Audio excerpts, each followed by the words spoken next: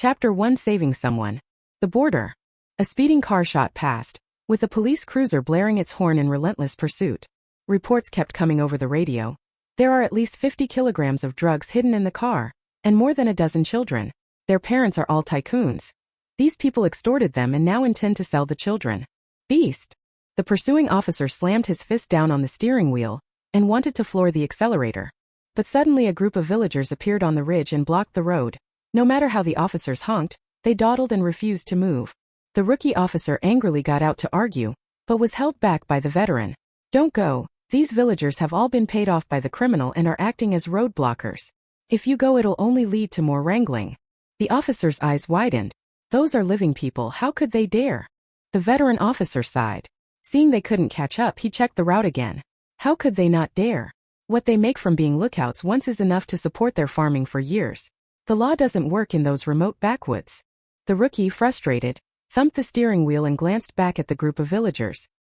He suddenly noticed a skinny, dark-skinned child among them, only about 6 or 7 years old it seemed, yet she stood there with an unusually composed, calm expression. So small and already a lookout. The last car still managed to get away, but that night each villager received a sum of money, and the one who got the most was Qing. Qing is 10 years old. Due to malnutrition she looks much smaller, and being an orphan in a border place like this she wouldn't have survived. Helplessly, she is clever and excellent at keeping watch and tailing people. This time she predicted ahead and intercepted those police cars. While Qing and the villagers were eating together, the village chief waddled over with a smiling face and said, "Little Yi, those big bosses want to see you. They asked you out for a drink. If you go, can you take me with you?" Everyone wanted to follow them and enjoy the good life, but of all people they had taken a liking only to Qing. Qing glanced at him without speaking, finished the soup in her bowl in one go, then picked up the money by her foot and walked off by herself. Everyone stared jealous at her purse, but not a single one dared to grab it, because they were afraid of having their hands chopped off by the little wolf cub. In a farmhouse at the back of the village, a group of bandits who were about to leave the border to fence stolen goods were drinking merrily. After pouring the wine, the lackey didn't forget to ask the boss, "Have you thought of a way to take Qing away? I heard several groups who passed through here tried and failed." The boss with the scar on his face was unconcerned. "Heh, we'll tie her up and put her in the vehicle in a bit. Once we're out of the border, no one will hear her cry for help. She won't have a choice but to work for us." No sooner had the words left his mouth than Qing crossed the threshold and came in alone. A room full of burly men greeted her with unusual enthusiasm, treating her not like a child. Some even poured her a drink to share. "No, you still have hostages. Drinking will get in the way. I'll stay and watch over them."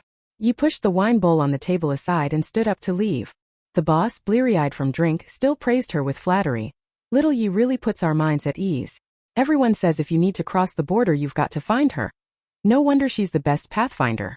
It was just bad luck for those others. They were caught after crossing the border. But don't worry, you'll be fine with us." While he was bragging, Qing's small, thin figure had already disappeared at the door, not listening at all. When she reached the pigsty in the backyard, she saw a group of filthy children huddled together. Sensing her approach, their expressions were either terrified or fearful, and some were frightened into tears on the spot. Her dark eyes swept around inside and settled on a boy of about 15 or 16. She walked over and cut the tape on his body with a knife, saying calmly, "Run along the mountain path behind the house and you'll reach the outpost." The boy froze, looking at her in disbelief. "You want to let us go?" Qing didn't answer him. She quickly freed everyone, pressed her lips to signal them to be quiet, and told them to run away secretly. Fortunately, the young man was calm enough. He helped several children who couldn't walk and got them moved to safety. When they reached the back of the house, he couldn't help but look back at Qing. "Aren't you coming with us?" Qing closed the pigsty, was prying open the parked wagon door, and this time finally replied, "You go first. I'll be there in a little while." Having said that, she flashed and deftly slipped into the car. The young man wanted to say that it would be dangerous for her to stay, but the situation waited for no one. He dared not linger and could only run like mad with his companions down the pitch-dark mountain road. After 3 rounds of drinking, Qing carried a jar of wine back into the room and set it on the table. "To your trial service." A group of people were getting happily drunk. As soon as they saw the wine they immediately knocked off the seal and, inhaling the strong aroma, closed their eyes in bliss. "Xiao Yi is still so thoughtful. Don't worry, I bought you delicious things and fun stuff for this trip to the border. I'll make sure you'll never want to leave." The tasty wine did nothing to dissuade them from trying to recruit Qing. On the contrary, it only strengthened their determination to drag her onto a criminal path. Qing fetched several soup bowls for them so it would be easy for them to drink from, then stepped back and sat at the doorway to watch the moon. Since she could remember, she had lived in the village. Killings and robberies played out almost daily, sometimes making her feel as if the moon itself had grown dirty. 10 minutes later, a loud bang came from inside the room. She rolled over and lay across the threshold, watching the boss inside firing wildly. In that jar of wine, she had poured in several gin of pure white powder. The drug took effect almost immediately. The boss, who drank the most, hallucinated first. Bang bang bang.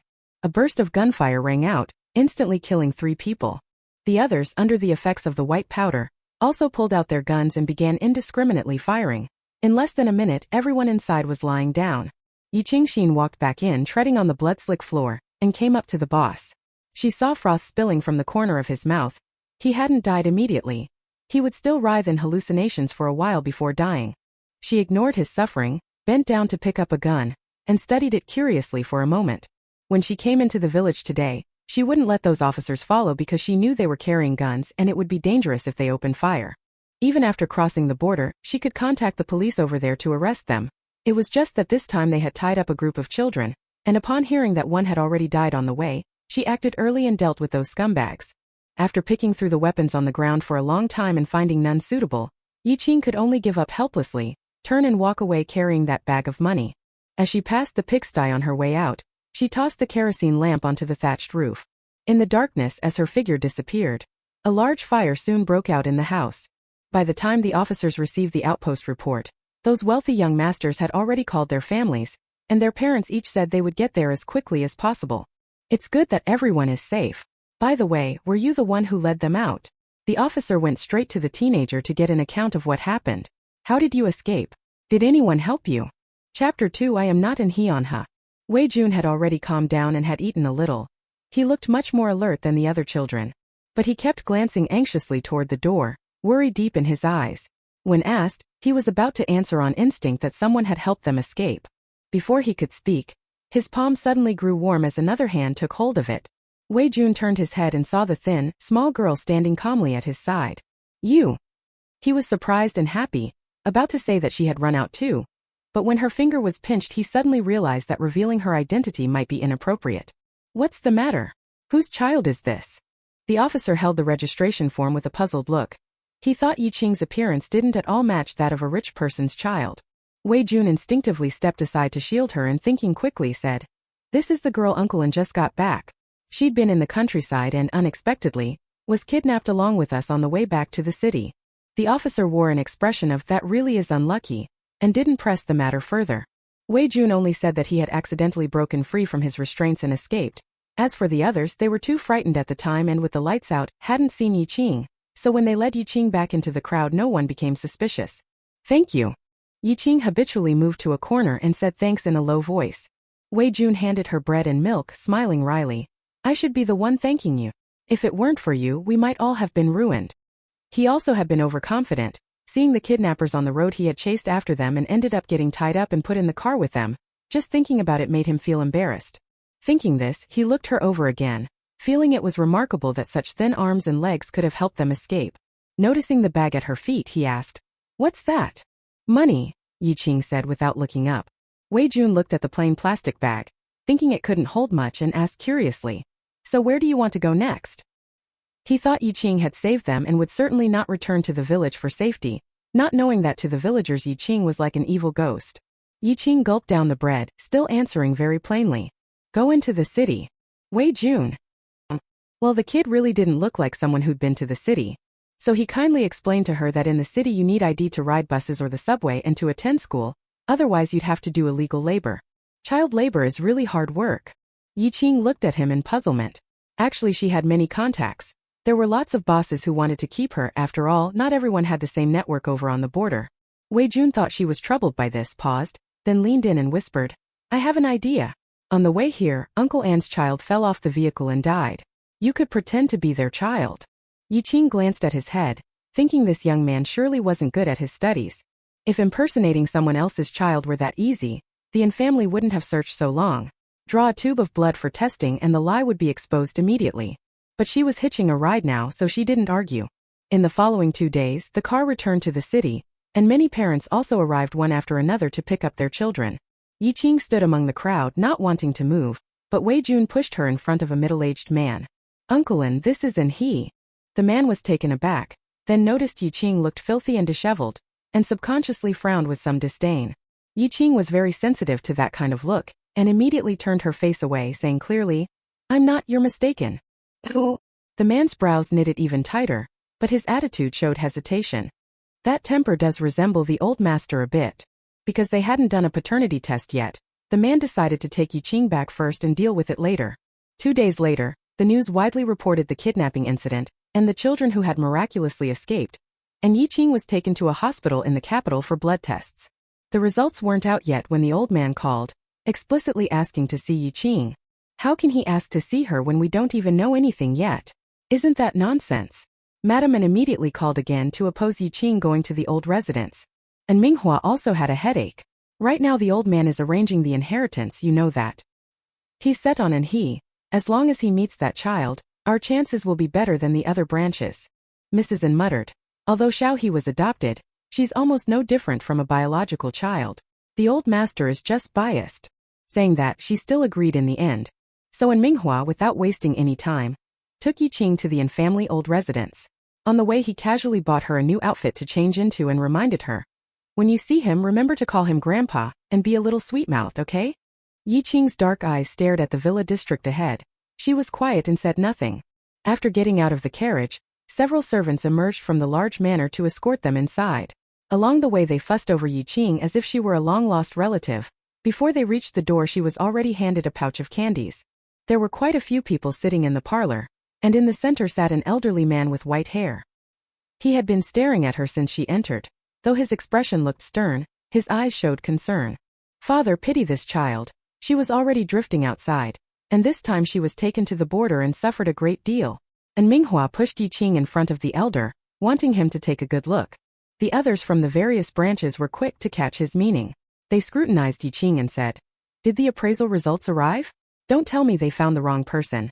This child doesn't look like the An family at all."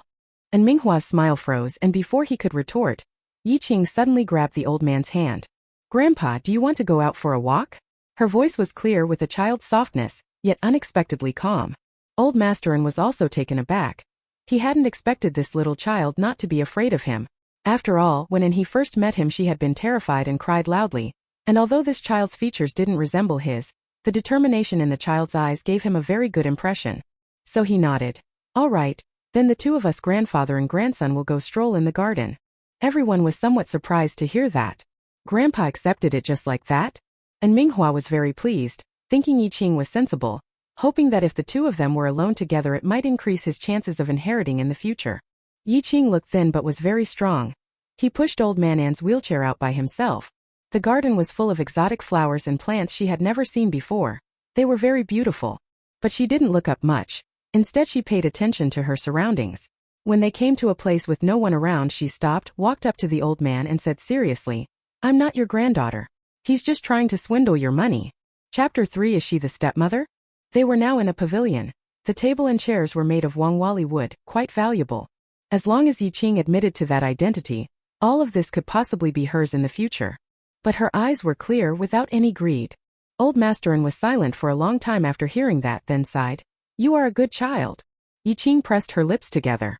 "She has killed someone. She is not a good child." "Well." The old man looked at her, hesitating for a long while before finally asking, "Have you seen that child?" A group of children had all come back from the border, and only his granddaughter was missing. It was hard not to make assumptions. Yi Qing didn't want to lie, so she took a candy from her pocket and handed it over. "It should be sweet. Do you want one?" Old Master An suddenly understood, the corners of his wrinkled mouth trembling, his eyes moist. He shook as he unwrapped a candy, popped it into his mouth. Tears ran down along the wrinkles. He unwrapped another and gave it to Yi Qing, stroked her head, and in a hoarse voice said, "It's sweet, you eat too." The old man's hand was broad and warm, exactly like the grandfather in the memories who had raised Yi Qing. Unfortunately, when she was 5, a band of raiders who broke into the village killed him. The old man before him looked a lot like him. Yi Qing slowly savored the sweetness of the candy as it melted in his mouth, and a trace of joy could not help but appear on his face. When the candy was gone, the old gentleman had wiped away his tears. Learning that Yi Qing was an orphan and had come from across the border, He looked at him with loving eyes and asked, "Since you have nowhere to go, would you like to live here with me? I may not have long to live. Stay with me until you find another place." Qing lowered his head to look at the man's wheelchair and his full head of white hair, and finally nodded. She could wait until the old man died before leaving here. Eldarin pulled her back into the parlor and announced that Qing would from now on live in the old residence. The news stunned everyone present. And Manhwa was also surprised. After all, when he had brought in he over before, the old man had completely ignored her. He never expected him to take to Qing, someone he had never met at first sight. The others felt envy, jealousy, and resentment toward him. Yet none of them could find a child who would win the old man's favor. But before officially moving in, Qing still had to go back to the Yin family to live for a while. On the surface, Manhwa looked like a doting father and filial son. He has been missing for so many years. Her mother and I haven't even had a chance to give her the warmth of a family. Her brothers and sisters should go back to see her. The old man knew he wanted to win over Qing, and while he was at it, falsify the appraisal documents. Seeing Qing had no objection, he simply turned a blind eye, only warning, "Reunion is a good thing, but don't forget to find a good school for her. Your shouldn't be worse than your adopted daughter's, right? Don't buy the child ill-fitting clothes." At this, and Manhwa's face showed a hint of embarrassment. "I know, Dad. Next time I'll bring Xiao He to visit you." Having said that, he hurried off with Qing. Once in the car, and Manhwa saw the clothes that were clearly a size too big for her and felt a pang of guilt. He reached out to pat her head. "It's Daddy's oversight. I'll have the stylist bring a pretty dress over later. By the way, you also have an older brother and a younger sister. Be sure to get along with them from now on." He was halfway through the sentence when Qing dodged his touch, making him feel awkward. But regardless of the paternity test results, now that the old master had acknowledged her, and Manhwa had to treat her as the true eldest Miss-un. So before they even got home, the stylist had already arrived with all the season's new clothes. Already sensitive, and he had a good cry, which made Mrs. An ache with worry. "Don't cry, baby. You'll always be Mommy's most beloved child. No one can compare to you." And he, eyes swollen and red from crying, lay against her chest in grievance, feeling both afraid and jealous. "Mom, will you really never abandon me? Poor child, how could your mother not want you? It's only a few clothes. You pick first later." Mrs. An hurriedly reassured. "After you finish picking, then your sister can pick." No sooner had she finished speaking than Manhwa came in with Qing. The two groups looked at each other. Everyone except Qing felt awkward. When Mrs. An saw Qing, she first furrowed her brow, thinking the child was too shabby, giving off a stingy air and impossible to feel affection for from the heart, so she quickly looked away and said coldly, "You're back, huh?" And Manhwa was somewhat displeased with his wife's attitude, but still pushed Qing forward. "This is your mother. She will care for you from now on." It was meant to make up for what she had just said. Mrs. An sat there upright, putting on airs, but after waiting a long time she hadn't heard a single greeting. She glanced over and saw the little girl in front of her staring at her with dark, unblinking eyes. What kind of look is that? Qing blinked slowly, then turned and asked in Manhwa, "Is she the stepmother?" The stylist in charge of arranging the clothes almost spat out her drink, but fortunately covered her mouth in time. Mrs. An's face flushed red. She jumped to her feet and snapped angrily, "What are you talking about, child? How could I possibly be the stepmother?" Qing neither dodged nor avoided, still looking at her with a pair of big, shiny black eyes and said, "Isn't that so? If I were your biological daughter, and you lost me, shouldn't you have treated me very well after not seeing me for so many years?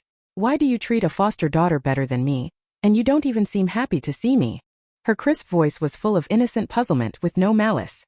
But it was precisely this purity that left the questioner utterly ashamed. "Aye. Mrs. An stood there like a schoolchild who had done something wrong, not knowing how to defend herself. And he clung to her mother's thigh, glared at Qing and shouted, "Don't you dare talk about my mom, she's mine, you annoying brat." Saying that, she reached out to push Qing. Qing didn't dodge, she only felt the little hand falling on her, soft as if it would break with the slightest touch, so she stepped back. But he still fell to the ground. "Xiao He." Mrs. An hurriedly picked her up with concern, instinctively ready to scold Qing, but when she looked up and met Qing's gaze, she felt suddenly guilty. Qing turned and asked in Manhwa another question. "Is her name the same as mine?" And Manhwa was at a loss for words, stammering as she explained, "The characters are different, it's just that they're pronounced the same." Qing nodded to show she understood, then calmly announced the next second, "From now on I won't be called an he, I'll be Qing. I don't like sharing a name with someone else." She believed the deceased and he wouldn't like it either because children are possessive, especially about the names their parents give them. This and Manhwa wanted to reject her opinion, but afraid she'd report it to the old man. He could only sulkily shut his mouth, put on a smile and say, "Then let's pick out some clothes, see what you like?" Yiqing's idea about clothes was that anything wearable would do. After a look around, she thought they were all pretty much the same. Just pick what fits me. Where is my room? Chapter 4 wants to buy a computer. And Manhwa was stunned for a moment. On the second floor, the room by the window. Yiqing nodded, then turned and walked upstairs, ignoring everyone the whole way. Her movements were so decisive and swift that it wasn't until her figure disappeared onto the second floor that the others reacted. Mrs. N stood up holding an he, her chest heaving with anger. What does she mean by that? So young and already disrespectful to her elders, utterly ill-mannered, and she comes here and bullies little he. The last bit was the thing she could least tolerate. When the child was lost back then, she was depressed for a long time. It was only thanks to later adopting Xiao He that she gradually came out of the gloom. She poured all her love into an he, doting on her like the apple of her eye. And Manhwa knew she was a bit biased and could only advise. He is also your own flesh and blood, and the old master has already acknowledged her. You need to treat her kindly as well.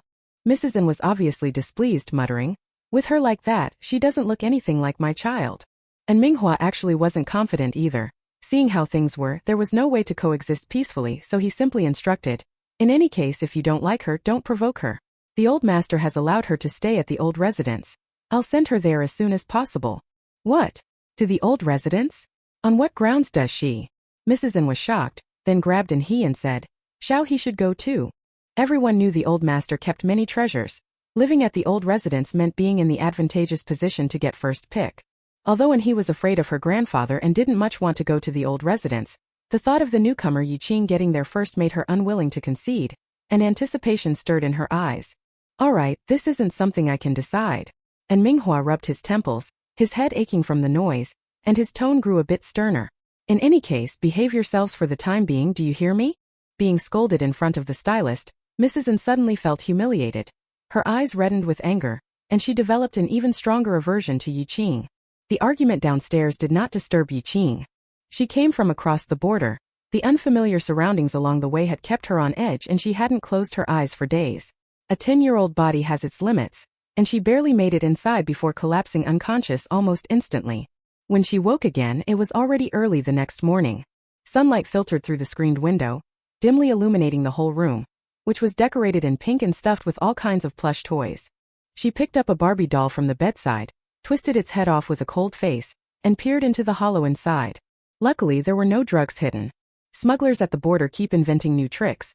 Toys like this are the easiest way to carry contraband, so she had no fondness for them.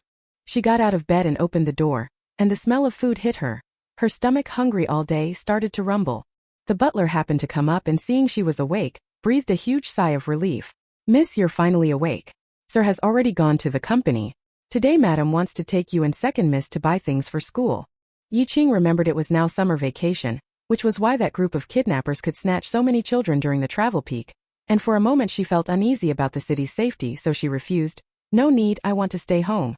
The housekeeper hadn't expected her to decline and felt a bit embarrassed, so he could only ask her to come downstairs to eat breakfast first. At the dining table, following in Manhwa's instructions, Mrs. N and he deliberately slowed their pace, waiting for Yiqing. "It's already this late. My classmates I arranged to meet are all calling and urging me. Mom, I don't want to wait for her anymore." And he held a cup of milk, pouting. Her displeased expression was nevertheless exquisitely cute. Mrs. N affectionately pinched her little face. "You go call back first. We'll set off soon. If she still hasn't woken up, we won't wait." At this, and he immediately brightened, hopping away from the table, secretly hoping Yiqing would wake even later. Mrs. N glanced at the time. Her scant patience was about to run out. At that moment, footsteps came from the stairs. She looked up to see Yiqing coming down and snorted coldly. "Sleeping until noon and making everyone wait for you to eat. Such bad manners. And what are you wearing? Go upstairs and change. Actually, there's no time. Sit down and eat quickly. Xiao He is still waiting to leave." After a barrage of complaints, she truly found her daughter disagreeable in every way, but she couldn't disobey her husband's orders, so she could only endure and say, "When you meet Xiao He's classmates later, remember to be appropriate. These are kids from elite families, not like you in the countryside. Of course, there's everything here. If you want to buy something, you can." Yiqing sat down, drank a cup of milk, listened to a long rant and finally said calmly, "I'm not going. Don't wait for me." "What?" Mrs. N was taken aback. At that moment, and he, having finished a call with her classmate, ran over looking furious and said, "If you weren't going, why didn't you say so earlier? You made us wait so long." Qing expressionlessly ate the sandwich and calmly retorted, "You didn't ask me whether I was going, did you?" "I." And he was at a loss for words, angrily grabbing Mrs. Ann's arm and protesting, "Mom, then we won't take her, and we won't buy her pretty clothes or a backpack, so she'll be laughed at when school starts." Mrs. Ann also thought Qing had gone too far, nodded in agreement with her foster daughter's words, tossed aside the napkin, and pulled he away without a word. With the annoying voices gone, Qing ate even more at ease. The mansion's nanny's cooking was far more delicious than what she had eaten on the border, and she didn't have to keep watch every moment. This meal was one of the rare times she allowed herself to slow down, dawdling over her food until she finished. Just as she was about to leave the table, footsteps came from the stairwell. She followed the sound and saw a 16 or 17-year-old boy with a bedhead coming down, holding something in his hand as he walked. The boy yawned, glanced at her with the corner of his eye but ignored her, sat down at the table and ordered the nanny to make him breakfast. "Not sandwiches today. Fry me a steak, hurry up, I'm starving." "All right, young master, please wait a moment." The steward was exceedingly attentive, showing no displeasure, and stepped forward to introduce the siblings proactively. "Young master, this is Miss He, who just returned yesterday. Miss, this is your brother and Shuyang." And Shuyang didn't even bother to raise an eyebrow. "My parents must have argued a lot over something like this, right? They said if it was lost then whatever. But they had to find it and make a fuss." The steward looked awkwardly at Qing, clearly accustomed to the family's distant affections, but worried she might not be comfortable. Unexpectedly, when he turned his head, he saw Qing intently staring at what Shuyang was holding. "A computer." "Miss, what is it?" the butler asked, bending over. Qing pointed at the glowing screen and said directly, Where can I buy that?" "Do you mean a computer?" The butler was taken aback and a little embarrassed. "Because you are still young, you probably haven't been exposed to computers before, so there's none set up in your room yet." As he finished, Qing immediately walked back to the desk, pulled a plastic bag from her chair, took out a wad of cash and handed it to him. "I have money. Can you buy one?" Chapter 5.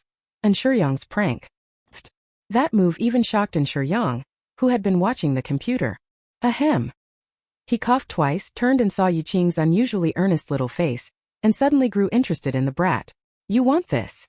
Qing glanced at the device he waved and nodded earnestly. Shuyang's lips curved. A streak of mischief quickly appeared on his handsome face. "It's not that I can't give it to you, but do you know how to use it? Computers are complicated things, not something you little brats can understand."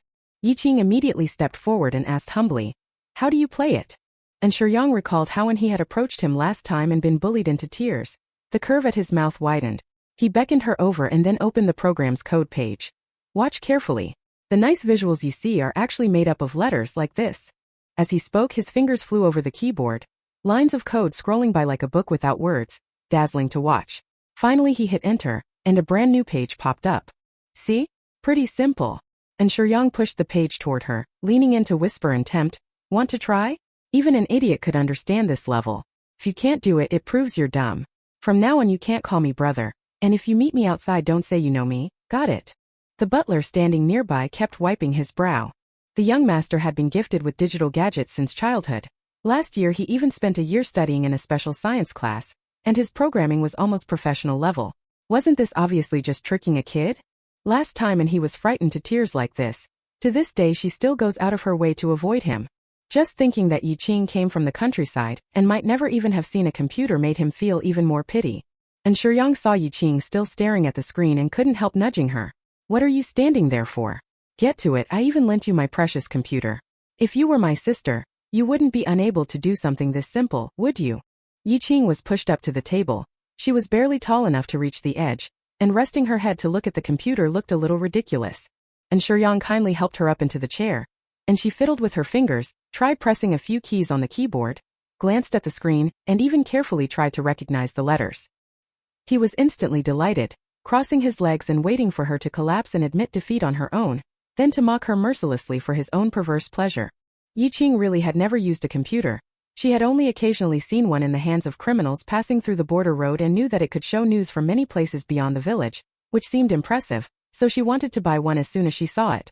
At first her fingers were awkward when they went to the keyboard. She couldn't remember the positions of the letters and didn't even understand their meanings, but she had a good memory, and after associating images and the order of commands and imitating Shuyang, She slowly began to type characters. At first her speed was still slow, but once her mind memorized the key positions, her fingers grew faster and faster, and while coding she could think and at the same time probe the possibilities of various combinations. When Yang originally saw her movements, he thought she was just typing nonsense, but when he saw the code she had written, his chopsticks fell to the floor. When she finally pressed enter and the new page appeared, he was already stunned. This is your work? He snatched the computer and returned to the main interface, trying to find the loophole in her cheating. But weren't you watching me, right? Qing looked at him in puzzlement. This isn't the point. Yang grew more and more incredulous and added, everything else is fine, so why are there so many typos? Qing looked at where his finger was poking and answered honestly, I only know pinyin. Because she never went to school, the few characters she did understand were the border liaison codes. Yang didn't know what to say. He twisted his head to stare at Qing like a monster, then in the next second reached out, grabbed her under the arms and strode upstairs. The butler shivered in fright and hurriedly urged from behind, young master, the gentleman said no fighting. The only response was Yang's rude shout, shut up. Then as always, he slammed the door of someone else's room shut. Yang gently placed Qing on the gaming chair, then turned on the 4 surrounding big screens, extracting the code from each page in turn. Look through these. How much of it do you understand? Qing glanced at him in puzzlement, then looked at the screens again. The characters seemed more complex, the combined effects more interesting, and the patterns more varied. After watching for a while, she suddenly reached out and pointed at a line of characters on the 3rd screen. Isn't this written incorrectly? Yang was taken aback, leaning in for a closer look. What's wrong? Here. Qing moved her finger to the top, touched the screen, deleted the original code, and wrote a new line herself. Before Yang could react, she pressed enter. Hey, you can't mess with it. Yang was about to lose it. Their group's competition was the Hacker Alliance sniping event, disrupting the opponent's firewall and finding vulnerabilities in the shortest time to win. He hadn't slept for days and nights over this. He'd barely made it to the crucial moment of the championship match, and he couldn't believe it was ruined by that brat while he went down to grab breakfast. He was ready to kill. He completely forgot that he was the one who let Qing see look at the code. He was about to explode in rage when the screen suddenly lit up, flashing the word win, and the speakers erupted with his teammates' cheers. Fuck and Xiao, you're amazing, you actually found the weak point in one go. Their system crashed, we won, we're champions. Yang listened to their excited shouts, slowly turned his head to look at the 3rd screen, and then his eyes grew wider and wider. What the hell? When he looked at Qing again, his mood had completely changed. Do you still want the computer? I'll buy it for you. He scratched his head, feeling the awkwardness of a swordsman exposed in front of Guangong. Winning a contest with the help of a child wasn't honorable, and now he was eager to make it up to her. Qing didn't understand what competition it was, but she also knew she seemed to have helped, so she didn't refuse. Yes, I will. Good, then let's go out now. Yang now felt refreshed, walking briskly. After quickly changing clothes, he escorted Qing downstairs. The butler stood at the foot of the stairs, seeing the two come down uninjured. He couldn't help but breathe a sigh of relief. When he heard Yang say he would go out together with Qing, his jaw dropped in shock. It should be known that Yang had been highly intelligent since childhood, and was difficult to get along with. On top of that, he couldn't stand Madame and doting on her adopted daughter, so his relationship with his parents was strained, and he couldn't even be bothered to look at He never expected that Qing, who arrived on the very first day, would catch his eye. Chapter 6, That is my sister. The two of them didn't sit idle after getting into the car. Yang was extremely curious about Qing. Knowing she couldn't read much, he took out his phone to bring up a dictionary and deliberately used it to test her. Unexpectedly, in just over 10 minutes of travel, by the time they reached the World Trade Shopping Center, Qing had already finished reading the entire dictionary. Yang didn't really believe it, so he casually pointed to a few characters on the roadside and asked her to read them. Qing only skimmed them and not only pronounced them accurately, she could also explain their meanings and even recited related idioms. Yang looked at her little head in amazement and murmured, how did she end up like this? Do we have such outstanding genes in our family? Plunged into deep self-doubt. Qing was nervous the first time she came to such a bustling, lively place. Her whole body was tense, and she subconsciously watched everyone, analyzing potential dangers. Yang thought she was shy, hesitated, then took her hand and said, don't be afraid, big brother is here. He had completely forgotten how much he had despised this sister at first. On the contrary, Qing wasn't used to physical contact and tried several times to wriggle free, but Yang was too excited, dragging her along as they walked. They headed straight for a familiar shop in the computer mall. With a grand sweep of his hand he ordered, "Bring out the best setup in the store and set it up for me." The shop owner was friends with Yang. Seeing him pulling a kid along, he looked surprised and said, "Young master and taking his sister shopping, what a rare sight.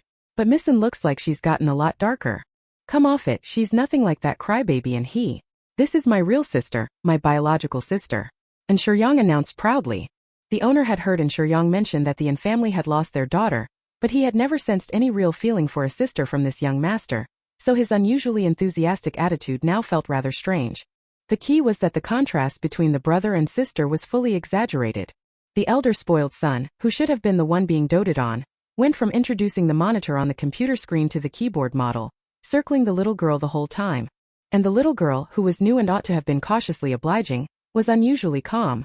She sat in the chair, only occasionally saying a word or two when handling the machine, and the ultra-high-spec system finally chosen was all paid for by Yang alone.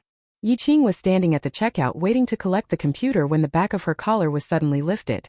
"Have them deliver such a big thing to your home," Yang said, swinging it as he strode out of the shop, then glanced around and finally headed toward the bookstore. Entering the bookstore, he followed the index to the computer section, grabbed several introductory programming books and stuffed them at Qing's feet. "These will give you a foundation, your framework is terrible." Qing hugged a book thicker than a brick, fascinated by this kind of library-style collection you only see at school. While looking around, she suddenly spotted a familiar figure. The person happened to look up and see her, widened his mouth in surprise, then hurried over. "Qing, what are you doing here? I was going to come see you in a couple of days. How have you been?" The young man was tall and slender.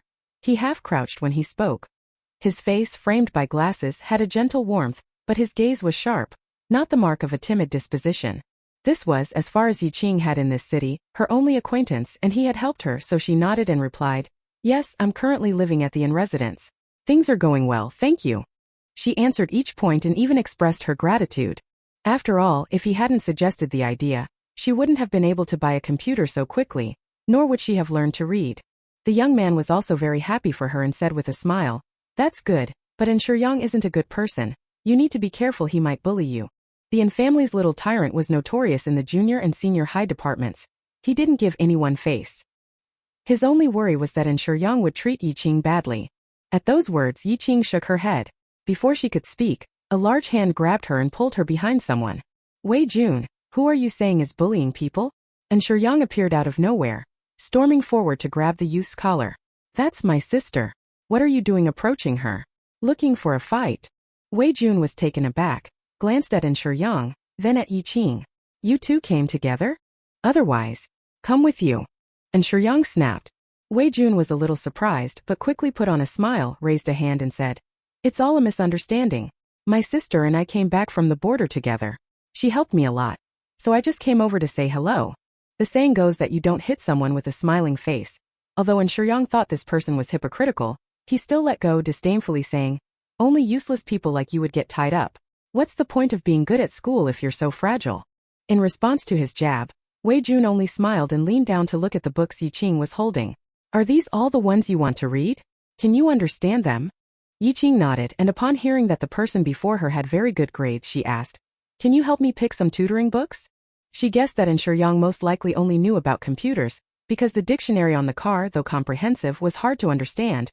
She had memorized it only thanks to her exceptional memory. "Sure."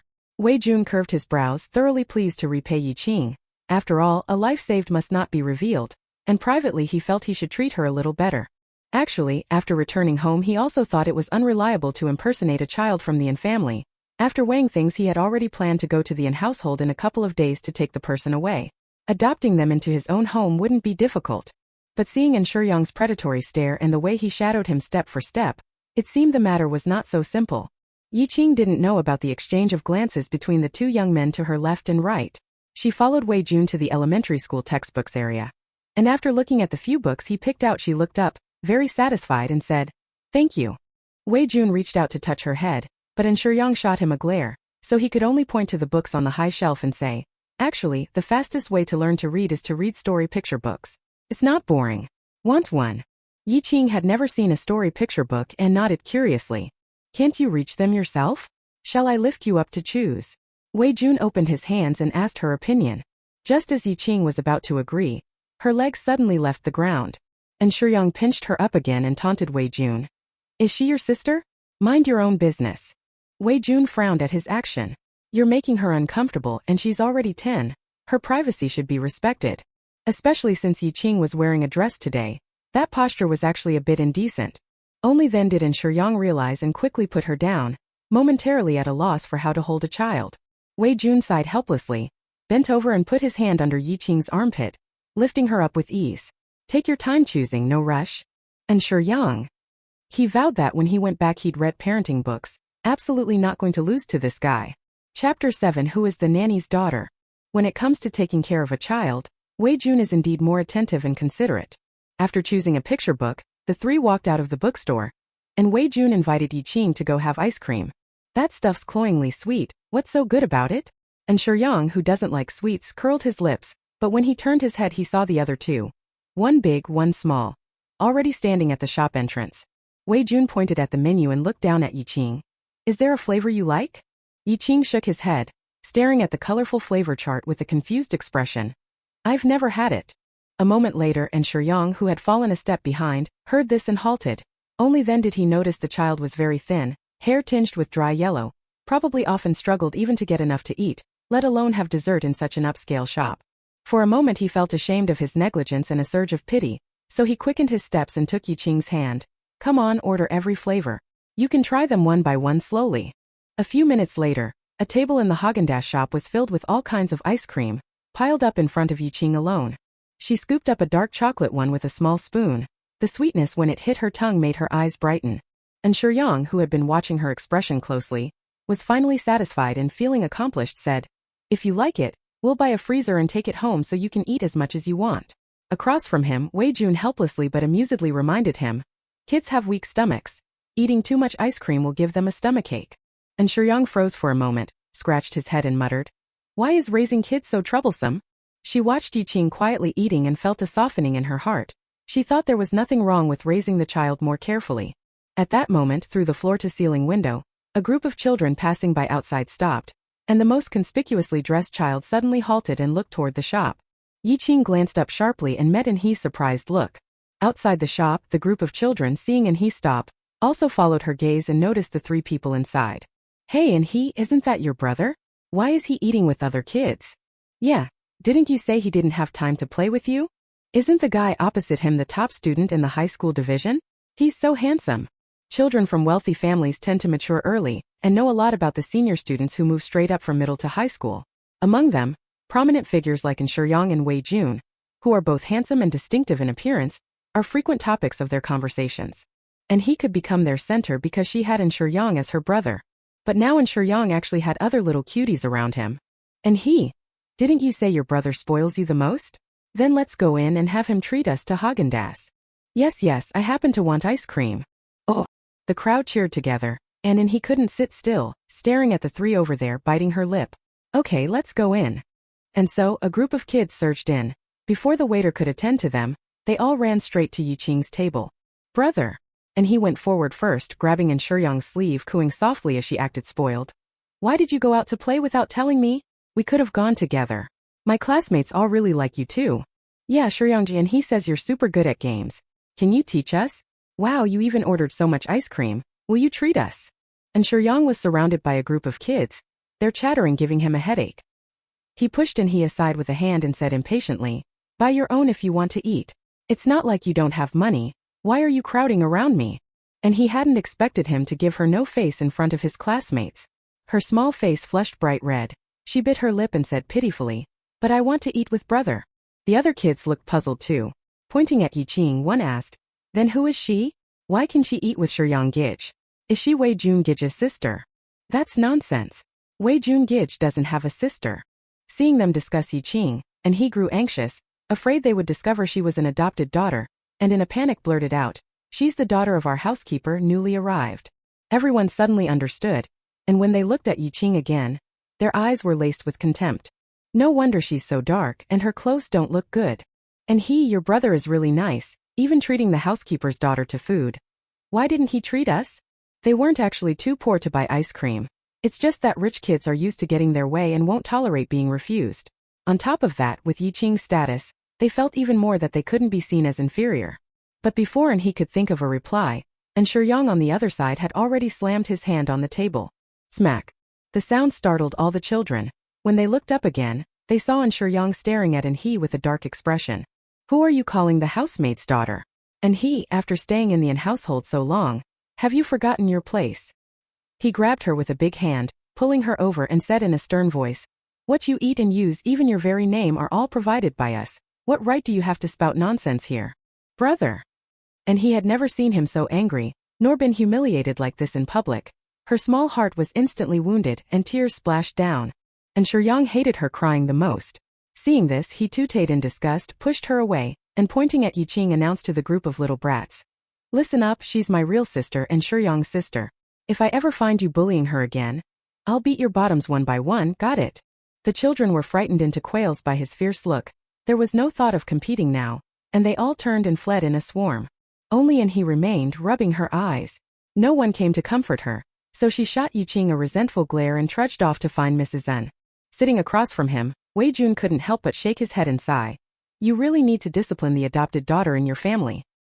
He wasn't as nice as he appeared. On the contrary, he was extremely protective.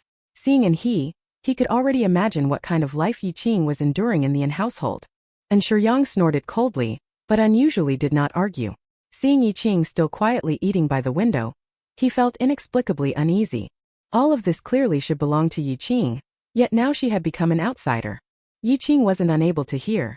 She simply didn't care about his jabs because they weren't damaging and couldn't cause any real harm. By the time she reached her third ice cream, she felt she couldn't eat any more and felt a little sorry for the remaining desserts. They can box it up for takeaway or delivery.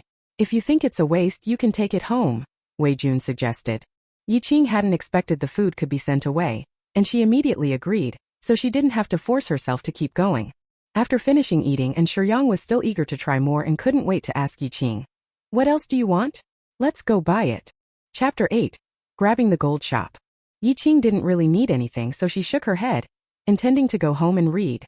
At that moment, a loud bang exploded on the first floor. Bang. Ah! 伴随着惊叫声，叶青第一时间找好掩体蹲下。安石阳跟魏健也吓了一跳，下意识跟着他一起躲在玻璃护栏底下。操，刚刚是什么声音？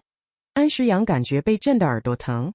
叶青突然回头，用手指抵着唇示意他小声点，然后才开口轻声道：“是枪声。” What? Wei Jun and Shuyang were both startled, then followed Qing Khan's gaze and indeed saw, in the crowded first-floor lobby where people were dodging, a masked man brandishing a gun and threatening everyone. Everyone be quiet, the man bellowed, then turned and began smashing the glass at the jewelry counter. Hand over all the gold now. The staff crawled up trembling, raising their hands as they opened the cases, even using bags to help pack the gold. Has he lost his mind, robbing a jewelry store in World Trade Mall? And Shuyang frowned deeply as he watched. Out of the corner of his eye he saw an employee secretly pressing the alarm. There's a police station nearby. The police should arrive soon. Anyone with any sense wouldn't make a move here. That guy seems off to me. Wei Jun noticed something, staring at the man's gun-holding hand. He's been trembling, his body swaying. If it's not an illness, he's probably drunk. If the police rush in like that, he might react even more drastically. Sure enough, a few minutes later a large number of officers arrived. They immediately began shouting through loudspeakers outside, and the man's emotions instantly flared. He pressed the gun to the clerk's head and shouted, "Was it you who betrayed me, was it?" After speaking, without waiting for anyone to react, he pulled the trigger without hesitation. Bang! With another loud bang, everyone saw a spray of blood. Fortunately, the man was jolted by the gun's recoil and didn't aim properly. The clerk was only hit in the shoulder and fell to the ground wailing. Even so, cries of astonishment rang out at the scene, and among them the children's wails were particularly piercing. The man followed the sound, saw a dozen or so children gathered together, walked over, grabbed one, pressed the gun against him and said, "Why are you crying? Don't cry." Qing and the other two upstairs watched clearly. That group of children happened to be his classmates, and at that moment Mrs. N, who had just had her nails done, was holding he tightly in her arms, hiding behind a section of artificial plants. After all, she was his biological mother. And Shuyang gasped, bit his teeth and said, "Why is my luck so terrible?" Wei Jun grabbed him, afraid he'd do something impulsive. At that moment Qing suddenly moved. She crouched and quickly ran into a shop. "Hey Qing!" Wei Jun and Shuyang were both taken by surprise and hurriedly took advantage of the fact that the men below weren't paying attention, likewise moving carefully over. Yi Qing entered an outdoor climbing gear shop. The staff were all hunched under the checkout counter. She quickly picked a target, took a folding knife and a bundle of rope, and passing the counter, also grabbed a marker. Wei Jun rushed in and asked her, "What are you going to do?" Yi Qing looked up at him, then at her hands and handed him the pen. "You write." "Huh." Wei Jun had no idea what she intended. Seeing that she had already left, he hurried after her. When they reached the seating area at the front of the second floor, he was astonished to find Yi Qing facing off with the officers outside who were trying to force their way in. Then she spread her arms, stopping them from breaking the glass window. The bystanders waiting for rescue were anxious but dared not speak. They could only stare helplessly. As soon as Wei Jun walked over, Yi Qing pulled him back. She pointed at the police outside the glass and said, "Tell them the robber is alone, that he injured someone while drinking, and now he's taken a child hostage." Wei Jun then understood the meaning of the marker and hurried to the window, quickly writing down the robber's information with the pen. Sure enough, the police officer dangling from the rope froze for a moment, then immediately used his radio to consult with his superior. "There's more." Yi Qing walked over, tugged at Wei Jun's sleeve, looked up at him calmly and said, "He seems to have explosives on him. I saw a fuse, though the color is a bit unusual." "What?" Wei Jun and Shiryang were immediately drenched in a cold sweat. Shiryang hurried a few steps, crouched down and asked Yi Qing, "What color was the fuse you saw?" Yi Qing looked at him. "Colorful." What she saw at the border were all gray or earth-toned. Then it should be something bought from a realistic game equipment shop. It's been popular in the scene lately, and can make a real-looking fuse. Shiryang looked at Wei Jun with a serious expression and nodded to him. Wei Jun frowned and the next second wrote a message on the glass. "The robbers are carrying explosives." At a time like this, his wording couldn't be ambiguous. Otherwise, given their ages, the police might not take them seriously, and in the end more people would be harmed. The last message had the officer on the other end communicating over the radio for a long time. Yi Qing tugged at Wei Jun's clothes again. Her young voice was unusually calm as she said, "I'll go undercover, I'll be the backup." "What?" Wei Jun and Shiryang were both stunned, then reacted in surprisingly identical fashion. "No, it's too dangerous. Letting a 10-year-old face the robber, no matter how you think about it, it's absurd." But then a child's crying came again from the first floor, along with a man's impatient shouting, and the entire mall fell into a tense atmosphere. "No time." Yi Qing bent down, slipped the knife into her sock, slung the rope over her shoulder and ran. Wei Jun and Shiryang were caught off guard and failed to stop her. "Shit, write it quickly." Shiryang slapped Wei Jun and hurried out himself. Wei Jun, afraid something would happen to Yi Qing, gritted his teeth and wrote what she had just said on the glass, then shut his eyes and ran too, leaving only a few stunned policemen outside. By the second-floor glass railing, Yi Qing found an angle with her back to the men and tied the rope to the railing. Shiryang was about to step in to help but noticed her movements were very quick, and the knot she had tied was both complex and secure. He tugged several times without moving it an inch. Seeing Yi Qing about to grab the rope and swing herself over, he was startled. "Hey, at least wear a safety harness, or loop it around your waist before I lower you." He was really about to lose it. He'd never seen anyone so reckless, but even as he said it he felt it was absurd. What he should be doing now wasn't helping her descend, it was holding the brat down. Wei Jun, who had arrived a step later, hesitated and asked quietly, "You're sure you can do it, right?" Yi Qing turned to look at him and nodded silently. Wei Jun finally let out a long breath, released Shiryang's hand and warned her, "Then you must be careful." This was the first time anyone had said that to Yi Qing. She glanced at Wei Jun a moment longer, then deftly grabbed the rope and before the two of them could blink, swooshed down to the first floor. Chapter 9. Act according to the situation. Wei Jun and Shiryang leaned over to look down. That small figure had already disappeared.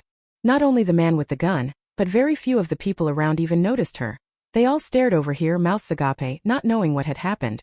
Shiryang saw Yi Qing crouch and weave through the crowd, step by step approaching Mrs. N and he. He suddenly grabbed Wei Jun's arm beside him, somewhat flustered. "Did I do something wrong? She just came back." He knew his parents' personalities well. His father only cared about money, his mother certainly favored he more, and to them this child was merely a stranger brought along on a whim. Would a single word, "sister," be worth the other side taking such a risk? Wei Jun turned back to look at him, not telling him that these were not his family but real strangers, but for now there was only one thing they could do. We have to trust her. To have rescued them from the hands of a desperado, he believed Yi Qing was not an ordinary child. Mom, wah wah. On the first floor, the kidnapped little boy was still crying loudly, venting his fear. The drunken robber's temple throbbed wildly as he shouted angrily, "Shut up! Do you hear me? Or I'll kill you right now." Seeing him press the gun to the child's head, the people around couldn't help but gasp. At the mall entrance, the officers who had finally decided to follow Yi Qing's suggestion slipped in plain clothes in small groups. Blending into the crowd and seeing the scene in front of the gold counter, they all drew a sharp breath, grateful they hadn't forced their way in earlier. So many children and civilians, any casualties would be a major incident. The problem is the surrounding buildings are arranged unusually, so they couldn't position a sniper, which made subduing the assailant more difficult. Now they didn't dare pin their hopes on a strange child. They could only slowly and quietly shift positions in the crowd, trying to get closer to the attacker. Yi Qing walked through the plant barrier and appeared beside Mrs. N and he was curled in Mrs. N's arms quietly crying. "How could you?" Mrs. N gaped in surprise when she saw her, then immediately fell into indecision. She could barely take care of one and if another child showed up, what would she do? But Yi Qing didn't give her a chance to think. She sprang up, opened her arm, and with a small hand-turned palm struck sharply at the back of He's neck. Although slight, she was very strong, and He was instantly knocked unconscious. Mrs. N was so frightened she wanted to scream. She quickly clapped a hand over her mouth, then pointed to the mall stairwell beside them, indicating that she could carry He and escape through there. Still shaken, Mrs. N was stared at intently by a pair of big, glossy eyes. After a moment, her heart miraculously steadied, and she hurriedly hugged He tighter and began to climb into the passage. She would be hidden here and not discovered, but halfway up she realized Yi Qing hadn't followed and involuntarily turned to look, seeing the child squatting quietly in the same spot, watching her. That face, those eyes, for some reason they inexplicably made one feel a deep loneliness, as if the child had never hoped anyone would take them away. She would only stand in place and watch others leave. Mrs. N opened her mouth, calling that name in her heart, but Yi Qing only shook her head at her, urging her to leave quickly. "No, if you leave, we leave together." Mrs. N wanted to say that, but looking down at He in her arms, the fear of loss took over, and in the end she could only give Yi Qing one long, deep look before turning away resolutely. And Yang, who had witnessed everything from the second floor, clenched his teeth, his eyes red. He felt both powerless and disgusted by his mother's heartlessness. When his gaze fell on Yi Qing, it was no longer mere surface-level intense interest, but genuine worry. Yi Qing withdrew her eyes only after she saw the mother and daughter from the Yin family safely enter the passage. She firmly believed there is no such thing as a free lunch. And Yang had just bought her a computer and treated her to delicious ice cream, so she had to repay him. As for saving the people in the mall, the grandfather who raised her had once said, "When there are too many bad people, only by doing more good deeds can you make yourself a good person." She didn't want to become one of those villagers. She wanted to be a good person. The children, unable to control their emotions, were still crying and shouting, greatly distracting the attacker, but also aggravating his irritability. The hand on the trigger had tightened so much that veins were beginning to bulge. Yi Qing saw the child held as a hostage struggling to breathe, his lips turning bluish, and knowing she couldn't wait any longer, she quickly slipped into the crowd of children. When the man turned to look toward the mall entrance again, she moved in, grabbed the hostage child's leg and pulled down. Caught off guard, the attacker staggered backward and loosened his grip, letting the child fall. "Who the hell?" The man turned back in anger and without thinking shoved his gun forward. Smack. Yi Qing's forehead took a solid hit, but she stood still without moving. Everyone around was so shocked by the scene that their breathing stopped, afraid the man would lose control and fire at once. An ordinary person would have collapsed under such a threat and likely accidentally discharged a weapon in seconds, but Yi Qing not only didn't cry, she slowly raised both hands in a gesture of surrender. Her eyes were pitch black. Her calm gaze stunned the assailants for a moment, then they felt relieved to have someone quiet who wouldn't make noise. Their short-circuited brains picked her up without thinking and chose her as the new hostage. Neither Wei Jun and the others upstairs nor the surrounding officers expected things to go so smoothly. The police felt even more conflicted when they learned that the kidnapped Yi Qing was the child who had recommended using a marker to them. They hadn't expected that the tactical plan this child had devised would actually be used. Now that things had come to this, they could only cooperate and act according to the situation. After Yi Qing was picked up, she was finally able to see where the officers inside were positioned, but their hiding spots were too far away. They still had to wait for them to come over before they could move in. At this point she only needed to behave and be a prop. But just as the officers were closing in, the thug's phone suddenly rang. Ring. The abrupt ringing cut through the air, causing everyone to freeze mid-motion. The man seemed to realize who was calling. His emotions stirred. He abruptly let go of Yi Qing, pointed his gun at her, and reached for his phone to answer. "Hello, Xiaomei? Is that you? Break up?" "No, I don't want to break up. You want 3 dowry items, right? I'm getting them ready now." Don't say 3-5 is fine, I can come propose today. Xiao Mei? Hello, hello. As the man kept shouting, the hung-up phone finally ignited his emotions completely. He suddenly broke down in tears, wailing loudly, "Fraudsters! They're all fraudsters!" As soon as the words fell, he suddenly went mad and raised his gun as if to spray bullets around. And just as he was about to pull the trigger, Yi Qing leapt forward. Chapter 10. Better come to my house. Yi Qing moved quickly, her small body darting like a specter to the man's side and rear. A cold gleam flashed in her hand as she accurately hacked at the man's wrist. Ah! A wail sounded as the gun in the man's hand fell to the ground. He collapsed, convulsing. Out of the corner of his eye he caught sight of a crowd surging toward him. A flicker of despair passed through his eyes. Somehow finding strength, he reached with his other hand for the muzzle, turning his face upward as he tried to aim it at his own stomach. Seeing this, the officers a few meters away changed expression and shouted, "Everyone get down!" After that, everyone rushing forward dropped to the ground and covered their heads. When the explosive's power is unknown, the best way to ensure personal safety is to lie flat and minimize injuries as much as possible.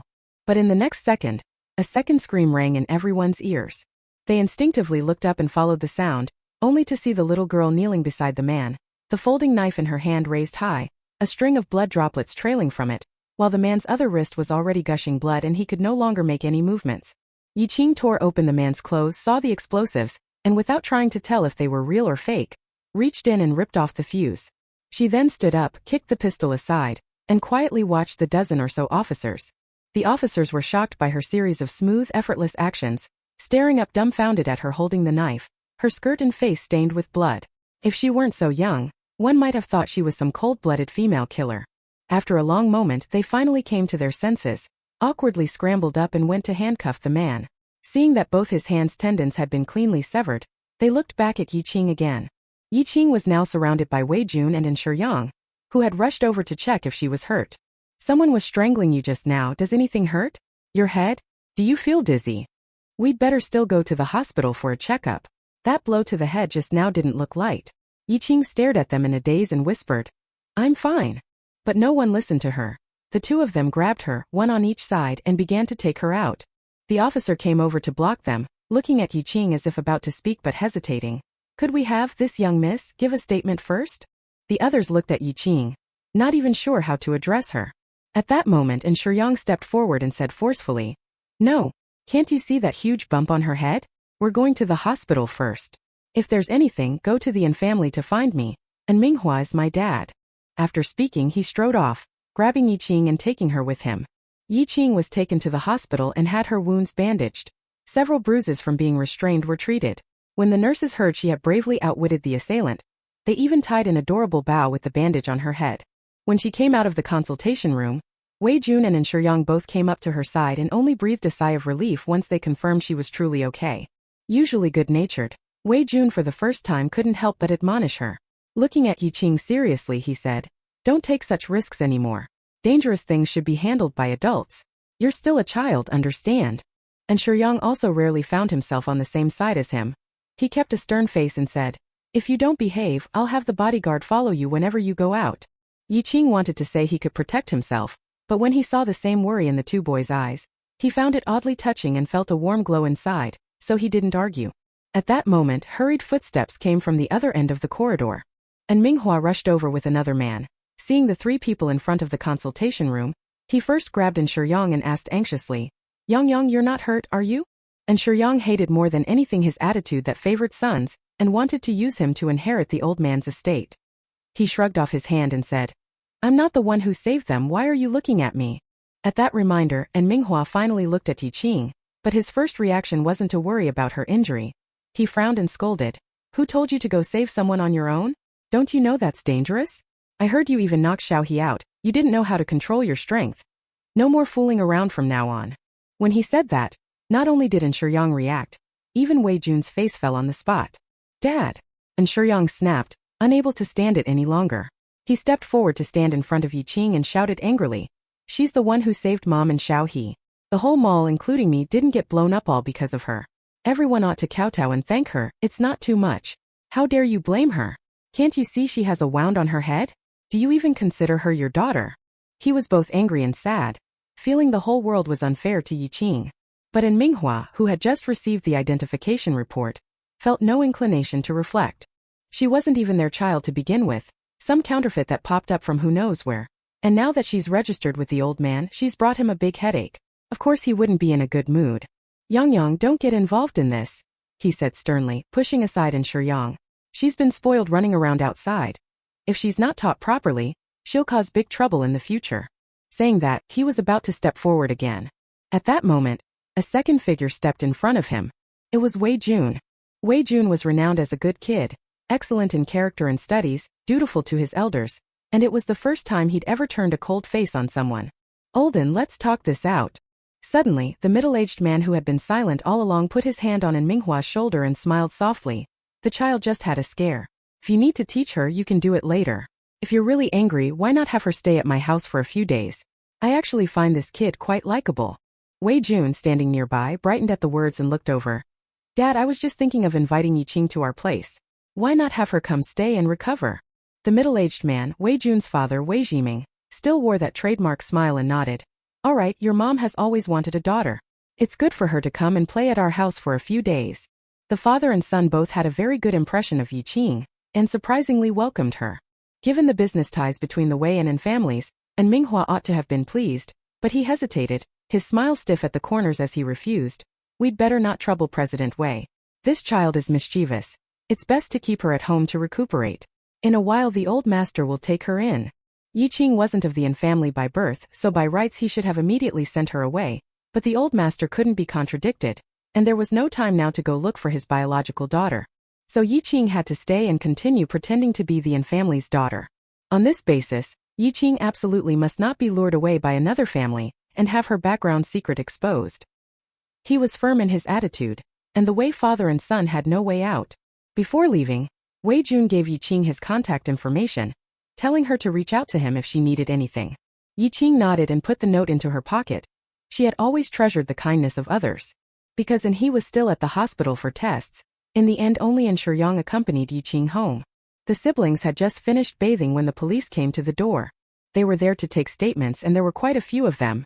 Chapter 11 The Person Who Raised Me. Inside the Yin family's living room, aside from the captain and the recorder, a dozen or so officers were standing cramped together, looking a bit awkward. Opposite the sofa, Yang frowned tightly and said, "For taking a statement, do you need this many people? If you didn't know, you'd think they were here to arrest criminals." Captain Yangbin rubbed his nose, feeling ashamed of these unreliable subordinates, and gave an awkward smile. "Mainly today we owe Miss N for stepping in to help. She's basically their lifesaver, so everyone wants to come and thank her." Seeing their captain give them a way out, the group of big men hurriedly stepped forward, one after another bowing to Yiqing to express their thanks. Yiqing sat quietly on the sofa, still holding the just-delivered Häagen-Dazs. Watching the ice cream slowly melt, she counted how many people hadn't finished thanking her yet. Her two short legs, unable to reach the floor, swung anxiously. Every officer who had experienced today's mall incident was quietly watching Yiqing, and when they saw her eagerly pick up a small spoon to dig into the ice cream, their expressions were hard to read. If it weren't for the mall surveillance cameras, they absolutely wouldn't believe that the child before them was the brave soul who had broken into the climbing shop, taken a rope and a knife, calmly stopped the officers from smashing the window, crept up to the assailant alone, and pressed his head against the muzzle. Ahem. The captain, though equally surprised, had weathered many storms. He quickly composed himself, reminded his team to return to their positions and then asked, "When the gunshots rang out, were you all together?" And Yang nodded and was the first to reply. "Yeah, we had just finished our ice cream and had just come out of the shop." "So your first reaction was?" "Of course, hide." And Yang said matter-of-factly. The captain's face wore a smile, but his gaze was appraising. When most people hear a noise, their first instinct should be to find the source, to go see what's happening, not to hide, right? Or are you saying you immediately identified it as gunfire? And Yang paused. Thinking it over, that was indeed true, and the first person to hide wasn't even him but Yiqing. But he instinctively felt that telling the truth would cause trouble for Yiqing, so he frowned in displeasure and said, "What do you mean? Are you implying we're in cahoots with the robbers?" "Don't get me wrong, we're just doing routine questioning." Yangbin had handled cases for many years. He could tell at a glance the boy was evading questions, so he wasn't anxious, putting on a smile and planning to proceed step by step. At that moment Yiqing, who had been quietly eating ice cream, suddenly spoke up. "I heard it, it was a gunshot." The living room fell silent for a moment. Everyone's gazes immediately converged on her. Yangbin squinted, looking at the calm-faced child opposite him and asked, "Have you ever heard gunshots before?" Where? Yi Qing licked the corner of her ice cream and said, At the border. Only then did Yongbin recall that her file mentioned she had been kidnapped to the border. Those bandits did indeed have guns, but he wasn't sure whether the captors had ever fired them. Because those people, before being captured, had all been consumed by the flames. You're very quick to react. He closed the file and casually struck up a conversation with Yi Qing, his tone friendly and natural. So what made you think to grab the rope to save everyone? They had guns and explosives, weren't you afraid? And Shuyang beside him felt something was off and disliked that kind of leading question. He was about to intervene when he heard the child next to him already respond in a crisp, clear voice. Yes, I was afraid. Yi Qing nodded, her small face serious as she honestly confessed her fear of death. Then she added, But if I hadn't done that, more people would have been hurt. I promised the old man I'd be someone who helps others. Her voice still had traces of childishness, but her words left everyone present stunned into silence. With years of casework experience, Yongbin could tell the child in front of him was not lying, and that these words were spoken with sincere reverence. He was shaken by the conviction in those jet-black eyes, and could not continue the questioning thereafter. And Shuyang was also somewhat moved, his hand unconsciously reaching to pat her little head as he asked, Who is the old grandpa? Yi Qing tilted her gaze toward him, seeming unsure how to explain, and in the end could only say vaguely, The person who raised me. She was an orphan. The old grandpa had found her and given her food. But she didn't know the old man's name. When Shuyang saw the fleeting longing in her eyes, his heart softened and he comforted her. If you miss him, we can bring him here. With their family's wealth, they could easily afford to take in another elderly person. But Yi Qing still shook her head, looking down at the melting ice cream in her hand and said softly, No need. He's already dead. She died under the criminal's gun, so she used the 50 yuan road fee to buy a plank and bury him on the mountain. That was her first time as a road watcher. In the ravine behind the village she helped them stop 3 police cars in pursuit. Although the traveling villagers took most of the money, the remaining 50 yuan was handed to her by those people themselves. Kid looks pretty sharp. Clearly has good stuff in him, just a shame he's a bit small. The man smoking in the driver's seat smiled at her, but the back of the van kept leaking blood and giving off a foul stench.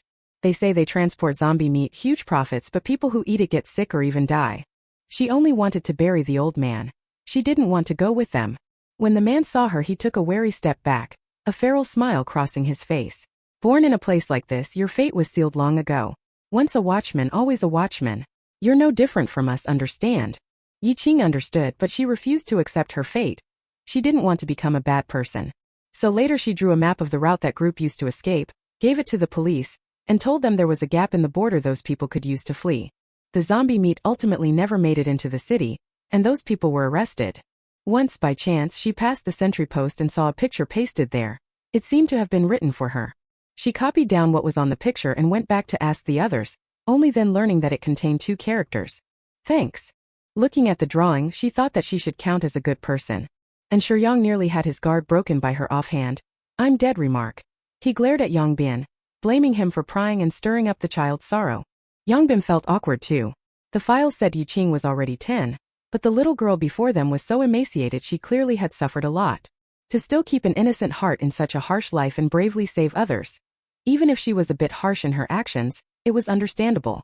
In the end he didn't have the nerve to press further.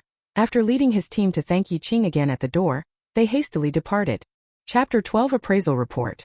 What kind of people are these? Terrible at handling cases, quick to suspect their own. And Shuyang had no liking for Yongbin and the others. He complained as he led Yi Qing back into the room, glanced at her thin wrist, and hurriedly told the kitchen to make more dishes, make a few extra. By the time Manhwa picked up and came home from the hospital with Mrs. N, they walked in to find the dining table piled with dishes. Their son, who always argued with everyone and had a high opinion of himself, was hovering around Yi Qing like a maid. Are you going to eat this? Is it too spicy? Sweet and sour ribs are tasty. You need to eat more meat to gain weight. You're too skinny and it doesn't look good. Come, have some more soup. I'll serve you. Oh. The young couple both felt envy, jealousy and resentment at the same time, because they had never received such treatment. And he, who had just woken up, immediately began to cry aloud, flinging herself into Madame Anne's arms and lamenting. Mom, why does brother like her and not me? She hit me today, it hurt so much. Brother should have hit her instead. Why is he still so good to her? Mrs. N, hearing this, thought to cover her mouth but was too late. Heh, you really didn't explain a single word to her. And Shuyang straightened from the table, his handsome face full of scorn as he stared at Anhe's tear-red eyes and said, "You ask me why I like Yi Qing and not you? It's because she can save everyone from robbers in the marketplace, including you and Mom, and even those showy little friends of yours, while you only know how to hide in Mom's arms and cry. After being rescued by Yi Qing, you still wrongfully blame her." He always spoke without mercy, but he rarely used such cutting words. Mrs. N couldn't bear it and tried to play peacemaker, saying, "All right, Yang, your sister was frightened too. Since everyone's fine now, don't bring it up anymore." And Yang looked at his mother, eyes full of disappointment, suppressing his voice until it was hoarse. "It's because I saw you upstairs that Yi Qing, afraid I'd act rashly, was the first to go down to save you. You left with Anhe. Did you know Yi Qing had a gun pointed at her head by the thug and nearly lost her life? Mom, it wouldn't be too much for you and Anhe to kowtow to Yi Qing, so why is it not allowed to be mentioned now?" They had never seen Yang so agitated, so out of control. For a moment they were stunned on the spot, not knowing how to react. It was Yi Qing who reached out her small hand, pointed at a dish on the table and softly said to him, "I want to eat that." And Yang then wiped his face, turned back to serve her some fish and asked curiously, "You seem to really like fish. Did you used to live by the sea?" Yi Qing shook her head. There were no fish at the border. Occasionally a refrigerated truck would pass through, but fish often had things hidden in their bellies. She had never eaten seafood in her life until now, and just found it delicious. "Slow down, be careful of bones." And Yang was pretty frightened watching her swallow a whole piece at once, so he focused intently on her to make sure she didn't choke, having no time to pick a fight with Mrs. N or Anhe. 安和还想说什么，被安明华制止了，领着母女俩去了书房。The DNA report is out. He handed the file to Mrs. N and had them look at it together. Mrs. N looked at his expression, somewhat suspicious. "Is there something wrong with the report?" "What? She has no blood relation to us, she's not our daughter." When she turned to the last page where the test results were listed, she screamed. Anhe's eyes lit up at the side. She immediately stood up excitedly and said, "She's not one of our family. Father, let's drive her out." Mrs. N also came to her senses and immediately nodded in agreement. "No wonder I never felt close to her. I don't know where this imposter came from. Husband, why didn't you expose her just now? And why did you let Yang wait on her like that?" Mother and daughter were filled with righteous indignation, but after a moment of silence and Manhwa, seated behind the desk, spoke, "I can't send her away." "Why?" Mrs. N and Anhe spoke in unison. "Because the real Anhe very likely died at the hands of the kidnappers. And grandfather wants Anhe, this one is a ready-made Anhe." And Manhwa drew out a cigarette and lit it. After a long drag through the thin smoke, he looked at the mother and daughter opposite him and said in a low voice, "So she must be Anhe and can only be Anhe. It's just that after inheriting the estate from grandfather, I'll send her out of the N family. This household will have only Xiaohe as a daughter. You don't need to worry about her taking Xiaohe's things." He decided to tell them the truth, because he didn't want to see the household atmosphere become tense and hostile. As long as there were no conflicts of interest, he believed Mrs. N and he could get along harmoniously with Yi Qing. And events unfolded just as he had expected, and he immediately beamed with joy and lowered her hostility toward Yi Qing, while Mrs. N, though slightly saddened to learn her biological daughter was dead, felt more relief and happiness in the assurance that the stable, happy family would not be torn apart. So the mother and daughter went out hand in hand, and at the stairwell they ran into Yi Qing, who even for once gave her a smile. And he took the initiative and said, "School starts the day after tomorrow.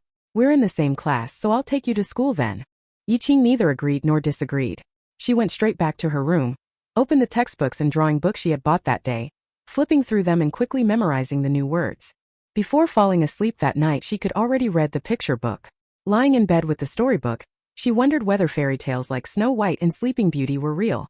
Why did she always feel the hunter would really kill Snow White, that the 7 dwarfs wouldn't help her for no reason, and that the witch's curse was so powerful the prince shouldn't be able to defeat the witch?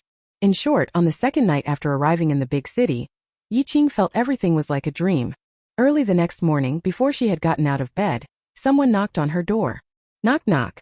Yi Qing, are you up?" And Yang called out and couldn't wait to push the door open. Seeing the unopened computer in the corner, he immediately became angry. "You spent the whole night clutching a few lousy books and didn't even turn on the computer?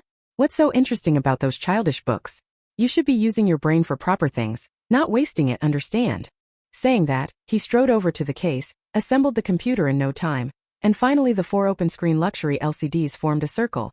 When Yi Qing was gently placed inside, no trace of a person could be seen. "There's a competition in our East District now. I sincerely invite you to take part. If you win, I'll give you all the prize money. The first thing he did after opening the screen was pull up the contest page.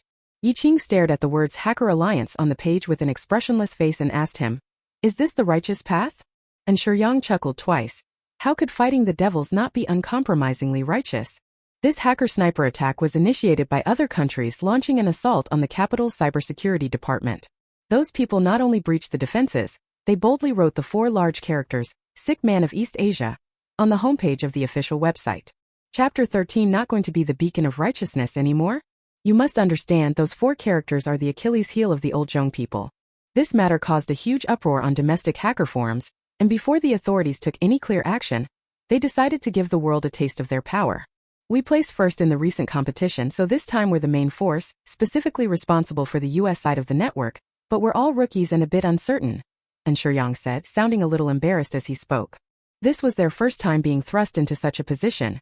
If they failed at the outset, they would become a laughingstock in the hacker community.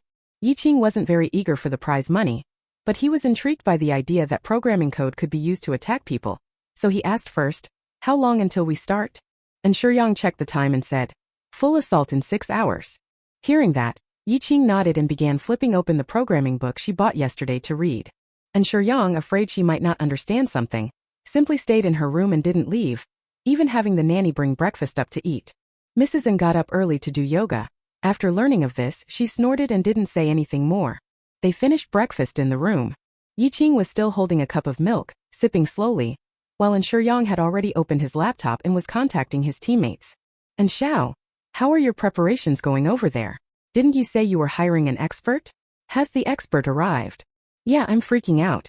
You know we're up against Laomi. With the skills we have, I really don't have any confidence." They still didn't know how the championship had been won. To this day they were still in the dark. And Yang watched the situation while comforting them. "Relax, the person is in position they're reading right now." As soon as they heard the person had arrived, the others on the opposite side immediately got excited. "The big shot is here? Where are they? Let us pay our respects." And Yang had long wanted to show off, so he activated the virtual camera, changed his face, and put himself and Qing into the frame. "Well, you see them now, right?" The people opposite looked more closely and suddenly realized something was off. Why does this big shot look so small? Does he have short stature? And Yang glanced at Qing, who wasn't even as tall as his waist, and nodded. The little guy's still growing. Haven't you seen him drinking milk?" Those across from them couldn't really laugh, they dryly echoed. "Then it seems like young Master N, he's a prodigy, and hard-working too, getting up so early to read." And Yang multitasked and replied casually, "Yeah, otherwise if you don't even understand basic programming, you'd have to cram it." The other side immediately fell into a dead silence. After a long while, someone finally spoke up. "Young Master N, don't tell me the expert you found is a kid who hasn't even read a single programming book?" And Yang thought to himself that it wasn't just programming books. He had only just learned all the Chinese characters, but he couldn't say that. It would be too upsetting for his teammates. "Don't worry, if she says it's fine, then it's definitely fine." He pounded his chest to reassure them. Actually, if someone had told him before yesterday that a young miss could go brave the US site and take charge, he would have thought them crazy. But after what happened yesterday at the mall, after seeing Qing remain calm in danger and act decisively without many words, now whenever she nodded and agreed to something he inexplicably felt confident. However, he had confidence. The other team members did not. They also thought Yang was crazy. "Get your facts straight. We're about to hack into the US government's official website.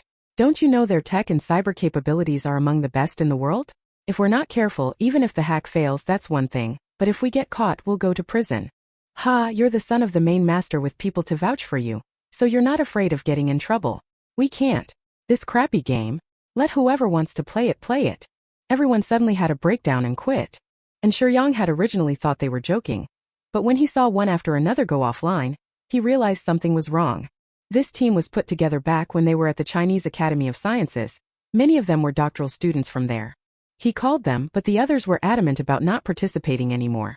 Furious, and Yang swore out loud and screamed, "You bunch of chickens abandoning ship at the last minute. Who the hell was gung-ho from the start saying we'd go all out and take first place? Now that first place is secured, you won't even fight. If you'd said so earlier, I wouldn't have bothered playing along with you. Damn it." After saying that, he slammed the phone down, his chest heaving violently, and blocked all those teammates. After blocking them, he slumped despondently into his chair, turned to look at the child beside him who was still diligently reading, forced a bitter smile, reached out and covered her page with his hand and said, Don't read anymore. The operation's cancelled. We're out of this bet. Qing looked up, her eyes clear and pure, and asked in puzzlement. Not going to be the light of righteousness anymore? And Yang felt embarrassed for the new term he had coined for himself for a second, then sighed helplessly.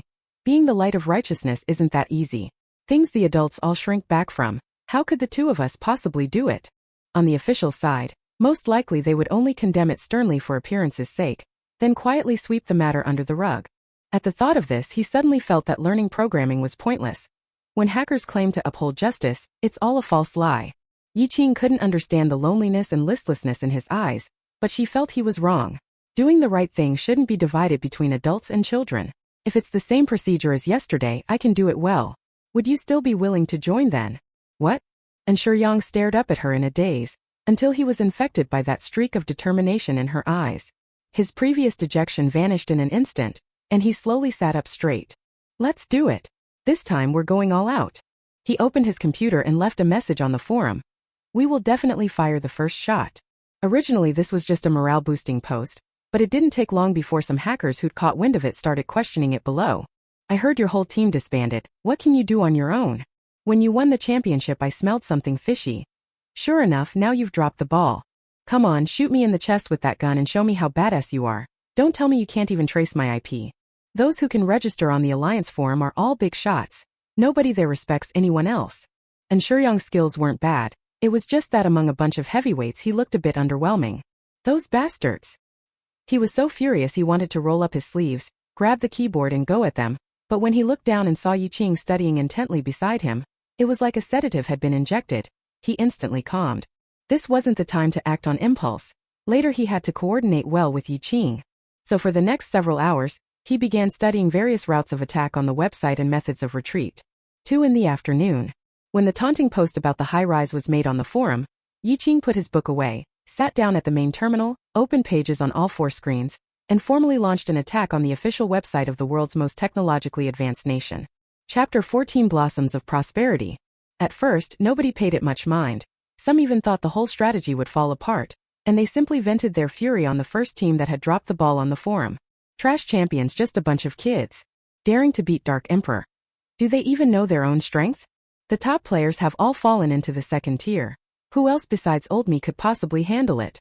Just as everyone was hiddenly debating IP matters in full swing, someone suddenly posted a message below. Damn, Old Me's official site is gone, go check it out.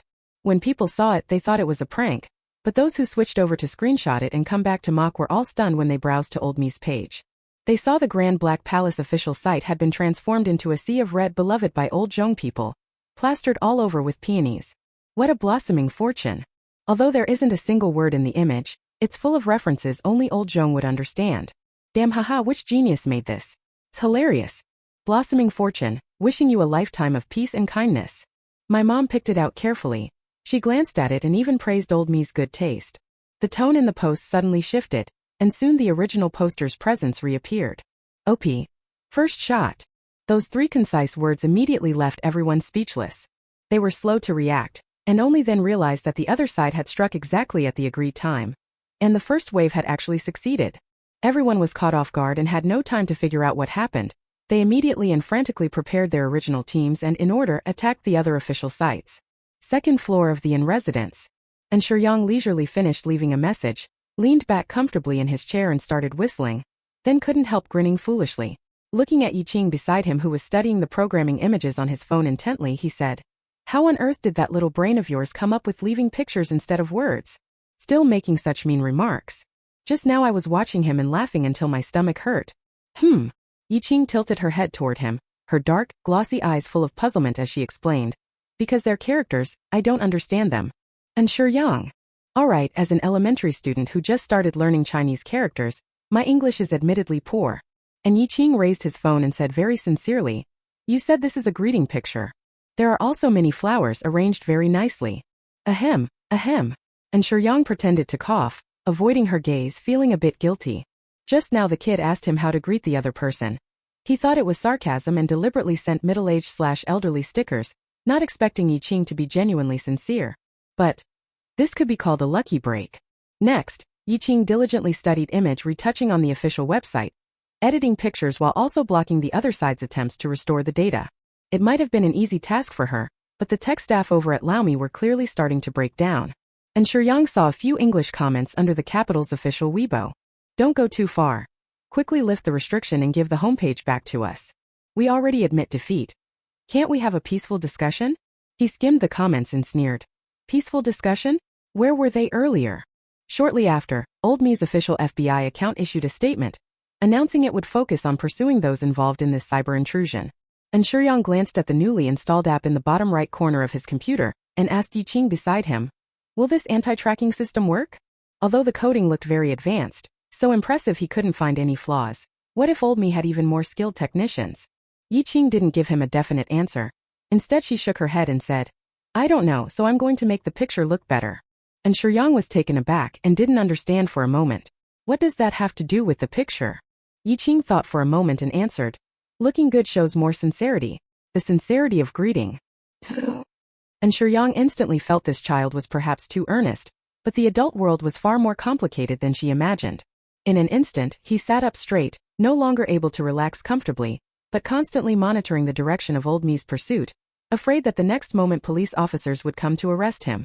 Qing felt him getting scared, stopped typing code and turned to say, you can go out. If you're scared you can quit. Even if caught, she wouldn't betray him. And Yang turned and met her resolute gaze, suddenly ashamed of his momentary wavering. Hell, you're not even afraid, you little brat, why should I be? At worst I'll go to the slammer with you. He gritted his teeth and rallied his spirits. But Qing looked at him, wanting to say they were not the same. He had family. If something happened there would be people to grieve and be hurt for him. She was an unburdened orphan. Even if she died no one would care, so she had never been afraid of any danger. Beep beep. At that moment, someone on the forum sent Yang a private message. He opened it and found it was from a hacker in another team. Hey bro, you there? What anti-tracking system are you using? Can you hook me up? And Yang recognized the other person's ID from somewhere. It seemed like the one who had mocked him in the post, so he immediately swatted back. But within 2 minutes, another request for the system arrived. And Yang was puzzled and asked in return, why is everyone coming to me? Why not ask Dark Emperor? Dark Emperor was the most senior and technically top-ranked member of the entire Alliance Forum. If Qing hadn't accidentally broken through his firewall last time, that top spot would definitely have been his. Who would have thought that the next second the other side replied? It's because the Dark Emperor was the first to be caught. It seems Laomi developed a new tracking program and secretly sold it to other countries. We hacked in and were crushed like dogs. Only you guys were left unscathed. Seeing this, and Yang's expression had already become bizarre. He, in a daze, turned his head and stared at Qing, stunned. He could never have imagined that while he was anxious and worried, thinking Qing was unreliable, Qing had already been hiding in a harbor of happiness. Qing, you really are a god. He couldn't help but rush over, scooping the child into his arms. If Qing hadn't resisted so strongly, he would have kissed, hugged, and lifted him high. Now that the crisis was completely over, he could finally worry about other people's fates. After explaining the whole sequence of events to Qing, he reminded her without forgetting, of course, it's perfectly reasonable for us not to give it. After all, they looked down on us first, so you don't need to feel guilty. There was no moral coercion coming from him. But after thinking it over, Qing still decided to give them the program. So, does this make me the light of righteousness now? And Yang was taken aback. He hadn't expected her to still care about that. He looked down into her clear eyes and smiled slightly. Yes, you are the light now. Glistening, the radiant light of human goodness. Chapter 15, Your Sister's Age. At 5 in the afternoon, the 3-hour online assault at last came to an end. Red flags flew across websites of every country. No insults, no trash talk. The first site hacked was the Peaceful Blossoms and Prosperity image, which led the public watching the battle to praise Old Zhong's hackers for their magnanimity and vision. Compared with those foreign hackers who openly insulted the sick man of East Asia before, this time Old Zhong won outright with style. The capital's official website also seemed to keep silent since there was no undesirable uproar. The next day they even changed the homepage banner to a background of blooming flowers symbolizing prosperity. The thread that Yang had started became a shrine to him. Those IDs that had mocked him one after another fell silent. Some deleted their posts and groveled, while others openly thanked Yang in the thread for not holding grudges and reaching out to help them. And Yang didn't take credit and replied directly to everyone. It's not that I'm magnanimous, it's that our young one is kind. This final push wasn't me, it was her. Seeing this message, people looked around confused and asked in replies, OP your young one? In the physical sense or the spiritual sense? If it's public displays of affection, ignore me. And Shuyang sent an eye-roll sticker. That's my biological younger sister. Sister? Everyone had a vague guess about Shuyang's age, so they had even less of an idea about his biological sister. Your younger sister, how old is she this year? And Shuyang looked at this group's timid, cautious faces and casually typed back. Not very accomplished, 10 years old this year. As soon as that reply was posted, the hackers across the Alliance forum went crazy. A bunch of self-proclaimed geniuses never expected that the person who led them to win a global cybersnipe battle was a 10-year-old girl. The more they thought about it, the more absurd and surreal it seemed. But after learning from the previous lesson, not a single person dared to question Shuyang anymore, and even fewer dared to mock her aloud. Instead, many messaged privately asking to buy the anti-tracking applet. After showering at night, Shuyang knocked on Yi Qing's door and saw her wrapped in a pink lace blanket, curled up in bed reading a fairy tale picture book. For a moment she too felt disoriented, wondering if everything that had happened during the day was real. When Yi Qing looked over, he came back to his senses, cleared his throat twice and said, I just came to ask you, are you selling that mini program? Sell it?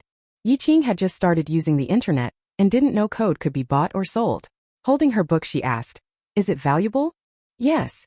And Shuyang smiled, gestured at the plastic bag she kept by her bed as a treasure, knowing there was 100,000 yuan inside, and gave her a specific description. It's roughly more than 10 times what you have. Hearing this, Yi Qing's eyes brightened and she nodded. I'll sell them. Okay, transfer the money into my account first. Tomorrow I'll take you to open an account. And Shuyang made an okay gesture and then closed the door and left. Yi Qing counted the sizes of the dozens of plastic bags, a smile lifting at the corner of her mouth. It felt much happier than reading storybooks. The next day, Yi Qing got up early to wash, and after breakfast she obediently sat on the sofa waiting for Shuyang. On her way to work, and Manhwa and Mrs. N, who was doing yoga, were both surprised to see her. And Manhwa even asked with concern, Yi Qing, why are you up so early? Yi Qing held a cup of milk in her hands and said quietly, waiting for Shuyang. Hearing this, and Manhwa's brow tightened imperceptibly, then he smiled and corrected her. You should call him Gij, older brother. Brother. Yi Qing turned his head and stared at him without speaking. Those jet-black eyes seemed to pierce the soul, making Manhwa feel suddenly very uneasy. Fine, if you don't want to call him that, it's okay. You might not be used to it yet. He looked away and forced a couple of laughs, just then seeing Shuyang coming down the stairs. He called out, Yang, Yi Qing has been waiting for you. Are you two going to play together? Going out. And Shuyang rubbed his sleepy eyes. After his program sold like hotcakes last night, the hackers who usually acted all high and mighty had been tripping over themselves to butter him up. They bothered him until dawn and he only just fell asleep. Now he was yawning non-stop and said without much thought, opening a bank account, deposit some money for my sister. Mrs. N, who had been meditating by the window, opened her eyes. Deposit money? Does she even have a share in this family? And Shuyang couldn't be bothered with his mother's delusions. He rolled his eyes and went to the dining room for breakfast. Mrs. N followed him and earnestly urged at his side. Yang, you need to keep your money for yourself, understand? Don't just give it to others. If you're going to give it to Xiao He, that's someone who knows the family roots. Mom. And Shuyang couldn't hold back his temper early in the morning and cut her off, saying coldly, even if you're biased you should have limits. Yi Qing is your biological daughter. What are you doing acting like you're guarding against thieves? Mrs. N was momentarily at a loss for words, and unable to openly say that Yi Qing wasn't her own daughter. She could only look to Manhwa for help. Yang, your mother only asked because she's afraid you'll spend recklessly. And Manhwa also came over, put his hand on Shuyang's shoulder and tentatively asked, Yi Qing is still young, why open an account for her? Can't she keep her pocket money in a drawer like usual? That's because she can't keep it saved. And Shuyang was the type to placate, and now that he relaxed his guard he told the whole thing. Yi Qing is something else. She already has tens of millions from selling software online, so it's more convenient to open an account. What? The Anja couple were both startled, almost thinking they'd misheard. Yi Qing sold software and sold tens of millions worth? Could that kind of poor kid from the border have that kind of ability? But Shuyang had no reason to lie to them. The couple exchanged a look and immediately swallowed the words of objection. And Manhwa patted his son's shoulder, very pleased. Our Yang finally looks like a real older brother. Since you're going to the bank, while you're at it register Yi Qing on the household booklet too. Then we'll truly be one family. Since Yi Qing returned she hadn't brought up the household registration, and Shuyang had thought his father had forgotten. Hearing this, he was finally satisfied and nodded to accept the task. Okay, leave it to me. Yi Qing in the living room finished his milk and tilted his head, watching that warm little family of three. His jet-black pupils like a cat's reflected bright colors in the sunlight. After finishing the meal, and Shuyang changed into a set of casual sportswear, then led Yi Qing out. Just as they were about to get into the family car, Yi Qing grabbed the hem of his shirt, looked up with her little face and said, "Not this one, wait a moment." And Shuyang, puzzled, followed her out the front door, and from a distance saw a familiar SUV approaching at the end of the road. When the car stopped, Wei Jun's refined, scholarly face appeared. He waved at Yi Qing. "I'm really glad you came to see me. How have you been these past couple of days?" Yi Qing nodded slightly, stepped forward to open the car door, and found the vehicle was too high and it took some effort. And Shuyang walked over with a sullen face, opened the door, and lifted her in as he did so. Chapter 16. You are different from them. We're going to handle business. Why bring him along? Is this little thing something I can't take care of? As soon as he got in the car, and Shuyang grumbled in displeasure. Yi Qing sat on one side without speaking. Only when the car started and drove out of the villa gate did she suddenly say, "I'm not your sister." Squee. Wei Jun in the front panicked and slammed on the brakes. He turned and saw Shuyang's face looking like he'd seen a ghost, utterly baffled as to why the child had suddenly blurted that out. Could it be? Yi Qing raised a hand and pointed at him, saying to Shuyang, "If you don't believe me, you can ask him." Wei Jun rubbed his nose, feeling like he'd been set up. But the whole thing did start with him, and the suggestion had been his idea. So after the car stopped for half an hour, he laid everything out and was then dragged by Shuyang to receive a few punches, nearly ending up with internal injuries before it was settled. "You actually all teamed up to deceive me." And Shuyang was still furious, feeling as if all his feelings had been betrayed. Wei Jun clutched his stomach, his expression pained and helpless.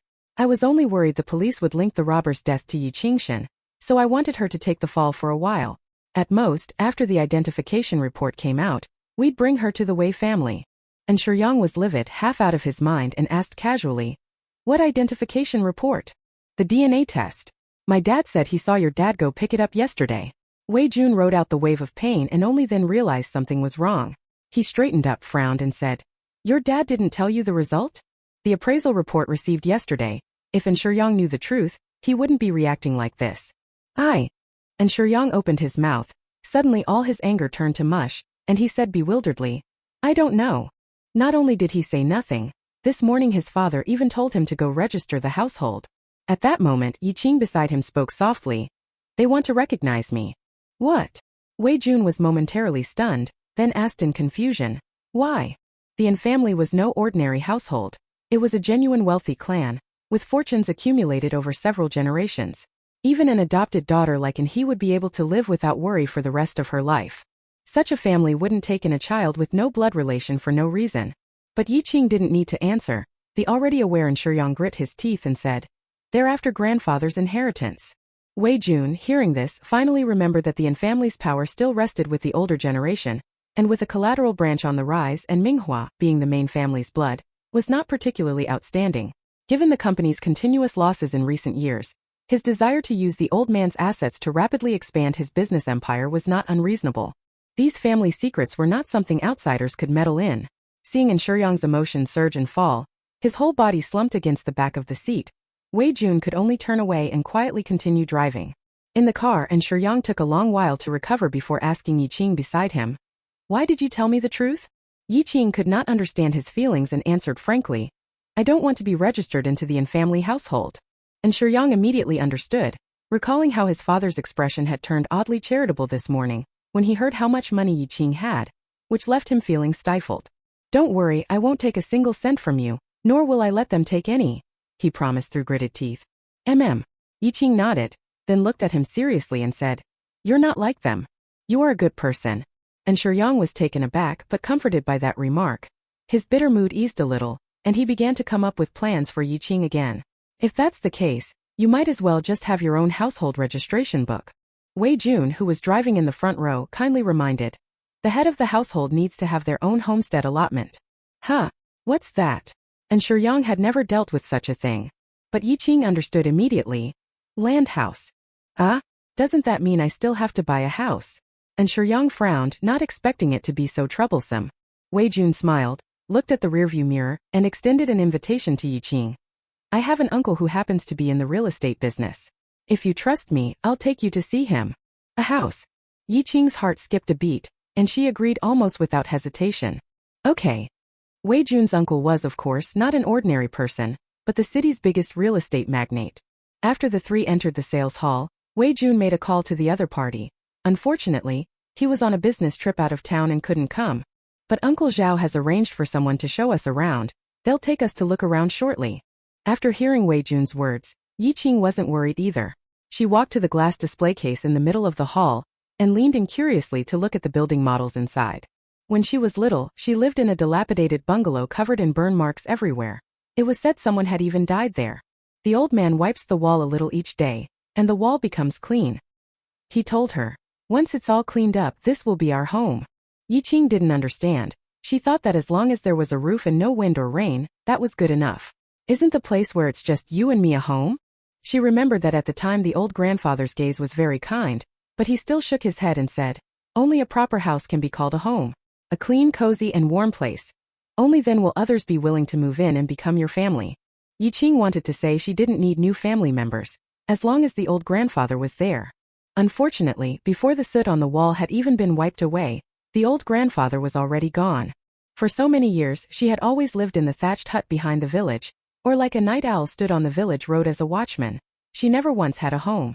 Now, looking at these pretty models, she thought if she bought a house like this, the old grandpa would surely be happy to move in.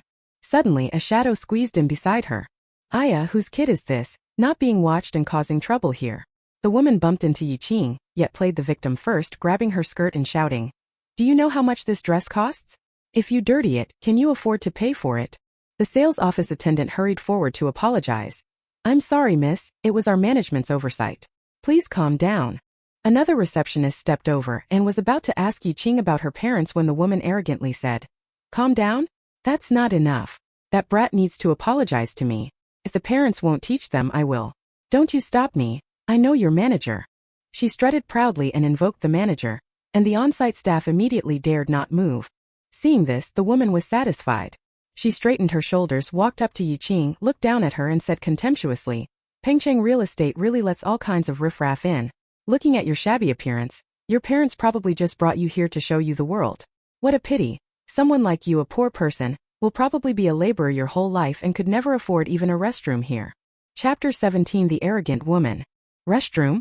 Yi Qingwen smelled the strong perfume on the woman, with a faint trace of a familiar scent. She silently stepped back half a pace and asked the attendant beside her, "Is the restroom here very expensive?"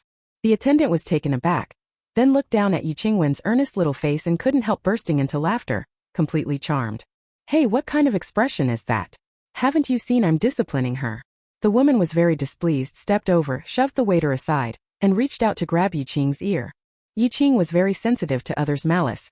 She instinctively tilted her head to dodge, and directly behind her was a glass display case, which the woman, unobservant, collided with. "Ah, it hurts." At the cry, everyone present was startled. The woman's knee had hit the counter and was bleeding profusely. The pot-bellied, bald man who had come with her anxiously kept calling out, "My darling," over and over. "Wah, husband, it's that damned kid who hurt me. You must help me get justice."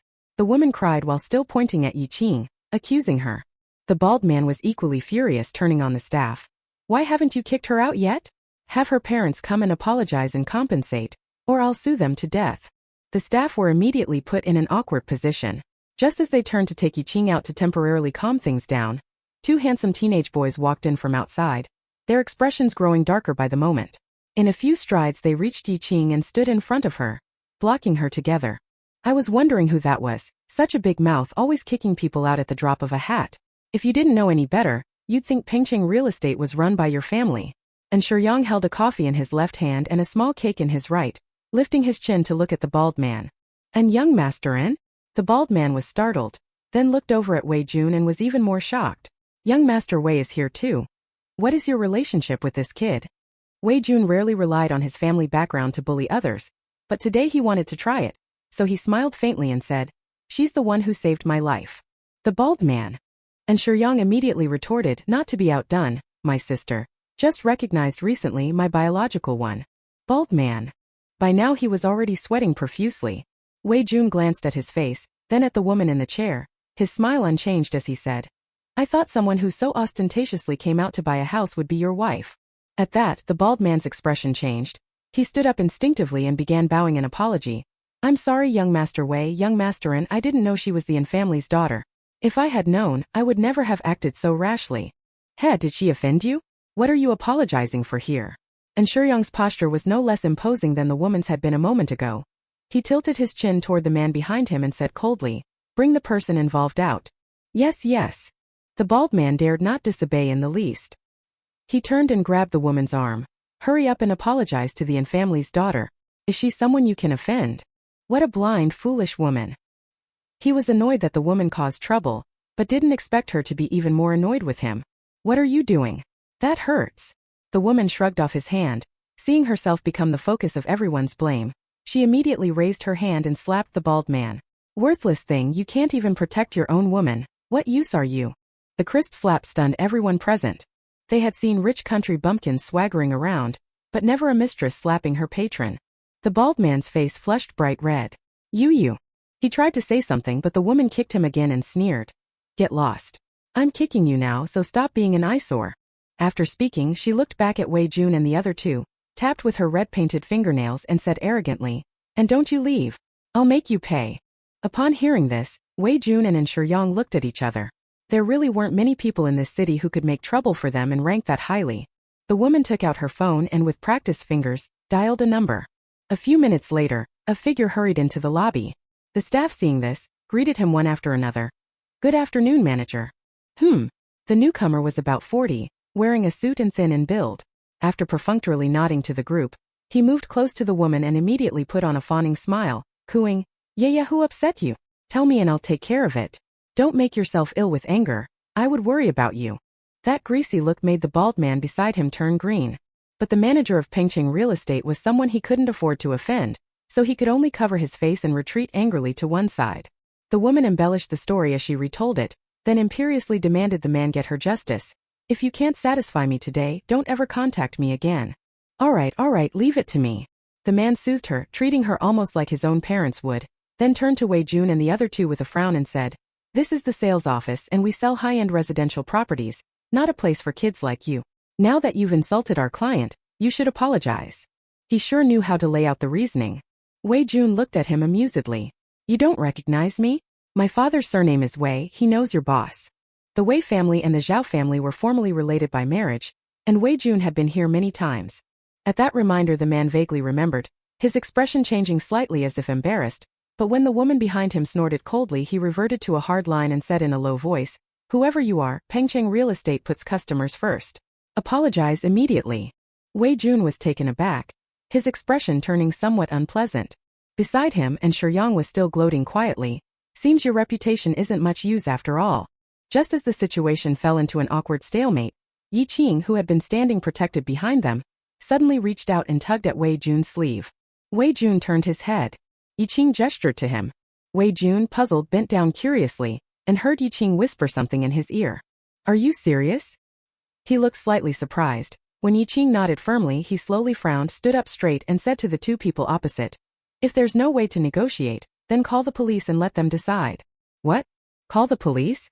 Everyone present was taken aback, thinking this was making a mountain out of a molehill, but Wei Jun remained resolute. In any case we won't apologize and will also accuse that lady of intimidating a child. The hot-tempered woman really was easy to set off. She snapped loudly, Call the police then. I wonder who here would dare testify for you. At her words the surrounding staff all wore different expressions. As the saying goes, kids can be hard to deal with. Wei Jun may be kin by marriage to the boss, but their direct superior is the manager. If you offend him, don't expect to have any good days ahead. Besides, the boss might not bother with such a small matter. Chapter 18. Solving the case by accident. When Shuyang saw this posture, he was almost laughed into a fit. He hadn't expected that little tyrant could be bullied in this kind of scum-filled pond. Today he was going to have his eyes opened, so he took out his phone, sent a group message, and called over his usual pack of rascals. By the time the police car arrived, several phones in the lobby were already set up for live streaming. Friends, today's show is amazing. Our family's young master came to buy a house and got scammed by a staged accident. Don't miss it, everyone passing by.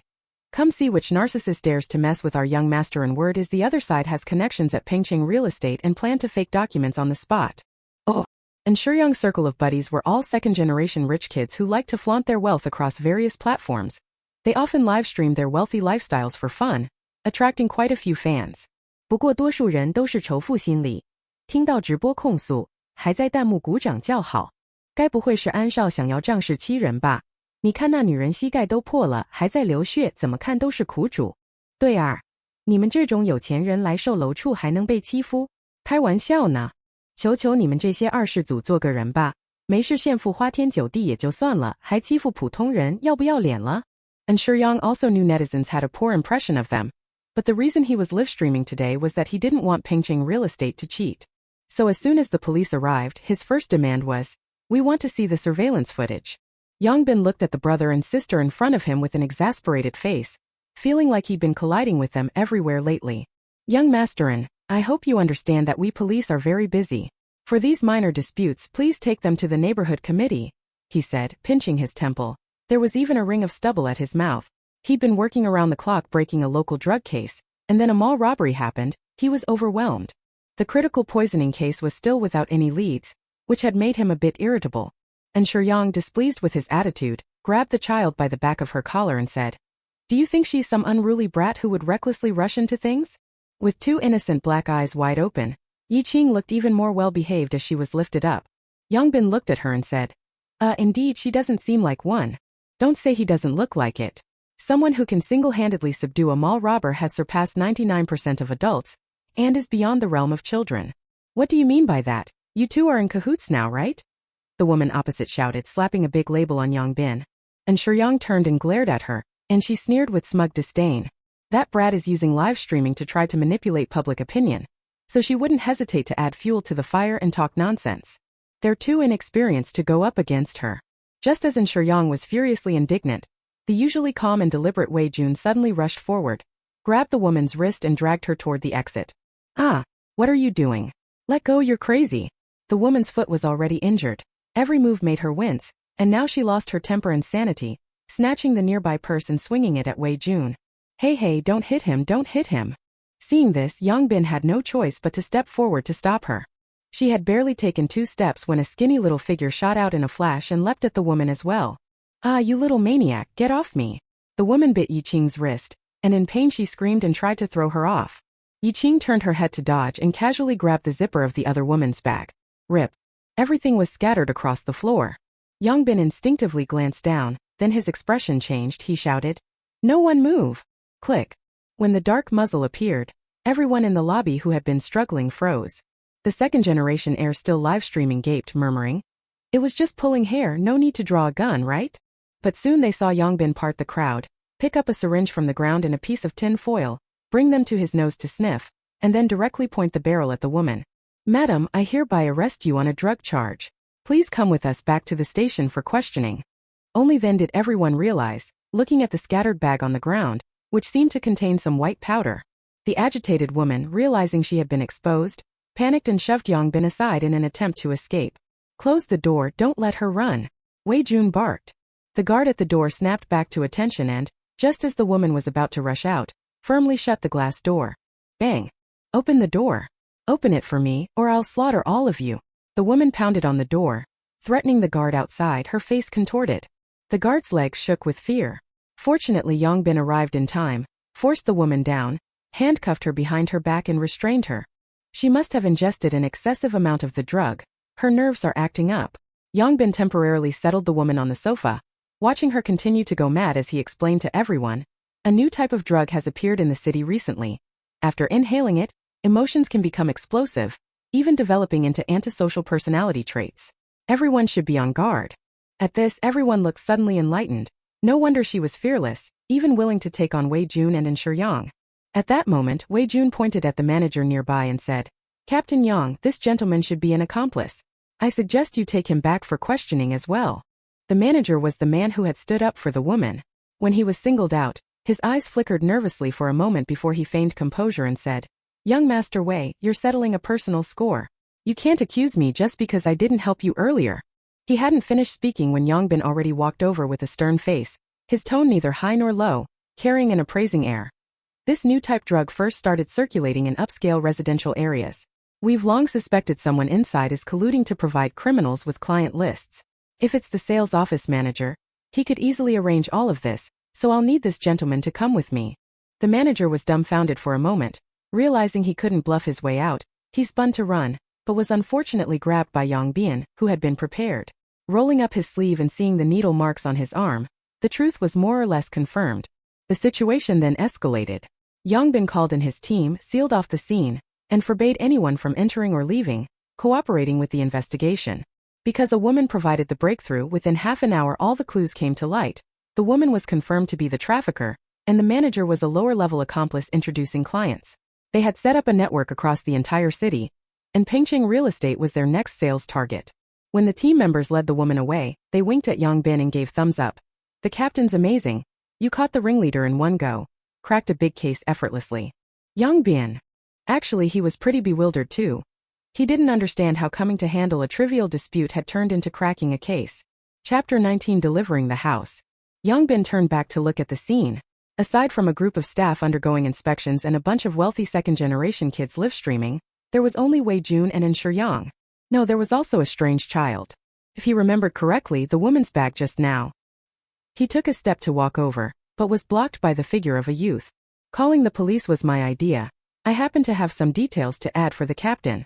Wei Jun's genteel, handsome face wore a smile, making him look harmless. It's you. Yang Bin paused in his steps and looked him over. So did you really call the police over a mere dispute? Or did you realize the other party was a criminal? Wei Jun glanced at the barely noticeable livestream cameras around them and replied calmly. I saw the needle puncture on her arm. That's all. Yang Bin frowned, sensing a big hole in that explanation. Diabetics also need to inject insulin at any time. An ordinary person would hardly jump to the idea of poison, right? Is that so? Wei Jun looked as if he had just realized, his expression very innocent as he said, maybe I've watched too many cop movies and have a bit of a delusion, but if I accidentally help the police, that's a good thing. He said it casually, but Yang Bin still felt many doubts. When he turned back to look for the child, he found the person was already gone. On the small table at the corner, Qing sat on a bar stool, using a small spoon to scoop up the little cake in front of him bite by bite. This was the one Yang had just gone out to buy. Seeing no one around, he sneaked closer and asked, You were the one who told Wei Jun to call the police, right? Qing, mouth smeared with cream, squinted in satisfaction at the sweet taste on her tongue. At the question she only gave a slight nod, which counted as an admission. And Yang drew in a breath, his curiosity growing. How did you realize there was something wrong with her? Qing reluctantly swallowed the cream, then pinched the spoon and said, When she bumped into me, I saw a puncture mark on her arm. And she smelled like tin foil. Tin foil. And Yang didn't know much about that stuff. But Qing had seen many people at the border using this substance. They loved pouring the powder onto tin foil, lighting it and inhaling it, saying it hit harder and tasted better. So when she smelled it then, she was sure the woman was an expert. Then why didn't you tell me? And Yang was a bit annoyed. Though they weren't related by blood, they at least lived under the same roof. In terms of closeness, she should have been nearer than Wei Jun. As a result, she actually coordinated with Wei Jun, which made him involuntarily feel jealous. Qing pondered this for a long time, and after a while came up with an appropriate explanation. Because you can confuse the enemy. For example, getting someone to live stream, shouting loudly to create a stir. These all lower a woman's guard. This is also very important. When Yang heard that, his heart immediately warmed, his hair smoothed down, and he still couldn't help but act proud. Humph, Wei Jun is useless. I went out to buy a cake and in that time he managed to get you bullied. We won't play with him anymore. After saying that, he felt a chill down his back. Turning his head, he saw Wei Jun standing there smiling without a word, and goosebumps broke out all over him. And I asked you to help divert attention, not to badmouth me. Wei Jun sat down at the table, glanced at Yang, then looked past the carved screen at Yang Bin outside and asked Qing, Have you had dealings with that captain before? He seems to be paying special attention to you. Qing replied, digging into the cake as he spoke. He came to record a statement. She didn't really take it to heart. After all, the other party was a good person, so she wasn't afraid. Seeing her like that, Wei Jun felt a bit helpless and turned to admonish Yang. If I'm not around in the future, try not to expose Qing in situations like this. Her background is unusual. If someone with ill intent notices, it will be very troublesome. Not to mention anything else, just that Captain Yang Bin, if he fixed his attention on Qing, might well dig up her past and even take her to the station for questioning. This was also why he had just taken the matter on by himself. No need for your nonsense, I know what to do. Annoyed at being outdone, Yang scowled and snapped, only to have several phone cameras shoved up against his face. The group of spoiled heirs who had just finished recording their statements all crowded around him, worshipping him. Young master, and you're amazing, you solved a major case at once. The media couldn't dig up this frontline scoop, but we streamed it live from the scene. You see, our livestream viewer count has skyrocketed. Look at those fans who earlier accused you of bullying. Now they're all praising you as a brave, wise, and mighty young man. If that's the case, then with the outdoor survival training starting in a couple of days, and Xiao will undeniably be captain. If anyone objects, I'll take it up with them. Oh. Everyone showered in Shuyang with flattery until he was elated, and the livestream fans, because of this incident, mistakenly changed their view of these second-generation rich kids, thinking that wealthy people can also do good deeds. In short, everyone was pleased, and no one paid attention to the real protagonist Qing quietly eating in the corner. By the time the police finished their investigation and cleared out the sales office, a middle-aged man hurried over from outside. Uncle Zhao, weren't you out of town? How come you're back? Wei Jun was surprised to see him and stood to greet him. Zhao Shi, CEO of Peking Real Estate, stepped forward, grabbed his shoulder and said with lingering alarm, I couldn't just sit still knowing you ran into something like this. I rushed back from out of town. How are you? You're not hurt, are you?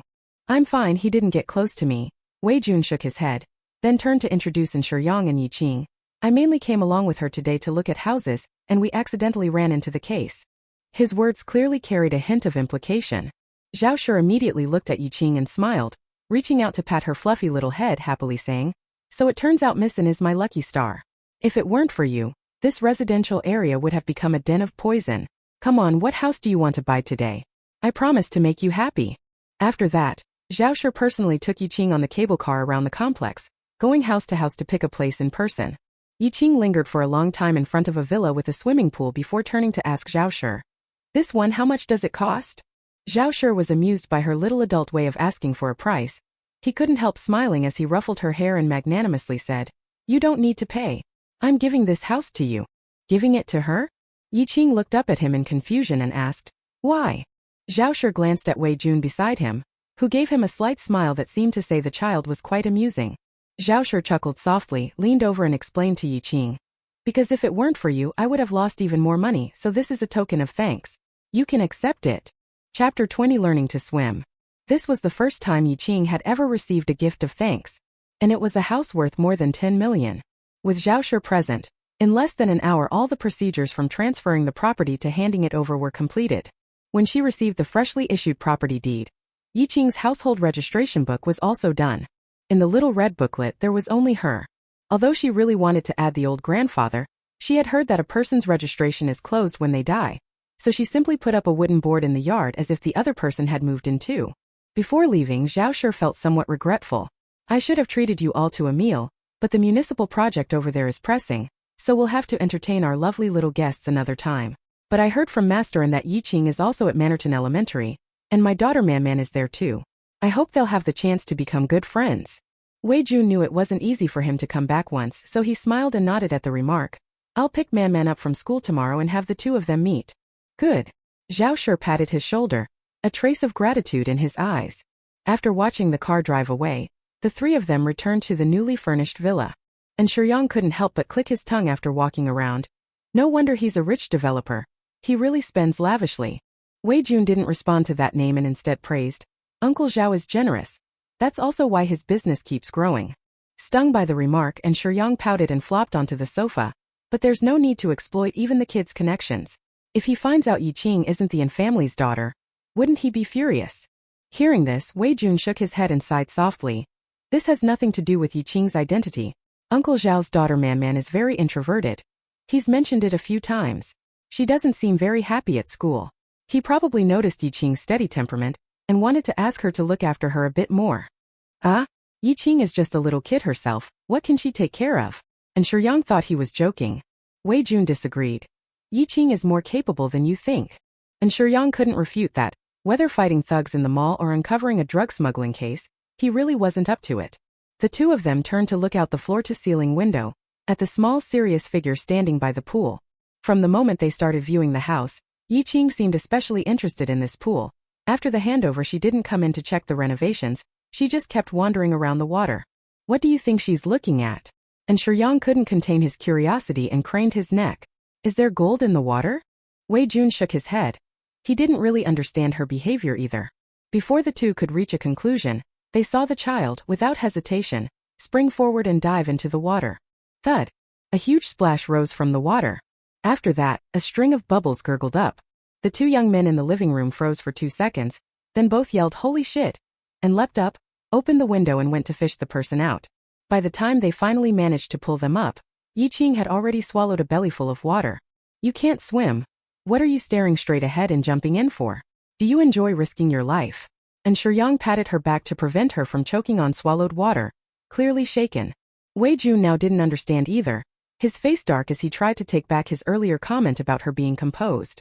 Qing had mostly spit it out, then turned her head and stared fixedly at the surface of the water, looking as if she was eager to try again. This time Yang saw it. You want to learn? Qing nodded with her small wet face. Then you should have said so earlier. Wei Jun and I could have taught you.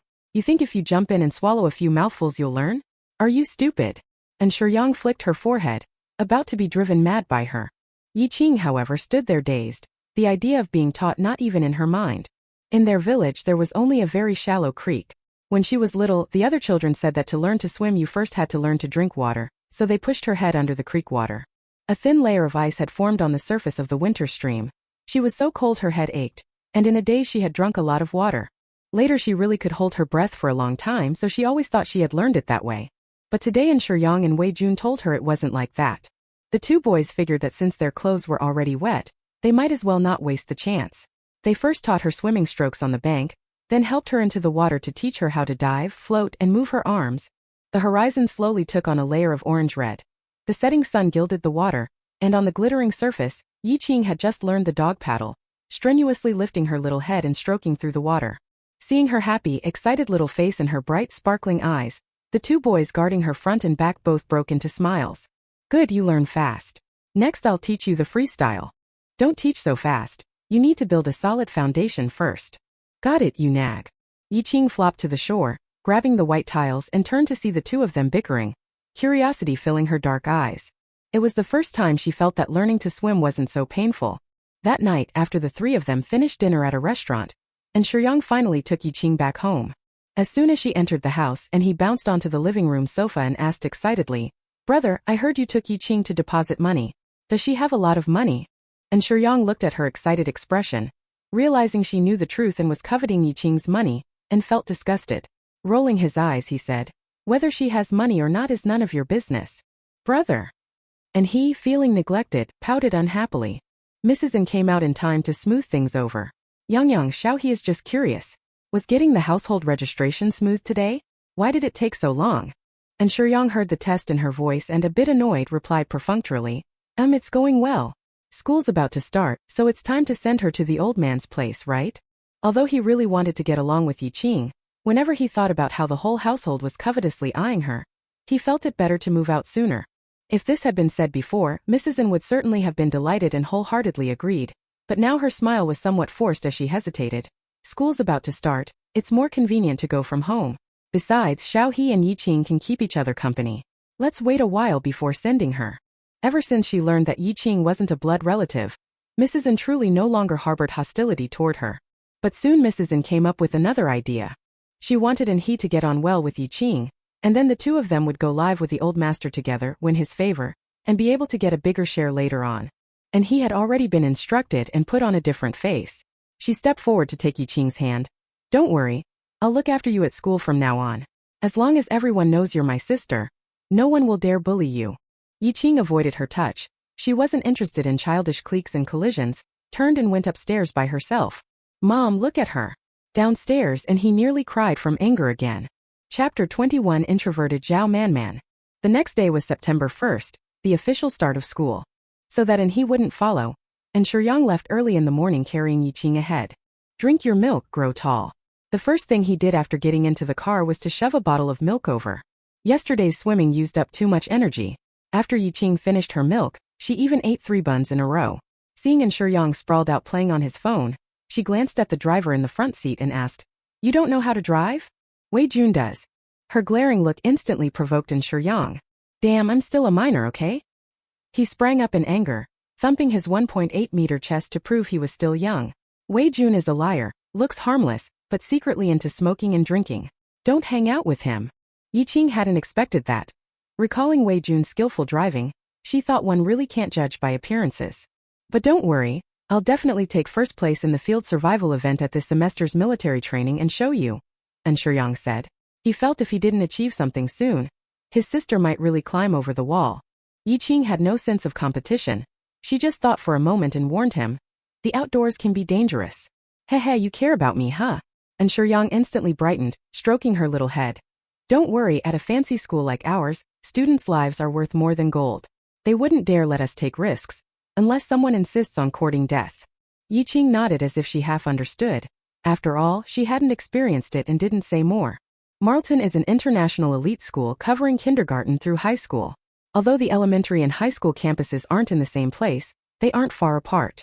Yang left early specifically to help Qing get familiar with the surroundings, but he hadn't expected to run into Wei Jun as soon as they got out of the car. Qing and Xiao, what a coincidence. Wei Jun stood beside a Rolls-Royce holding a little girl by the hand, his face beaming as he greeted them. TCH, you're really a persistent ghost. Yang said with full disdain, grabbing Qing to leave. Hey, wait. Wei Jun hurried over in a few steps, lowering his head and smiling with curved brows as he looked at Qing, then introduced, Qing, this is Zhao Uncle's daughter Zhao Man. She's in the same class as you. My brother hopes you two can get to know each other. Man, don't be afraid, this is Qing, she's a good kid. Qing lifted her eyes to look at the timid little girl, who, though dressed as delicately as in he like a little princess, behaved in a shy, fearful manner. When she reached out her hand, Zhao Man immediately shrank back behind Wei Jun. Hey, what's wrong with your kid? Qing isn't going to hit her. Does she have to be so scared? Yang had no patience for children and found everyone except Qing noisy and troublesome, so his tone was rather brusque. Man, what's the matter? Wei Jun called twice. The child refused to come out no matter what, and he was helpless. Man only transferred here last semester. She might not be used to Manderton's environment and has always resisted coming to school. I thought with Qing as company her mood would be a bit better. But nothing changed. Don't treat Qing like a raft, she's not a nanny. Yang spoke without mercy, then took Qing and walked straight ahead. Qing followed behind him, her dark eyes sweeping to the spot Zhao Man had just been looking at, and happened to see a young man in a neat suit with a very refined, scholarly appearance. The man noticed her gaze and quickly stepped forward to introduce himself. Hello, are you a new student? I am Liang Yanwei, the homeroom teacher of class 4-1. I heard a new child was coming today. I guess that must be you, right? Liang Yanwei was handsome in a delicate way with a friendly smile. When he bent over, he carried a pleasant scent of soap, fresh and clean, not overpowering. He squatted down like that to talk to Qing, coming across as very affable. However, after staring at him for a while, Qing suddenly spoke in a crisp voice and asked, Teacher, do you also smoke and drink? Cough. What did you say? Liang Yanwei choked on his saliva in surprise, coughing until his face turned red as he looked bewildered at Yang, who represented the parents. Yang also looked embarrassed and quickly bowed his head to scold the child. What nonsense are you talking about? Didn't you say it? Wei Jun seems harmless on the surface, but privately he smokes and drinks. Qing blinked in confusion, then looked at the teacher in front of him and said, they seem very similar. Wei Jun, who happened to catch up from behind. Well, one sentence offended two people. Yang now wanted to stitch up Qing's cleverly inferential little mouth, scratched his head, forced two nervous laughs and said, Heh, I'm going to be late for class 2. Since the teacher's here, I'll leave the child with you. See you after school. Having said that, he dumped the kid and ran off as fast as he could. Wei Jun watched his retreating figure in silence, then entrusted the two children to Liang Yanwei and said politely, Teacher Liang, the children are immature and may say the wrong things. Please don't mind. I'll trouble you to take good care of them. You're too polite, Wei. It's my duty. If I could teach these little ones to become students as all-around excellent as you, that would be my lifelong joy. Teacher Liang, you're flattering me. They exchanged pleasantries for a long while before parting. Wei Jun walked toward the car, glanced back at Liang Yanwei's retreating figure and murmured, Does he really look that much like him? On the other side, Qing, who had been led into the campus by the man, saw for the first time the legendary aristocratic school. Clean rubber floors, corridors hung with various magazines and artworks, bright and tidy classrooms, attractive British-style uniforms, countless multifunction rooms with instruments, computers, painting supplies, and other things not found in frontier schools. Compared to that shabby school with only 1 or 2 classrooms, this place resembled the castle from the fairy tale books Qing had read. She looked closely, and the other students were also looking at her. Because she wasn't wearing a uniform and was dark-skinned and thin, Even though her clothes were of decent quality, she seemed out of place with everything here. Afraid. A man's voice suddenly came from above, warm and gentle. Qing shook her head, not understanding what there was to be afraid of. Is that so? New students usually have trouble adapting. Since this is a school for the aristocracy, most students come from well-off families, and even the teachers compete with one another. In that climate, being dark-skinned, dressing poorly, or even not speaking standard Mandarin can make others dislike you. Liang Yanwei's voice was neither fast nor slow, sounding like a spring breeze, yet he was explaining the cruelest side of this fairy tale castle to her. Then he lowered his head, smiling, and said, "But you don't need to worry. If you run into difficulties, remember to come to your teacher. I'll help you." Chapter 22. Qing like Ultraman. Qing felt he was wrong. If others disliked her for that, it should be their problem. He should be the one educating them. Just as she was about to speak, she noticed Zhao Manman on the other side wiping her tears.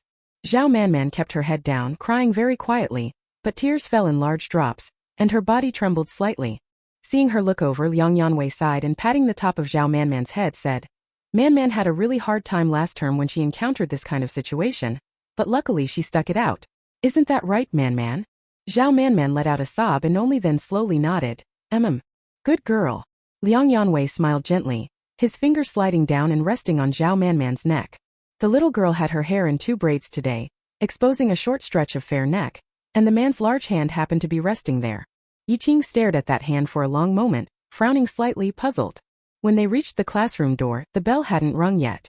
Liang Yanwei let Zhao Manman go in first, then said to Qing, "Let's go in after class and give everyone a surprise, okay? For now we'll go to the office to play a bit.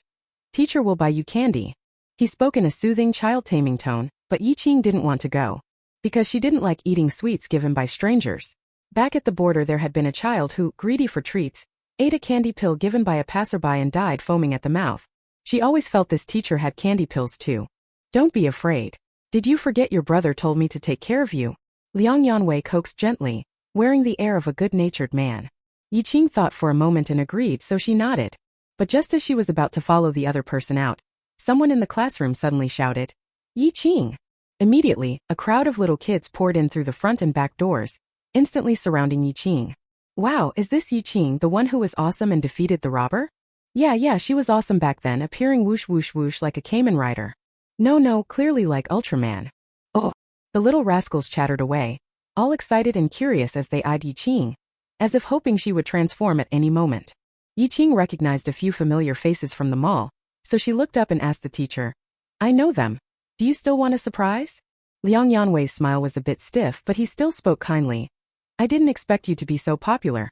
Since that's the case, you can go in with your classmates." By the time he had carefully finished dressing and arrived at the classroom on time, ready to receive the admiring and envious worship of her classmates, she found everyone gathered around a single desk. And the person sitting behind that desk was Qing. And come over here. Qing is so funny. She's never even seen Ultraman. She hasn't even played with Barbie dolls yet? That's ridiculous. I bet she's never collected Kuromi cards. Everyone called Anha over to join the discussion. But Anha scowled, sat back in her seat and said sharply, "She's from the countryside, so she obviously doesn't know anything and has played everything before. How tacky. I can't hang out with her at all." If it were any other time, the kids would definitely dislike the country child, thinking she was rustic and dirty, and might even take the opportunity to mock her for fun. But when those words came out today, they were met with unanimous opposition from the other kids. Not at all. Qing may never have played Ultraman, but like Ultraman she can save a lot of people. I also think it's fine not to play with Barbie dolls. After all, dolls can't stop bullets. Both the boys and the girls stood up to speak for Qing. And he was so choked up she almost died. So angry she lay face down on her desk during morning self-study and refused to get up. Finally, when class ended, she got up to go to the bathroom. Passing Zhao Manman's desk, she deliberately knocked her pencil case to the floor, stamped on it a few times with her foot, then walked off to vent. Qing was sitting in the back row and saw Zhao Manman crouch down to pick up her pens. The classmates around them laughed and horseplayed. Not a single person went to help her, and some who passed by even stomped on it a few more times. Zhao Manman was like a mute, remaining silent the whole time. Qing found her a little strange, though couldn't say why, and didn't go over to help. After all, picking up a pen was a small matter and not life-threatening. She could do it herself. On the first day of school, encountering elementary lessons, Qing studied very diligently and quickly. When the teacher explained a chapter she watched slowly at first, But after roughly adapting to the pace, she could finish reading the entire book in the remaining half of the class. In one class, she even saw familiar characters and realized they were English. It was the language used on the Friendly Exchange website last time. To avoid misusing words next time, she carefully studied the letters and memorized all the words in a single lesson. Her brain had been working hard all morning. Before school was out, her stomach was already growling. My deskmate was a little chubby kid who hid lots of snacks in his desk, but he was very protective of them and always ate secretly, afraid Qing would ask him for any. If others didn't want to share, Qing wouldn't shamelessly ask either. She just smelled the aroma of the chips and felt her stomach grow hungrier and hungrier. Suddenly the desk was bumped. A small hand pinched a piece of chocolate and, hiding it behind his back, secretly placed it on her desk. Qing raised his eyes, staring at Zhao Manman ahead with two little braids, and at her hand, which she quickly withdrew. After a long moment she took the chocolate, unwrapped it and put it into her mouth. The rich sweet taste instantly filled her entire mouth, and her stomach stopped rumbling. She wiggled her two short legs and found Zhao Manman's little braids suddenly looked adorable. Ring! It was a relief when school finally ended, and the students swarmed out of the classroom in groups. Qing, come on, let's go to the cafeteria together. A classmate came over to invite Qing. Qing nodded, and just as she started to leave with them, she turned and saw Zhao Manman still sitting in her seat, motionless. She opened her mouth to ask if the other girl was coming to eat, but a little boy grabbed her hand and pulled her back. Don't be friends with Zhao Manman. No one wants to get close to that weirdo. Anyway, she'll be going to the teacher's office again in a bit. Qing turned his head to look at the little boy and asked, what's strange about her? Why call her a weirdo? Perhaps because her gaze was too earnest and innocent, the little boy was momentarily at a loss for words. As it happened, and he walked over with a few girls, snorted when she heard it and said with self-righteousness, she's not a weirdo, but she's definitely a nasty tattletale. She clings to teacher Liang after school to get him to tutor her, and she talks bad about us. One moment weirdo, the next nasty. Qing frowned slightly, her particularly dark eyes falling on he, and asked seriously, did you see it with your own eyes? Of course, and he hadn't, and it was all just hearsay, but that didn't stop her from joining everyone in rejecting Zhao Manman. Anyway, whoever hangs out with her is a nasty one. If you go to the office, you are too. Chapter 23. The teacher should wash his hands. After saying that, and he stomped away in a huff. A few boys who still wanted to introduce Ultraman to Qing tried to pull her along, but after tugging her arm a few times they found she was standing there completely motionless. Teacher's office. She suddenly spoke up and asked, where is it? At lunchtime the teaching building quickly grew quiet. Only a few stragglers walked more slowly, but they were all heading for the stairs. The office was in the middle of the corridor. When Qing saw the nameplate she noticed it was very quiet inside. Not like anyone was there. Looking up at the window, the curtains were drawn. But Zhao Manman had clearly been coming this way. She instinctively didn't knock, but dragged a stool from the next classroom, stood on it under the window, and peered in through a slit in the curtain. The dim interior cast a human silhouette. Qing recognized at a glance that tall figure as Liang Yanwei. The suit he'd worn in the morning was off, and his white shirt was smeared with chalk dust. Now he had unbuttoned his white shirt as well. She thought he wanted to change out of dirty clothes, but when her gaze shifted to Zhao Manman standing in front of the desk, she felt a bit uneasy. In her memory, only the old bachelors in the village would be improperly dressed in front of girls, and they'd be shouted at as perverts by the older women who saw them. And Zhao Manman wasn't the only one in the office. There were several other girls with braids, all keeping their heads down, standing there silently. Qing hesitated for a moment, jumped down from the chair, and walked over to knock on the door. Knock, knock, knock. A sound abruptly echoed down the silent corridor. After a moment the office door was suddenly pulled open, revealing Liang Yanwei's face. Seeing Qing he paused briefly, then quickly put on his signature smile. Student Yi, may I ask what brings you here? Qing noticed the second button of his shirt was fastened wrong, and the hem was tucked in only on one side, so she stepped past him and looked inside. I'm waiting for Zhao Manman. Man. Liang Yanwei was a little surprised, turned to block her view and explained, Man isn't good at her studies and needs extra tutoring, so she can't leave school with you. If you're hungry, go eat first, okay? After speaking, he reached out to pat Qing's head. Qing wrinkled her nose and dodged instantly, saying bluntly, Teacher, you should go wash your hands. At that, Liang Yanwei stiffened all over. Even his smile looked unnatural, like a cold face wearing a smile as a mask. He looked down at Qing and asked, why? Qing thought for a moment, couldn't say clearly. She was simply very sensitive to smells and could only say vaguely, it smells bad. Oh. Liang Yanwei's smile was about to break. Not wanting to waste more time, he could only say perfunctorily, Then the teacher can go wash up now, you go eat first? As soon as he finished speaking, he stepped past Qing and walked toward the restroom, not bothering at all to close the door. After all, elementary students generally fear entering the teacher's office, and those few inside wouldn't dare to run around without his orders. But no matter how much he calculated, he never expected that Qing was not an ordinary child. Seeing Liang Yanwei turn into the restroom, she went into the office the next moment, came up to Zhao Manman and asked, "Are you really tutoring, not tattling?" Zhao Manman said nothing in response, only shaking her head. Qing noticed her body trembling slightly and asked curiously, "Are you scared? What's here? What's there to be afraid of in the office?" But Zhao Manman, like the other girls, was mute. No matter how much she was asked, she wouldn't speak. Qing frowned, looked around, and only saw a single phone on the desk. The atmosphere felt strange and oppressive. Not wanting Liang Yanwei to come back later and detain them, she grabbed Zhao Manman's hand and turned to leave. "Ah!" Zhao Manman gave a small cry of surprise. She hadn't expected Qing to be so strong. In just a few seconds she was dragged to the office door. Not hearing footsteps behind her, Qing turned back again and shouted to the group of girls inside, "If you don't leave, I'll tell everyone you're tattling, and they'll all dislike you." Children at that age fear being isolated above all, especially since they were already introverted and struggled to fit in, so at his words they were all frightened and bolted out clutching their backpacks. By the time Liang Yanwei finally finished washing his hands and returned, he found the office completely empty. How dare they run? He agitatedly grabbed a handful of hair, gritted his teeth, and stared at the ruler and steel ball on the desk, things he'd taken great trouble to prepare. Just then, a teacher who had run back with a stomachache happened upon him still there and noticing expressed concern. "Teacher Liang is tutoring students again, what a warm heart." Liang Yanwei discreetly swept the items on the table down to the lower shelf and walked over to help with a smile. "They're the flowers of the motherland. Everyone I can help is worth helping." After that teacher took 2 pills, he clicked his tongue in admiration and said to him, "It's rare to see someone with such professional ethics these days. I'm about to have a meal with the principal. Come along, show your face a bit and it'll help your evaluation." Hearing it was a good opportunity, Liang Yanwei happily agreed. Just as he turned to gather his things, the teacher hurriedly pulled him along. "Quick, quick, don't keep the principal waiting." On the other side, Qing had just brought Zhao Manman downstairs when her hand was shaken off. "No, I can't run away, the teacher will be angry." She kept her head down and kept shedding tears, looking extremely frightened. Qing didn't quite understand, but seeing her crying non-stop and obviously unable to go eat, he had no choice but to stand by the roadside and call Wei Jun. Half an hour later, Wei Jun hurried over and found 2 children under a big tree beside the school path. Qing was sitting on a bench, and Zhao Manman was sleeping with her head on her lap.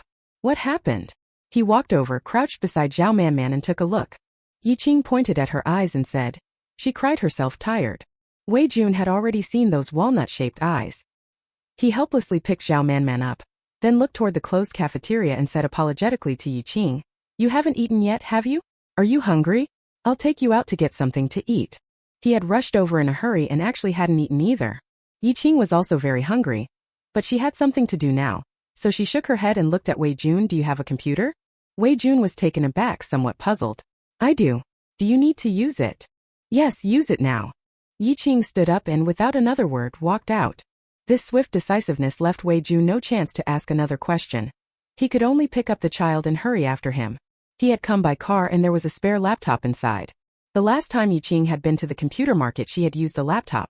She immediately pressed the power button, then casually grabbed the charging data cable he had been using, and finally took a phone out of her pocket and connected it. Wei Jun had just settled Zhao Manman and turning back at the scene, couldn't help but ask, "Whose phone is this?" Qing didn't even look up and said, "The teacher's." Chapter 24. Taking down the card and playing basketball. Luckily Wei Jun hadn't drunk any water, otherwise he would have sprayed the car window on the spot. He twitched at the corner of his mouth and asked, "You? What are you going to do with the teacher's phone?" He almost used the word steal. Because it's strange. Qing didn't notice his awkward expression. She was quickly connecting to the data while figuring out how to crack the password, and explained, "By the way, a police officer once said that bad people usually hide secrets in their phones so they can look at them anytime and feel more at ease." Hearing her description, Wei Jun frowned, starting to grasp the meaning. "Do you think that teacher Liang is a bad person?" "I don't know." Qing shook her little head, but her hands never paused. In her view, doubts must be verified. Whether someone is a villain will become clear once she finds the evidence. If it were before, Wei Jun would have thought such predetermined murderer speculation absurd, like falsely accusing someone out of thin air. But Yi Qing had not only saved him, she had repeatedly proven her abilities. Wei Jun now, like in Shiyang, had a blind trust in her. So he didn't bring up returning the phone. Instead he asked with concern, "Can you unlock it? If not, find in Shiyang." Before he finished speaking, he saw the computer screen filled with dense programming code and opened his mouth in surprise. If he had known that the person who caused the Hacker Alliance battle a few days ago and gifted Lao Mi the flowers blooming and prosperity was Yi Qing, his eyeballs would probably have dropped out. 3 seconds later there was a soft ding. The phone unlocked automatically and the screen lit up. Yi Qing had only recently started using a smartphone and wasn't very skilled with it. When she opened it she accidentally touched the camera. She was momentarily startled when her face appeared on the screen. Wei Jun leaned closer, just smiling and about to teach her how to use it when his peripheral vision suddenly caught sight of a thumbnail photo in the lower left corner.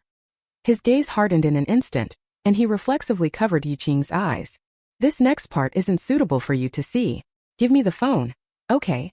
His voice was low and cold like a block of ice. Yi Qing rarely saw him this angry. She hesitated for 2 seconds, then nodded and handed the phone to him. Ultimately this was all for Zhao Manman. It made sense for Wei Jun to handle it. For the next 10 or so minutes, Wei Jun sat in the driver's seat scrolling through his phone without speaking. After looking it over, he got out of the car alone. When he came back his hand had been scraped and was still bleeding. Yi Qing had seen many people hurt themselves when angry. After hesitating for a moment she said, "Why don't you go hit Teacher Liang instead?" Wei Jun was stunned for a moment at her words, then was amused. He casually wiped his hand with a tissue, reached out to pat her head, and the cold, vicious look in his eyes gradually faded, revealing a hint of his original warmth. "Thank you, Yi Qing, really thank you." He expressed his gratitude solemnly, his manner exceedingly serious and sincere. Yi Qing guessed that Zhao Manman might have experienced something bad. She looked down at her sleeping soundly and asked softly, "So this afternoon she won't be going to school?" "No." Wei Jun's face showed a trace of bitterness. "I have to take her to the hospital." Yi Qing nodded and didn't ask further. Just before getting off, Wei Jun still wasn't reassured and said to her, "Why don't you skip school today? Wait a couple of days until I take care of things, then you can go." Yi Qing turned to him, remembered something and shook her head, refusing. "We have PE this afternoon. The teacher said there will be a test." Wei Jun felt a bit helpless, wanting to say that elementary school tests are optional, and besides, with Yi Qing's physical condition it would be good enough if she didn't break any records. But the next second, he heard her childish voice say calmly, "Also, even though Zhao Manman isn't here, if Teacher Liang is a bad person, the other students will be in danger too." Wei Jun was taken aback. Looking at the small child by the car, not yet as tall as the car door, he was touched by the determination on her face, and the darkness in his heart slowly dissipated. All those thoughts of disposing of the scum privately, of making them no longer able to live in this world, were suppressed by Yi Qing's clear gaze. In the end he sighed softly and said, "All right, but you must be careful. I will arrange things as soon as possible to send help. If you encounter danger, don't act impulsively." Yi Qing nodded, knowing he was concerned for her. The lunch break passed quickly, and the students gradually returned to the classroom. Zhao Manman's absence and leave didn't attract anyone's attention. Only Yi Qing kept staring at her seat until PE class went outside with everyone else. The start of term running test was 400 meters, which for kids that age was already a hellish ordeal. Most students were gasping for breath when they finished. A few even couldn't catch their breath and had to be helped to the side to rest. Yi Qing, however, felt nothing. He hadn't even broken a sweat, as if he'd only just warmed up. "All right, the rest of the time is free activity. Find somewhere to rest," the PE teacher said, blowing his whistle to dismiss them since no one could exercise anymore. A few kids came over and invited Yi Qing to play under the shade of the trees. "We're playing card unwrapping. We brought a lot so you can join us." "Card unwrapping?" Yi Qing watched them mysteriously pull out many exquisitely packaged bags from their pockets, not understanding what was fun about it, but she still replied earnestly, "I'll play with you next time when I have some." These must have all been bought with money. She couldn't mooch off others. Next time when she has some too, it will be fairer to play together. The kids looked a bit disappointed at this. At that moment, cries came from under another tree. It turned out and he was opening cards. "My goodness, these are all rare cards and you're amazing." Amid the crowd's praise and he lifted her small face and taunted Yi Qing. "If you play with her I won't show you the cards. Pick for yourselves." The elementary school kids addicted to the card unpacking game immediately felt greatly threatened. After hesitating for a few seconds, several friends gave up on Yi Qing and ran like the wind over to Yi Qing actually breathed a sigh of relief, because she was more interested in basketball than in cards. There used to be a basketball in the village, brought by Chubby's parents from the city. When they had free time they would all play on the open ground, but they never allowed her to touch it. Yiqing walked to the basketball hoop, picked one up from inside, and realized the ball had that strange texture, both rough and soft. The PE teacher resting nearby smiled and said, "What's up? Do you want to learn to play basketball? If you want, I can teach you how to shoot. Playing basketball can also help you grow taller." The last sentence made Yiqing's eyes light up. She stared at the nearly 1.9-meter tall teacher and asked earnestly, "If I learn, will I be as tall as you?" The PE teacher was momentarily taken aback, then burst into laughter, finding the child amusing. "Although it's unlikely you'll grow up exactly like me, you'll definitely catch up to some of your classmates." Chapter 25: The Shady Grove. So in the middle of the afternoon, while the other students hid from the sun to play games, only Yiqing, unafraid of the heat, hugged the ball and practiced shooting by herself. At first she even tossed the ball crookedly. Because of her short arms and legs, it was hard to control the big basketball. From time to time students saw her clumsy posture and laughed, or pointed and mocked her for being too clumsy. And he also saw her running around like a madwoman and pouting hummed, "Fine, she looks so pitiful. If she also wants to join our game, let her come over." She magnanimously decided that, since the money in Yiqing's future card would belong to her anyway, being a little nicer to Yiqing wouldn't hurt. But Yiqing had no intention of giving up basketball. If a shot missed, she would try again. If she didn't understand something, she would mull over the teacher's explanation, analyze the reasons and make adjustments. By the time a group of students under the shade had grown dazed from checking cards, they suddenly looked up and saw a basketball land with a thud outside the three-point line, hitting the rim dead center. Did it go in? The teammates thought they'd miss scene. But immediately they saw Yiqing bend down and pick up another ball, stand at the three-point line, and with a casual throw sink it perfectly. The PE teacher, who had been indifferent before, now stood beside her to help collect balls, looking at her as if she were a precious child, nodding constantly as he watched. "Not bad. You'll definitely be a great fit for sports. I saw you running just now and you looked very relaxed. How about I do a 100-meter test for you later and record it?" However, this time Yiqing didn't agree because, "I want to grow taller." The PE teacher, hearing this, rubbed his nose, too embarrassed to admit that his earlier comment had been offhand, that playing basketball wouldn't necessarily make someone taller. Later, more and more classmates gathered to watch. Every time Yiqing made a basket it drew rounds of cheers, even more enthusiastic than watching a card trick. Amazing. It's not just three-pointers. Even his three-step layups have a 100% success rate. I told you Yiqing is the strongest. No wonder she doesn't like breaking cards. She's even stronger than rare cards. Children are much more straightforward than adults. In an instant the cards under the tree were tossed to the ground, and they all rushed off to cheer for Yiqing like a cheerleading squad. Having finally brought cards and hoping to show off, and he was once again outdone and was so angry she picked several blades of grass. But the weather was too hot and the PE teacher, worried Yiqing might get heatstroke, didn't dare let her practice too long. With 10 minutes left before class ended, he took away the basketball. Yiqing was sweating, a little thirsty, so she ran to the outdoor sink to wipe her face, then went to the nearby water dispenser to fill a cup. Halfway through drinking, she suddenly saw a familiar figure walk out of the teaching building. It was Liang Yanwei. A few schoolgirls were trailing behind him. Yiqing recognized at a glance the students who attended the extra tutoring. Remembering Wei Jun's angry look after checking his phone, she immediately put down the paper cup and secretly followed them. Liang Yanwei took people to a small grove behind the teaching building. It was summer, the trees lush and leafy. You had to come close to notice their figures, and then you could see Liang Yanwei using a ruler to fiddle with the girls' skirts. This action made her frown immediately. She felt very uncomfortable. Even though she had never attended school, she knew that when girls grow up their bodies are very private and sensitive, and should not be touched casually. "Speak up. If you confess honestly I'll let you go. Otherwise we'll have to play here for a while." Liang Yanwei's gentle voice turned low. Even his laugh rasped like sand and sounded harsh. As the disciplinary ruler swept slowly over the girl's knees, his voice whispered, "Who took my phone?" So it turned out he had found his phone missing and assumed they had stolen it. Yiqing hadn't anticipated that. She felt some regret. She wanted to step forward and admit she had taken it, but then remembered Wei Jun's warning not to act impulsively. Although Liang Yanwei didn't seem like a very formidable figure, she still held herself back for the moment. As the questioning went on, the girls began to sob quietly, but their crying not only failed to arouse Liang Yanwei's pity, it only further aroused his interest. "Cry, cry, be more pitiful, yes, just like that, it's truly beautiful." He seemed possessed, pacing around the girls with a wide grin suddenly appearing on his face, then issued the command, "Now, take them off." Yiqing frowned, at first not reacting, until she saw one girl pull down her little skirt. In that moment she finally understood what Liang Yanwei was doing. Blood and qi surged up in her head in an instant. She remembered that one year a new teacher had come to the village. She was a very pretty older sister who had come to see her several times, trying to get her to go to school, even braiding her a pretty garland. The older sister said, "Only knowledge can change fate. I went to school and learned the benefits of learning, so I came here hoping to bring knowledge to you as well. Yi Qing, these people here won't always be so bad. You must believe that knowledge can change everything." But before the village could get better, the older sister went mad. I heard she was bullied in the cornfield, and later Yi Qing went to see her, but met villagers coming out in front of her house. Each of them had a look of satisfied smiles on their faces. Clearly they no longer looked fierce, but they made her feel sick. And the older sister who had once been beautiful and gentle lay tangled in a pile of torn clothes, never having spoken to her again.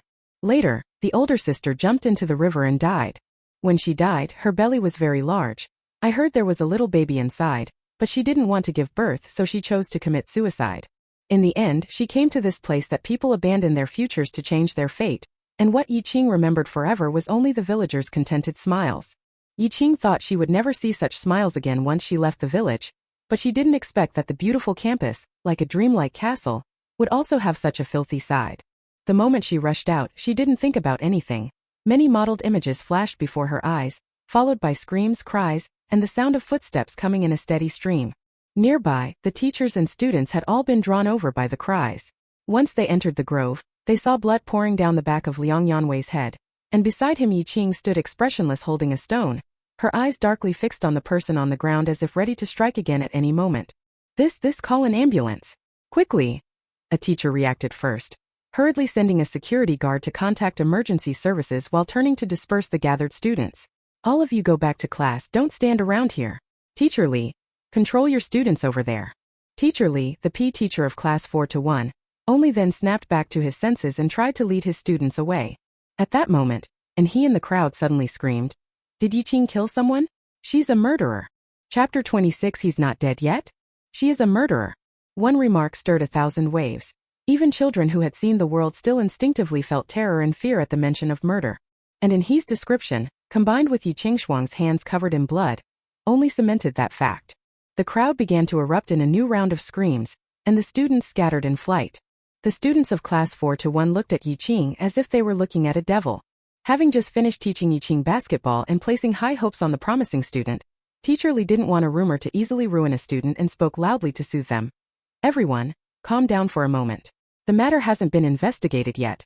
There may be some misunderstanding. Don't jump to conclusions." "I'm not jumping to conclusions."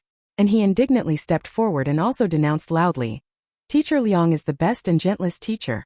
On Yi Qing's first day here he injured him like this. What kind of hatred could there be between them? I think Yi Qing simply has violent tendencies. The earlier incident at the mall was the same. She acted on impulse, a lucky accident. She's deceived everyone." Compared with the head teacher who had taught them for a year, it was obvious that Yi Qing, an outsider, could not win the students' trust. Moreover, for a child of only 10 to act so ruthlessly made even the adults nearby shudder. So the hurriedly arrived director of discipline immediately ordered that no one be allowed near the crime scene, then gathered the teachers to surround Yi Qing, watching her warily. Before long, the sound of an ambulance came from outside the school. When everyone turned back to look, they found that the first to arrive at the scene was, surprisingly, a police officer in uniform. The head of discipline looked a little bewildered. "Did any of you call the police?" The other teachers all shook their heads.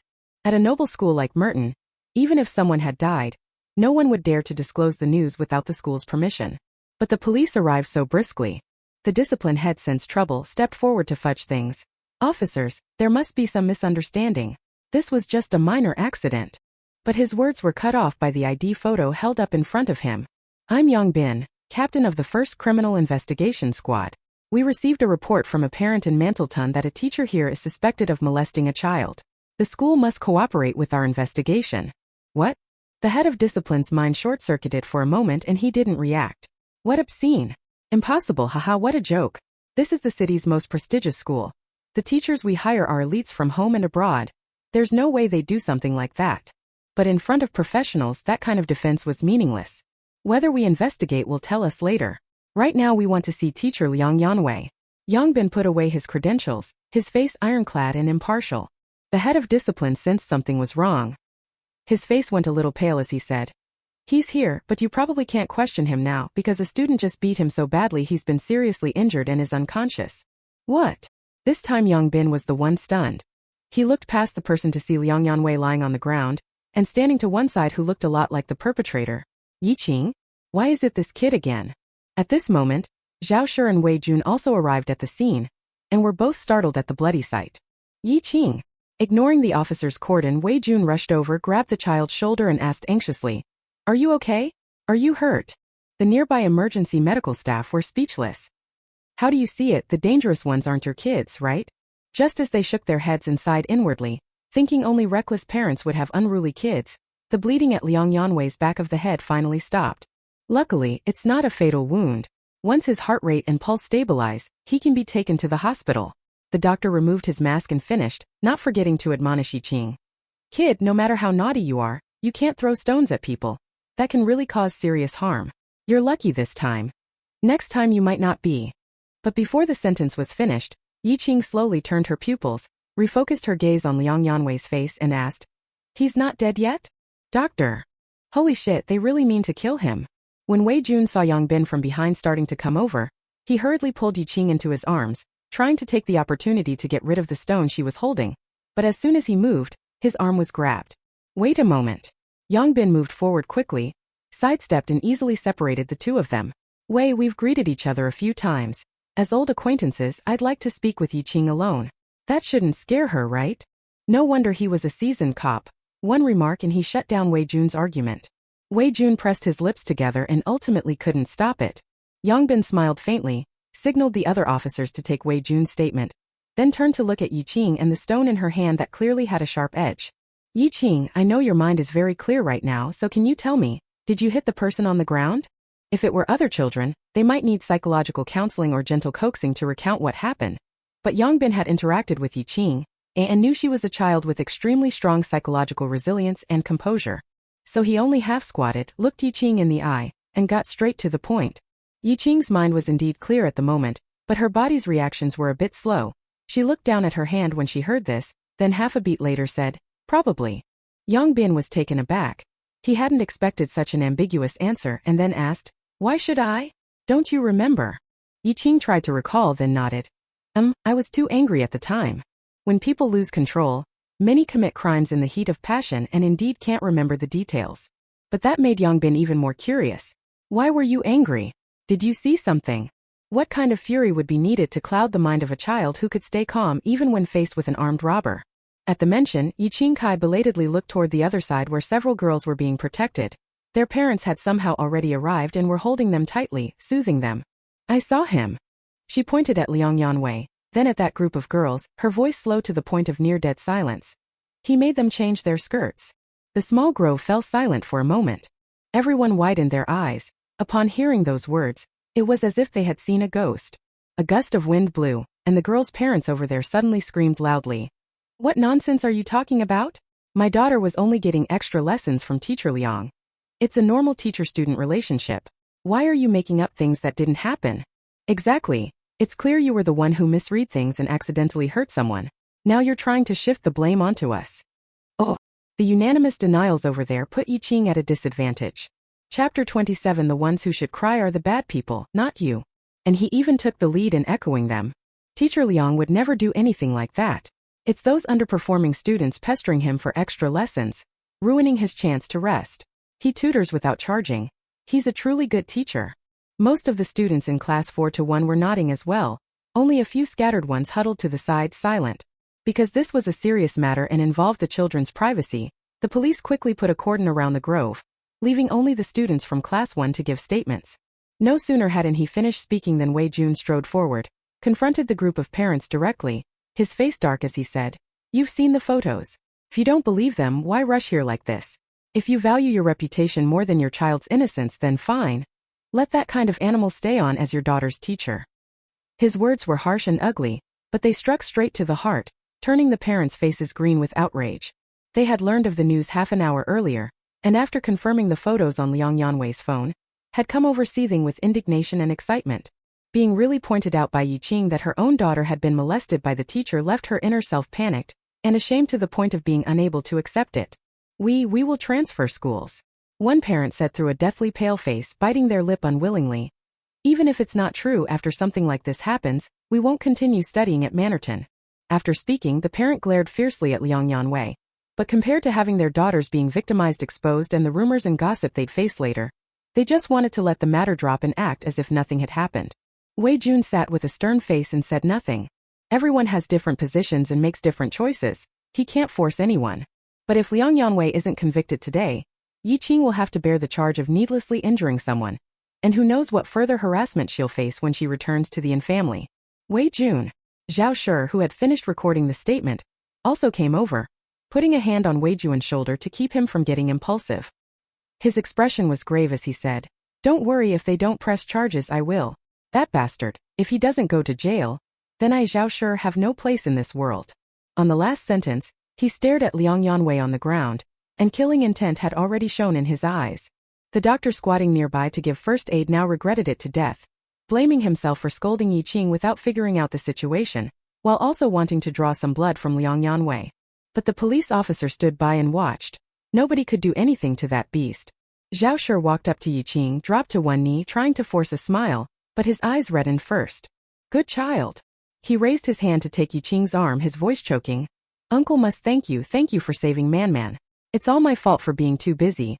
I've always assumed she was shy and that's why she didn't like going to school. If only I'd noticed earlier. If it weren't for Yi Qing, he didn't know how much longer his daughter would have to endure this kind of torment." At the thought of it, he wanted nothing more than to slap himself twice. Yi Qing saw the regret and guilt on his face but couldn't really understand it, so with the clean hand she wiped his tears and, in a childish yet steady voice, said, "The one who did wrong is the bad person. The one who should cry is him, not you." She couldn't understand why the bad person could die without remorse, while the one who was hurt ended up reflecting on himself. Shouldn't the ones who should repent be the bad people? The slightly cool little hand gently wiped at the corners of the eyes. The fingertips weren't soft, but they carried a resolute strength. Zhao Shi stared blankly at the child before him, stunned by her words. After a long while he finally came to, crying and laughing as he happily patted her head and said, "Wei Jun really has made a very good little friend. Uncle will bring Man over later too, so she can see that those who have done nothing wrong don't need to hide." Yi Qing nodded, feeling that this line of thinking was correct. Soon, the investigating officers found the tools used in the crime in the teacher's office and in Liang Yanwei's dormitory. Most of the props matched exactly what was in the photos. Once they took them back and detected the related DNA, Liang Yanwei's guilt would be completely established. "Anyway, if you're collecting DNA, you're sending your kid, we refuse to go." When the parents on the other side heard about the tests, they immediately shielded their child tightly and didn't want to come forward. Zhao Shi walked over with Zhao Man and happened to stand beside Liang Yanwei. The doctor didn't suggest sending him to the hospital for treatment. He only promised for the time being that Liang wouldn't stop breathing. At first Zhao Man was still very frightened, hiding behind her father and not daring to come out. Later, when she saw Liang Yanwei with his eyes closed and motionless, she slowly peered out, looking at everything before her with a mix of fear and curiosity. Zhao Shi stroked his daughter's head, forcing back his pain as he said, Man, look, Yi Qing knocked the bad guy down. She even saved you at noon, didn't she?" Zhao Man looked toward Yi Qing beside her, saw the bloodstains on her, and timidly nodded. Zhao Shi encouraged her again. "See, Yi Qing is even smaller than you. Yet she could take the bad guy down. Actually, he's not that scary. He came from the countryside and, unlike people from high society, didn't care about face or status. When his own daughter suffered such a filthy thing, his greatest fear was that she would be psychologically scarred and unable to face the future." Yi Qing looked at the reddening corner of Zhao Shi's eye and the hand trembling slightly above Zhao Man's head, thought for a moment, then took the initiative to walk over, handed the stone in his hand to Zhao Man and said, "I hit him with this just once. If I had hit him a few more times, he'd be dead." Yang Bin beside them. How could he even be proud about that? Zhao Man was a little scared at first, but thinking of the pain she had suffered in the office, she slowly reached out and picked up the stone. The stone was still warm, a small piece that fit in the palm, as if she had grasped a weapon to protect herself. Biting her lip, her formerly bloodless face flushed gradually. Tears fell uncontrollably, and in the end she lost control, rushed forward and fiercely hurled the stone at Liang Yanwei. "Ah! Get away! Get away! Don't touch me!" The child's sharp cries and shouting, an emotional outpouring, exploded completely. All that dim oppression and despair that couldn't be told to anyone, all the misunderstood grievances in front of others were released in that moment. Whether it was attracted by her crying or not, The children who had originally been hiding also began to struggle forward, picking up stones from the ground and throwing them at Liang Yanwei. Doctors and nurses hurriedly moved him aside, barely protecting his injured head, and ignored everything else. Such a scoundrel, any parent would wish him 1,000 deaths. And those parents, seeing their own children's intense anger and pain, couldn't help but shed tears. After Zhao Manman had finished venting, Zhao Shi stepped forward and hugged her, praising, "You are a brave child, Manman. You must remember that when something like this happens, it's not your fault. The fault lies with the person who did the bad thing. So after the bad people are punished, we must also courageously start again, okay?" Chapter 28 Godfather. The victims are always innocent. They cannot remain stuck forever because of the wrongs done by bad people. Zhao Manman lay in her father's arms. After crying, the swelling in her eyes gradually cleared and a light returned. She nodded slightly and in a small voice spoke her wish. "From now on, I want to go to school with Yi Qing." Zhao Shi smiled, tears in his eyes as he looked at Yi Qing, feeling immensely grateful to her. 12,000-fold, and even more thankful that buying an apartment had led him to meet this miraculous child. Not only did she save Zhao Manman, she also spoke a word that woke him up, helping the father and daughter emerge from the gloom in their hearts. Later Liang Yanwei was taken away by ambulance. Barring the unexpected, he's not going to avoid a decade-plus stretch in prison. The parents who had refused to cooperate changed their tune after seeing their children's reactions, and agreed to provide samples and even testify in court. As for Yi Qing's assault, although his actions were excessive, given his young age it was directly classified as an act of righteous bravery. Although your intentions were good, you were still facing adults. If you run into trouble in the future, you should go find the police, understand? Yang Bin offered a token lecture and let it go. Anyway, he thought Yi Qing wouldn't listen. This kid was particularly headstrong and opinionated, had her own set of established principles, and wouldn't change easily. And when it came to how dangerous she was much more so than Liang Yanwei. Fortunately, she didn't have a lethal weapon in her hand at the time, otherwise Liang Yanwei certainly wouldn't have suffered only such minor injuries. After the police and ambulance cleared the campus, the students of class 4-1 were also led out of the grove by their teacher. On the way back to the classroom, not a single student spoke. The one hit hardest was He. After returning to her seat, she still couldn't make sense of it, constantly muttering to herself, "No, Teacher Liang isn't that kind of person. He's so handsome, his voice so gentle, just like a prince in a TV drama. How could he have done that to Zhao Manman? Zhao Manman isn't even pretty." Enough. A boy at the neighboring desk couldn't stand it any longer. He stood up and shouted, "Just because someone is good-looking doesn't mean they're not a pervert. If he hadn't committed a crime, why would the police arrest him? Are you watching so many dramas your brain is broken?" And he choked on her words, her face flushing pale then dark, and she protested defiantly, "You just want to defend Yi Qing. The matter hasn't even been properly investigated. What gives you the right to call Teacher Liang a bad person?"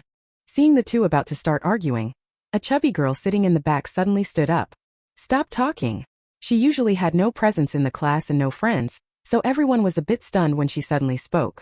But under the attention of her classmates, she still nervously clutched the edge of her shirt and said in a trembling voice, "Last semester, Teacher Liang also approached me. He said I'm fat and no one wanted to play with me. No matter how good my grades were, it would be useless, but he had a way to make everyone like me as long as I obeyed. I was very afraid because his hand tried to go inside my clothes." As she reached the end, she burst into tears, her voice full of grievance and self-blame. When they were in the woods, she couldn't summon the courage to speak up. She couldn't stand up like Yi Qing to protect their classmates, but at the very least she could have said a few words for her to prevent others from misunderstanding her. Now that the truth was out, all the boys were cheering for Yi Qing. "I declare that Yi Qing is the hero of our class 4-1, our guardian." The girls who had supported Liang Yanwei were too ashamed to lift their heads, and they felt even more resentment toward He. If it weren't for He constantly praising Liang Yanwei, they wouldn't have swooned and nearly fallen for a pervert. And He is after all the family's eldest miss. How can her taste be so bad? And He, sitting in the front row, heard that remark and her composure collapsed in an instant. She clenched her fist, viciously wrote the two characters Yi Qing in her notebook, and silently resolved that she would become more famous than Yi Qing, more lovable, so lovable that everyone would forget she was an adopted daughter. She didn't go back to class for the last lesson. Wei Jun took her to get new clothes, cleaned the bloodstains, and even went to a restaurant to eat with Zhao Shi and his daughter. Partway through and Shiyang called, and the first thing out of his mouth was, "Guozai," a slang insult. "Wei Jun, you bastard, you actually let my sister go undercover. Don't you know that's dangerous? And you didn't tell me beforehand. Where have you taken her?" Through the receiver, Yi Qing could hear his loud voice. Wei Jun, feeling guilty, didn't retort. After giving the restaurant address, he sighed as he watched Yi Qing bow his head to drink soup. You're really so strong sometimes that I forget you're still a kid. Yi Qing sat on the stool, lifted his eyes slowly to look at him and asked, Are you saying I'm short? For some reason, that sentence hit the funny bone of the other three people at the table. Wei Jun, who rarely laughed so heartily, finally stopped and then spoke again. Heh, sorry, I didn't mean that. I just wanted to remind you that some things really do require relying on adults. Adults. Yi Qing poked the fish in her bowl with a spoon and said softly, But adults, there are times when even they can't protect themselves. Wei Jun couldn't refute that, and thinking of Yi Qing's past life, he realized he had been speaking without understanding. He could only pat her head and say gently, Although I'm not very capable either, if you need help in the future, you can try relying on me. Okay? Me too. Zhao Shi on the opposite side spoke up, smiling at her. Today I'll shamelessly accept you as my goddaughter. From now on I'll treat you the same way I treat Man. As long as it's within my ability, you can come to me for anything. He could tell there was a story behind Yi Qing. The truth behind Jia finding this real daughter again was probably not simple. But toward Yi Qing, his liking and admiration were sincere. If you're willing, just call me Godfather. Sugar Daddy. Yi Qing had no father and no mother. She had been an orphan since birth. She once stared at the city lights imagining what her mom and dad might look like, but she could never form a concrete image. The man sitting across the table now had a plain square face, yet he would stand up when his daughter was bullied and gently stroke her head. She still remembered his hands. Broad, large, and warm. If this is what father wants, she is willing. Godfather. As soon as Yang pushed open the private room door, he heard his child shouting Dad at someone else. In an instant he was completely thrown off. What's going on? Could Yi Qing's identity have been exposed?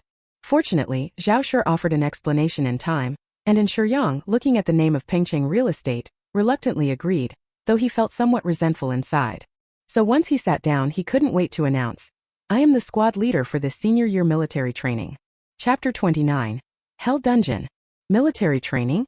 Yi Qing held a dumpling in her mouth, puffed up her cheeks and looked at him, not quite understanding what it was. The exemplary student beside her, Wei Jun, offered an explanation.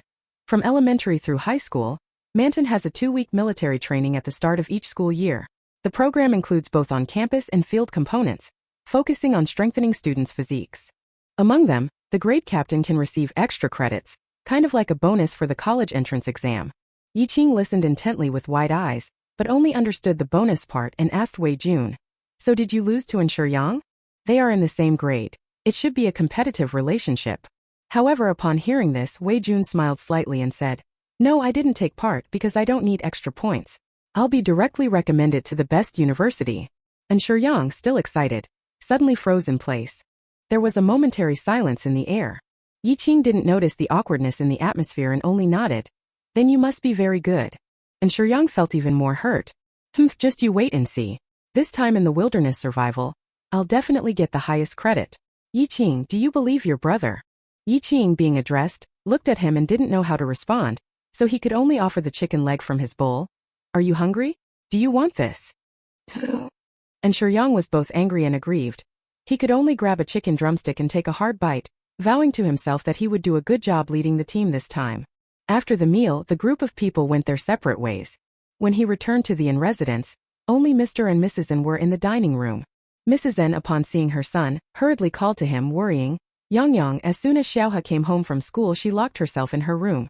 I called her down for dinner, but she said she wasn't hungry. Go upstairs and see what's wrong with your sister. Yang didn't have time for that. Taking Yi Qing by the hand, he headed upstairs, saying, Let her eat if she wants to or not. Besides, I have only one sister, and her name is Yi Qing. You child, how can you speak like that?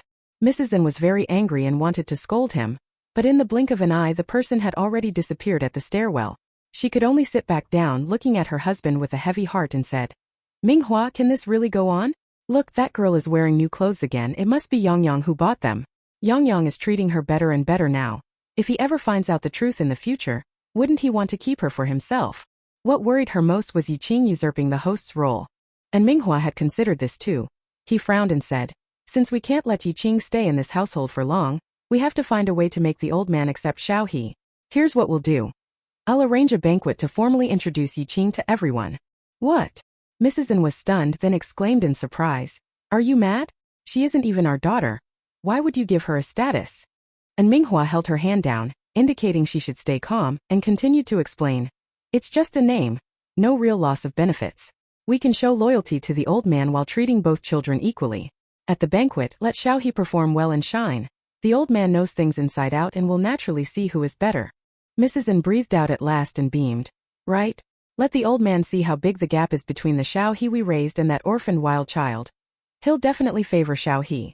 The couple both thought it a good idea, and soon the news spread. As soon as He learned a banquet would be held, she dove into the music room and practiced frantically, determined to play the most beautiful piece at the banquet and amaze everyone. On the contrary, Qing had completely become a tech nerd. Ever since making a name for himself in a battle on the Hacker Alliance forum, Qing had become famous. His anti-tracking app sold over 100 copies, making him a big shot among domestic hackers. As a result, recently Shuyang rode on his sister's coattails to join a hacker esports team, and even dragged Qing along to scout in the game. Game channel. How was it? Wasn't that boss fight awesome just now? Watch my smooth little combo. Qing heard others bragging in his headset and didn't respond. Shuyang had his character lazily lying on the grass, his voice in the headset dripping with boredom. Guys, what's the point of playing like this?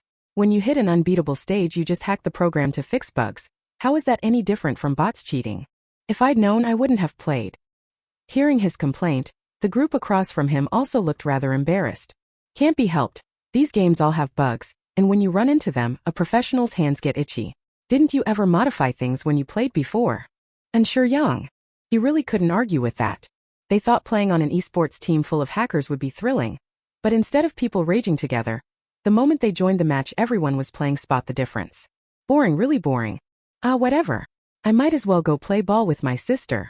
Shuyang rolled over and sat up, about to quit the game and call Qing to go play, when a little girl's clear yet unusually calm voice suddenly came through his headset. All done. Shuyang froze. What's whatever? Bug. Qing pulled them into the game lobby and forcibly started a new round of matches.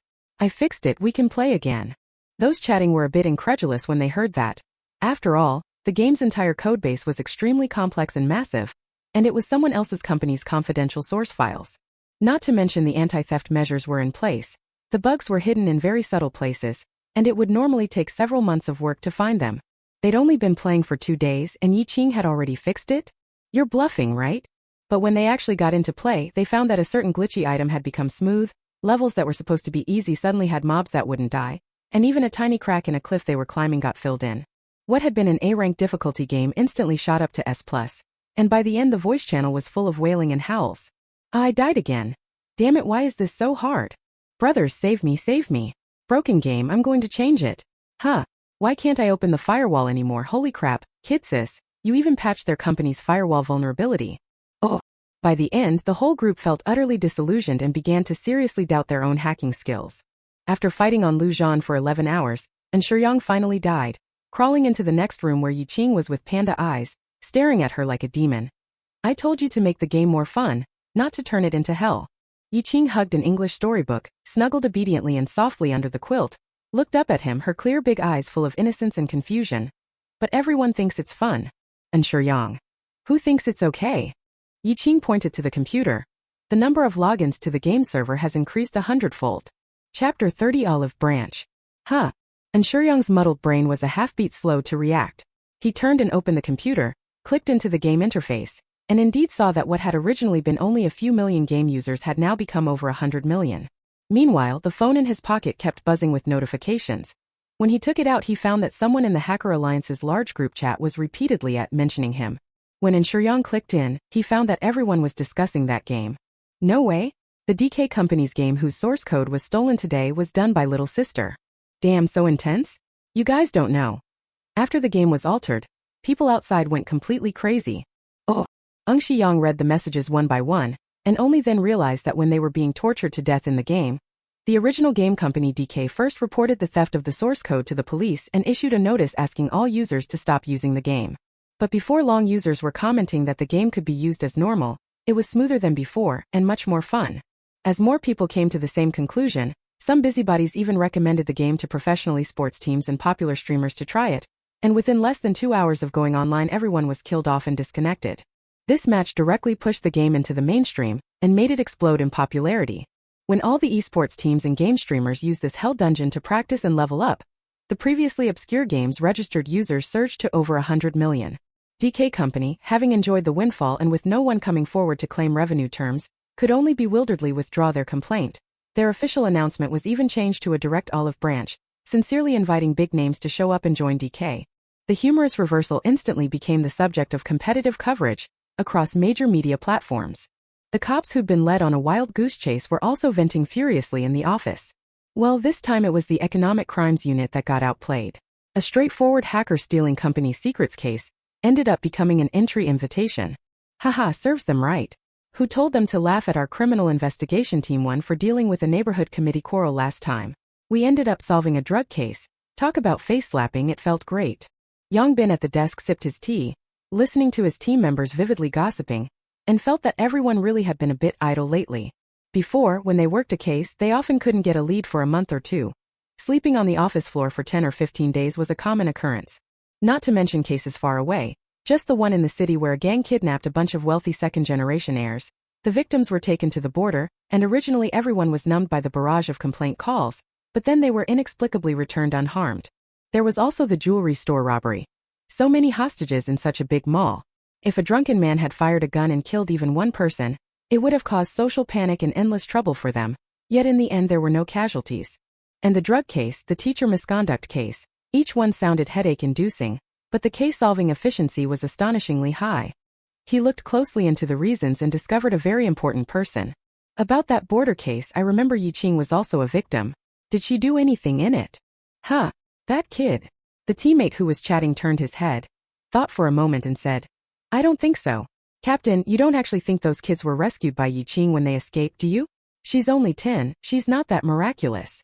Yongbin wanted to say, haven't you seen Qing's wonders in these past 2 weeks? But then he thought maybe he was paying too much attention to that child and falling into a misconception. Anyway, keep an eye on the hackers. I heard they've got a ringleader recently. They might be planning something big. Be prepared. Yes, Captain. At this time, the newly spotlighted Qing still didn't know she was being targeted. The Hacker Alliance Forum even directly appointed her as the tech moderator to guard the forum against intrusions. On her first day in office while building the firewall, Qing actually caught several viruses attempting to attack. After several clashes and counter-tracking, the attackers' IPs turned out to be all overseas.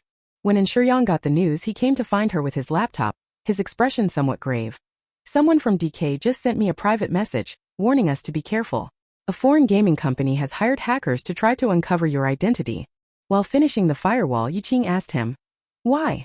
Tisk, commercial warfare these days isn't any less brutal than real weapons. Enshuyang leaned against the doorframe, wearing an inscrutable sister, you're still naive expression. If they dig up your identity, they might try to tempt you with money. Qing finished patching the last bit, looked up blankly at him. How would they tempt me? Of course by offering better pay and benefits, giving you lots of cash, foreign green cards and the like. Enshuyang counted off possibilities on his fingers, but saw that Qing showed no reaction from start to finish. In the end she only said oh to indicate, I wouldn't go. Enshuyang shrugged, thinking that compared to all that, a small cake would be more tempting to Qing. But DK is a big company. The person who messaged me privately was their boss. He said he really wants to meet you. Do you want to reply? When someone sends a message, replying is basic courtesy. Qing didn't refuse. She earnestly wrote back in the private chat. Your other games have a lot of bugs too. I suggest you fix them. Enshuyang, who was standing nearby drinking water, sprayed it all over the pink lace bed sheets. This reply is a little too cutting. And DK is currently one of the top gaming companies in the country, famed for its exquisite visuals and fun-level design, and now it's being lectured by a kid whose feet don't even reach the ground. Well, the visuals are pretty. Fortunately, DK's boss has a good temper. Not only did he not fly into a rage, he exchanged a few back-and-forth remarks with Qing. Enshuyang was busy tidying the soiled quilt.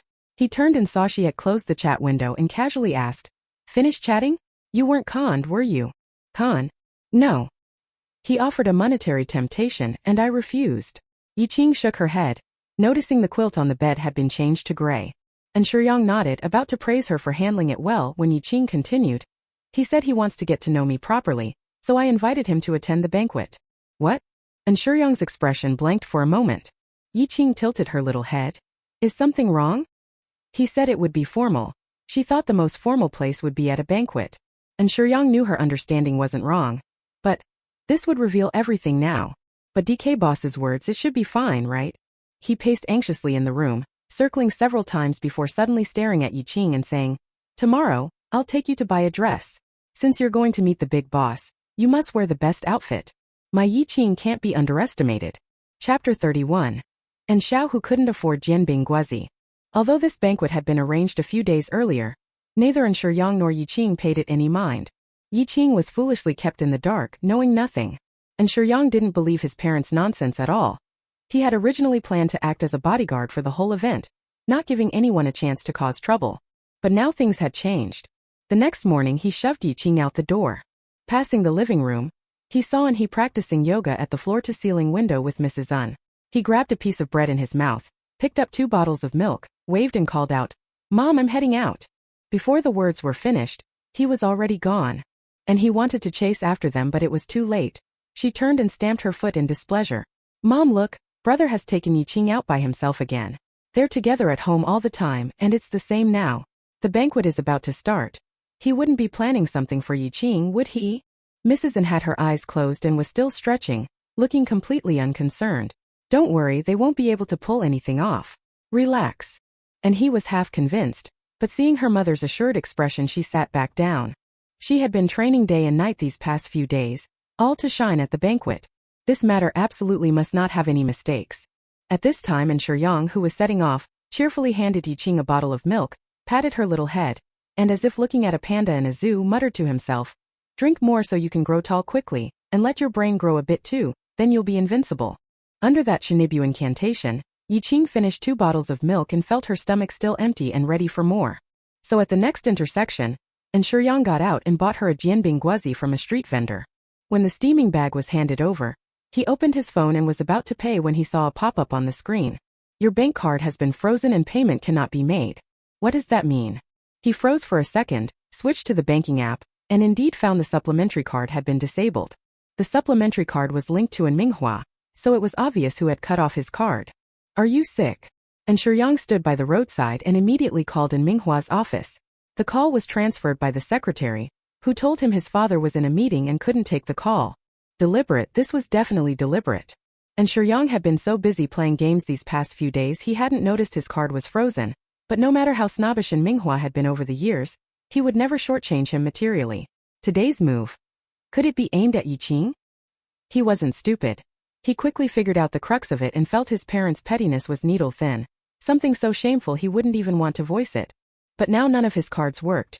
He couldn't even withdraw the money he'd earned writing programs, and when he felt his pockets he couldn't even afford a Jianbing Guozi. Gritting his teeth, he sent a message to his circle of buddies. "I'm broke, who's paying the bill?"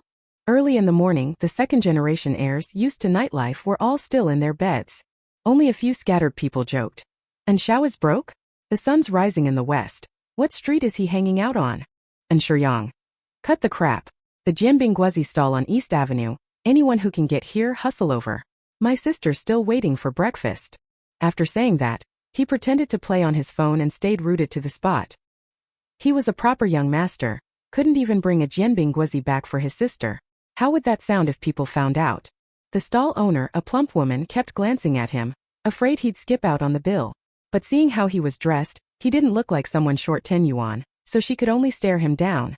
Just as Shiyang felt like he was about to be stared into 2 holes, the roar of engines came from the end of the street, and then a dozen luxury sports cars pulled up along the curb one after another. "Haha, young masterin, we're here." "Young masterin, didn't expect you'd really be here." "Oh."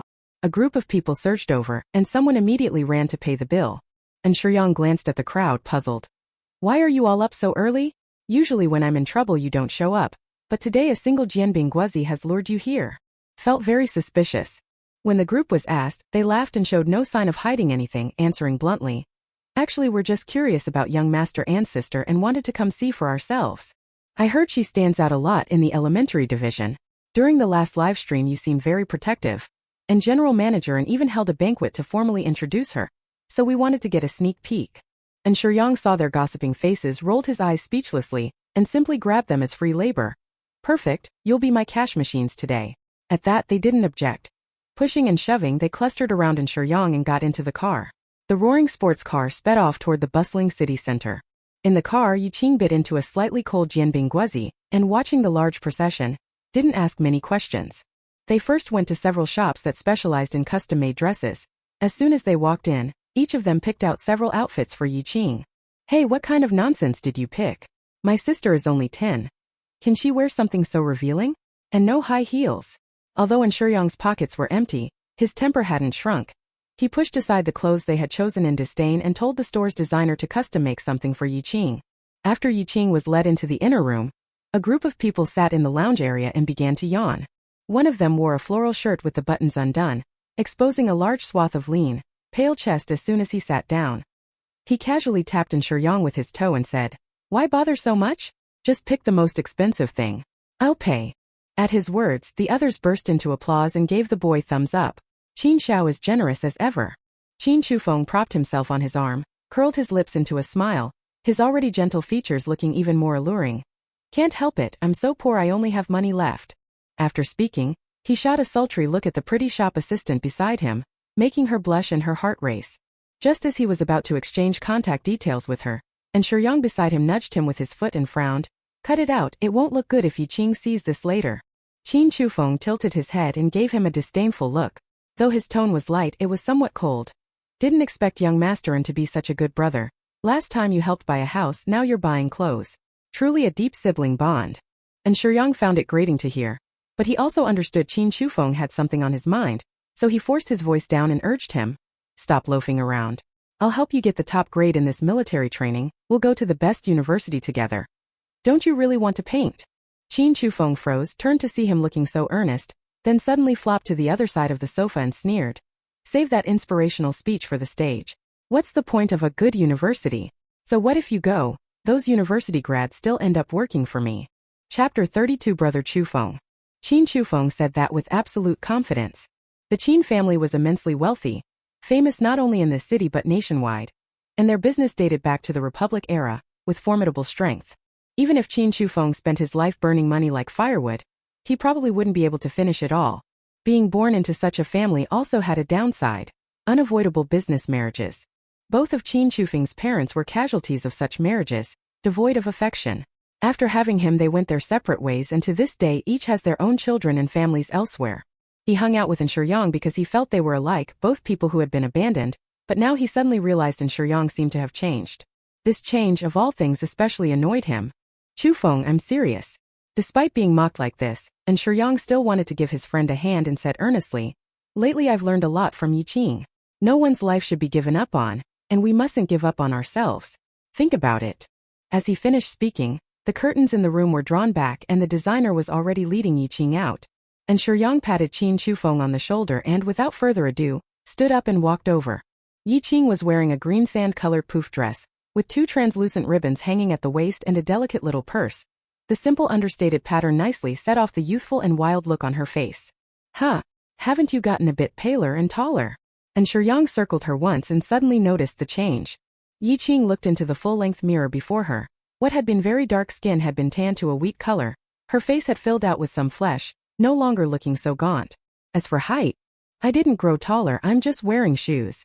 Seeing her honestly shake her head but with resentment in her eyes, Shuryong couldn't help but laugh, reached out to ruffle her hair and comforted her. "You'll grow taller later, don't worry. The adult world has lots of troubles. If you grow up too fast you'll regret it." Hearing this, the group of rich kids who had gathered around teased. "Didn't expect that after just a few days apart, young Masterin has become philosophical, and so good at teaching his sister. For example, take her out with us to play today." Shuryong gave them a disdainful look, sneering, "Go away, don't tell my sister any nonsense." After speaking, he glanced a few times and told the designer, "Let's go with this set." "Okay, do you have a membership?"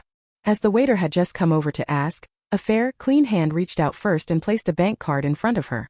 "This set, I'll give it to Xiao's cute little sister." Qin Chufeng didn't care about the price at all, didn't even ask, and as he spoke he lowered his eyes and smiled at Yi Qing. "I wonder if I give you a gift, could I get a big brother in return?" Those words sounded like an equal exchange. "Chufeng." Shuryong frowned, already somewhat displeased. "What's the matter? I want to be like Xiao, to have another little sister to dote on. Is that not allowed?" Qin Chufeng took a slow step forward, refusing to back down, and continued to smile at Yi Qing. "Cute little sister, as long as you call me brother once, I'll buy you anything you want. I'm very rich, much richer than you." Now everyone around could see something was wrong. but no one dared to step forward to stop it. If Yang was merely rebellious, then Qin Chufeng was a complete madman. Once he went berserk, no one could control him. Yang's face went completely cold, and he clenched his fist. Both were privileged scions, born with silver spoons in their mouths. Even with their friendship, the eldest young master could not tolerate such provocation. But just as he was about to throw a punch, a small hand grabbed his. Yi Qing stood by his side, tilting her little face up to look at Qin Chufeng, and called out in a crisp voice, "Brother Chufeng." Qin Chufeng happened to meet her gaze, and when he glanced into those jet-black, unusually calm eyes, he was slightly taken aback.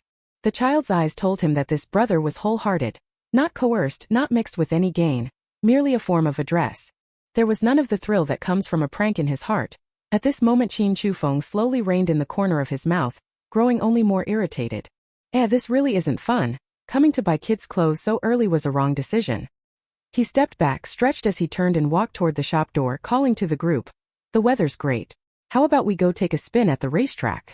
The others, seeing no more commotion, hurriedly followed and agreed. Yeah, and Xiao should come too." "I'm not going." And Yang refused outright, his face cold.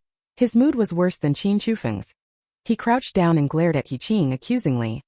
"Why did you call him brother? You never called me that." This time he really couldn't be appeased.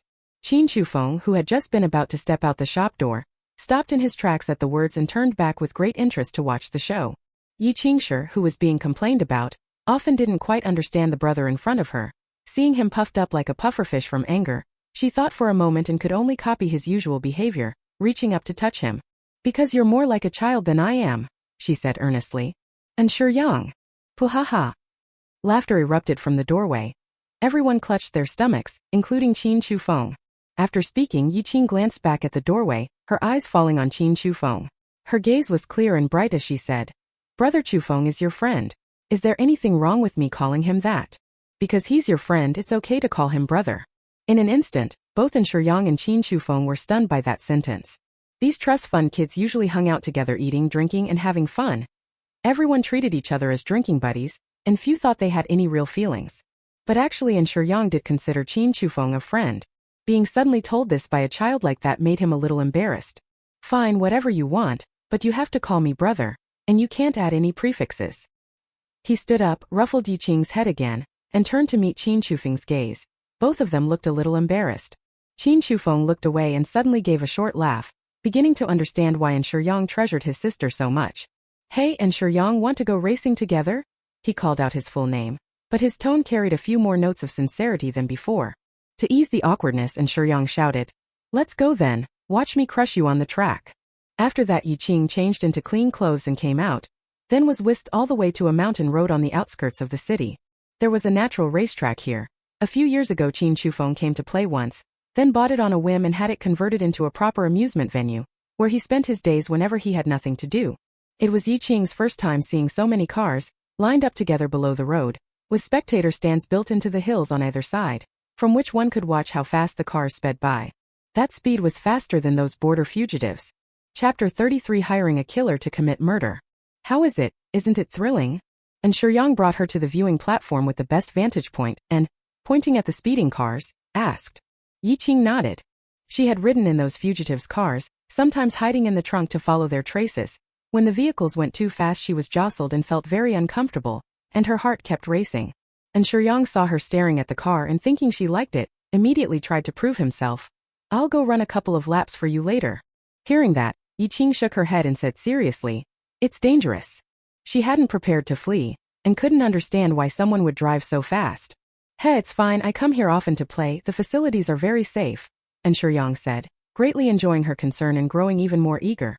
Just now one brother had roused his pride.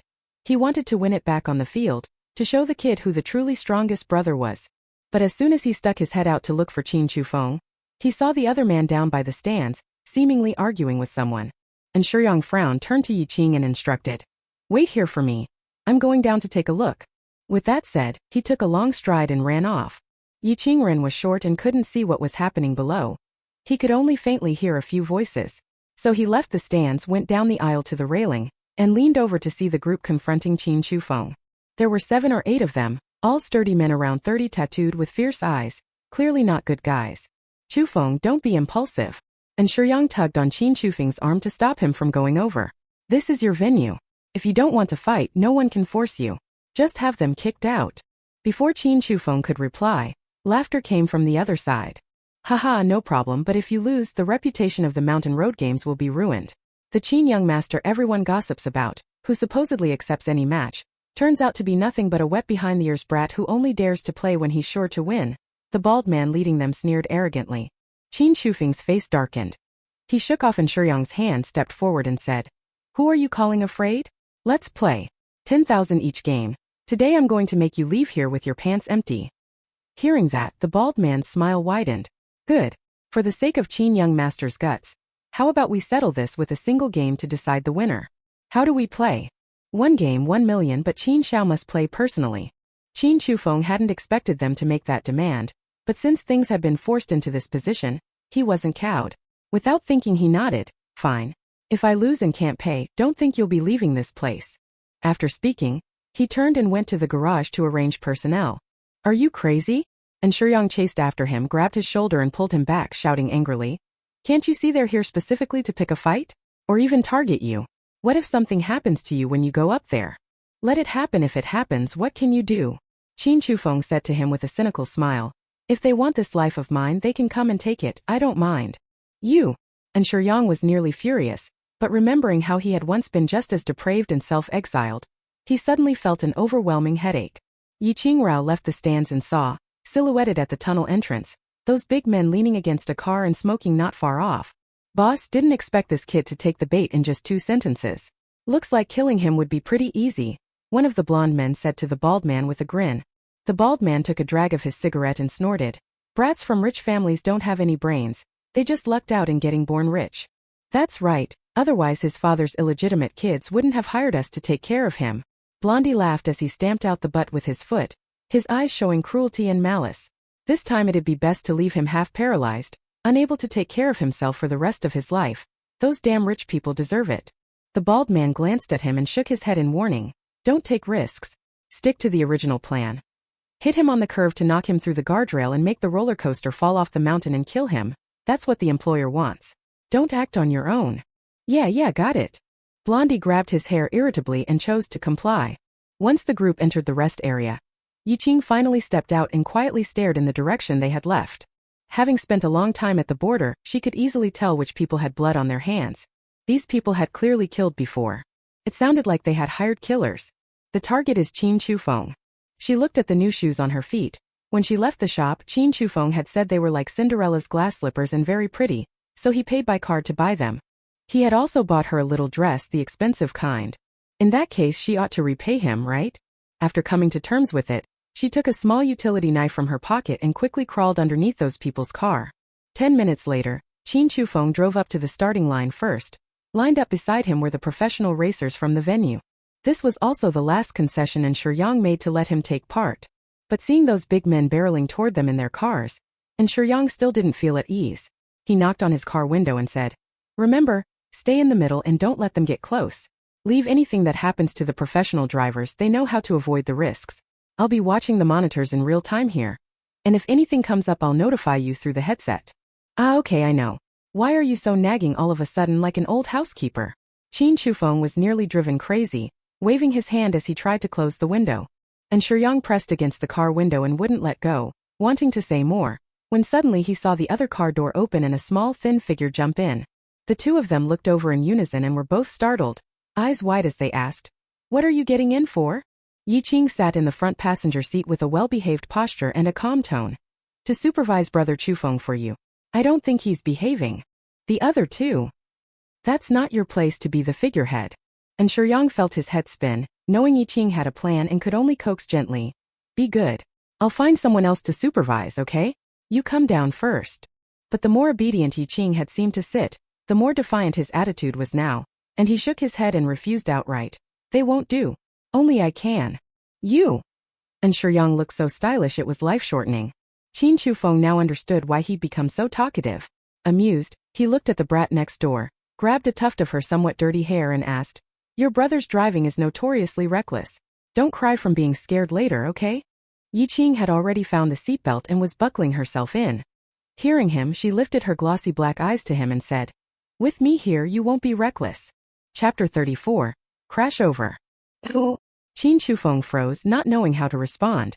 But what she said was true. No matter how reckless he was with life, he would never drag a child into danger. And Shuyang seemed to understand her intention. A strange emotion welled up in his chest. He grit his teeth and glared at Yiqing. "Brother knows you're protecting brother Chufeng. But my friend can protect himself. You get down, I'll go up." But Yiqing still refused. She clutched the safety belt, turned her head away, and calmly kept her gaze fixed ahead. At that moment, the convoy beside them began honking. A head of yellow hair stuck out the window and shouted loudly in this direction. "Young master, if you're scared then go home and drink your milk. Don't waste everyone's time. Damn, it's just a race and you need to be all sentimental. Are we even starting or what?"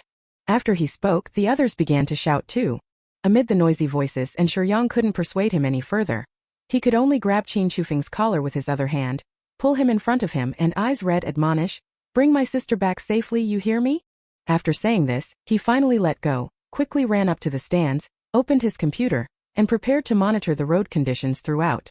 The starting lights on the screen had already begun their countdown, and the cars around them started their engines to warm up.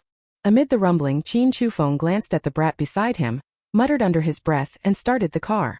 "Hold on tight later. If you get thrown out, I'm not responsible." Yiqing nodded calmly, answering, No sooner had the words fallen than the countdown reached 0. All the cars shot out like arrows released from a bow. Qin Shufeng got off the line fastest, running in first place. The open mountain scenery ahead put him in a good mood. He glanced back at his rivals, couldn't help but whistle, and said to Yiqing, "Little brat, watch closely as I beat them. On this mountain road, I'm the king." But just as his bold words left his mouth, a commentary came through the video channel in front of his car. And Shuyang's mocking voice. "Give me a break, don't get cocky. Slow down, don't scare my sister." Qin Shufeng was speechless, steering with one hand as he asked, "Where did you get this masochistic streak? Why do you like these unruly brats? Your family's adopted daughter is better. At least she has a sweet mouth and can speak." "Shut up, don't compare Yiqing to her." And Shuyang's tone was as disdainful as it could be. Then he turned and began to flatter. "You mortals wouldn't understand how good my sister is. If she gives any instruction on the road, you must listen to her." "Damn, you're a sick siscon." Qin Shufeng joked and scolded, genuinely thinking he was crazy. "You want me, an expert, to listen to an amateur and a little kid at that? Do you want me to live forever or what?" "Heh. It's precisely because I care about your little life that I give you this advice." And Shuyang's tone was cool, but he was full of confidence regarding Yiqing. While the two bickered, a car already sped past them.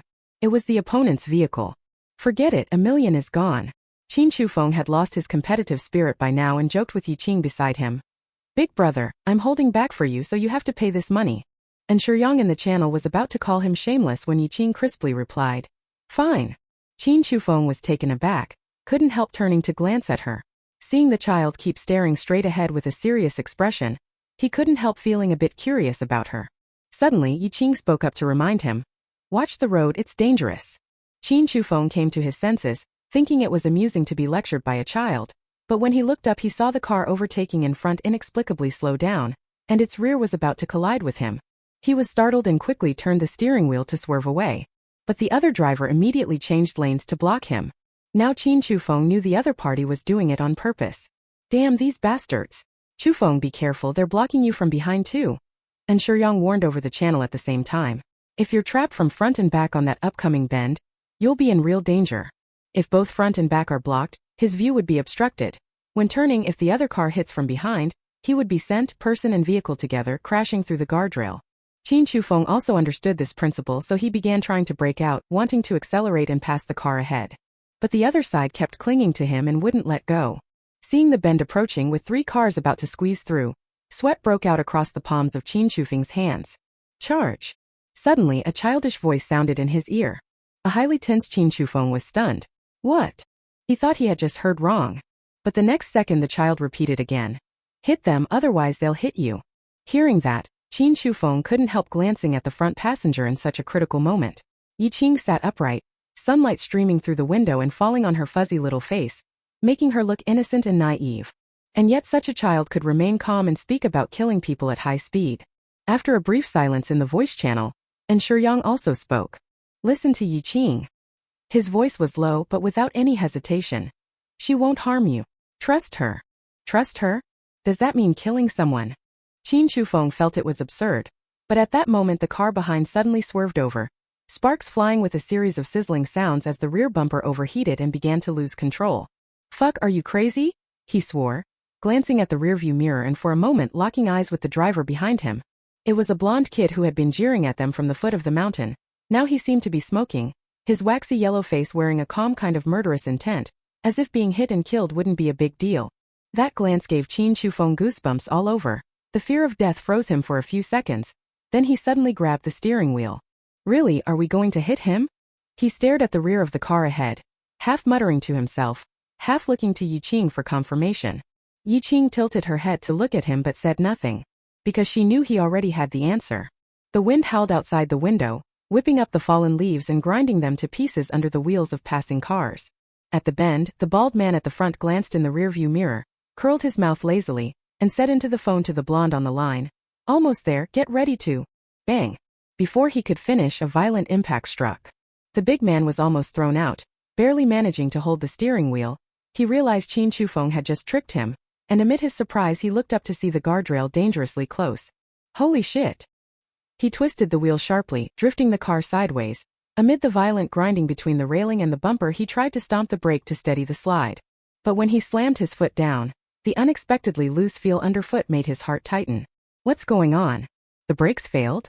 Chapter 35, Scaring Them. The bald big man stubbornly stomped the pedal several more times, until the rear of the car tore off the guardrail, and then he had to despairingly and soberingly realize that he was doomed. Ah, help me. Save me. He opened the window and helplessly cried for help in the wind halfway up the mountain, tears covering his face in less than a second.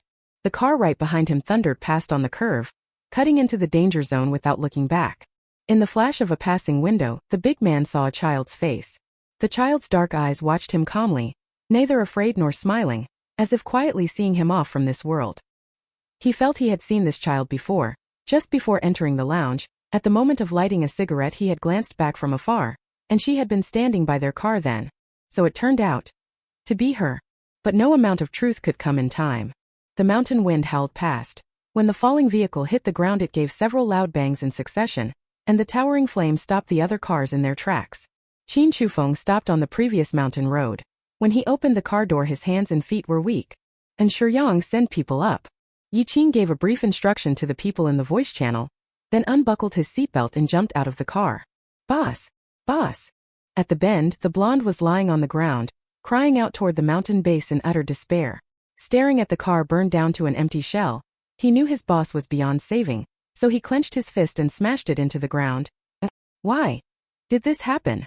It was supposed to be such a simple job, finish it and he could go drink, get a massage and chase women. But now everything was ruined. He couldn't understand it, until he heard footsteps behind him. Turning his head he saw Qin Shufeng, and then blushing, he sprang up and lunged at him, swept up in a surge of anger. I'll fucking kill you. Qin Shufeng was completely unprepared. His mind gripped by extreme fear, with no ability to resist. Pinned to the ground with his throat squeezed. Within a few seconds he had difficulty breathing and his vision began to darken in waves. People at the racetrack wanted to rush over to stop it, but were blocked by the big man's followers. Killing demands blood for blood. It's only right and proper. Our boss died because of you, so you should pay with your life. The others shouted, loud and arrogant, acting as if they were unquestionably in the right.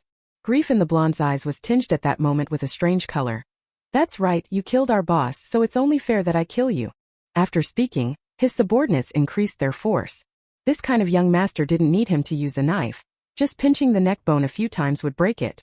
When the time came, the employer's money would be split evenly among the few of them. Thinking this, a cruel expression appeared on his face. But just as he was about to twist Qin Shufeng's neck, the blonde felt a heaviness behind him. An arm had grabbed his neck as well, and immediately his shoulder gave a sickening pop, followed by a burst of sharp pain. Ah! The moment Huang Mao let go in pain, Qin Shufeng hurriedly stepped back, and saw Yi Qing crouched behind the man, a utility knife clutched in one hand, plunged into the other shoulder. She stabbed quickly and accurately. After pulling the blade out she caused a second wave of agony and sent a string of blood droplets spattering onto the ground. For the second cut, she pressed the knife against Huang Mao's throat. Don't move or I'll shove it in. The child's immature voice did not lessen the danger. On the contrary, it sounded eerie and terrifying after the quick, decisive cut earlier. Yellow hair couldn't make out Yi Qing's face, but he felt the threat of death, immediately raising his hands and stifling his pain as he begged. No, don't kill me. Stand up. Qing ordered him to his feet, then had him walk in front of his brothers. Only then did he lift his dark eyes to look at the group, speaking calmly. You have all killed people. Those words made everyone on the scene jump in shock. The people at the racetrack immediately dared not block them, fearing they would become the next target of the executioner. The group also tore off their disguises one after another, revealing faces full of sinister bloodthirstiness. Little girl, since you know, you should also understand that taking a hostage is useless. Whether he lives or dies, we still intend to take the life of the Qing family's young master. For desperados like them, friendship is never more important than money. Qing understood this better than they did, so her holding the blondie hostage wasn't meant to threaten them. I've already called the police. She said the words slowly. As expected, the faces of the people opposite immediately changed drastically, panic appearing in their eyes. 5 minutes left. Qing gave the final deadline, adding a suggestion. If you descend the mountain now, you still have a chance to run. Run. Yes, they must not be caught. Everyone instinctively turned and ran to the car, opened the doors and climbed in, not once doubting whether what Qing said was true. If ordinary people knew they had been involved in someone's death, they would definitely choose to call the police first. Whoosh. The group that had arrived so aggressively all turned their cars around in a very short time and fled in a panic. Qing nestled quietly on Huang Mao's back, staring at their disappearing figures until she was certain they would not return, then climbed off and told the people at the racetrack, catch him. Only when the staff saw Huang Mao injured and lying motionless did they dare to pounce. At that moment, Qin Shufeng finally got up and came to Qing's side, asking nervously, are you hurt? No. Qing shook her head, wiped the small knife clean with the roadside grass, folded it up and put it back in her pocket. Qin Shufeng saw her remain so calm, swallowed and forced a dry laugh. Luckily you discovered it and called the police in advance, otherwise something really would have happened. Qing didn't understand what he meant, turned to look at him and said, I didn't call the police. Huh. Qin Shufeng was stunned, opened his mouth, pointed to the distance, and then pointed at the blonde-haired guy. Then they scared them off. Qing shrugged, indicating that such a trick wasn't new. Otherwise, after living so many years on the border, she as a child wouldn't have survived safely until today. Anxiang and his people arrived later. When Qin Shufeng saw they were all staff members, he finally believed it. No way, your sister is way too daring. She tricked someone in front of a murderer. That was way too thrilling. Qin Shufeng couldn't help complaining to Anxiang, still feeling his legs go weak. Anxiang glanced at the extinguished firelight down the mountain, then shot him a look and said, they really called the police. How are you going to explain the dead people down there? If this gets out, your garage will be shut down immediately. That's true. Qin Shufeng thought for a moment, then nodded. I'll let my family handle it. In any case, we were really lucky today. And Shuyang saw him slumped against a rock, snorted, walked over and grabbed the back of his head. Just now at the foot of the mountain you were acting like you didn't care if you died. And now that it's real, why are you such a coward? If it weren't for Qing today, you'd have met the king of hell. Chapter 36, A Too Exciting Day. Qin Shufeng was beaten until he had no fight left in him. Because that was the truth. Only when he faced life and death did he realize how terrifying death really was, and how childish and ridiculous his previous suicidal thoughts had been. I won't do it again. He lowered his head and gave a bitter laugh, rubbing his painful swollen neck, then glanced at Qing, who sat quietly looking at the sky, and said hoarsely, thank you for saving me today. If you want anything you can tell me. He habitually wanted to repay her with material things. Qing withdrew her gaze from the blue sky and white clouds, shook her head slightly and said, you already bought me clothes and shoes today.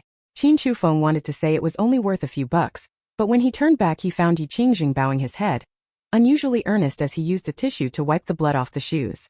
Clearly there was still blood on his own hands, but he didn't wipe them. Instead he was cleaning the shoes, as if the gift he had casually given had been treated like a treasure. Qin Shufeng's previously parched heart instantly felt infused with a warm current, making him feel that measuring his relationship with this child in money was an insult. So he straightened up, reached out to pat the kid's head, and the fluffy sensation made his heart soften. He couldn't help chuckling quietly. Then later big brother will buy you more nice clothes and shoes. No sooner had he finished speaking than Shuyang took a quick step forward, slapped open his hand and said, you promised you'd be the brat, remember? I warned you from the start. Don't covet my sister. Qin Shufeng paused, recalling the scorn before getting in the car, and couldn't help laughing out loud. Ha ha ha, I get what you meant now. But sorry, what's been declared can't be taken back. She'll be my sister from now on too. And Shuyang snapped. In your dreams. Yi Qing just watched the two childish fools bicker all the way down the mountain. Before getting into the car, she walked past the broken fence, paused briefly, bent over and scattered a few wildflowers she had picked from the roadside down the slope, as a way to mourn the dead souls. Even after killing someone, she didn't feel much. She knew very well that she was not a good child. The racetrack was temporarily closed, and Qin Shufeng was urgently recalled to his family for protection. Apparently his grandfather treasured this only remaining heir. And Shuyang was rather gleeful. Looks like we won't have to see his face at tonight's banquet. Having one Wei Jun competing with him for his sister was already annoying enough. Now there's another Qin Shufeng. Just thinking about it made his nerves knot. Yi Qing sat in the car, already changed into the newly bought dress and shoes, feeling like a giant cake and shifting uncomfortably every so often. Stop pulling. If you keep at it, you'll ruin it. And Shuyang pressed down on her hand beside him, sighing helplessly. Tonight you have to make a stunning entrance, so endure it for now, okay? Yi Qing immediately regretted arranging the meeting at a banquet. She felt the lace ribbon at her neck constricting uncomfortably.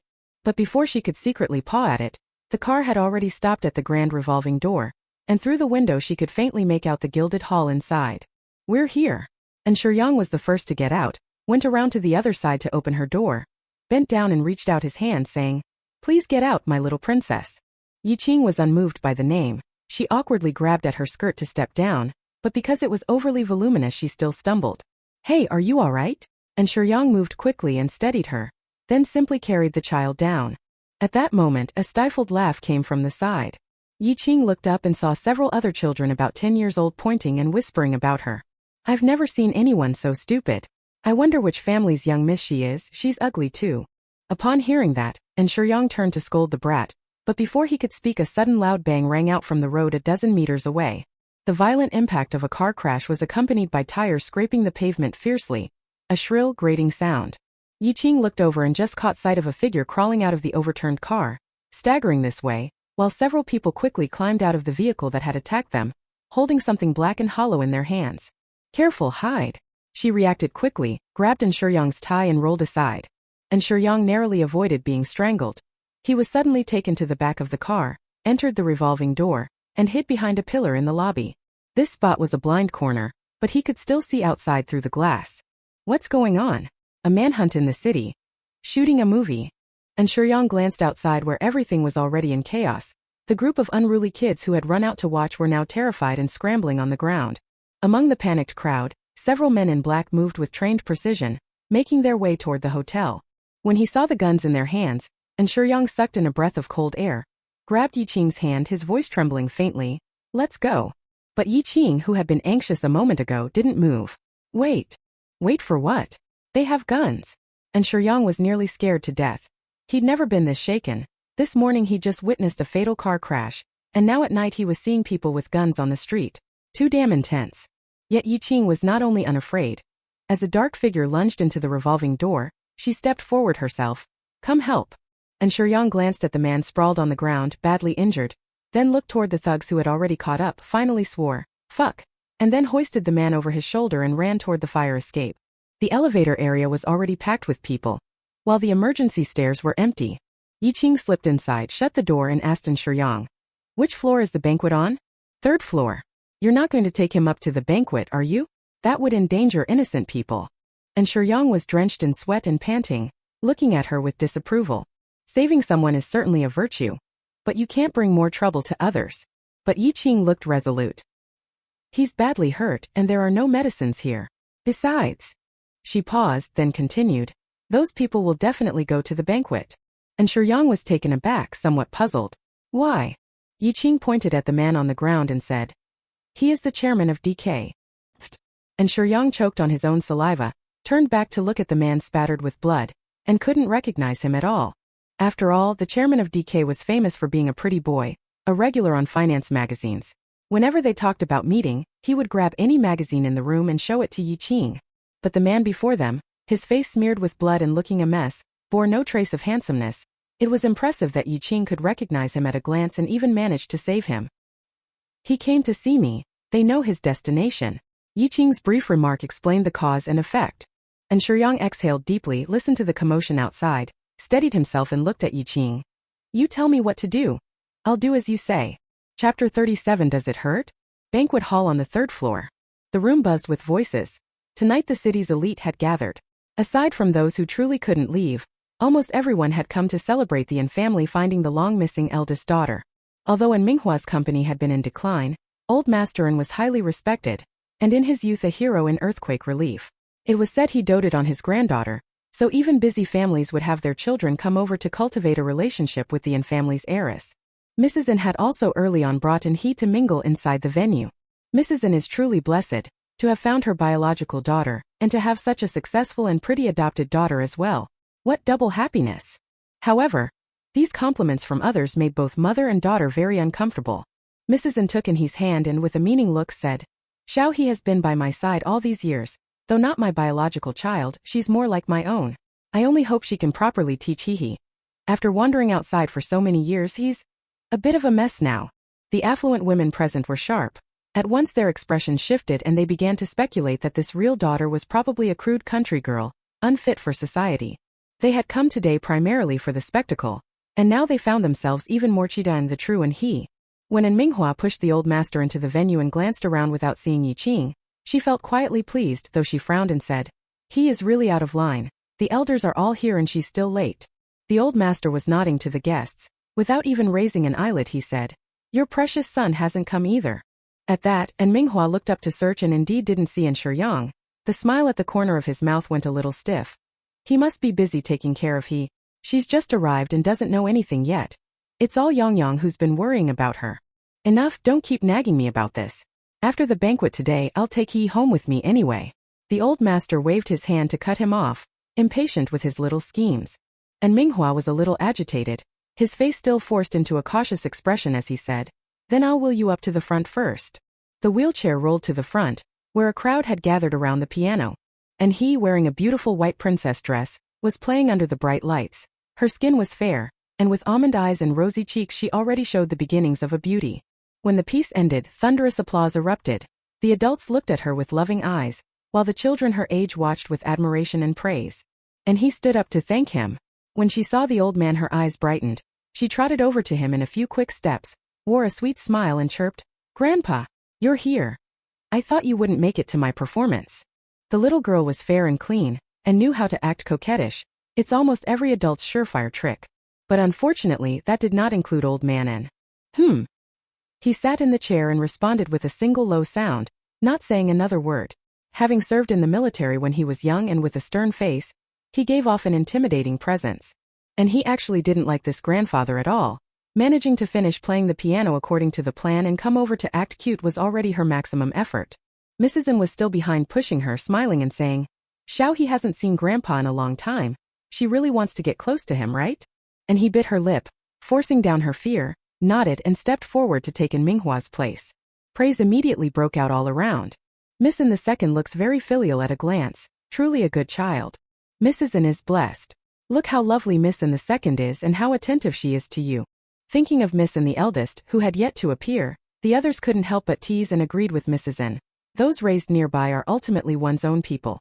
Even with blood ties, if you haven't truly spent time together, you won't necessarily be of one mind. Just then and he tried to push the wheelchair but, unfamiliar with it, couldn't get the wheels to turn and let out an awkward creak. Old Master An was jostled. "I'm sorry, Grandpa, I didn't mean to." And he trembled with fright, hurriedly apologized, and both anxious and embarrassed, tried to turn the wheelchair around. Old Master An didn't want to make things hard for a child, so he waved his hand and said, "You don't have much strength, forget it, let your father come." Hearing that, and he felt as if everyone was watching her and refused to give in, so she insisted, "No, Grandpa, I can do it, believe me." Saying that, she mustered all her strength and at last managed to turn the wheelchair around. But just as she lifted her foot to walk, she noticed the commotion ahead had been too much. Half of the blanket on the old man's knees had been knocked off, only half still hanging on the chair. She walked over to pick up the blanket, and with the corner of her eye suddenly saw the old man's legs. She was so frightened that her eyes went wide and she screamed sharply, "Ah!" Everyone at the scene was drawn over by her scream. When their gazes fell on the empty pant legs of the old man, they froze for a second and then instinctively covered their own children's mouths. Old Man An's leg had been blown off at the root on the battlefield. For so many years he still received a first-class merit stipend. It's a badge of honor that must never be mocked. But he had rarely had contact with the old man and had never seen his leg up close. Suddenly confronted face to face, she couldn't remember any admonitions and was so frightened she began to bawl on the spot. What are you crying for? Get up and apologize to your grandfather at once. No matter how fond Manhwa was of her. His face went completely dark now. But Mrs. N protected and he couldn't do anything about it. Looking back at the faces of the guests filling the hall, he wanted to leave the banquet immediately. And as the person involved, Old Anne's expression was also unpleasant. He glanced at the family of 3 in front of him. No one seemed willing to pick up the blanket for him, so he had to bend down himself. Just as his fingertips were almost there, the blanket was picked up by another small hand and gently draped over his legs. Grandpa! The child's immature voice, tinged with an unusual calm, reached his ears. Olden lifted his eyelids and saw the little girl he hadn't seen for many days. Qing also hadn't expected his leg to look like that. When the blanket was pulled over it, she couldn't help but glance again and ask softly, "Does it hurt?" Olden was momentarily startled. Then his expression softened. He shook his head and said, "It's a very old injury. It hasn't hurt for a long time." Qing nodded, carefully tucking the blanket in for him and said, "I've heard the injured places mustn't be exposed to drafts or damp. Rainy days will make the rheumatism hurt badly. You must be careful." Those few short words of concern warmed the old man's heart down to the bone. He lifted his aged hand, stroked the small head before him, and his usually stern face breaking into a smile said, "Then from now on come live with me and remind me often." Qing hadn't actually planned to move into the old house. After all, she already had her own place, but seeing the old man's leg and the longing in his eyes, she still nodded and said, "Okay." By now the people around could all tell that this child who had suddenly appeared was truly the N family's heiress. Chapter 38. You didn't save the wrong person. Indeed, as the rumors said, Old Masterin was quite fond of this granddaughter he hadn't seen for many years. But is a biological child really not as dear as one raised? Everyone thought not necessarily. At the very least, Qing wouldn't look down on an old man's legs, nor would she make a fuss and cry out loud. You could say all of He's earlier setup was ruined by that one shout. Over there Mrs. N also had to coax her for a long time to calm her down, quietly analyzing with her. Now is not the time to be scared. Open your eyes and look clearly, so many big families are here, and Qing came too. Are you going to lose to her?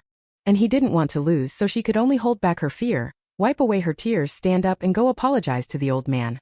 "Grandpa, it was my fault just now. I really didn't mean to." The elderly master wasn't going to quarrel with the child. He merely shook his head to indicate it was nothing. "Go play, don't hover around me."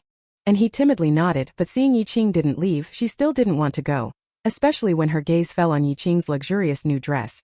She was so envious it practically made her bleed. "Sis, such a pretty dress. How did you get it dirty?" Her deliberately sharp voice immediately shifted everyone's attention again, directing it to Qing's clothes. They hadn't looked closely before, only thinking the dress very splendid, but now that the other person stood up straight and was examined, several smudged dark spots were visible.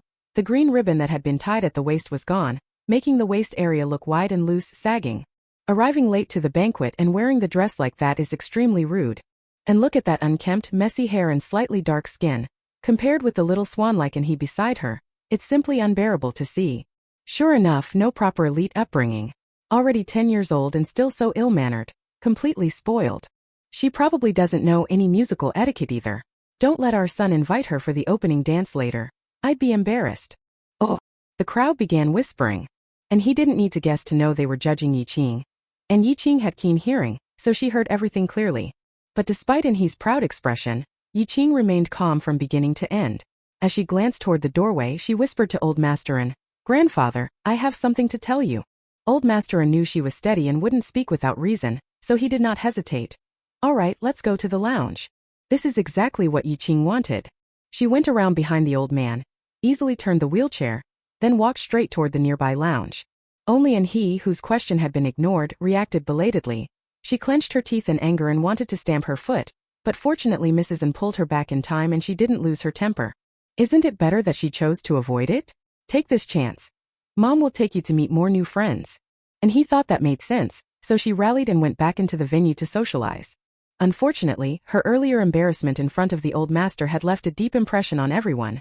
They were polite on the surface, but after a few words they steered the conversation toward Qing, clearly more interested in the latter. And he felt stifled and unwilling, glaring resentfully in the direction of the lounge, wishing Qing would never come out again.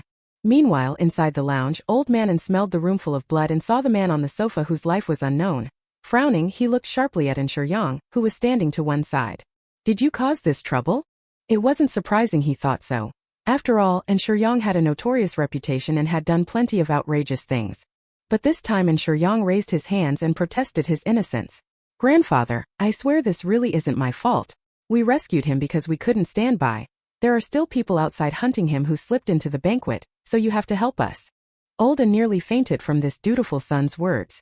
Just as he was about to point and start berating him, a small figure stepped in front.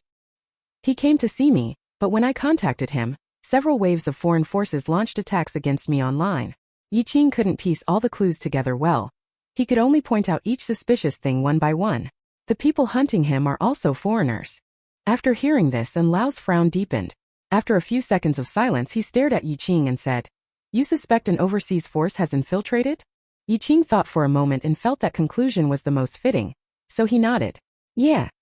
And Yang beside him also widened his eyes, incredulous. So you didn't save him for no reason? But he's just the chairman of a game company. Why would those people? He hadn't finished speaking when Qing shook her head and quietly interrupted. When I was patching their company's firewall that day, I found an internal system that wasn't for making games. Ah. And Yang was stunned, not quite understanding. What is it for? But Olden had already grabbed her arm and said sternly, "Is it doing work for the higher-ups?" That higher-ups was self-evident. Qing understood as well and nodded gently. This explains it. Elder An's brow and eyes relaxed as if relieved. He patted Qing's shoulder in satisfaction and said, "You didn't save the wrong person. Well done." Qing blinked, feeling the warmth of the large hand on her shoulder and the elder's admiration, both so much like the old grandfather from before. So she pressed her lips together and showed a somewhat shy, obedient smile, which made Yang beside her almost drop his eyes in astonishment. No, is this grandfather-grandson affection already this deep? He's actually a little jealous of his own grandpa. Sensing his resentful look, Olden glanced over disdainfully and said, "What are you standing there for? Go to the room and get the medical kit. Then go outside and call the family doctor and say I'm unwell." Not a bit clever. Don't hold Qing back. And Yang. Is this his biological grandfather? After arranging for him to be taken out, Lao only then discussed countermeasures with Qing. It wasn't until the family doctor hurried over that Qing reappeared in the banquet hall and found Manhwa, proactively saying, "I'd like to go on stage and introduce myself to everyone." Introduce yourself? And Manhwa frowned, looking down at his wineglass. Seeing she showed no self-awareness, he sneered inwardly but outwardly sounded perfunctory. The stage is right there. If you want to go, then go. After speaking, he stepped away to continue drinking with others, firmly convinced that a child wouldn't dare go on stage without an adult accompanying them and that, once he refused, she would retreat. However, a shrill sound came from the stage speakers a minute later. Everyone in the audience looked up and saw Qing standing in the middle of the stage, her small hand holding the microphone as she tapped it. When it made a sound, she began calmly, "Hello, my name is Qing. I have something to say." People had already recognized her. Some were surprised that the surname she gave wasn't N, while others admired how composed she was at such a young age in front of so many people. Chapter 39: The Most Beautiful Dress.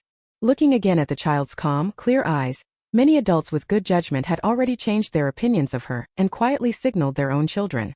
Later at the dance, invite Qing. Unfortunately, most children preferred the noble, graceful, and he, having long since been influenced by her, and so unwillingly contradicted the adults. "I don't want to dance with that ugly duckling. If I'm dancing, it'll be with an he, she's the real princess." The adults all winced at her words. A damned so-called princess, merely an adopted daughter, not even in the old master's favor.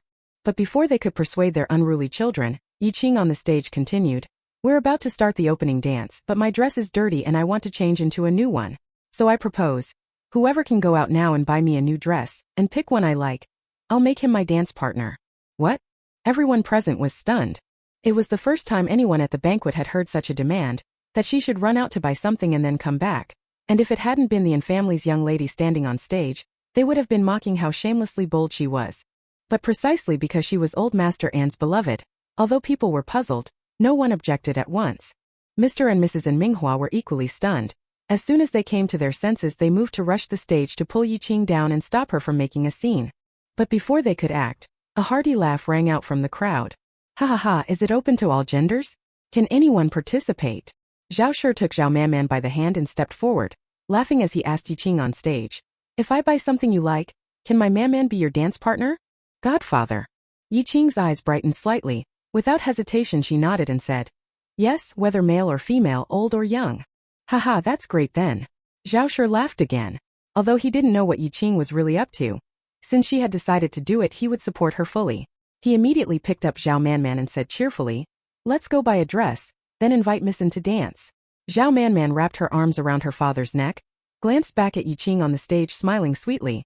She genuinely seemed to want to dance with her. They were followed by a bunch of idle second-generation heirs. "Missin, then I'll register first. I'll definitely bring you the most beautiful gown in the city. Even if you don't dance, just call me brother once. And me too. If I can earn one brother from you, I'll have no regrets in this life, haha." One after another they finished speaking and then all rushed out of the banquet hall.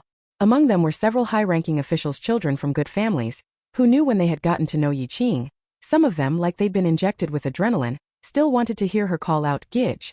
With those two groups taking action, the previously absurd scene instantly turned subtly awkward. After a while, everyone, having greeted Qing in turn, began to make their way out. "Wait, you all." And Manhwa, seeing that more than half of the banquet hall had emptied in the blink of an eye, was so shocked she didn't know what to say. Qing on the stage, however, was very pleased. After glancing at the remaining few people, she turned to the in-family trio and said, "Aren't you going to check on grandfather?" At that reminder, the three of them suddenly remembered that Eldarin was still with the doctor, and that the doctor's visit had been taking rather long. And Manhwa was just about to leave when Mrs. N grabbed her arm from behind.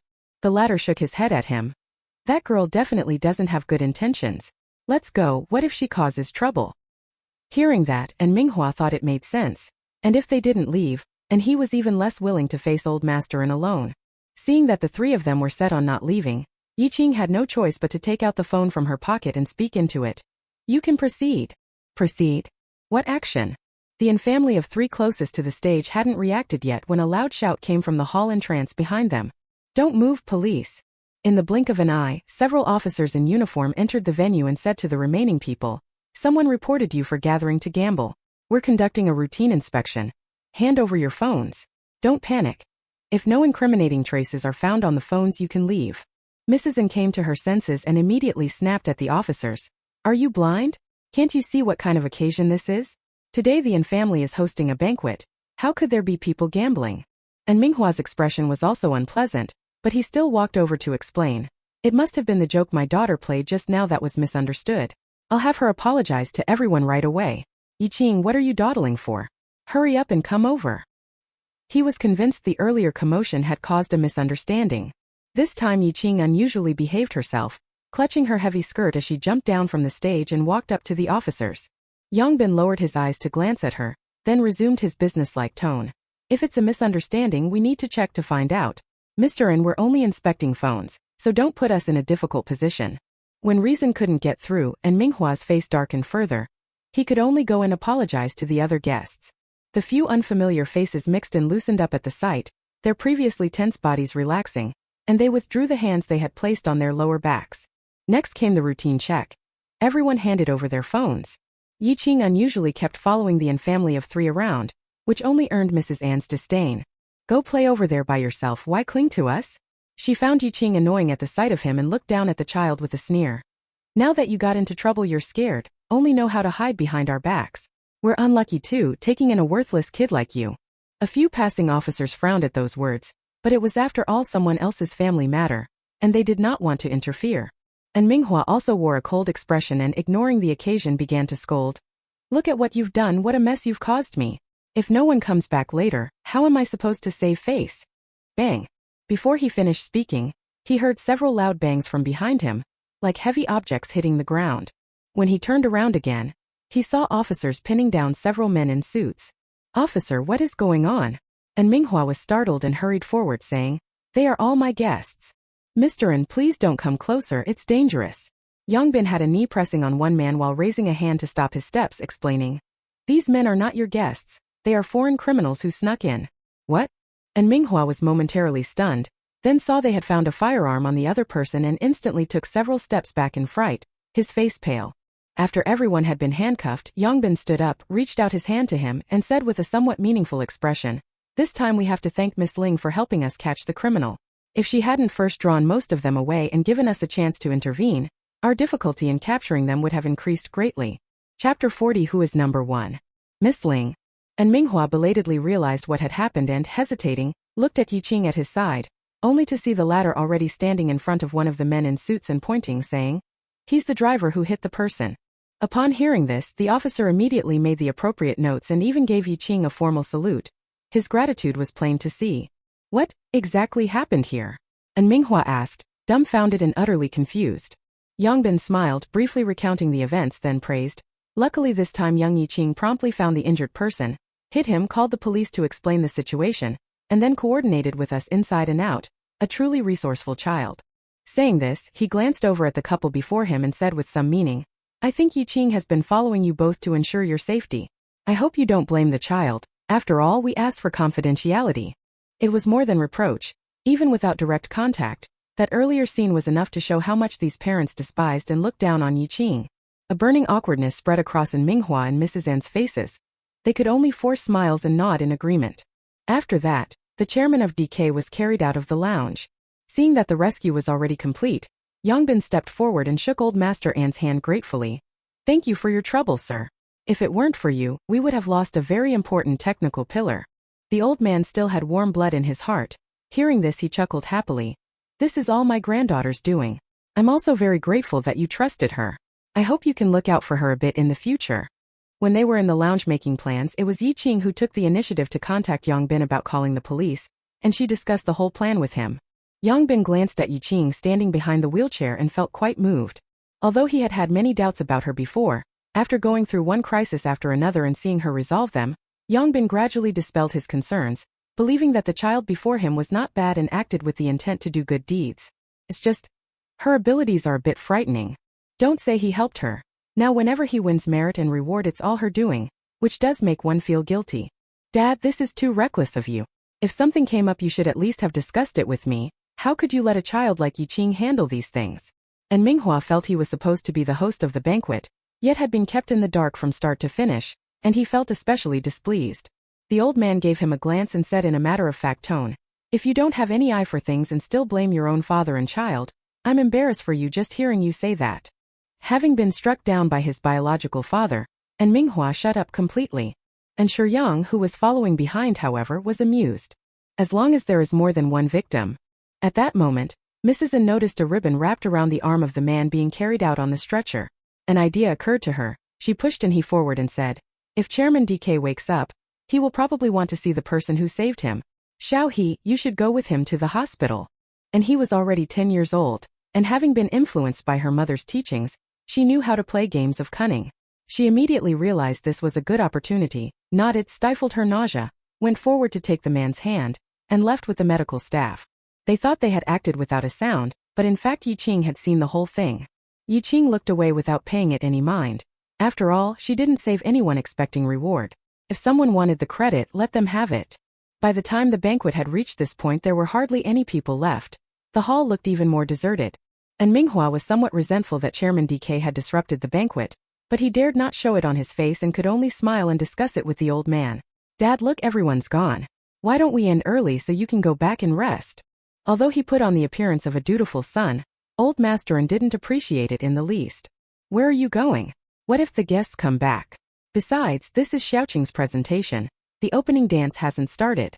The old man's face darkened as he ordered, "All of you stay put." Mrs. N came over to say something but was pulled back by Manhwa, and could only grumble unhappily, as if they'd come back. Look at what kind of people they are. If it were little He from her family, maybe one or two of them might turn back. After all, in wealthy families everyone is a proud peacock.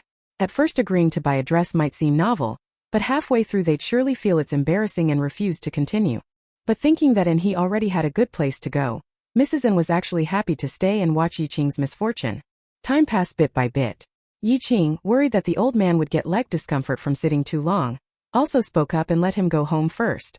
But Olden refused. "Foolish child, today is your introduction. How could I not be present?" He patted Yi Qing's little head and said with a smile, "I may not live to walk you into the wedding venue, but at least I can walk this part of the way with you."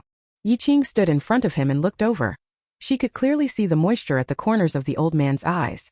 He was looking through her at the expression of someone else. He was missing the real Yi Qing had often heard people say that one recalls a person when seeing an object, that one entrusts grief to things. If the old man wanted to place his feelings on her as a stand-in, she was willing. At that moment, the sound of footsteps suddenly came from the doorway. They're here, they're here. A rich second-generation heir strode in carrying a gift box, looked around, then put his hands on his hips and laughed loudly. Ha ha ha, I truly am the first. Right after, 2 or 3 young people rushed in all at once, each of them panting as they ran. Damn, I didn't expect you guys to play tricks. If you hadn't stopped the car halfway, I would have been first. Who cares about being first? The important thing is that Qing likes it.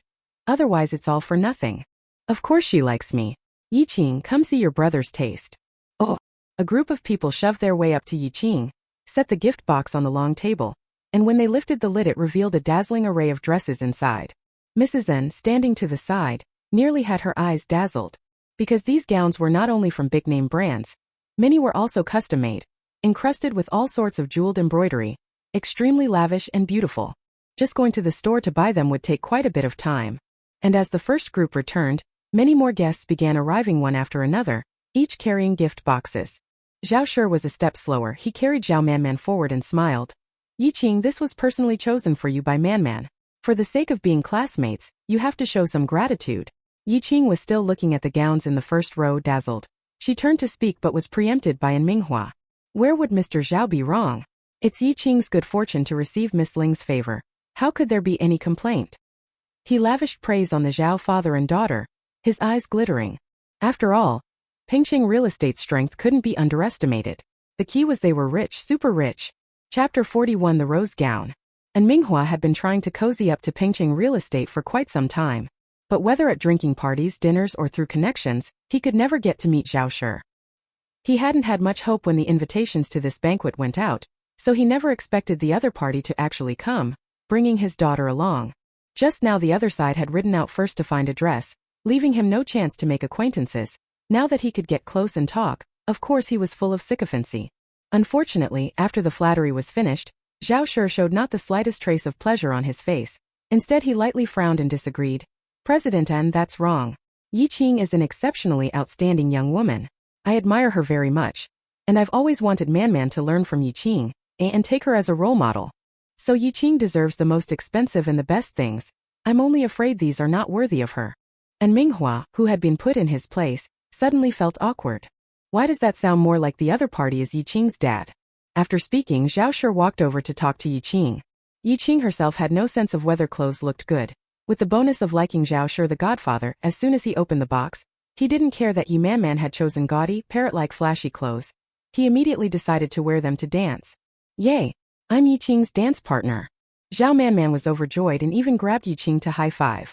The people around, seeing the 2 children as carefree and happy as if they'd won something, couldn't help but laugh. They were genuinely pleased for the children's friendship. They didn't feel cheated either, because as soon as they went downstairs they were told the truth by the officers. Everyone admired Qing's quick thinking and was grateful that she had done everything possible to eliminate the danger first. So upon learning the criminals had been subdued, they all decided to give Qing the most beautiful dress as a token of thanks. You really plan to wear that outfit to dance? It's not as nice as the one I picked. Seeing the child clutch the gift box and head for the dressing room to change, and Shiyang felt very displeased. When he chose the suit, he had also intended Qing to wear it and open the dance. And the dance partner had to be him. But after all this fuss, not only is the suit being changed, the dance partner is no longer his either. Just so angry. Brother, dancing is tiring. I'll step on your feet. Qing hugged the huge box, looked back at him, and after speaking turned and continued walking forward. How is ballroom dancing tiring? And Shiyang muttered, suddenly sensing something wrong, instantly looking up with wide eyes. You just called me what? Hey Qing, say it again. Stepping on my feet? What does that count for? My shoes aren't valuable, go ahead and step on them. Qing, walking ahead, slightly curved her brows and eyes. She thought Shiyang was really easy to coax and easy to understand, and it was this kind of innocence and directness that she liked. She hadn't reached the lounge when someone else suddenly arrived at the hall entrance. Wait, my gown is still over here.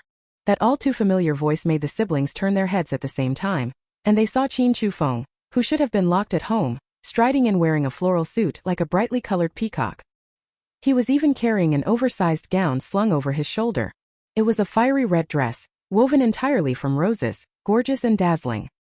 He approached Qing like a knight, lifting the dress. His face, delicate and almost demonic, broke into a wicked, carefree smile as he knelt on one knee and said, I heard the dress I gave you got dirty, so I specially came to replace it. I told you I'd give you more and prettier clothes. Yi Qing smelled the onrushing scent of flowers and glanced at the substantial gown, suddenly feeling conflicted. Thought mattered, but it would feel heavy to wear. She was about to refuse, saying she had already promised Zhao Manman. But Zhao Manman pounced, grabbed her hand, eyes sparkling with stars as she exclaimed excitedly. Wearing this is so beautiful. Yi Qing, you must dance in it. I'll take pictures of you. No girl present wasn't thrilled by this floral dress. If their figures had allowed it, those wealthy ladies and socialites would have wanted to snatch it. In the end, the dress still ended up on Yi Qing. She felt as if she were weighed down by dozens of pounds of chains. Never mind dancing, even walking was difficult. And Shuyang, face sour, helped her lift her skirt and couldn't resist chirping to her. Not caring for plants at all, just looking at him, you can tell he has no compassion. So you better not get close to him. But the next moment, a hand rested on his shoulder, Qin Chufeng's annoyingly cheeky smile appeared, and he said slyly, then you don't have to worry and shao. These were raised by professional horticulturists to be used as clothing. I'm doing charity work. Saying that, he took the opportunity to take Yi Qing's hand, taking her from Shuyang. Then this dress isn't suitable for dancing either. And Shuyang ground his teeth with resentment. Qin Chufeng was currently triumphant and paid it no mind. He bent slightly and shot Yi Qing a dazzling look. Because our little princess doesn't need to be able to dance. She's more suited to be a bouquet in my hand. At his words, Yi Qing was stunned. Before she could clearly read the expression in his eyes, she felt her feet lift as her entire body left the ground and was swept up into Qin Chufeng's arms. The whole hall erupted in exclamations. Then, as the melodious music played, Yi Qing spent the entire time nestled in the youth's embrace, watching the increasing number of people stepping onto the dance floor and striking graceful poses. Even the children younger than her moved with elegance and full confidence. Heh. Isn't this place very different from your old world? A low laugh from the young man came from above. Yi Qing looked up, the crystal chandelier overhead shimmered, but Qin Chufeng's face was even more dazzling. Delicately handsome, as if born for occasions like this. She nodded, beginning to understand what the princes in fairy tales are supposed to be like. Qin Chufeng lowered his eyes. His upturned peach blossom eyes glinted with light, a smile in them as he said, but you know what? If a fire breaks out here or there's a shootout, the way they scramble and argue while fleeing will look ugly. You'd be the only one who stays to save everyone. So even if you don't know these things, you're still better than all of them. Yi Qing listened quietly, blinking again. Now she was certain the other person knew she couldn't dance and had deliberately chosen that kind of dress to prevent her from making a fool of herself. Actually, even if she couldn't dance and was laughed at, she wouldn't feel embarrassed. After all, in her code for survival, nothing was more important than staying alive. But clearly, someone else cared about this for her. This feeling was very good, better than being at a lavish banquet and receiving dozens of dresses. So she looked up and sincerely said to the other person, "Thank you, Brother Chufeng." Chapter 42 Yi Qing's Promise. Qin Chufeng was slightly taken aback. He suddenly realized the little girl in front of him actually wasn't bad-looking. Maybe due to chronic malnutrition, being so small and sunburnt, at first glance she was very unremarkable, like an ugly duckling. But after being well-fed and plumped up a bit recently, her features changed. With some flesh on her face, she looked especially pretty when she smiled. If she grows up, she'll definitely be a beauty. He was about to give a compliment, but thought it would be improper to be so slick with a child. He turned and met Shuyang's murderous glare, and suddenly felt a chill, realizing a siscon was not to be trifled with. When the piece ended, the entire audience erupted in applause.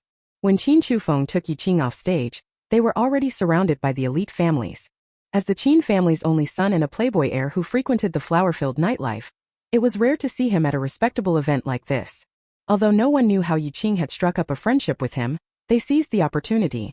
Those who had brought daughters forward all stepped up to introduce them, attempting to sell their daughters off. "Young Master Qin, this is my daughter Xian. She said she had coffee with you last year. Young Master Qin, this is Xiaoya. Although she's only 15, you all share a love of literature, so you can have a chat." Oh. In the past, Qin Chufeng welcomed anyone who came.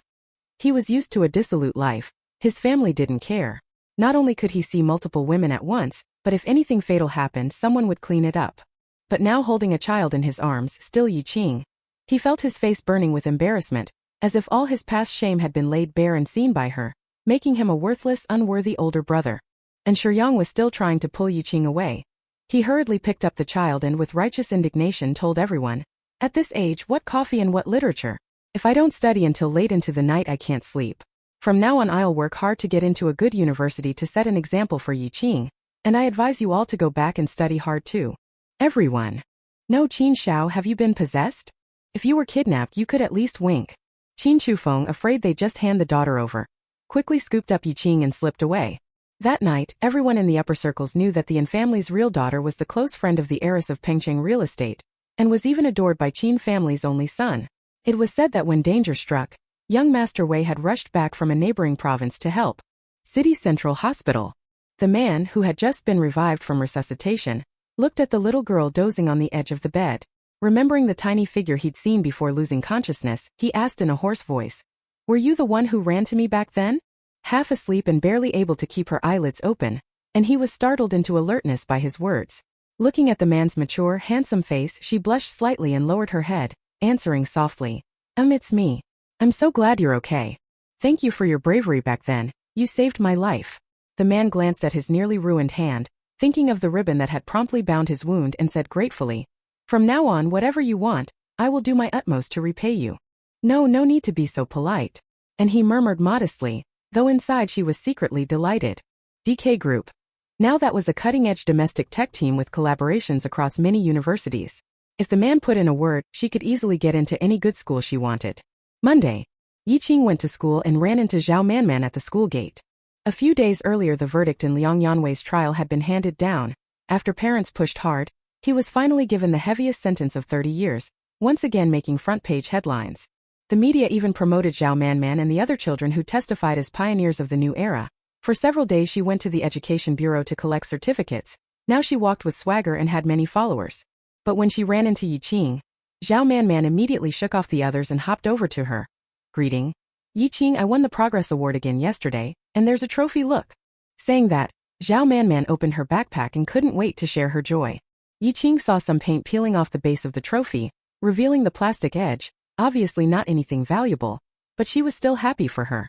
"That's great." Although it was only a few short words, Zhao Manman was so happy she felt like she could fly. It sounded more delightful than a whole string of praise from the other kids. Because she knew others might not be sincere, but Tsinghua definitely was. "By the way, when I was receiving my award, I heard about an admission selection competition. It seems teachers from many universities will come here to pick gifted students to go to university early." Zhao Manman said the news she'd heard, then hesitated and looked toward Tsinghua. "I think if you enter, you'll definitely pass." Tsinghua, carrying a small backpack and still planning to borrow 2 more English fairy tale books from the library today, tilted his head at the words and asked puzzled, "Why go to university early?" This. Zhao Manman racked her little brain and hesitated. "So I can go to work earlier to earn money?" She had heard that from her father's secretary. Study is for making money. The better the degree, the higher the salary. Yiqing felt something odd about that but still said, "I'm not short of money." It's more accurate to say that even without studying she could still make money.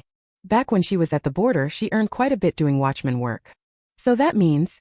Zhao Manman thought hard for a long time, then shook her head in frustration and said, "I don't know the answer either. Yiqing, will you go and take part?" "No," Yiqing answered without hesitation. Zhao Manman was a little surprised. "Why? You're so smart." Yiqing turned his head to look at her, his expression even more puzzled than hers, and he said matter-of-factly, "Because I'm going to go to school with you." Didn't he already promise that in the little grove? Zhao Manman stood there stunned. She hadn't expected that Yiqing's reason for not going to university was for her, and moreover, merely because of a promise. Even at a young age she knew a person's future was very important, at least far more important than a dispensable promise. But Yiqing effortlessly broke that notion. If it was something Yiqing had promised, he would definitely see it through. Sure enough, after the morning exercises, the principal announced the selection on the flag-raising platform. Over the next few days, professors from various key universities will come to observe classes. Just attend class as usual. If occasionally some students are taken out for tests, don't be afraid, perform normally. I believe you'll still be stronger than students from other schools. Because Manhattan has the province's top resources, geniuses have emerged in every cohort. Students like Shuyang, Wei Jun, and Qin Chufeng in the current high school division were once highly regarded by those professors, and Wei Jun has even already received a guaranteed admission spot. I hope you all can follow the seniors' example and bring honor to Manhattan. The principal's impassioned speech thoroughly stirred up the elementary school students. After all, this is the age when they admire strength and easily dream of being heroes. Everyone fantasized about being chosen, becoming one in a million. Chapter 43. And he is selected. This matter that stood out the most was in he. After returning from morning exercise, everyone noticed that a bunch of books had inexplicably appeared on he's desk, all in various English editions. Wow, these books are really difficult. And can you understand them all? Yeah, last time I accidentally wandered over to that section in the library, and it felt like looking at a book with no words. Facing everyone's questions, and he just smiled modestly and said, Actually, I usually read them when I have nothing to do. It's just that I finished the ones at home recently and wanted to borrow some from the library, and I accidentally borrowed too many. But I read fast, so I should be able to return them on time. At those words, everyone once again wore expressions of admiration and awe. As Qing passed by, she happened to glimpse a storybook in the pile, pursed her lips and looked somewhat displeased. And he, who had been paying special attention to her, immediately smiled at her and said, Qing, are you jealous of me? Too bad you probably can't take part in this selection. After all, you just came back from the countryside and don't know anything. Even if you tried out for sports strength like basketball, your height doesn't seem to be up to par. That remark insulted both her height and her intelligence at once. The classmates gathered around the desk all thought and he spoke cruelly and wanted to say a few words for Qing, but unexpectedly Qing quietly walked away first. She looked truly humiliated to the core. And even if you're very outstanding, Qing isn't bad either. She just started later. The teacher even praised her for making great progress. A classmate tried to reason with and he snorted. The starting line matters most. Stupid is stupid. Don't make excuses. The classmate was speechless and muttered. He's already out of breath before even being elected. And he happened to hear it and instantly straightened her back, saying confidently, Don't worry, I'll definitely get chosen. Her words came true. After the third period, a professor who had been listening outside classroom 4-1 called he out by name, and she didn't return for the fourth period. It wasn't until the lunch break ended and afternoon classes began that the homeroom teacher, wearing a beaming expression, led he into the room. Class, I have some good news to announce. Our classmate he has passed the selection test. At the moment, a Qing 985 University has extended her an invitation. Unless something unexpected happens, she'll be heading to university a month from now, ahead of the rest of us. The whole class erupted. Although everyone had been speculating that morning, actually hearing the news still left them stunned. Skipping elementary, middle, and high school and going straight into university, that was something they wouldn't even dare to imagine. Moreover, the homeroom teacher proudly said, Thanks to student our class's honor points are now the highest. Also, he's parents have offered to treat the whole class to a meal. Yay! The classmates cheered again. In the following days, class 4-1 became the focal point of the entire elementary school's observations, and he became a celebrity. Many students from other classes came curious to see what the first chosen genius looked like. Among them, quite a few little boys visited class 1 and secretly gave he love letters. Before long, people in the elementary department had dubbed he the genius school belle. She happily took the letters and forum posts home to show her parents, receiving another wave of praise and compliments. My little he is simply the best, incomparable to anyone, Mrs. N said, stroking her head with a face full of pride. And he obediently lowered her head, nestling in her arms and smiling as she said, And there's also Mom to thank, if not for that banquet day. Before she could finish, Mrs. N reached out and covered her mouth, signaling with her eyes. These are all things you earn through your own effort. Of course your father and I want to give you the best educational resources, but beyond that it's up to talent. Take Qing for example. Even if she goes to the same school as you, she still isn't anything. And Manhwa sipped his tea and nodded. Your mother is right. When I told your grandfather the news, he was very pleased and said you should go over for a meal when you have time. And he probably guessed her father didn't know the full story yet, so she quickly changed the subject and coquettishly said, Just for a meal? Dad, Qing has gone to live at the old residence. Even my brother hasn't been coming back. I wonder what good things grandfather has over there. Saying this, a sour feeling rose in her chest again. After the last banquet, Qing had moved out. This should have been a good thing, but of all places she moved into old Master An's residence, and Yang kept dropping by for meals from time to time, so he was rarely home. And Manhwa felt helpless about it and could only pat her head and comfort her.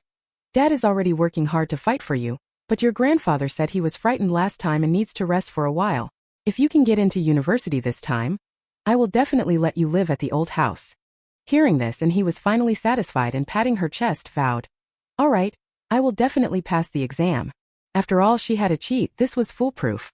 Meanwhile, over on the other side, old Masterin, who supposedly needed to rest, had invited a big group of people to the house. Olden, stop bragging to me. You've spent decades playing bad chess and still can't beat me, and now you're comparing me to a little child. Don't you know I'm a national master? An old man on the left, holding a purple clay teapot, with white hair and a youthful face, said with a look of lofty superiority. Heh, what's that supposed to mean? He even says his granddaughter is some special prodigy. Just because she can hunt birds. Olden, since when did you get so doting on a child? The elderly man to the right, whose hair had also gone white, sat erect with a straight posture. His powerful bearing was not to be underestimated. Finally, the old man directly opposite, holding a textbook, sighed helplessly and said, Olden, although we've been old friends, you know I'm busy supervising doctoral students at the university. It's already absurd for me to give lessons to your granddaughter, and you invited them all over at the same time. Do you really think your granddaughter has 3 heads and 6 arms? Olden, facing the barrage from the others, sat there calmly drinking tea. He raised his drooping eyelids slightly and in an aged but unhurried voice said, You people, the older you get the more restless you become. You're already drawing conclusions without even having met my child. You can't just assume there are no geniuses left in the world, because your own children didn't amount to much. The other 3. Whether they were restless or not was another matter, but that old fellow's tongue was getting sharper and sharper. Just then the sound of a car came from outside, and before long 2 figures, one big and one small, strode in. Grandpa, I came to have dinner with you again. And Shuyang's voice arrived before he did. He never announced himself in advance, and every day he arrived at the old house carrying Qing with him. At first he was a little intimidated by his grandfather's cold face, but after spending more time with him he adapted, and once he realized that the old man had a cold exterior but a soft heart, he began to push his luck and was already planning to stay the night. It wasn't that he liked the old house. It was mainly because Qing was here. Chapter 44 Novice at Go.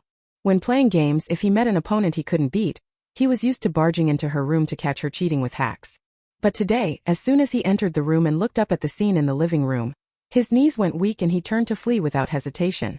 But before he could even take a step, he heard a muffled reprimand. Who taught you to be so rude? You don't salute your superior when you see them. Attention, stand straight. Almost reflexively. And Shuyang responded to each command with the corresponding action. He then turned, snapped his legs together with a clap, and gave a perfect military salute, loudly addressing the elderly man on his right. Greetings, Corps Commander. The old man replied in a deep voice. After reviewing for a moment he gave the order, at ease. Smack. And Shuyang relaxed as soon as he spread his legs. His expression was worse than crying now. He regretted his decision, having never imagined he'd run into those demon coaches again no matter how much he had planned. If he had known, he wouldn't have come to the old residence. Any thought of staying overnight was gone now. Qing lifted her eyes to glance at him curiously, then turned to look at the elder. After locking eyes with the other in a particularly imposing and commanding gaze for a few seconds, she walked over to old Master An's side and said calmly, Grandfather, I'm back. Qing's back. Old Master An showed her 2 completely different faces, so tender it was as if his sharp tongue belonged to another personality, and he even took a candy from the table to tease her. Were you good at school today? If you were good, Grandpa will reward you with a candy. Qing nodded and answered truthfully, I was good, but you can't eat too much candy, it will cause cavities. Grandpa shouldn't sneak any either, your teeth are bad. As she spoke, she folded back the old man's blanket and took all the candies out of the side pocket. It wasn't by chance that the household staff always had candies in their pockets. The old man loved sweets. But his blood sugar was a bit high, and recently the butler had secretly asked her to keep an eye on him. Caught red-handed hiding candy in front of his old friend, old Master An felt utterly humiliated. But unwilling to lose his temper with Qing, he could only turn and scold his convenient eldest grandson. Humph, and to think I once hired so many tutors for you, sent you to the youth program at the Chinese Academy of Sciences to study, and yet after only half a year you were sent back. And Shuyang rubbed his nose, feeling unjustly treated. Who told them to pick on me first? Their computer skills are trash. And they even reported me for damaging the campus network. Not noticing you were being set up is even more foolish, old Master An said without changing his tone, though in his heart he also understood that at Shuyang's age, being able to defeat everyone at the academy with his computer skills already marked him as an exceptional talent. It was the university students who, unable to handle it, flipped the table. That's what got Shuyang expelled. Everyone knew how it really was, so he just brushed it off with a light remark, looked up and introduced the child beside him to the group. This is my granddaughter Qing. Qing, these are some of Grandpa's friends from his younger days. They dropped by out of boredom today, so show them your skills and send them all home. The 3 across from him. And Shuyang. Sometimes you really feel the old man has no shame. Qing didn't suspect anything else. She felt it would indeed be rude to disturb others' rest, but, Grandpa, I don't have any special skills. That was the truth. At school there were teachers for various subjects, even and he was good at English, but she felt she had no particularly outstanding ability, and her basketball was limited by her height. Heh, it's all right. Old Manon laughed at her words, patted her little head and said, just use what Grandpa taught you, that's enough. Yi-Qing thought about what she'd learned since moving in, nodded and replied, okay. For Grandpa, she would do everything she could. The rest of the people in the living room all wore expressions that were hard to describe. And Shuyang, feeling the responsibility of saving his sister, quietly pulled Yi-Qing aside and said, everyone here now is a titan in their respective field. Retired national champions from the peak of combat, doctoral supervisors of physics from top institutions, and infamous drill instructors who train special forces. Any one of them pulled out at random is a terrifying presence. The year I was fixed up so badly I barely got a passing grade, you could never agree to their terms. Don't you dare let Grandpa trick you. Trick? Hearing only the last line, Yi-Qing frowned first. Grandpa wouldn't lie to me. Okay. Grandpa definitely wouldn't harm you. And Shuyang could only weakly scoff at her rosy view of him and did his best to persuade her. Anyway, if you can't win, act cute. Don't go rushing in stupidly. Yi-Qing listened and understood this was probably a trick to make her beg and soften the other's heart. So she quietly memorized it, nodded, and then returned to the living room. Once you're ready, let's begin, little one. The elder who lifted the Go board cover first waved his hand, gesturing for her to sit, then picked up a stone and said, I'll give you 5 stones to start. If you can beat me by half a point, you'll pass. Go just happened to be something she had learned a few days ago, and she remembered the rules clearly. Although she thought the handicap was a bit generous, the opponent was an elder, so she didn't raise any objection and placed the 5 stones first.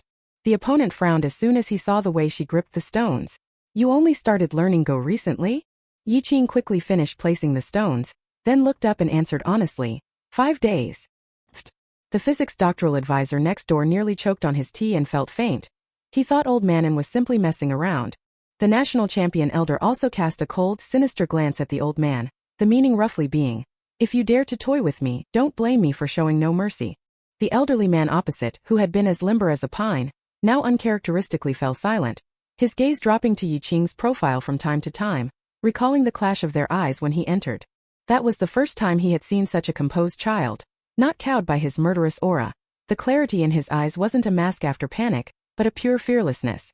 With just one look, he felt this child was no ordinary one. Clap clap. The game progressed move by move in the quiet room. The seat by the window caught the sun perfectly. The slanting evening light streamed in, casting long shadows across the board. The veteran master had assumed the match would be easy and that he would win quickly, but before even half the opening was over, his expression changed. This game did your grandfather really teach you? He couldn't help asking again, looking at the child across from him. Yi-Qing nodded, his eyes clear, and said, after losing a few times, I went online to find the game records and memorized them. Memorized it? The old man asked again. How many have you memorized? Yi-Qing didn't calculate, he could only give an approximate number. A few thousand games. That answer made the others in the parlor all gasp. One must understand that Go is not merely a confrontation between black and white stones. Every move's order, who moves first, the sequence of moves, carries great importance. The so-called memorizing of game records requires remembering the consecutive steps together. Thousands of games, the sheer scale of the work is telling. Chapter 45. You may not be capable, but that does not mean she isn't. Even among the outstanding children in the Go Association today, not all are able to do it. But the child before him actually said she had memorized it. Old National Master had no doubt about the truth of her words, because after actually playing on the board, one could clearly feel that her level was by no means ordinary. However, when his gaze fell on the board, he felt that such a level could not have been reached merely by reciting game records. What on earth is going on with this child? With that doubt in mind, he began to take the match seriously, and his moves grew progressively slower. The others in the living room gradually became completely focused on the board. They all knew how to play and could see that the situation, which had initially favored the old master, was gradually becoming tense, and that Yi-Qing was steadily getting stronger. It was as if he had found a good opponent, learned the opponent's problem-solving approach on the board, then matched it move for move and surpassed it. Finally, at a spot that imitated a trap, the old master thought he had avoided it, but when the stone was placed elsewhere, a cold sweat suddenly broke out on his back. When he surveyed the whole board again, he was so shocked his hand trembled, and his wide sleeve nearly swept over other stones. And Shuyang stared blankly for a long time and also found it hard to believe, murmuring, "This is Yi-Qing won?" The physics PhD advisor pushed up his glasses, his eyes flickering for a moment, and nodded. Yes, and he won by 6 stones. He had let go 5 more stones than before, and still won 1 more. Yi Qing's victory was well deserved. The old national master stared at the board in a daze, and after a long while looked up at Yi Qing across from him, pointing to the very first move and asked, "You started your formation from here?" Yi Qing nodded at the question and explained truthfully, "I thought you would let down your guard at the start, so I had to set the formation early. Otherwise, with my abilities, I couldn't beat you." The opponent's experience and strength were a gap she couldn't make up in a short time. Even if she imitated or relied on surprise to win, the other side would see through and counter it, so all she could do was prepare for the worst. After the old veteran heard that, his expression toward her changed. He couldn't help turning to ask his old friend, "Old manin, where did you find this little monster? I don't believe your family has this kind of gene." Ahem. Old Masterin was caught off guard and felt guilty for a moment, then quickly answered with righteous indignation, "Nonsense. If you can't beat him, you want to compete with me for my granddaughter? Get down, pick the next one." The old national master puffed his beard and glared. He really wanted to grab Yi Qing and play another round, but seeing it was indeed getting late, he could only give up. After a moment's thought, he took out a business card and said, "Little one, don't waste your talent. Come find me here during the holidays." He still looked like the lofty grandmaster, but when his eyes met Yi Qing's, the earlier perfunctory resignation was gone, replaced by a burning intensity. Yi Qing took the card and saw the words President of the National Go Association printed on it. Although she didn't know what that place was, she was looking forward to facing another expert after this Go match, so she obediently nodded and replied, "Okay." The cute little expression made even the old national player want to snore. Next was the physics doctoral advisor's lecture. After the previous game, he quickly recognized where Yi Qing's talent lay. "Your memory and logical reasoning are very strong. Examples of both hemispheres being so well developed and used together are rare, but your learning ability is certainly stronger than that of most people." He casually placed the prepared primary school primer slides on the table, then pulled out a whiteboard and said, "I'll explain the formula theory once, then you do the problems." After speaking, he quickly wrote down a basic formula, had Yi Qing recite it, and then gave her an application problem to solve. And Shuyang, standing nearby, looked down his nose at the slightly simple problem type, and was about to warn the other not to underestimate Yi Qing. She was a genius who could even learn programming code on the spot. But strangely, after looking for a while, Yi Qing shook her head, her face puzzled. "I can't do it."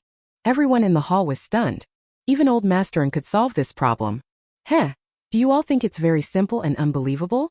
The physics doctoral advisor glanced at everyone's expressions, adjusted his glasses and smiled mysteriously. "That's because your understanding of physics is built on knowing the basic principles. But Yi Qing is a blank slate. Even the simplest formula, without explaining the role of each part, she still can't understand the problem." Those present suddenly understood, yet also felt the man was being petty and trying to show off the profundity of physics. But the other person wasn't angry at all. Instead, he continued enthusiastically. "Many people don't understand why you need to study a worldview, the principle of conservation in nature, and even why the first lesson on the big picture perspective can make students nod off before studying physics. But they don't realize that this foundational step is the most important link in learning physics. Next, I'll show you how terrifying it can be when a genius studies physics." As if triggered by that voice, Yi Qing, who was sitting in the middle of the living room, gradually walked into some sort of miraculous realm. The old man kept drawing on the whiteboard mountains, rivers, trees, seas and stars, human anatomy, the flow of blood, explaining the rules of operation one by one in the clearest, simplest terms. This was a world that never appeared in the storybooks Yi Qing loved, nor in the cold code she had tapped out, as if every flower and blade of grass began to parse and separate, presenting entirely different mechanical states. Enraptured, she cupped her face and stared at the painting, unable to come back to herself for a long time. "Xiao Yi Qing, this is the law of the universe across billions of years. Do you understand?" The old man finished, bent down, and gently placed his hand on her head, smiling as he asked. Yi Qing looked at him, nodded, and light shone from her dark pupils as she praised. "Wonderful. So the physical world is actually this rich and colorful. Haha, right? People who don't understand physics have no taste and can't appreciate our joy." The old man threw his head back and laughed, visibly pleased. Before his laughter died down, he lowered his voice and fixed Yi Qing with a piercing stare. "Now let me see how impressive you really are." He waved his hand, wiping away all the simple sketches at once. Then his pen moved extremely fast as he wrote a continuous series of formulas. And Shuyang looked at those formulas, well beyond high school syllabus, the kind even doctoral students study, and sucked in a cold breath. Isn't that a huge leap? No matter how talented she is, it's her first day encountering physics. Does it have to start at this level? The old man snorted and rolled his eyes at him, saying lazily, "Who was just saying it was too easy?" "And Shuyang." He didn't say it again. The old man finished the last stroke and snorted. You can't do it, that doesn't mean she can't. Chapter 46. Maybe you can act cute to me. First, and Yang still didn't believe it. But by the time Qing finished looking through the formulas and solving the problems, those questions that had been like unreadable scriptures were resolved by her one formula after another, even reaching conclusions by breaking down equations in ways he'd never seen. He finally believed the old man's words. Sometimes people's minds are simply different. Haha, not bad, a fine prospect. The old man had taught many students and seen all kinds of prodigies, so he didn't put on the aloofness of an old master. He lavished praise on Qing without reserve. Olden, I'll take this student and charge nothing, but you must guarantee my teaching time and must not interfere with her future. He believed that the range a child like Qing could master was far more than just physics, but he also feared that old master might have other expectations for her that would change her future aspirations. Old master smiled at that and promised, don't worry, as long as she wants to study physics, I will never stand in her way. The old man nodded in satisfaction, patted Qing's shoulder and motioned to her. Go on, you still have one more hurdle to pass. As he spoke, he couldn't help but turn his head to look at his stern, unsmiling old friend and warn. This is the only child I've pinned my hopes on, you must not harm her. At this moment the sky had dimmed. The sunlight slowly withdrew from the living room, burying the elderly man in a crisp military uniform in shadow, making him appear even more towering and terrifying. When Yang was young, he had experienced the methods of this devilish instructor, and still bore psychological scars. Seeing that it was getting dark outside, he couldn't help but suggest aloud. Why don't we wait until tomorrow? Qing must be hungry by now. He stepped over and stealthily prodded the child's back with his finger, hoping the boy would be clever enough to make a clean getaway later so he could immediately pack up and flee with him. But Qing said nothing. His gaze quietly met the old man's eyes. After a brief mutual glance, it seemed they had reached some kind of understanding. The old man took the lead and stepped toward the door. Follow me. Qing immediately turned and silently followed. And Yang was startled. By the time he came to his senses, the tall and the short one were already outside. He was also surprised to find that the two of them had made almost no sound as they moved, like ghosts completely merged into the night. Grandfather. He couldn't help swallowing, looking at old master with some concern. Qing is still so small and undernourished, won't she be all right? Old master saw the genuine concern in his eyes and his expression softened. He said in a low voice, this is a path she must walk herself, no one can go in her place. That child is growing up too fast with no sense of life and death, and with that kind of intelligence sooner or later she'll bring on big trouble. If we don't make her realize now, it will be too late later. Since the banquet, he had been clear that Qing was small but crafty, lacked a sense of mortality, and combined with her intellect would sooner or later attract major problems. So this wasn't a test at all today, it was meant to suppress her. To show her the world is vast and there are always people better than you. Even if knowledge can be learned quickly, deficiencies in physical fitness are an insurmountable chasm for her.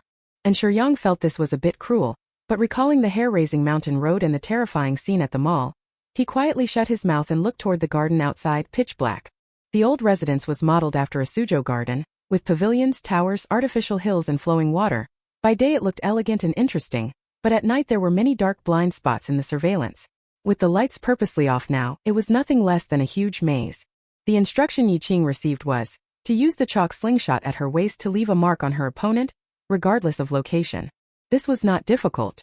So before starting, she first looked at the elder's hair, white and dazzling, and sincerely said to him, maybe you could act spoiled with me.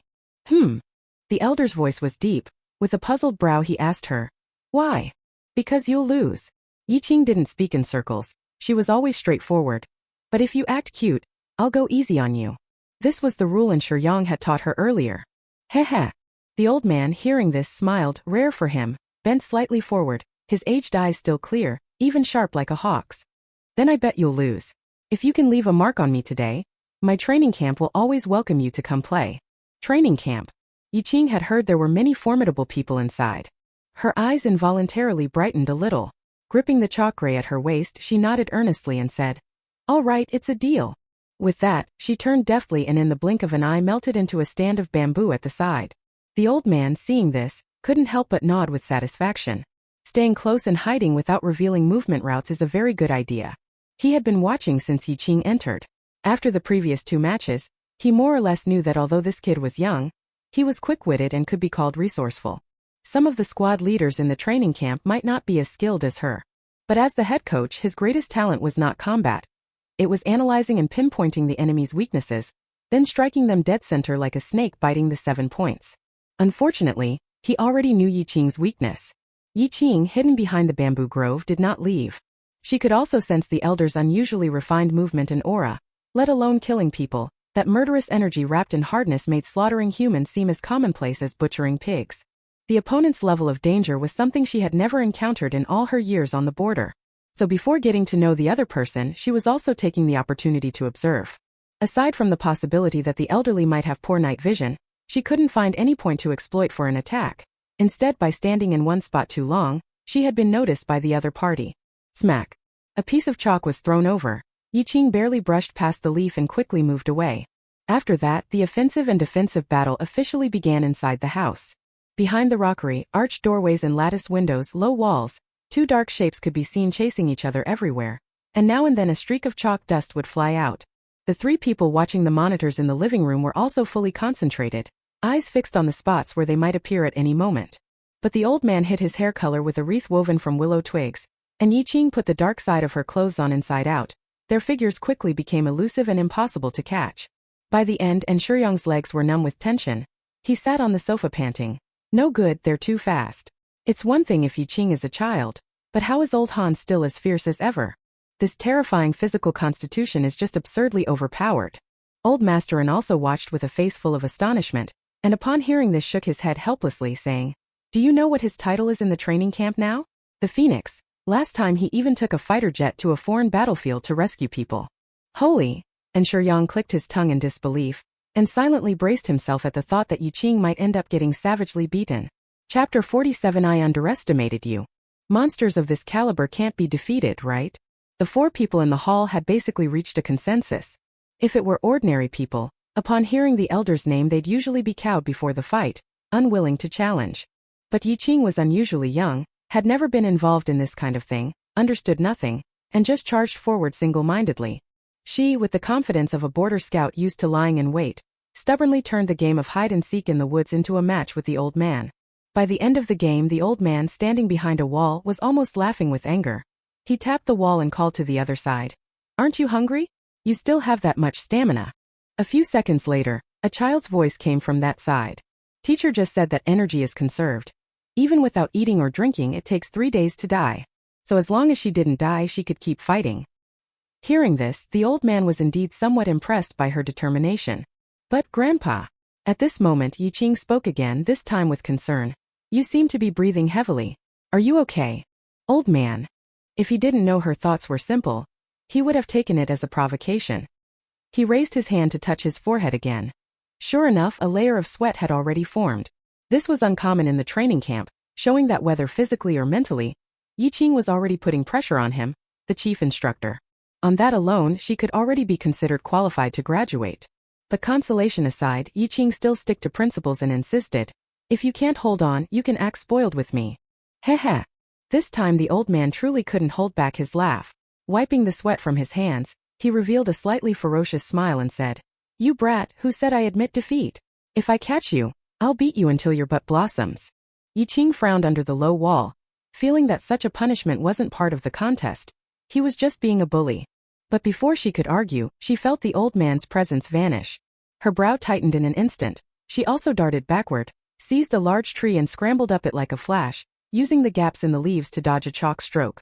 What a cunning old grandpa! A streak of competitiveness lit in her eyes, and she decided not to be polite anymore. With both their weaknesses being stamina, it would come down to who reached the breaking point first. From their earlier exchange, she thought the other had already reached it. If this dragged on any longer, the disadvantage would fall to her side, so she didn't hesitate. When the elder drew near in the next moment, she grabbed a sharp branch and lunged at him. "Oh no, Mr. Han and the young miss have fallen, someone quick!" The servants' cries from the garden made the 4 people in the sitting room startle. An accident? And Shuyang was first to jump up and rush outside, but he remembered his own grandfather at the doorway and hurried back, pushing the wheelchair at a run. After passing through 2 arches, they saw an old man and a young one sitting on the ground not far away. "You little brat, you've got too much nerve, come here." Old Han panted, not sure whether from exhaustion or anger, pointing at Yi Qing as if about to strike. Yi Qing was sweating profusely too. He backed against the rockery and with a serious face retorted, "I won, and this game doesn't have a punishment. It wasn't mentioned at the start, so there isn't one." Old Han burst out laughing with anger. Seeing old Masterin approaching, he couldn't help but complain. Your good granddaughter actually tried to wrestle me in close combat. Good thing I held back. Otherwise I'd have snapped her neck. What? Old Masterin was also taken aback. Then waves of alarm swept through him. He hurriedly had Shuyang push him toward Yi Qing, bent down and lifted her up to appraise her from head to toe. Child, are you okay? Are you hurt anywhere? Yi Qing was covered in dirt and felt embarrassed to lean against the elder, so she stood with her hands behind her back and shook her head. No, Grandpa, you got chalk dust on you first. At this moment old Masterin could no longer care about winning or losing. His face darkened and he scolded. Is winning important? Or is your life? For the sake of winning, do you have to be so ruthless? Don't you know that's dangerous? What he feared most was Yi Qing's attitude of treating life and death as irrelevant. For others or for the sake of winning and losing, she didn't care about gains or losses at all. This was the one thing he least wanted to see. Seeing the atmosphere gradually tense, Shuyang quickly stepped forward to mediate.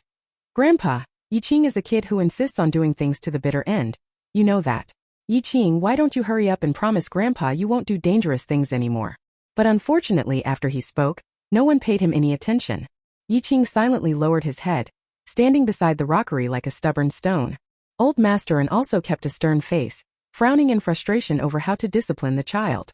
Seeing this, old Han sighed, about to comfort his old friend, when his peripheral vision caught sight of the branch on the ground.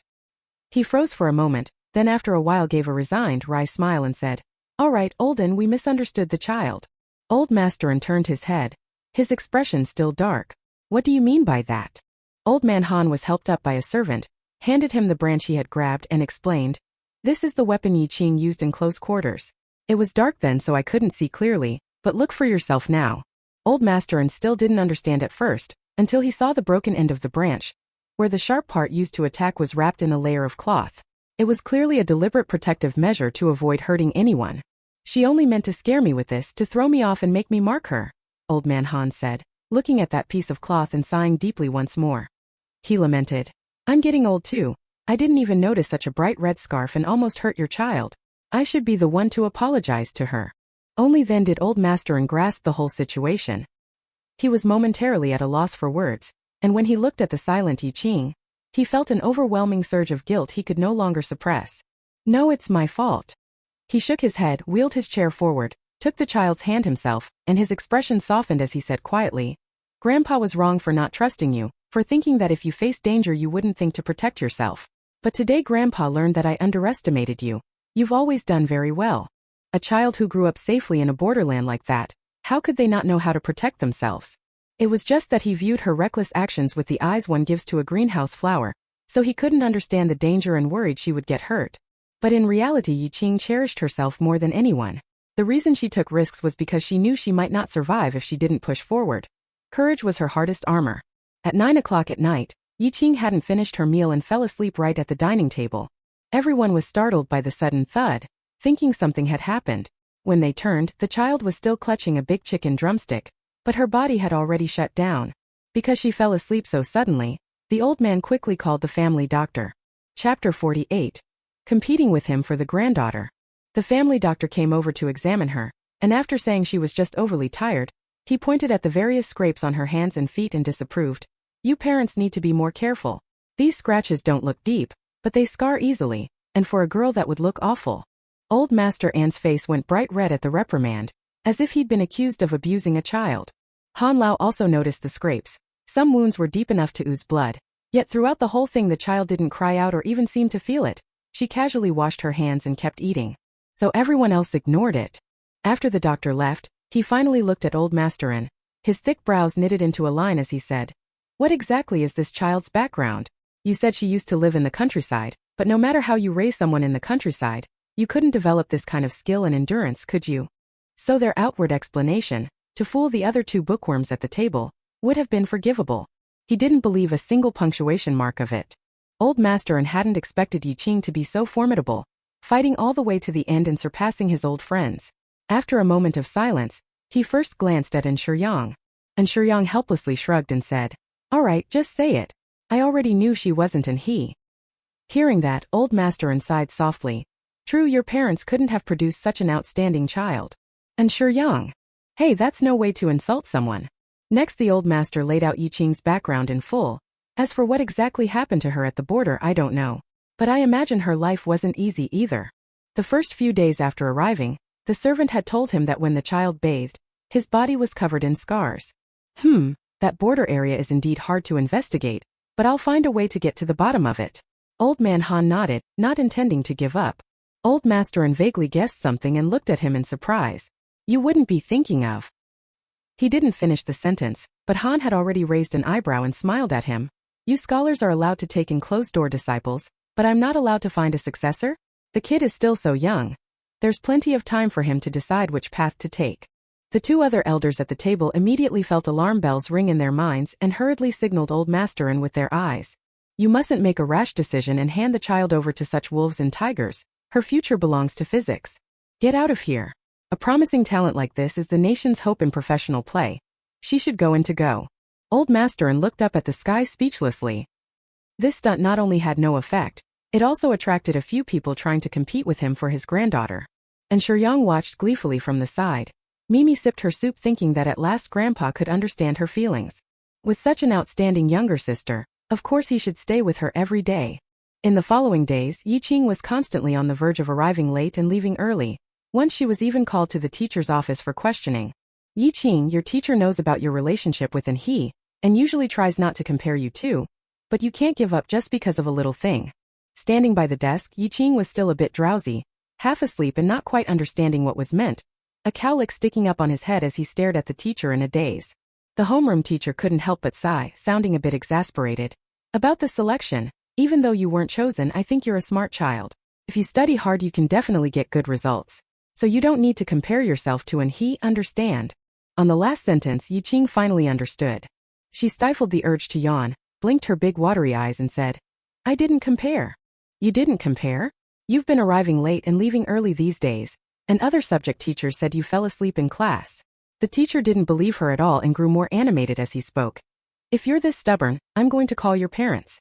Coincidentally, your parents are treating the whole class to a meal this afternoon. You're coming too. We need to have a talk. Qing opened her mouth, wanting to say the parents who should be spoken to weren't the young couple but old Masterin. And besides, her inability to arrive at school on time was indeed the old man's fault. Since the day after the challenge, she had begun meeting the three old gentlemen at the old residence every day, covering everything from Go to physics, while also having to handle Shiryang's occasional programming questions. Chairman DK somehow heard that Shiryang was skilled with technology and actually hired him as a programmer, so Qing became an external staff member.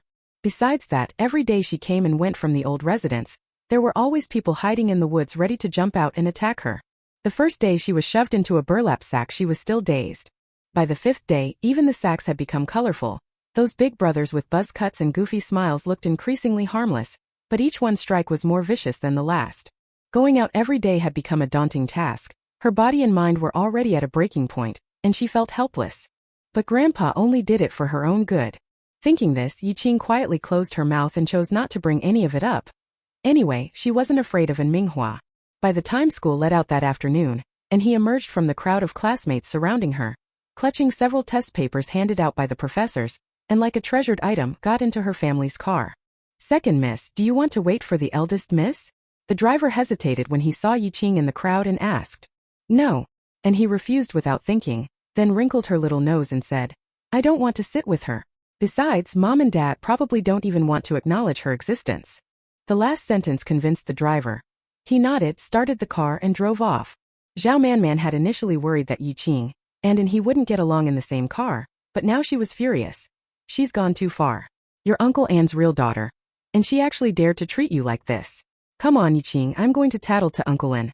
After speaking, she grabbed Qing's arm and walked toward her family's luxury car. Qing saw her indignation and didn't know how to comfort her.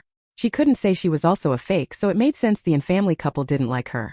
After thinking, she could only say, maybe I'm not good enough. What? You're still not impressive enough. Zhao Manman turned her head and widened her eyes as if Qing were talking nonsense.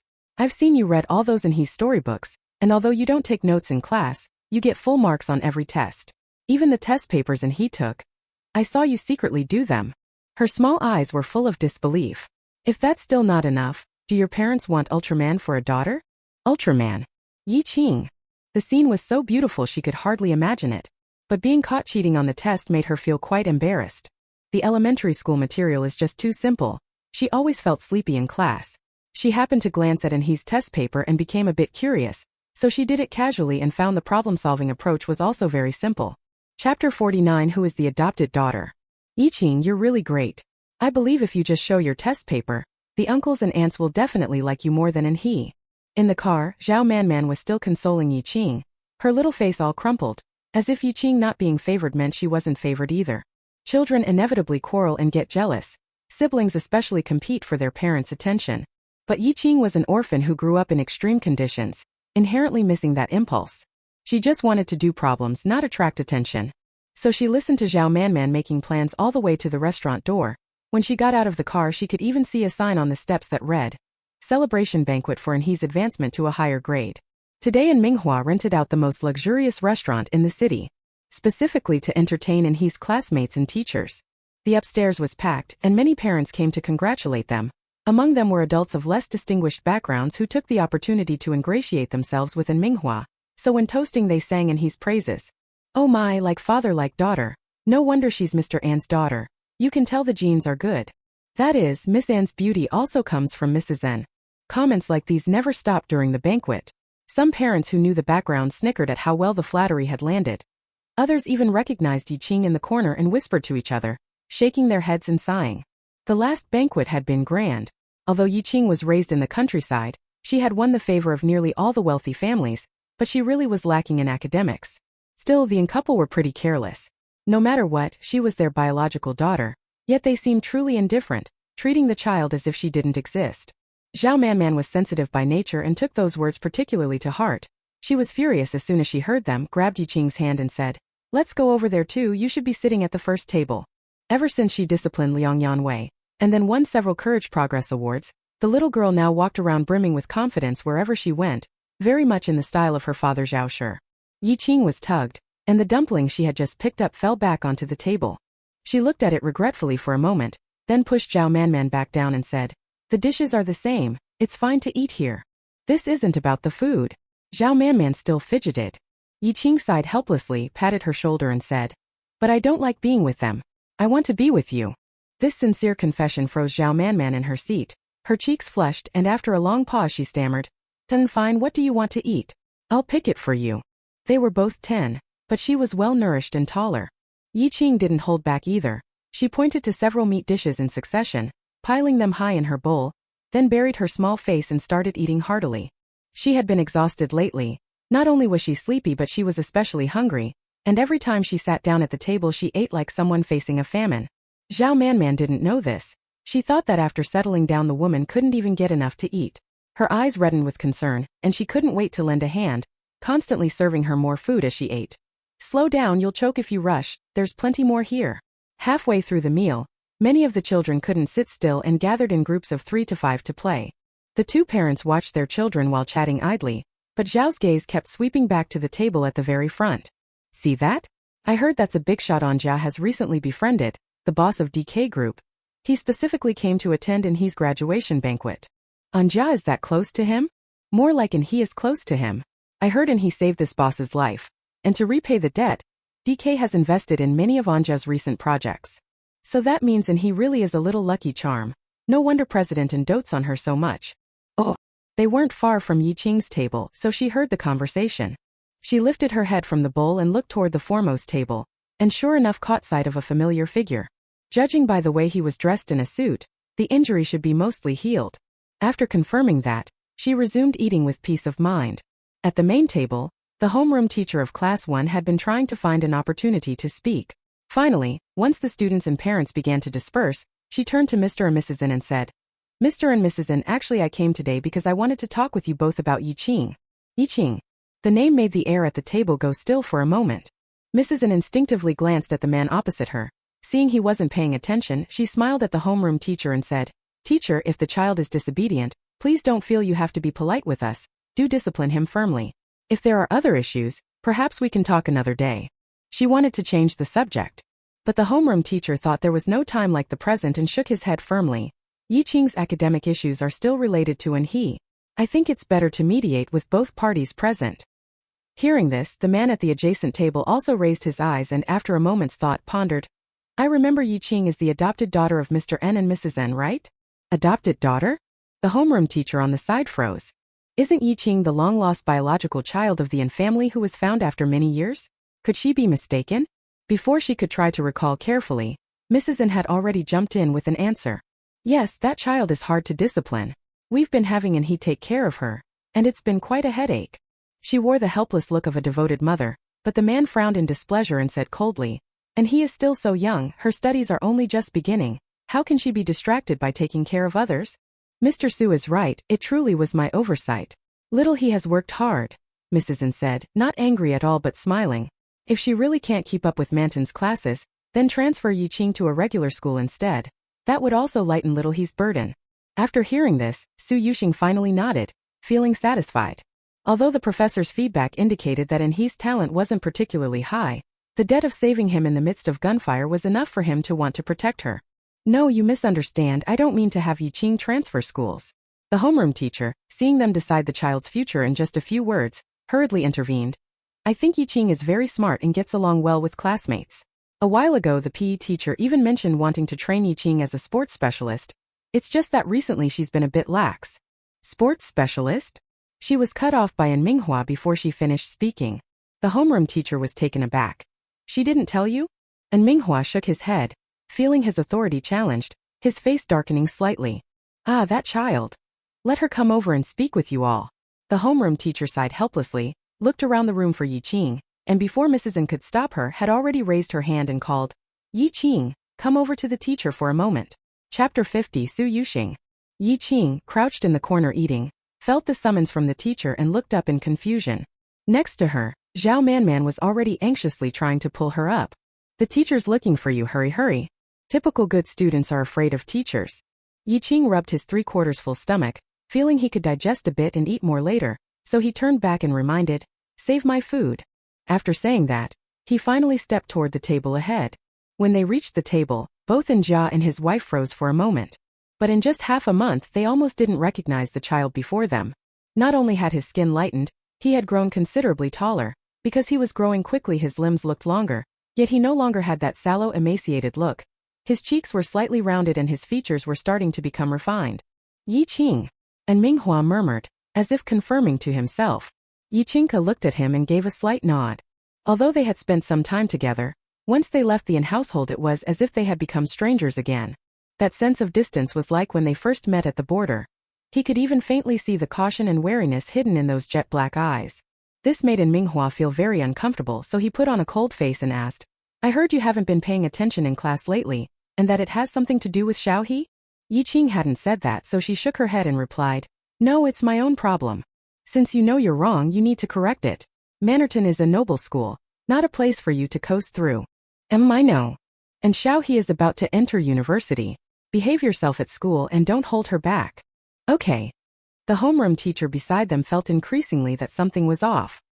He wanted to advise An Minghua not to be so harsh, but before he could speak, he saw Yi Qing already agreed to all the demands with a calm expression. Finally, An Minghua, seeing there was nothing more to say, waved his hand and said, all right, you may go. Yi Qing nodded, finished dealing with it and was about to go back to eat. But just as he turned, a gentle voice came from the side. Your name is Yi Qing, isn't it? Yi Qing tilted her head, meeting Su Yuxing's gentle yet handsome face, and nodded slightly. Su Yuxing looked her over with some curiosity. Before meeting her, he had heard many stories about Yi Qing at the hospital, mostly that she was unruly, a worry to her parents, bullied her younger sister and essentially had no redeeming qualities, a spoiled child. So when he said she wanted to enter the selection, he thought a change of environment, even leaving Yi Qing behind, would teach the spoiled child a lesson and make her realize the situation and tone down her behavior. When Yi Qing first came over, he had thought there would be a big scene. But the situation was unexpectedly calm. The child before him carried a composure and indifference that peers lacked in every word and action. Faced with reproach and provocation, he neither cried nor threw a tantrum. Rather than submissive, it looked more like casual nonchalance and complete unconcern. Maybe it had already gone in one ear and out the other, completely forgotten. Could a child like this really have committed the rude acts he described? Or is she just very good at pretending? At that thought, Su Yuxing curled his lips and spoke again. And he is your younger sister. She's going to college. Do you want to go too? When those words came out, Yi Qing hadn't finished speaking, and he on the table nearly jumped up.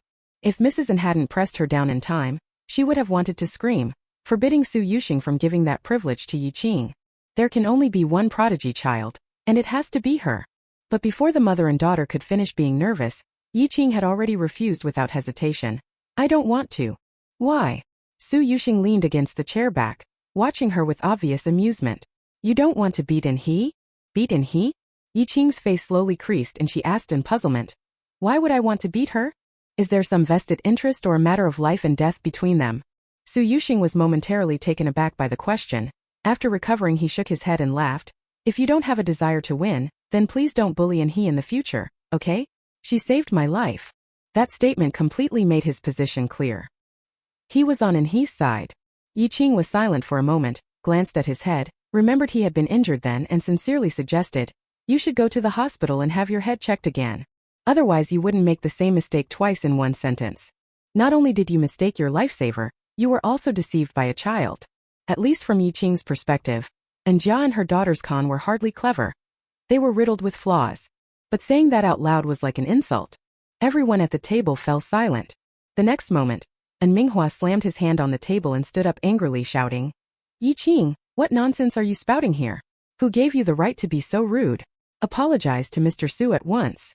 Yi Qing looked innocent, not thinking her suggestion was wrong, so she just stood there without speaking. Her attitude only intensified in Manhwa's anger. He walked around the table and went to grab Yi Qing's arm, but she gently dodged him. You're still going to dodge? You've turned on me.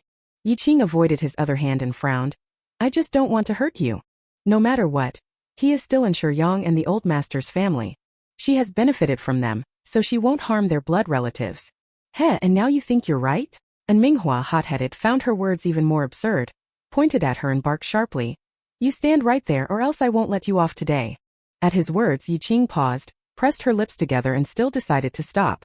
Seeing this, and Manhwa finally felt somewhat relieved. He strode up to Yi Qing, grabbed the back of her neck, and forced her in front of Su Yuxing, saying, Apologize. At this moment many people around, hearing the commotion, turned their attention over. Seeing the scene, they were somewhat shocked. What kind of mistake did she make for president and to actually lay hands on her? It seems Yi Qing really isn't favored by the Yin family. Oh! Amid the crowd's murmurs, Su Yuxing was also somewhat stunned. In high society everyone prides themselves on being civilized. No matter how big a child's mistake, adults, for the sake of appearances, would not scold them to their face, let alone lay hands on them so directly. That earlier scene had truly shocked him. Seeing that Manhwa's hand veins were bulging as he pressed the child's hand, he hurriedly stood up and said, Mr. N, it's not worth it over this. Let go of the child quickly, be careful you don't hurt her. In this wealthy family, whose child isn't a precious darling. But precisely because Manhwa had been humiliated by Yi Qing too many times, and he still resented the last banquet where she made him lose face, old and new grudges combined, he would only strike harder. It's fine, President Su, this kid is tough. She won't realize her mistake unless you hit hard. At that moment, Su Yuxing even saw hatred in his eyes. This made Su Yuxing even more puzzled by He's earlier statements, and for a moment he couldn't tell who was right or wrong. And in that brief distraction, a child suddenly charged out from the side and threw himself onto Manhwa. Don't bully Yi Qing, let her go. Chapter 51. You shouldn't hurt her. The child screamed hoarsely and lunged forward, sinking his teeth into Manhwa's wrist. Ah! And Manhwa cried out in pain and reflexively let go, flinging the child away. He had used a lot of force, and because the child was light, he flew out in one go and landed squarely on a chair. Wah! Hearing the familiar crying, Yi Qing, who had been looking down, suddenly turned around and saw Zhao Manman fall off the chair. Man! She rushed over and picked her up, seeing a large bump swelling on Zhao Manman's forehead, bruising at the corner of her eye, and her fingers trembling slightly. She was suddenly at a loss. It doesn't hurt. I'll blow on it for you. And Manhwa hadn't expected it to be Zhao Manman either. After being stunned for a second, he hurried over, flustered. Miss Zhao, I'm sorry, I was too impatient just now. You suddenly lunged and I didn't see clearly. I'll take you to the hospital. Seeing the little girl's facial injuries, his heart began to pound wildly. This is Pengcheng Real Estate's daughter. Zhao sure is notoriously a doting father. If this goes wrong, he'll be making an enemy. Thinking of that, he reached out to pick up the child. Smack! Yi Qing suddenly raised her arm and knocked his hand away. Ugh! And Manhwa sucked in a breath of cold air. His injured wrist had just been struck, making him wince, and he scolded Yi Qing with even more displeasure. What are you making a scene for at a time like this? If it weren't for you, could I have accidentally hurt Miss Zhao? Hurry up and let me take her to the hospital. Yi Qing stood up straight, refusing to let him get close to Zhao Manman, her dark eyes fixed on him as she said, I'll take care of her. Is this about taking care now? It's about giving General Manager Zhao an explanation. And Manhwa felt he couldn't reason with her and reached to roughly pull at her. But this time Yi Qing no longer stood there meekly to be struck. Before his hand could reach her, she suddenly seized his wrist and using all her strength twisted her waist. Click. Ah! With a crisp cracking of bone, and Manhwa's face changed drastically. He clutched his wrist, took 2 steps back and let out a scream. But that wasn't the end of it. The next second Yi Qing lunged forward, kicked him in the middle of his shin, forcing him to kneel, then grabbed the ashtray on the table and smashed it down onto his head with a bang. The ashtray was small and cracked on impact, but in Manhwa's face was already a bloody mess. Screams erupted around them. Mrs. N, he cried out in fright, and the homeroom teacher stared wide-eyed, frozen in place. Only Yi Qing stood silently in place, lowering her eyes to gaze at Manhwa, who had collapsed on the ground wailing and said calmly, You shouldn't have hurt her. After speaking she turned and walked back, carrying Zhao Manman who was a head taller on her back. Wait, you! As the one indirectly responsible for all this, Su Yuxing finally reacted and opened his mouth to say something. Yi Qing stopped, looked back at him and with a coldness in her eyes said, You can't beat me. So don't try to get revenge and don't try to stop her. Su Yuxing felt a chill at that look, and somewhat flustered tried to explain. I didn't mean to blame you. It was actually Manhwa who started the violence and accidentally injured someone. Although Yi Qing's response was ruthless, it was understandable that she fought back for her friend. At that moment he just wanted to help the child. But Yi Qing had already turned away, carrying Zhao Manman as he left the restaurant. The parents around them all hurriedly pulled their children aside to avoid them, and fear appeared in the eyes of those looking at Yi Qing. Yi Qing ignored all of this. After taking Zhao Manman out of the eatery, he called Zhao Shi from the roadside. Duh. When she answered the call, she instinctively wanted to call him Godfather, but then pressed her lips and swallowed the word, muffling, Uncle Zhao, Manman is hurt and needs to go to the hospital. When Zhao Shi heard that, he immediately told them to wait right where they were without another word. After the call ended, Yi Qing saw that Zhao Manman had stopped crying, so she crouched down and asked her, Can you still see? The bruise was very close to the corner of her eye. Once in the village a child was hit by a stone near the eye and went blind. The adults said the retina had been damaged. Fortunately Zhao Manman blinked and after confirming she said, I can see you. Yi Qing breathed a sigh of relief and asked if she was in pain. Seeing that she only pointed to the scraped skin on her knee, Yi Qing sat down on the ground at once, suddenly feeling like he had survived a calamity. 15 minutes later, Zhao Shi arrived following the location tracker. Seeing Zhao Manman's battered face, he was so heartbroken he almost cried. Yi Qing pressed his lips and stood to the side. When the other's gaze swept over he bowed deeply and said, She was hurt because of me. I'm sorry Uncle Zhao. No Dad, it's not that. It was Yi Qing's dad who wanted to hit her. I ran over myself. Zhao Manman, holding back the pain, looked up from Zhao Shi's arms to testify for her. Then fearing her father's blame her voice grew softer. You told me to be a brave child. Zhao Shi felt helpless at his daughter's 2 extreme shifts in temperament. Alright, you need to go to the hospital. We'll talk about anything else afterward. When Yi Qing heard they were going to the hospital, she buried her head even lower. She even regretted having agreed to be friends with Zhao Manman. Perhaps she would be safer if she stayed away from Zhao Manman. At that moment, a pair of leather shoes suddenly appeared in her line of sight, and Zhao Shi's gentle voice came from in front of her. What about you? Are you hurt anywhere? We'll go get checked together in a bit. Yi Qing lifted her eyes and saw Zhao Shi holding Zhao Manman, bent down and squatting in front of her. I'm fine. She replied somewhat slowly. Glad to hear it. Zhao Shi smiled with relief then said helplessly, Then why didn't you call me Godfather at all? You clearly promised last time. He heard the 2 calls of Uncle Zhao very clearly. Yi Qing opened her mouth intending to say she wasn't worthy, but before she could speak, Zhao Shi had already pulled her into his arms with his other hand. She nestled on the broad shoulder to Zhao Manman's left, and a big hand on her back stroked her gently and firmly. Silly child, you're my daughter too. If either of you gets hurt, I'll be upset. Since we're family, it's only right that Manman helps you. You don't need to blame yourself, understand? A family. Yi Qing had never heard that phrase in her life. In an instant, a strange surge of emotion flooded her head, and her vision blurred. Zhao Shi felt his shoulder dampened with sweat, his heart twisted with pain. He thought of how hard Yi Qing had worked to grow up over the years. Immediately he picked up a child in each arm, stood up, and strode toward the car to go to the hospital. When he accompanied Zhao Manman inside for the examination, Wei Jun arrived. Yi Qing. The young man wore a white dress shirt and suit pants, like a young adult newly entering society, though his shoulders still looked slight, revealing some immaturity. He strode up to the child, his face showing anxiety and anger. While I was away, didn't Zhao lay hands on you? Chapter 52. One person does the deed, one person bears the consequences. Yi Qing stood in the corridor outside the clinic, still carrying a small backpack on her shoulder, looking solitary and forlorn. Hearing the voice, she looked up and saw Wei Jun, froze for a moment and said, "Brother Wei Jun, weren't you going out of town? I just got back and heard you and Man had an accident." Wei Jun strode up to her, and when he saw she was unharmed, he pulled her onto a nearby bench and said, "And Shuyang clearly said he would take care of you. How did it end up like this?" He frowned as he spoke, his words full of contempt for Shuyang, clearly regretting having entrusted Yi Qing to him. "It has nothing to do with him. I was the one who started it today." Yi Qing shook her head, still somewhat gloomy. She looked down at her toes and said, "Brother Wei Jun, I hid in Manhwa. Grandfather, and you won't be happy, will you?" Wei Jun was taken aback. He hadn't expected her to worry about that. Seeing the circle of red marks on the back of her neck, anger flared and he said, "Ha! Getting involved with the Yin family never brings anything good. From today on you might as well come back home with me. Now that I earn money too, I'll take care of you."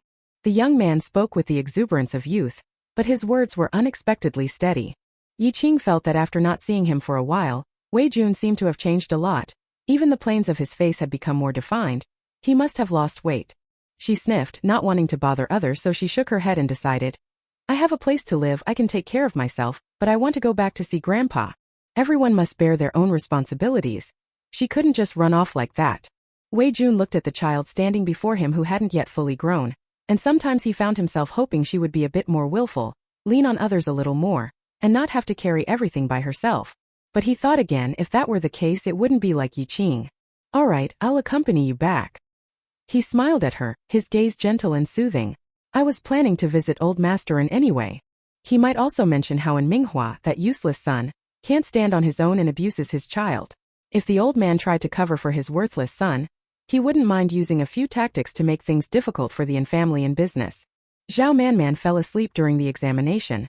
Fortunately, the results weren't serious. Zhao Shi had intended to take Yi Qing home with him, but was stopped by Wei Jun.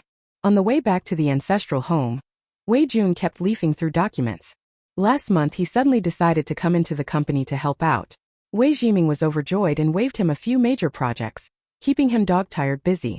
After reading for a while, he noticed Yi Qing glancing this way repeatedly and couldn't help turning to smile. "Interested in these?" Yi Qing first shook his head, then nodded and then said softly, "You seem very tired. I want to help." The old men in the compound all said she was very clever, so she should be able to help Wei Jun lighten his burden. Wei Jun felt soothed. He thought the child had changed a lot since coming back. Compared to the cold indifference at the border, there was now more feeling and warmth in her eyes. "You're still so young. You should be out playing, these are adults' work." He waved the documents in his hand, then patted her little head. Behind his lenses his gaze was gentle. "And meeting you made me realize that I need to grow up." Yi Qing lifted her eyes, looked at him over his arm and asked, "Why?" "Because only by becoming strong can I protect you." Wei Jun didn't say this aloud, fearing it would burden her. He simply smiled and looked at her.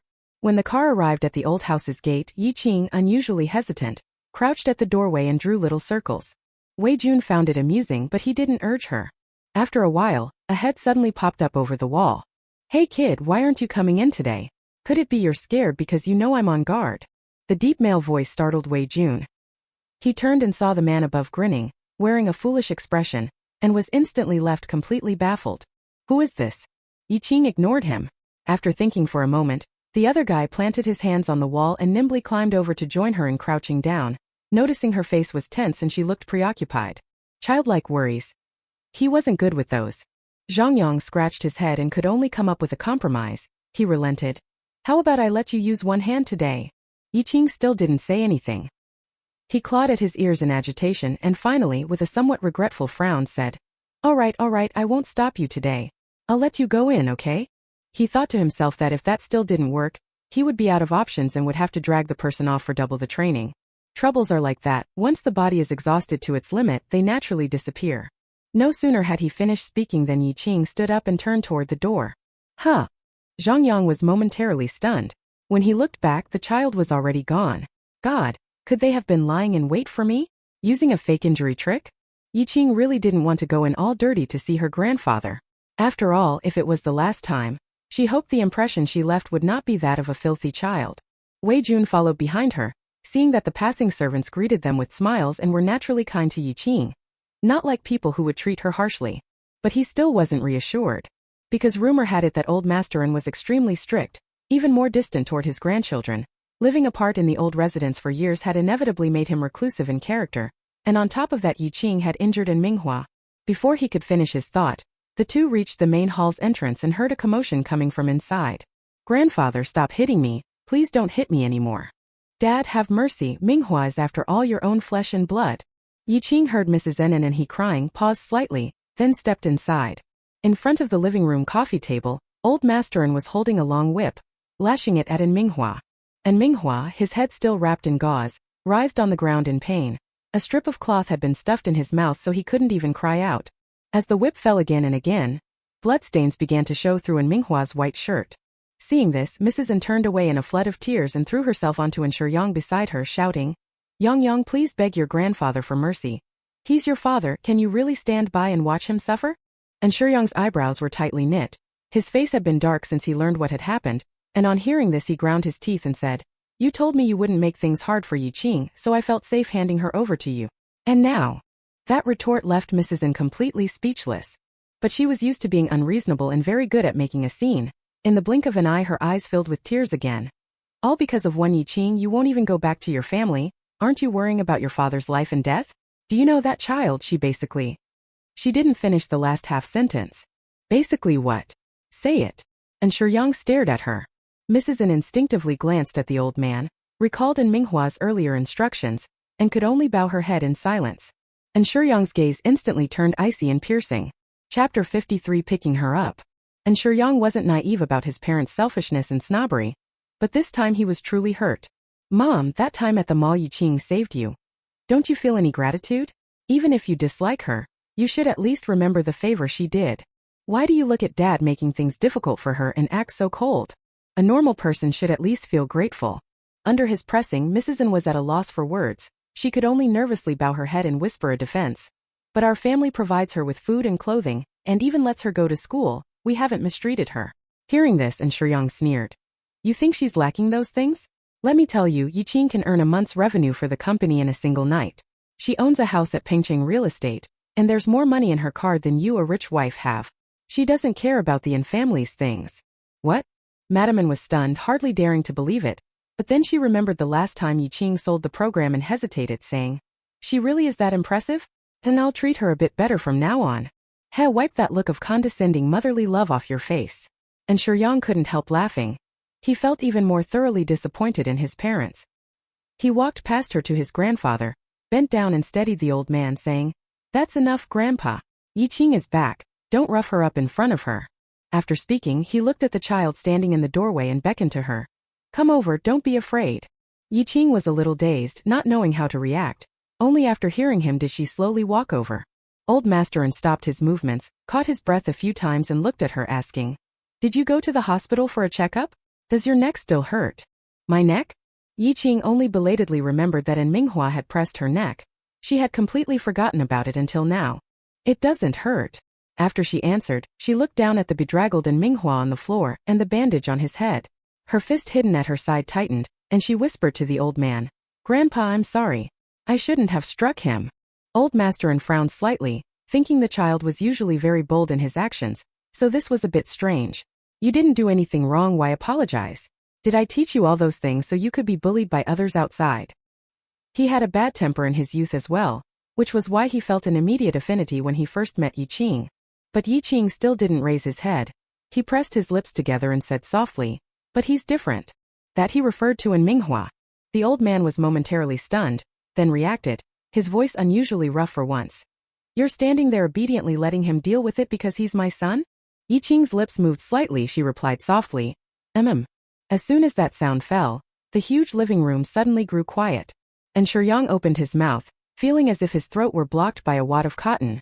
An inexplicable wave of discomfort rising in his chest. Old Manon was about the same. After a long silence, he reached out his slightly trembling hand to touch Qing's head. His eyes were a little moist as he said, Child, it's me who should apologize to you. In your grandfather's heart, you are family too. Family. Qing felt the warmth of the large hand above his head and gave the old man a smile. But she knew that such a relationship with a relative was still not the same as blood ties. Wei Jun, who was behind them, could no longer watch and stepped forward a few paces, put his arm around Qing's shoulder, bowed slightly to the old man and introduced himself. Mr. N, pleased to meet you. I'm from the Wei family. I returned from the border with Qing last time. This time I'm here to clarify something. And Shuyang seemed to sense what he was about to say. He only closed his eyes lightly and did not stop him. It's like this. At the border I must have been mistaken, so I took Qing for Miss N. But after verification, it turned out to be a case of mistaken identity. Wei Jun, unflustered, called his earlier scheme a blunder, then looked at the scheming couple and said, "If you two don't believe me, you can have a paternity test done." They would have made this thing long ago. But now who dares to poke a hole in the flimsy pretense? Mrs. N had no idea at the moment, so she took the chance to help Manhwa up from the ground and untied the cloth from his mouth. No need to do that. Since she's not one of our family, take her away. The first thing Manhwa did upon regaining his freedom was wave his hand hastily, trying to send Qing away. He now felt that Qing was a jinx. Ever since taking her back there had been no benefit, only one bit of bad luck after another. But as soon as he finished speaking, the old master shot him a cold glance. He shivered and dared not speak. Since it was a mistake, I won't force you to stay. Old man sighed. If this had been before today, he would have fought tooth and nail with anyone who tried to take his granddaughter.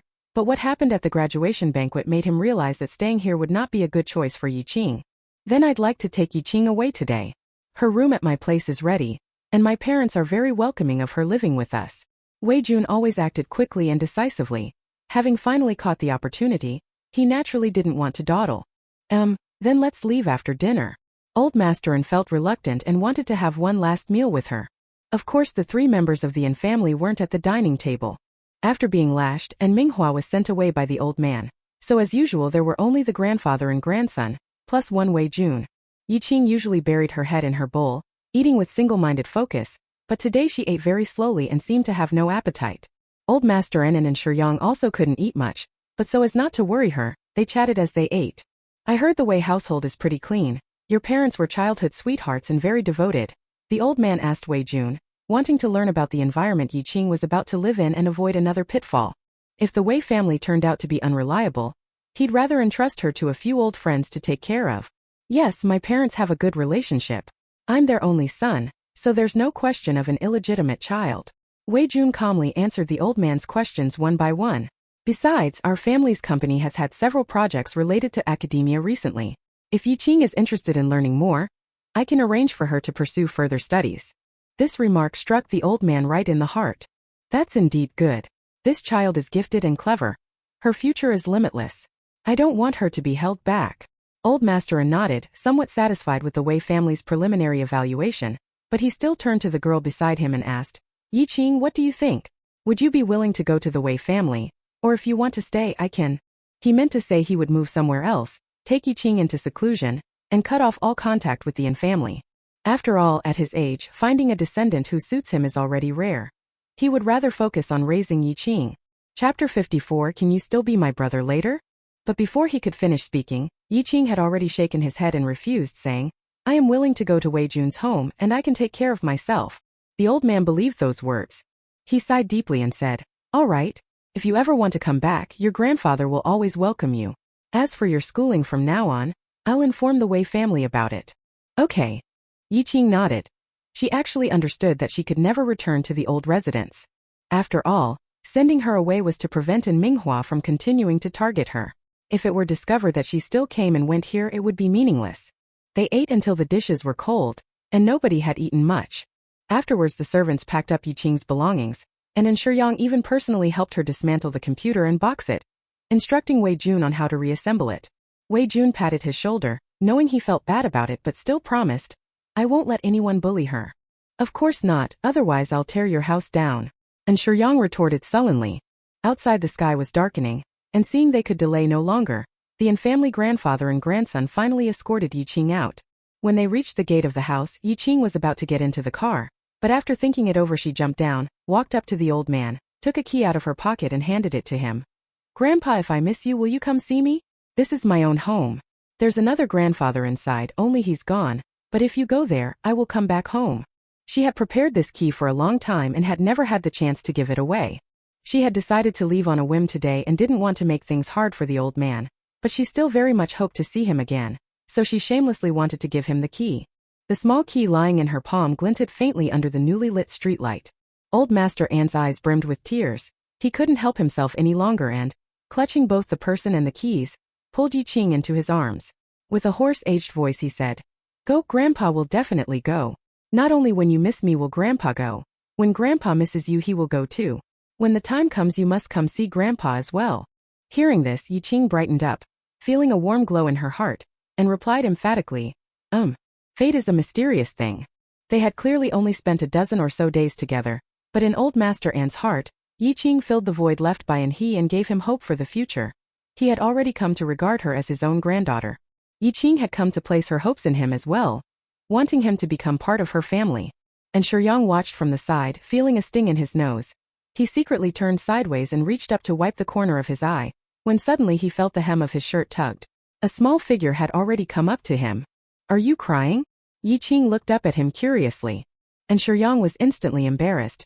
His handsome face flushed red as he reached out to ruffle her little head and said gruffly, "I'm not. Who cries like a child at the drop of a hat? Really?" But Yi Qing clearly saw that the corner of his eye was red. But since they were leaving anyway, she felt a little sad and hesitant, and after pausing for a moment she asked, "So can you still be my brother in the future?" And Shuyang froze, his face instantly losing its composure. He raised his arm to shield his eyes and voice shaking snapped, "Damn it, what nonsense is a little brat like you saying? Of course I'm your brother, always will be." Only then did Yi Qing relax, lifting the corners of her mouth with some happiness. Since childhood she had known her parents had abandoned her, so people with no blood relation wouldn't treat her kindly either. Like the old grandfather and the eldest sister, once they left, it was often farewell forever. So old man Nen and Shuyang agreed to keep being her grandfather and brother, and she was really happy. Wei Jun stood by the car, smiling as he admired Shuyang's ridiculous look for a moment before speaking. "No need to be so sad. It just so happens there's a holiday tomorrow. I think there's no time like the present. Let's go give Yi Qing a housewarming and have a get-together." And Shuyang's choked voice abruptly stopped. He looked up and glared furiously at Wei Jun, gritting his teeth. "Why didn't you say that earlier?" Wei Jun shrugged, not denying that he was mean-spirited and enjoyed the spectacle. Left the old house and went to the Wei family. Wei Jiming had been busy running the company he founded in his early years. Only in recent years had things stabilized. Their house was not in the city center but in a quieter new district. The front yard garden accompanied a large villa, considerably bigger than Anjia's. Tonight both Mr. and Mrs. Wei were home, seemingly waiting specifically for her. The car had just reached the courtyard gate when they came out to greet them. "Aya, so this is Yi Qing, she's really so thin. Are you hungry? Auntie can make you something to eat. Let's go inside first. The child must be tired after a day of running around." The Wei couple were very warm and kind, each taking one of Yi Qing's hands as they went in, not forgetting to explain the layout of the house so she could get familiar with it quickly. When the servant finished moving the luggage in, Mrs. Wei even took Yi Qing upstairs to pick a room. Wei Jun said he'd reserved a room for you, but he didn't know what kind of decor you like, so he and I each set up a room for you. Take a look and see which one you like.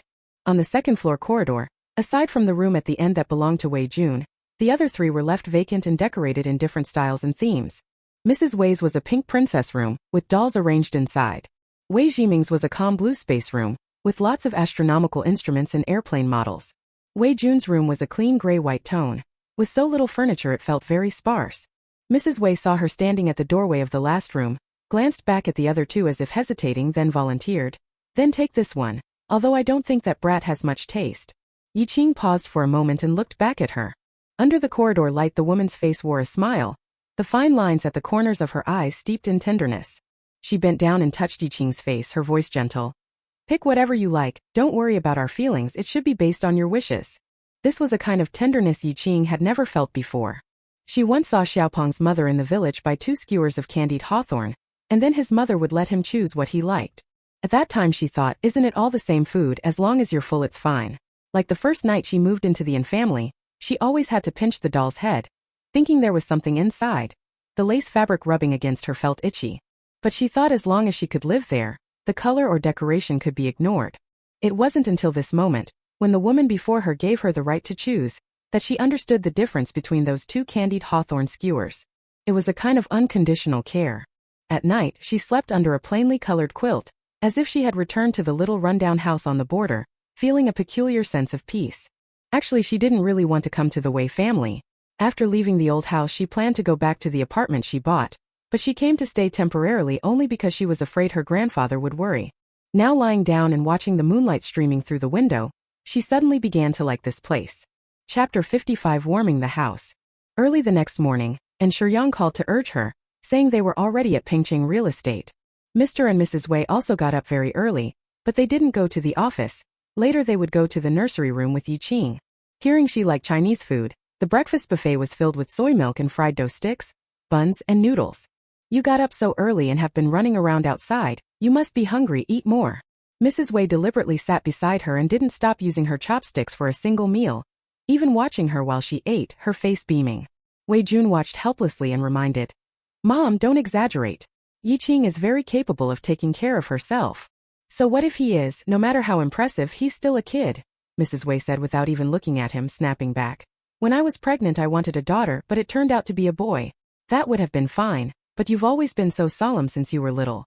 No hugs, no kisses, and you even wouldn't let me dress you up." Listening to his mother's complaint, Wei Jun was speechless and corrected her. "I only refused hugs when I was 10, which is a perfectly normal age.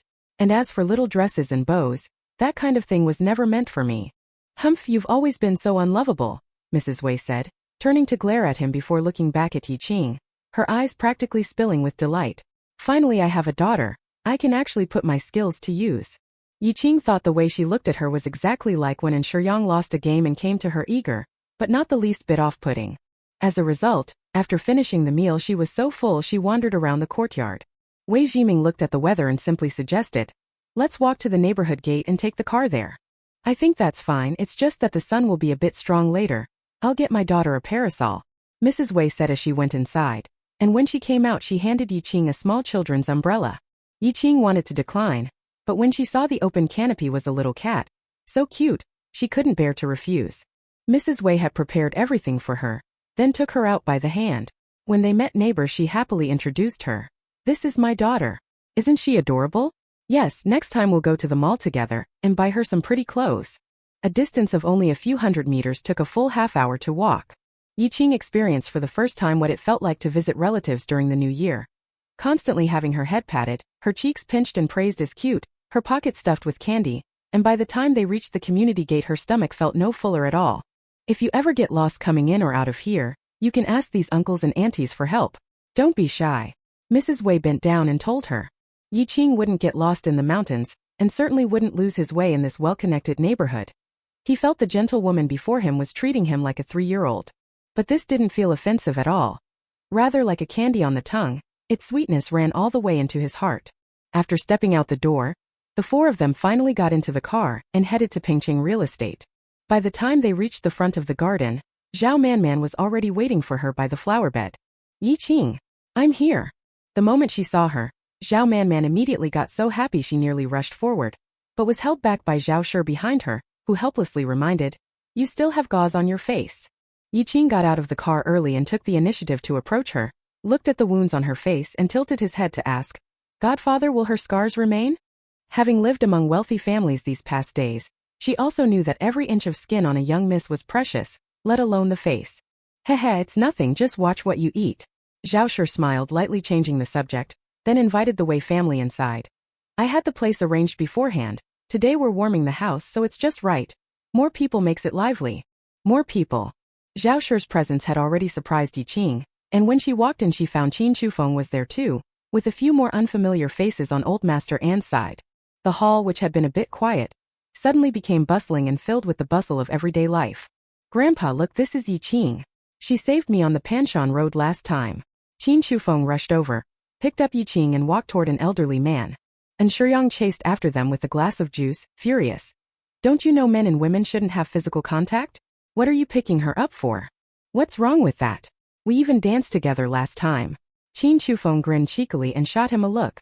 That brought up the very thing Shuyang was already jealous about from the opening dance, and now that it was mentioned again he immediately rolled up his sleeves, ready to fight him. Qing was finally able to free herself and stood in front of the old man, looking at his handsome dark red tang suit and his affluent benevolent face, very much like the Maitreya Buddha from TV dramas. "Little one, come here."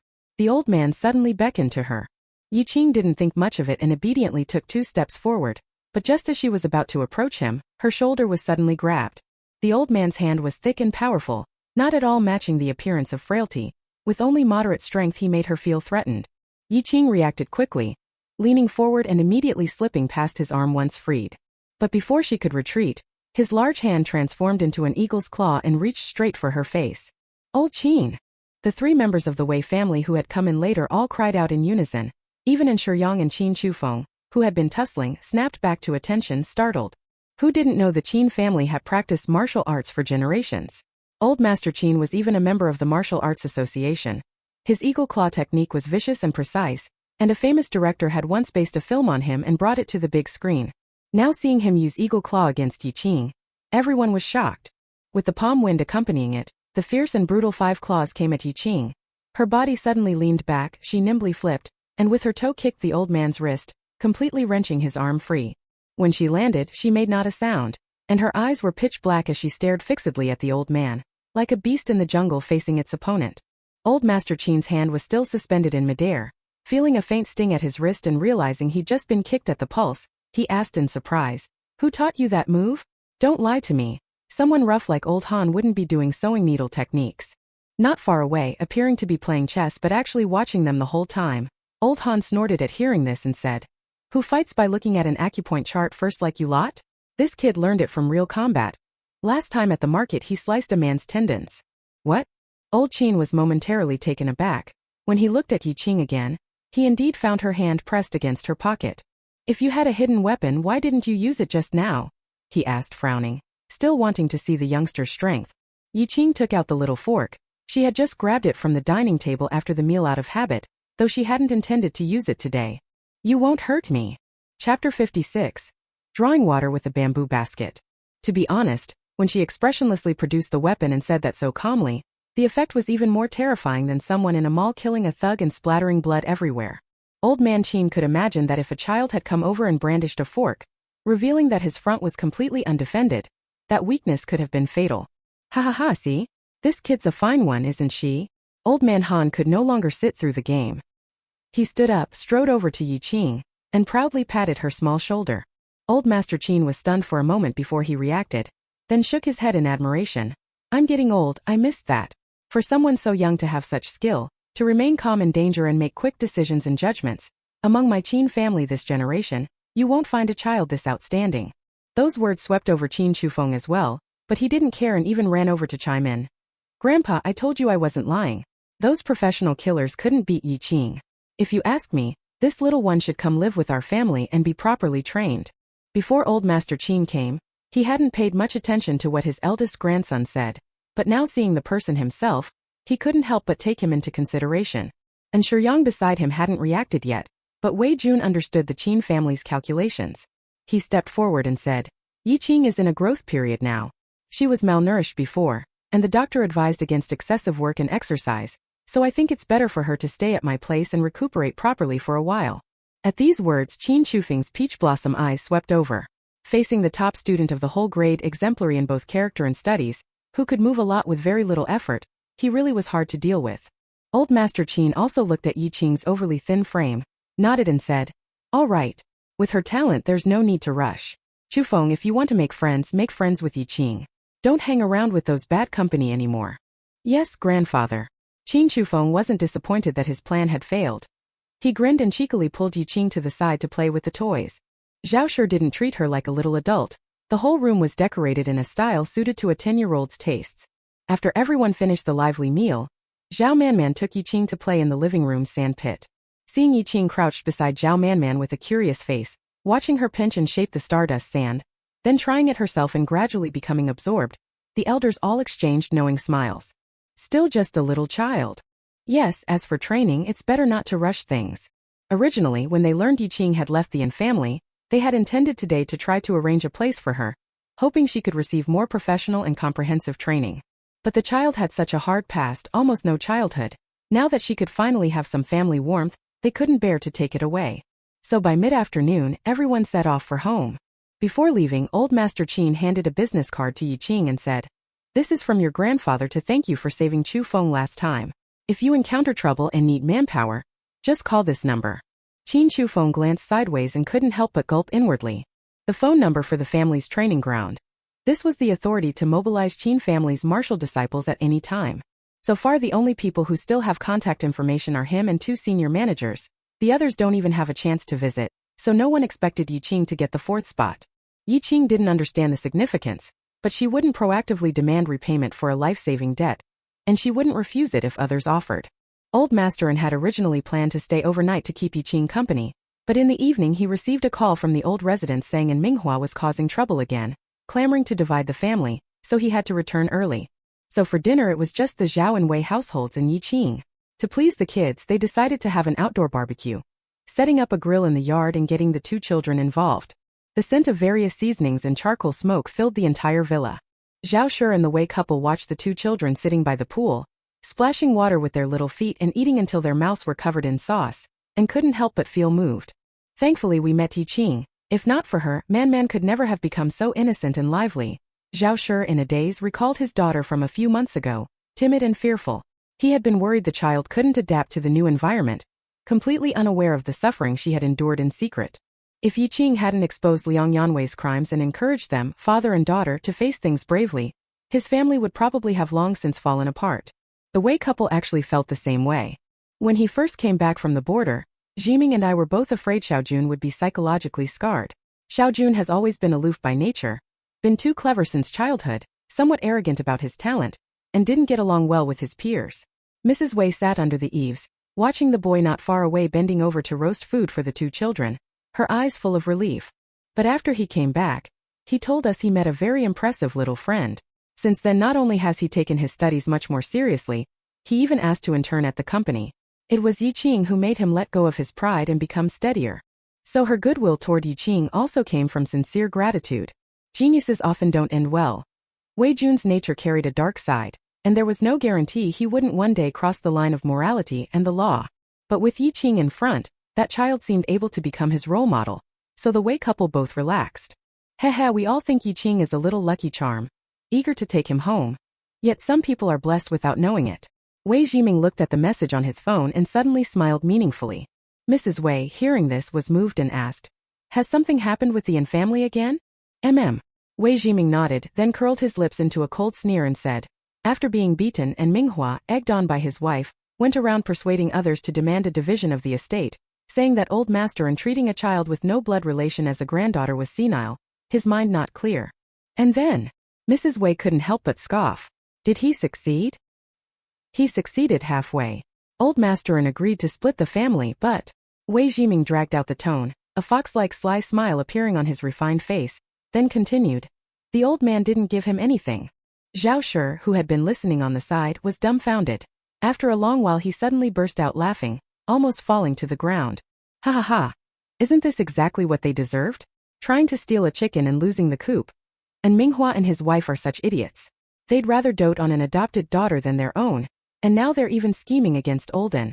In the end, after all the calculations, it was all for nothing. The 2 kids by the pool looked over at the sound, and seeing Zhao Shi laughing so hard he was doubled over, couldn't bear to look directly. Zhao Man said awkwardly, Yi Qing, it's all my fault that you ended up with a not-so-bright godfather. Yi Qing smiled and patted her shoulder. The little face speckled with sauce rare showed a hint of sympathy. After all, she's your birth daughter. Don't be too upset. Chapter 57 got bullied. When Zhou went to school on Monday, Yi Qing was informed by the homeroom teacher that Manhwa wanted to withdraw her tuition. After the school refused, and intended to expel her. Luckily it was your brother who handled your enrollment paperwork and said you had an independent household registration, so legally you have nothing to do with the Yin family. That's why it didn't go through. After the last promotion banquet incident, the homeroom teacher now felt very affectionate toward Yi Qing and offered comfort proactively. Do you need the teacher to help communicate with your family? Yi Qing shook her head at the words and refused, then frankly said, I'm not their biological daughter, so I won't have any ties to the Yin family in the future. The homeroom teacher was momentarily stunned, not expecting such a secret, and said in surprise, So Mr. Yin knew about your background and that's why. She thought of that terrifying scene at the restaurant and changed the subject. In that case, would you like me to transfer you to another class? After all, given your relationship with he, It might be awkward to be together. She genuinely had the students' best interests at heart, but Yi Qing felt no discomfort, and with Zhao Manman still in Class 1, she decided to stay in Class 1.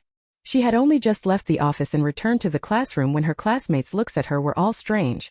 And he sat in the center seat of the first row, arms folded across her chest, like a triumphant superior glancing at Yi Qing. A fake is destined to be discarded, and yet she shamelessly climbed into a wealthy family somehow. Her manners are vulgar, her behavior rough like a petty thug or hooligan. Even dressed in dragon robe, she doesn't look like a crown prince. The whole class knew whom she was cursing. In the past, someone might have stepped forward to defend Yi Qing.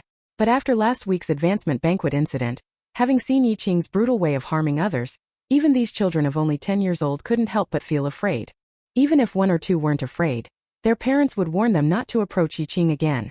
Yi Qing glanced around, then silently walked back to her seat, as always attending class, doing practice problems, and going to the cafeteria to eat. Seeing that she was completely unfazed, her classmates found the deliberate targeting boring, and gradually stopped discussing it. After lunch break ended, Yi Qing was stopped by someone as she came out of the restroom. "Why are you still shamelessly staying at school? Why don't you go back to the countryside?" And he puffed up her little face, staring at her with anger and resentment. Yi Qing felt there was no need to communicate with her, stepped around her and kept walking. "Yi Qing!" And he shrieked in fury, spun around and hissed at her through gritted teeth. "You don't deserve to be here. I'll make sure you get expelled." But the only response she got was Yi Qing's back as she walked away without looking back. School is a place to absorb knowledge, so it's okay not to have friends. Yi Qing thought being disliked by and he wasn't a big deal. Until in class she discovered trash had been poured into her desk. At first it was just a few scraps of paper. After using the restroom she found the stall door wouldn't open. She thought it was an accident, but when she climbed out of the compartment and saw a mop propped against the outside of the door, she realized she might have been bullied. Last time Zhao Manman had explained to her that some kids at school form cliques to pick on others, which is called campus bullying. Yi Qing thought city folks had all sorts of tricks and even named different kinds of violent incidents after where they happen. But she didn't act rashly before identifying the culprit. Back in the classroom, seeing the chair smeared with glue, she was silent for 2 seconds and then moved it to the bathroom to wash it herself. It seemed her passive acceptance led the perpetrators to misunderstand. In the following 2 days, pranks kept cropping up. Some students even stood by to watch after playing their tricks, their brazen looks as if afraid Yi Qing wouldn't know it was them. But Yi Qing still held her ground, because she felt these people were not the ringleaders. On the third afternoon, she came out of the restroom and happened to hear some girls talking outside. "Are we really going to pour water on her? Isn't that too much? After all, she did save us." Yi Qing pressed against the wall and recognized it was a girl from the same class. Then a few more familiar voices sounded. "That was so long ago, and after we started school we spoke up for her many times, but she lied to us. Clearly she wasn't the family's daughter, which made and he refused to talk to me. Yeah, and he said that if we pull this off she'll recommend us to the professor for testing. Maybe then we'll be able to go to university together. But, there's nothing to hesitate about, hurry and go in." The girl was about to say more when someone shoved her inside, sending her stumbling into Yi Qing at the wall, their faces colliding. The other party was startled and about to cry out, but Yi Qing lifted a hand to cover her mouth first, his eyes dark as ink as he said, "Don't make a sound or I'll hurt you too." The girl shivered. Under that calm yet eerie stare she completely dared not think of resisting. A minute later, she ran out in a panic and told the others, "Something's wrong, Yi Qing's in trouble. I don't know if I was too rough." "What?" The others were momentarily stunned, then without much thought rushed into the restroom in a swarm. Seeing a single shoe placed in front of one stall, they instinctively ran over. However, when they peered in they found it was empty. At the same time, Yi Qing silently appeared behind them, stamped a few times and kicked them all in. Before they could react, she briskly shut the door, set the mop in place to block it, then turned to the girl who had been cooperating beside her and ordered, "Pour the water." The girl, already cowed by her fierce movements, responded almost immediately to the command, grabbing the dirty water originally prepared for Yi Qing and dumping it, bucket after bucket, into the stall. "Ah! No help! Ugh, it stinks! Teacher, someone's bullying us!" Several people in the stall wailed like ghosts and wolves, shouting to attract attention. Unfortunately, those girls had given advance notice before doing anything bad these past few days, and now 2 male classmates were blocking the stairwell, ensuring no one would come to the restroom. So no matter how much they cried and screamed, they were still doused with filthy water for a full minute. When the girl responsible for carrying out the task set the bucket down, she felt her arm was about to give out, sweating profusely. "Go." Yi Qing gave her a glance and promised, "We're even now." The other party had been forced to take part in the wrongdoing with everyone else. Qing neither let her off entirely nor intended to give her an excessively harsh punishment. After the others left, Qing finally went over and opened the stall door. Splat splat. Several girls tumbled out like collapsing pyramids, terrified, reeking and drenched, looking utterly miserable. When they saw Qing was the one who had acted, the confidence they'd held a few days earlier made them leap up and shout, "How dare you bully us, Qing? We'll make you pay." Chapter 58. It's all Qing's fault. The atmosphere in the restroom was tense. But facing a group of girls, Qing, clearly not advantaged in either height or numbers, showed not a trace of fear on her face. At the comment, she even tilted her head in puzzlement and countered, "Weren't you the ones who bullied me first?" The girl opposite looked guilty for a second, then vehemently denied it. "We didn't." But that kind of denial was useless to Qing. She took her phone out of her pocket, opened a video, and showed one of the clips she'd recorded over the past few days to the others. On it was the blatantly obvious scene of them sneaking into the restroom and wedging the mop against the door. After they finished, they were grinning and giggling, deliberately shouting Qing loudly outside, then scampering away with snickers. Qing was filming from the opposite cubicle at the time. She captured each of their faces. "If I send the video to the school, you'll all be punished." In the past few days, Qing had studied the school rules and found them to be a very useful regulatory system. After all, the law protects minors, and under the school rules, children can also be disciplined. As expected, the moment those words came out, the faces of the kids across from her went pale. One girl was even so frightened that she burst into tears. "No, my parents can't find out. If the video gets out, I'll be expelled." For ordinary students, the words expelled weigh like 1,000 pounds. The others were also so frightened that their eyes turned red. Qing had never felt any sympathy for perpetrators, and he certainly wouldn't go easy on them just because they were young. After he judged that they'd been taught a sufficient lesson, he put his phone away and cold and composed said, "If you want the video not to be exposed, answer my questions. I'll say one line, you answer one line." The children had never experienced this kind of psychological and physical intimidation. They immediately nodded repeatedly in agreement, not daring to resist. Qing's question was also very simple. "Were you bullying me these past few days under Anhe's orders?" And he. Hearing that name, several girls hesitated for a moment, exchanged glances, and then slowly nodded and answered, "Yes. She said that as long as we bully you together, she'll give us things. If we perform well, she'll even help us get into university." Although they were all children of elites and future spots at top universities were a given. But everyone has vanity. They all wanted to be prodigies. "Qing, we really know we were wrong. Could you please let us go and delete the video?" They begged through tears, looking pitiful. But no, Qing showed no leniency and ordered directly, "Now all of you must do as I say." The girls looked at one another, and finally could only nod in resignation. Over the next day, the boy who had secretly thrown trash on Qing's desk was thrown into a garbage bin. The student who had smeared glue was tied to a utility pole with tape, and the girl who had cut Qing's shoes was nearly shaved bald. Everyone was given a good scolding. They cried in class until their eyes swelled. Yet when the teacher asked, every one of them vehemently denied being bullied, insisting it was their own carelessness. The teacher found it strange and could only communicate with their parents, but these children feared exposure above all, and were even less likely to tell the truth. That day, none of the orders Anya issued were carried out. Seeing Qing still sitting calmly in class, she felt a gnawing, heart-wrenching unease. When she got home at night, the living room lights were off and the maid was nowhere to be found. And he smelled alcohol throughout the room and only saw Manhwa lying on the sofa, drunk senseless, after turning on the light. "Dad, where's the maid? Why hasn't dinner been made yet? I'm hungry." She stepped forward and shook her father's body, only to have him lift a hand and slap her away. "Get out. Don't bother me while I'm sleeping. You're all the same, you all look down on me." And Manhwa babbled incoherently, cursing and berating Anhe as if she were a client. And he was terribly frightened. Hearing footsteps behind her, she turned and saw Mrs. An and as if rescued, complained wronged. "Mom, Dad pushed me, it hurt so much, I won't be able to do the homework the professor gave me tomorrow." Mrs. An looked exhausted and had originally not wanted to speak, but on hearing this she went over, helped her up, checked her hand, and seeing only a little redness, immediately understood she was exaggerating and couldn't help frowning. "Xiaohe, listen to your mother. There have been changes at home. Your father's company is having problems, and I'm no longer treated with respect outside, so you must work harder, understand?" And he had never encountered anything like this. In her impression, her parents had always been glamorous and without worries, so she didn't understand and only naively asked, "Can't we go ask Grandpa for help?" She knew Grandpa was formidable, though not close to them.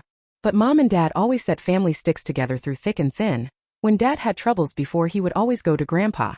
Mrs. N blinked, then let out a heavy sigh.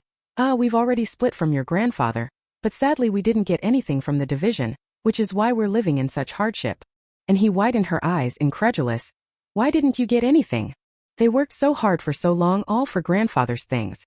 At the mention of this, Mrs. Ann's face turned extremely sullen, and she said through clenched teeth, "What else could it be? It's all Yi Qing's fault. If she hadn't stirred up trouble in front of the old man and caused him to reject your father, how would we have ended up like this? Yi Qing." And he hadn't expected that this person, even after leaving, could still haunt and harm them. She clenched her fists in anger and vowed to give Yi Qing a severe beating. That night she posted all kinds of tasks in the group, all bullying actions aimed at Yi Qing. Compared to the previous glue on the toilet seat prank, this time it was worse. All haircuts, morning exercise, running and trampling, shoes filled with thumbtacks, and so on. A few minutes after sending it, seeing no one respond, she threatened again. "I've saved the previous chat logs. You're already my accomplices. If you don't do as I say, I'll tell the teacher, and you won't get any benefits either." After she spoke, people in the group gradually started stepping forward to take on tasks. This was the class group she had set up back then during her graduation banquet. There were no teachers in it, and she was the group owner. By now everyone had become her obedient servants. However, and he didn't notice that someone had joined the group at some point, and the blank avatar on the other end belonged to Yi Qing, who was operating the computer. Knock knock. When Wei Jun knocked and came in, he saw her small figure curled up among the 4 screens, quietly watching a group chat disappear. He hadn't intended to snoop on the child's privacy, but after catching a glimpse of the group's contents from the corner of his eye, his brow involuntarily furrowed. He asked, "Who posted the assignment? Someone trying to use it against you? I'll go with you to school tomorrow to talk to the teacher." After what happened to Zhao Manman, Wei Jun is now particularly sensitive to campus bullying. Chapter 59. Someone will carry it out. Moreover, the current target of the bullying is Yi Qing. He would never allow the same thing to happen a second time. But Yi Qing's reaction was very calm. He shook his head when he heard that and said, "No need, I can handle it myself." Then he turned to look at what the man was holding. "This is my mom's milk hambird's nest porridge, and a bowl of seafood noodles. If you can't finish it, just leave it. Don't overfill your stomach." Wei Jun first helplessly set the food his mother had fussily prepared on the table, then still uneasy about the group chat matter asked, "How do you plan to deal with it?" Yi Qing had been growing quickly lately and was always hungry. In fact, he was already thinking about eating, but seeing Wei Jun's worried frown, he first opened the program panel beside him and his fingers moved quickly over the keyboard. Originally silent group chat instantly filled with many people automatically claiming tasks. After he logged off satisfied, Heijin hacked into the other's phone and transferred all the backup records to his own computer. Wei Jun had seen her computer skills before, but this was the first time he had such a direct experience of her formidable ability. He stood there stunned for a long time before saying, "So you automatically claimed these tasks. What if nobody carries them out tomorrow?" Yi Qing looked up at him. Her jet-black eyes were bottomless like a mysterious abyss, and her voice was eerily calm as she said, "Someone will carry them out." The next day, and he left home full of expectation. As soon as she arrived at the classroom, she greeted everyone warmly. "Good morning." With an angelic, cute face, it was hard to imagine she was the same person who posted the online bullying tasks. The classmates seemed busy rushing their assignments and didn't talk to her. And he was indifferent. Having already secured university admission, she looked down on everyone in the class. So long as they behaved, that was enough. Thinking this, she pulled out a chair to sit, swept her long hair off her neck and smiled confidently. But when she reached into her desk to take out her textbook, her hand touched something soft and flabby. When she pulled it out and looked, she was suddenly face to face with a squashed dead frog. "Ah!" And he screamed sharply, instantly flinging off the dead frog and jumping up from her chair. But the moment she stood, she felt the seat give way. Her chair had been glued down, and because she moved so fast, her school skirt was ripped off on the spot. When the breeze blew through her back, she heard her classmates' cries and the whistles of the boys. She couldn't stay there any longer, so she grabbed her chair and rushed out of the classroom. She ran all the way to the restroom, locked herself in a stall, her mind still in a whirl. How could it turn out like this? Who did this? Damn it, I will never let that person off. As she swore and cursed, she took her phone out of her pocket and messaged a female classmate, asking her to bring a spare skirt. However, after the message was sent, there was no reply. And he anxiously waited for a while. When the class bell finally rang and she couldn't hold it in any longer and went to leave, she suddenly found the stall door wouldn't open. "Hey, is anyone there? The toilet door is stuck." She raised her voice and called out twice. Before she could shout a third time, a bucket of ice-cold water was dumped over her head. Splash! The crushed ice hadn't fully melted and had worked its way into her clothes, freezing her so she trembled all over. Ah! She cried out again, and only after the icy water's baptism did she belatedly realize she'd been bullied. She waited until the stall door finally opened, then emerged clutching the ripped dress, bent over the sink and was about to ask the group in the chat whether they didn't want to go to school anymore. But when she unlocked her phone she was stunned to find the group chat gone. Not only the group, everything she had previously saved as evidence was gone as well. Why is this happening? Why? The icy water turned her lips blue, her whole body stiffened, and even her thinking slowed considerably. Moreover, when it came to hacking she didn't even have the basic concepts, and even less an understanding of what was going on. She finally held on until noon, then ran to the staff dormitory to find the homeroom teacher, and recited the list of students who might have been involved. Seeing her in such a pitiable state, the homeroom teacher looked grim and took it seriously, saying, "Don't worry, I'll investigate thoroughly and get you justice." And he was temporarily relieved. After changing clothes she slept exhaustedly. When she woke up, the homeroom teacher had already returned, but his expression toward her was strangely off. "Teacher, did you catch them? You must report it to the principal. I'm an exemplary student who was chosen. The school should handle this seriously, right?" And he, still oblivious, rubbed her eyes, sat up and warned. She thought that with the teacher stepping in, the matter would surely be resolved. But as soon as she finished speaking, the homeroom teacher's expression grew stranger, even frowning slightly. "And are you sure it was these classmates who played a trick on you? Could it possibly have been someone else?" And he was taken aback. "Teacher, what do you mean?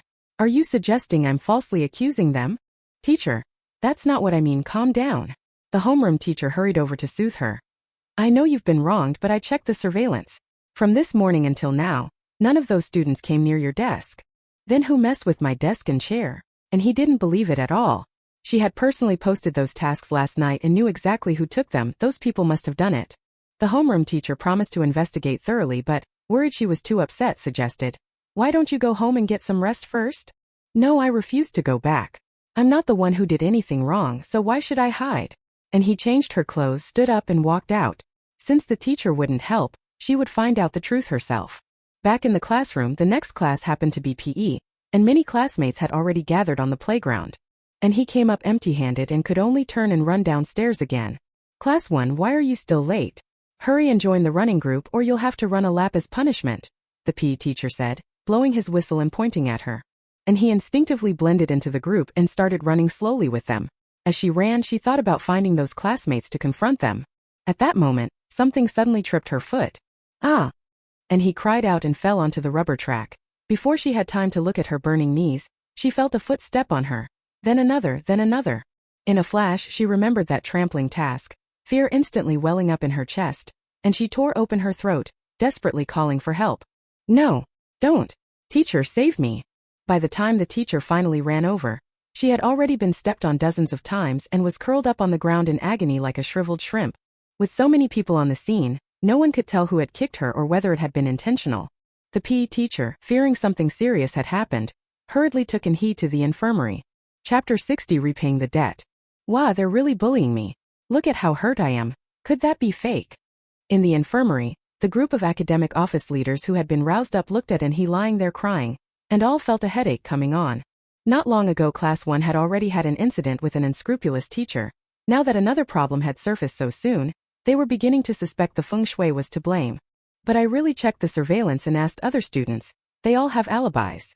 The homeroom teacher's hair had gone white with worry, but they had tried every method and truly had no leads. Anha on the bed grew even angrier when she heard that, looked up and shouted, "They're just jealous of me. Jealous that I was chosen because of my good grades. All of them are pushing me out. They even wish I'd get injured and miss college." "That's not really the case." The homeroom teacher opened his mouth, wanting to say a few words in defense of the other students. After all, at first everyone had genuinely been happy for Anha. Instead, after being selected, Anha grew increasingly arrogant. Not only did she refuse to do daily homework, she even demanded priority access to books, and had made several female classmates cry. But no matter what, Anha was the school's key cultivation target. There was no doubt about that. So the school repeatedly promised they would investigate thoroughly. The homeroom teacher pondered for a moment, then suddenly had a bright idea and suggested to everyone, "Why don't we ask our classmate Qing to keep an eye on things and investigate a bit? I heard she helped the police solve quite a few cases and has very keen observational skills." "No way, I don't want her help." And he sprang up like a cat with its tail stepped on and screamed, "She'd be thrilled if something happened to me. She wouldn't investigate seriously. No, this might even be something she did herself. That's right, the only person in class who could target me like this is Yi Qing. The more she spoke, the firmer she became. After all, the bullying task had just ended and the target had switched to her. And even if she didn't want to admit it, she believed the only person capable of doing all this was Yi Qing. But no one believed her. They only thought it was a personal grudge, and that she was taking out her anger by falsely accusing someone. The adult said a few words and left. And he refused the head teacher's suggestion to contact her parents, her small face composed as she said, "I can handle this myself." As soon as the head teacher left, she took out her phone and called Su Yuxing. Wah, Uncle Su, someone bullied me at school. Can you come help me? The one who bullied me is Yi Qing, only her. I'm really going to be bullied to death. When she said this, aside from a bit of skin scraped off her knee, her whole body no longer hurt. But she couldn't swallow that anger. Yi Qing. Today she was going to make the other person disappear from the school completely. Thinking this, she bent down happily to put on her shoes, but as soon as her foot slipped in, it stepped on a drawing pin. Ah!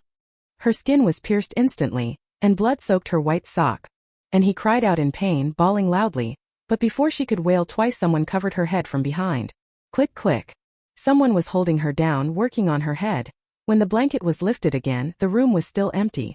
And he touched her hair and discovered that her once smooth, silky locks had been shaved off. Wah! When Yi Qing climbed out the window to leave school, she tossed the scissors into a roadside trash can, put her hands in her pockets, and as she reached the street corner, said to the group waiting there, "Our score is settled, go on, leave." When the group of children heard this, they felt as if they had been pardoned. After bowing repeatedly to Yi Qing to apologize, they ran off. Wei Jun, who had come to pick people up, couldn't help but click his tongue at the sight and found it amusing. Why did you recruit a bunch of subordinates? They're not subordinates. Yi Qing shook his head and said calmly, "They're here to collect a debt." Collecting a debt, repaying a debt. In Yi Qing's world there was no such thing as forgiveness, only equivalent exchange. That was her rule for handling matters. So it was them bullying you. Wei Jun understood in an instant. He then glanced at the little radish-headed kids running as if chased by ghosts and realized he had been a bit overly worried. These days even the soldiers from Old Han's training camp had trouble catching Yi Qing. Even if 100 of these kids came at her, they wouldn't harm a single hair on her head. Relieved, he patted the child's shoulder and smiled. "Let's go, my mom made cola chicken wings for you tonight." Yi Qing's eyes brightened instantly, the corner of her mouth lifting slightly, and she obediently took Wei Jun's hand as they walked toward the car. On the way back, she asked about Shiryang. "Has brother been staying at Grandpa's place a lot lately?"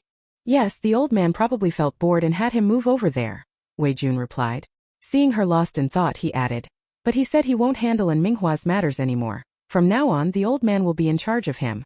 Hearing this, Yi Qing didn't think Shiryang was being cruel. Instead, she breathed a sigh of relief. She didn't know much about blood ties and family affection, and could hardly feel any of it, but a father like Minhwa was worse than none. But he should be at military training now, and his phone was probably handed in for the time being. If you want to contact him, you'll have to wait a few days.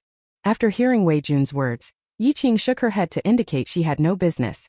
As for Shiryang's solemn vow last time that he really wanted to win first place in the military training, she also hoped he would succeed. Then she could treat him to a meal. The next day, Yi Qing went to school as usual, but was stopped right at the school gate. Su Yuxing, dressed in a suit, looked cultured and gentlemanly. He bent slightly to look down at her, his manners proper yet his demeanor very assertive as he said, "Little Yi Qing, why don't we go somewhere else to talk?" The homeroom teacher, who happened to be at the school gate, hurried over when he saw this and asked, "Why is Mr. Su here? Does he have something to do with our classes, Yi Qing?" Su Yuxing took half a step back and said politely, "Today I'm here as in he's parent, to talk to Yi Qing and find out a few things." The homeroom teacher was puzzled as soon as she heard it, and her tone grew more dissatisfied. "President Su, the matter of he being injured is still under investigation, but Yi Qing has a full alibi. You can't just take one child away based on what another child says. I'm firmly not going to agree to that." She stood in front of Yi Qing, unexpectedly brave. But Yi Qing didn't want to implicate her, so he stepped forward and pointed toward the alley on the other side. "Let's go talk over there." After speaking, he turned back and bowed to the teacher. "Please don't worry, he won't hurt me. I'll go to class right afterward." At this point, the homeroom teacher couldn't insist any longer, and could only tell Yi Qing to be sure to call her if anything happened. Yi Qing agreed one by one, then followed Su Yuxing into the alley. Knowing her abilities, she saw that this time the other side had brought 3 burly bodyguards, looking quite imposing. Seeing her staring at the bodyguards, Su Yuxing waved his hand to let them step back first, then said, "Don't worry. I'm not here to harm you today. I just want to find out the truth." Yi Qing's gaze remained fixed on the bodyguard, his hands itching to test the results of his recent training, so he spoke bluntly. "Yes, I did it." Chapter 61 Elementary Department Military Training. What? Su Yuxing's expression blanked for a moment. He didn't expect her to admit it so straightforwardly. "So, can we start now?" Yi Qing asked with particular sincerity. Only then did Su Yuxing notice her rubbing her wrist and couldn't help but laugh and cry at the same time. "You think I would lay a hand on you? Though I can't exactly be called a good person, I'm not that bad." At the words, Yi Qing frowned slightly, puzzled. "But you're really stupid." Su Yuxing. He realized that this child truly hadn't been to school before, or had a poor upbringing. The things he said were so blunt they hit like knives. "Last time you also scolded me at the restaurant. Why? We don't know each other, and I don't think I've done anything to you." He suddenly became very interested in the child before him, and, exercising patience, asked. Yi Qingqi's jet-black pupils stared at him, even more puzzled than he. "This isn't our first meeting. You can't even get who saved you right, helping and he against me. Doesn't that mean your brain isn't working properly?" So later when Shiryang joined the company, he invited her to join as well, but she refused. With an employer like that, she thought the company wasn't all that great. Su Yuxing was completely bewildered this time. After a long moment he finally grasped what she meant, then hesitated and said, "You mean, you were the one who saved me that day?" Yi Qing nodded. "But and he was the one who stayed with me in the hospital." Su Yuxing tried to argue, but halfway through he suddenly felt something was wrong. It was true that the child he woke up to in the hospital wasn't he, but that didn't mean she was the child in the hall. And during the time they'd spent together he had always felt he was too weak, crying at the drop of a hat. Nothing like someone who could rescue people from a hail of bullets. Instead it was Yi Qing in front of him. "No, I can't make a judgment based on only your one-sided words." Su Yuxing shook his head. If he had been deceived once before, he needed to be even more cautious and verify now. Yi Qing glanced at the sky, felt she was going to be late for school, and grew a little anxious. "Are you going to hit or not? If you're going to hit, hurry up, there's no time." Su Yuxing was amused by her inexplicable persistence, waved to have the bodyguards clear a path, and looked down at her with a gentle smile. "I've already said I don't hit children, but school bullying is wrong. You shouldn't have treated he that way." Hearing he wouldn't hit, Yi Qing felt slightly disappointed, grabbed her backpack strap and started to leave, tossing over her shoulder as she went. "I didn't bully her, I only gave her a taste of her own medicine. Kind people get bullied." She understood this truth better than anyone. Su Yuxing watched her small figure disappear at the alley entrance. The smile on his face gradually faded, his brow slightly furrowing as he said, "Investigate the shooting at the An family's banquet that day, and also look into he's usual behavior at school." "Yes." A bodyguard quickly replied and left. Su Yuxing touched the jade ring on his fingertip, thinking that if he were being played this time, it would truly become a joke. But it didn't matter. He would make them spit out 10 times what they had taken. And his foot was injured and her head was shaved. She stayed cooped up at home for a whole week, not daring to go out. Meanwhile the couple were wringing their hands over company finances and didn't even realize what had happened to her. So at school Yi Qing unusually attended classes quietly for a week. A week later the selection officially ended. Only he and one other 6th grade student from the entire elementary division were selected. At the faculty meeting, several university professors shook their heads in disappointment. A child's starting line is very important. The talent level of this year's students at Manhalton School is really too poor. Homeroom teacher of class 1 opened her mouth as if to say there are many smart children, like Yi Qing in their class, but thinking of Yi Qing's mediocre exam results she could only clench her mouth and stay silent. The principal looked displeased and said on the spot, "Since their academics aren't good enough, their physical fitness must make up for it. This time will increase the difficulty of the elementary division's military training. Try to select 1 or 2 good prospects, understood?" "Yes, principal." Although the primary school segment's military training was short, it was divided into on-campus and off-campus parts. The first 3 days were spent standing at attention and learning the square march on campus, which exhausted quite a few children and kept the infirmary wildly busy. At times like this in the past, the school would tactfully skip the off-campus training. But this year the school was adamant. On the morning of the 4th day they loaded the students onto buses and took them to the foot of a mountain. On the mountain stood a temple, its incense burning brightly, with crowds of people coming and going. "Okay, your next task is to climb to the mountaintop and identify 10 mothers who are pregnant. Once the facts are confirmed you can stamp to pass. The time limit is 4 days. But the constraint is, each person has only 3 mistakes allowed when questioning." This time the person setting the test was a university psychology professor who was recruiting talent, And this was also their condition for agreeing to Manelton's invitation to come watch this military training. The principal and the teachers from the academic affairs office stood to one side, looking at the blazing sun and the hundreds of stone steps, their brows tightly furrowed with worry. Isn't this test too harsh? They are all precious sons of noble families. Don't talk about finding someone. Whether they can even climb up is another matter. The psychology professor looked haughty. Hearing this, he snorted coldly and said disdainfully, "If you can't even do this kind of training, you don't deserve to be called a genius. Pregnant women are the most conspicuous and easiest to identify in a crowd. With a little observation and patience it can be done. If this were the police homicide squad, they'd have already analyzed the passerby's profession and behavioral traits completely. But these are children, not police officers." The principal couldn't help but grumble inwardly, but outwardly he could only listen respectfully. After all, the DK group had contracted the expenses and venue for this military training. Since those university professors were people from the group, they naturally took charge of everything. After the instructors at the front finished announcing, the students had already begun packing their bags and climbing up. Because they were all elementary school students, they clustered together in small groups like on a field trip, chatting and laughing at first and not feeling tired. "Then let's take the cable car up first," the principal called to everyone. Anyway, every student had a camera and a monitoring watch on them. They could sit in the mountain lounge, drink tea, and watch the students' performance. At that moment, however, the psychology professor's sharp eyes noticed another student standing still, not getting on. He immediately frowned and strode over. "Everyone else has already started. Why haven't you caught up? Don't you know how important the starting line is? Or have you already given up?" At the end of his words, disdain showed in his eyes, as if he were convinced these rich kids were inherently lazy. Carrying a small school bag and wearing a little yellow cap, Qing looked up when he heard this, glanced at the middle-aged man in front of him, and only after recognizing him as a member of the professor's group did he begin to explain. "For days, 10 pregnant women. Standing here we can find them. There's no need to go up the mountain." The psychology professor was taken aback, then immediately realized that this was a loophole in the game. "This is the temple's only entrance and exit.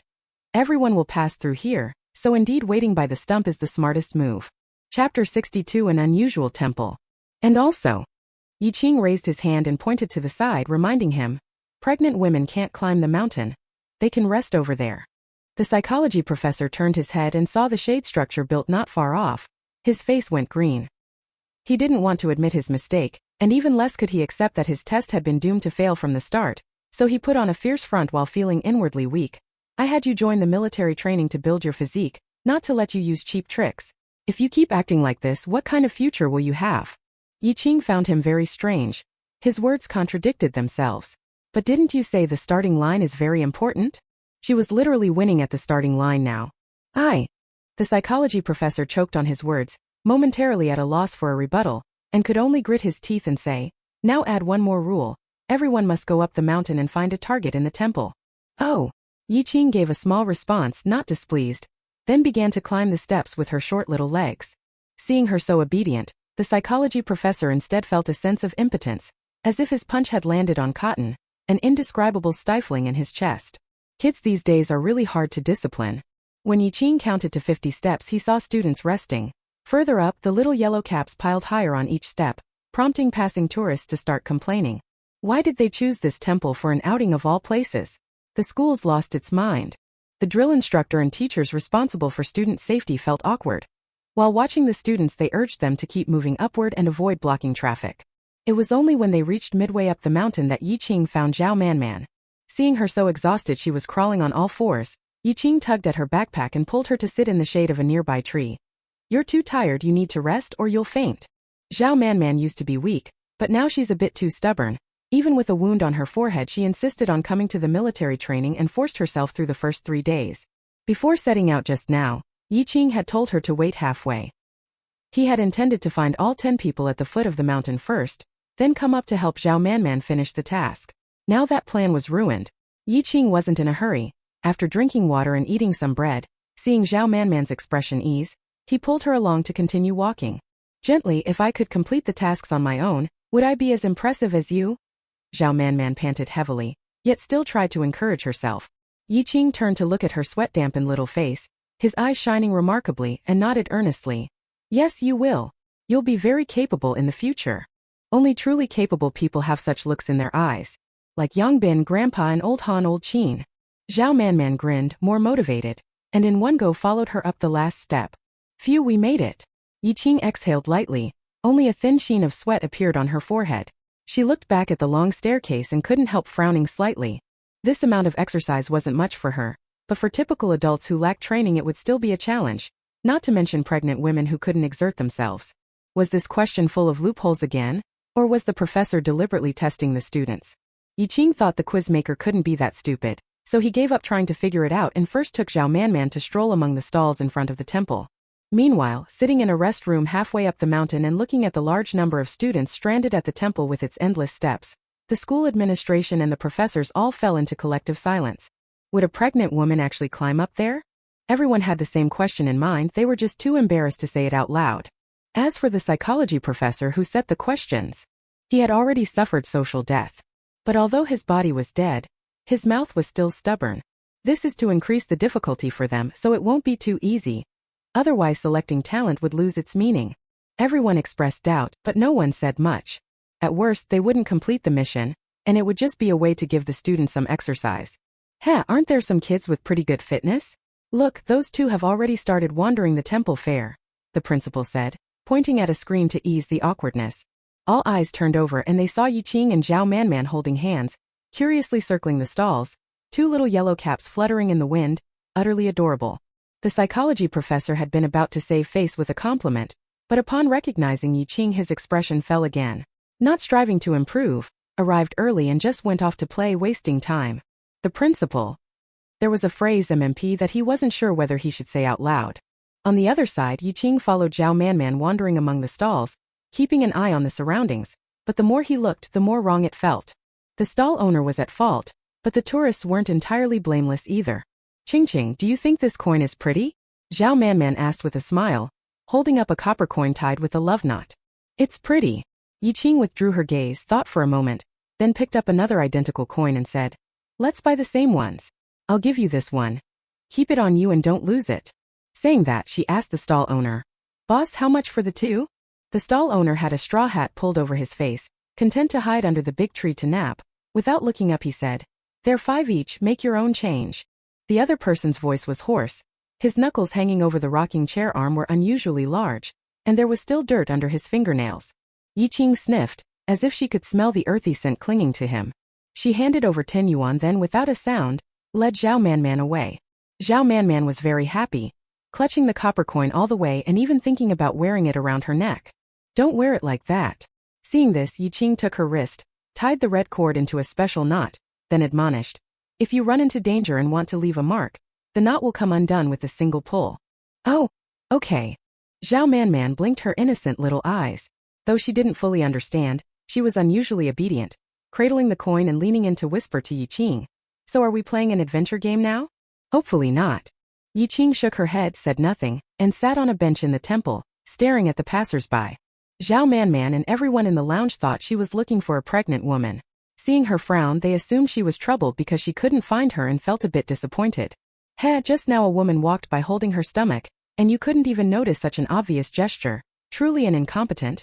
The psychology professor began pontificating. The students of this school were belittled, and the principal and teachers of Manilton felt uncomfortable, but they really couldn't refute the other's words. At least on the monitor, they could clearly see 3 or 4 pregnant women. Is this temple especially effective for praying for children?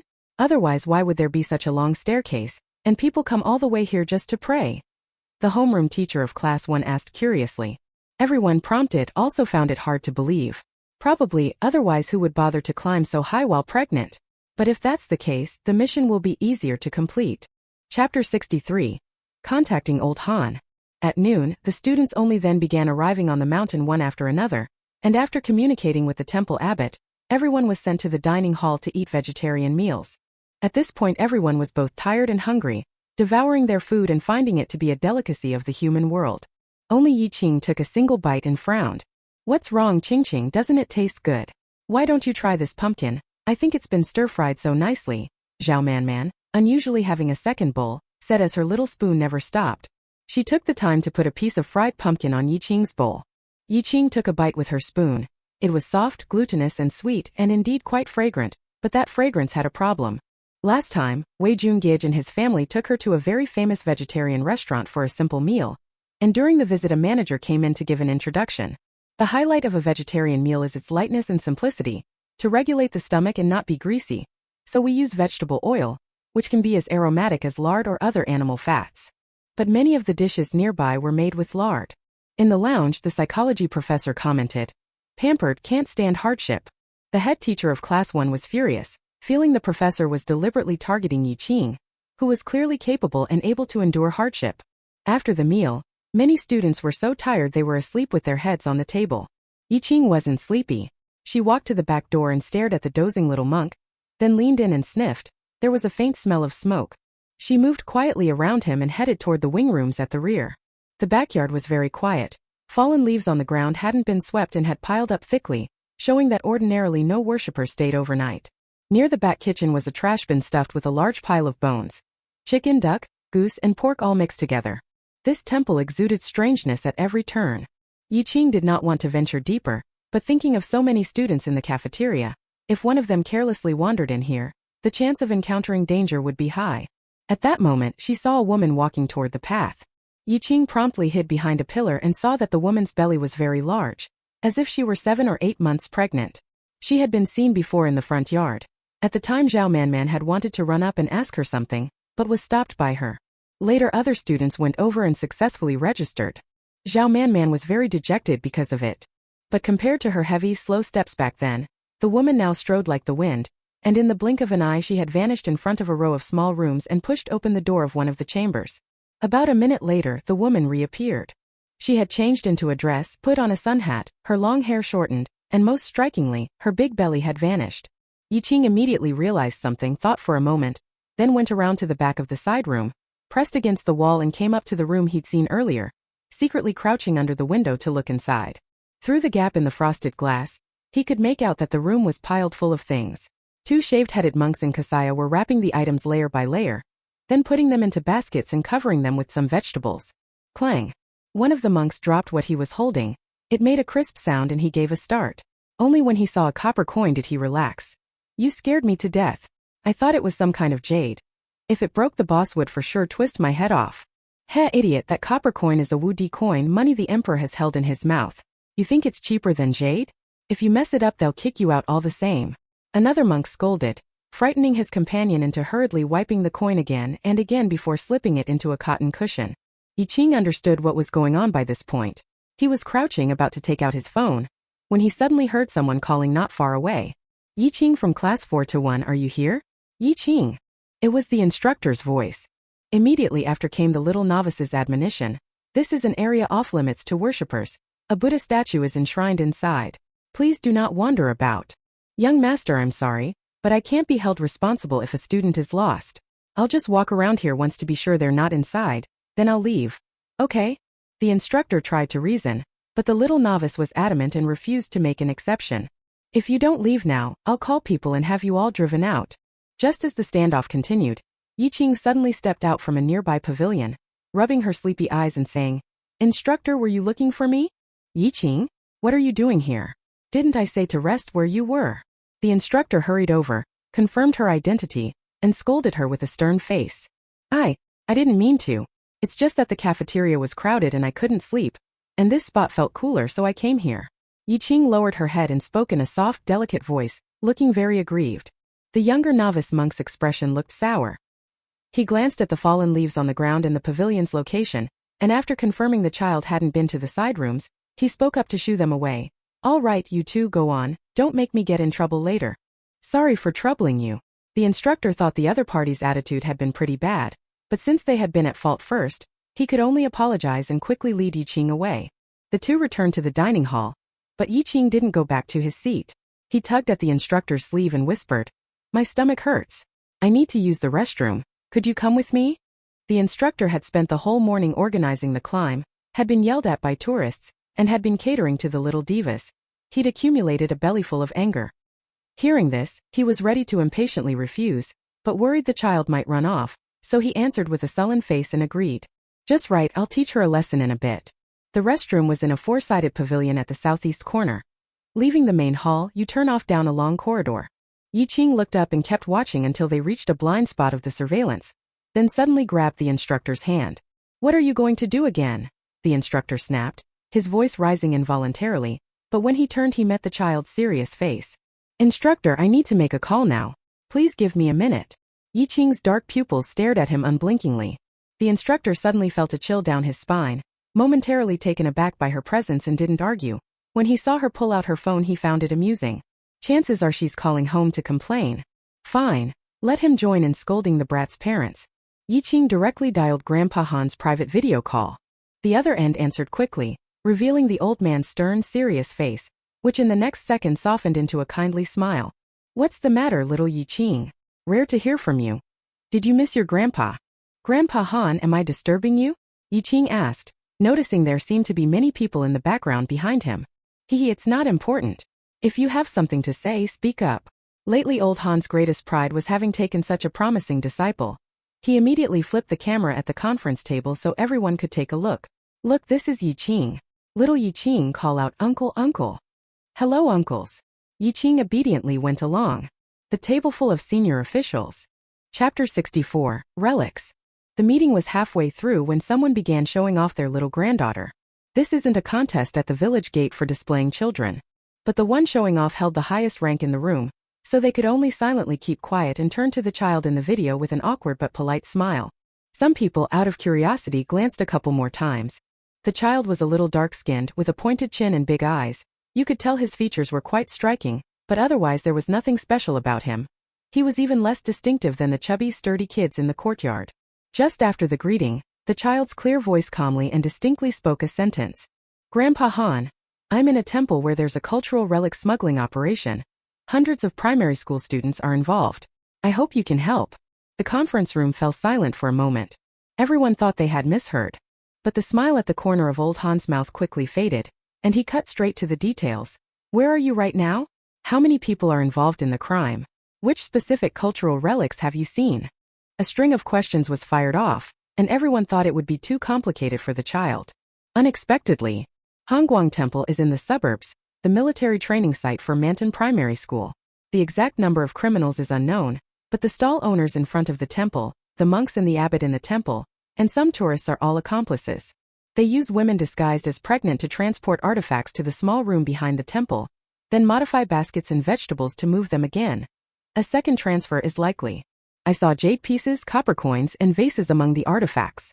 She finished explaining in one breath, laying out the modus operandi so clearly that everyone was stunned. Old Han, shouldn't we take a step to verify? Someone suggested. After all, this concerns cultural relics. We can't be careless. We should make further confirmation.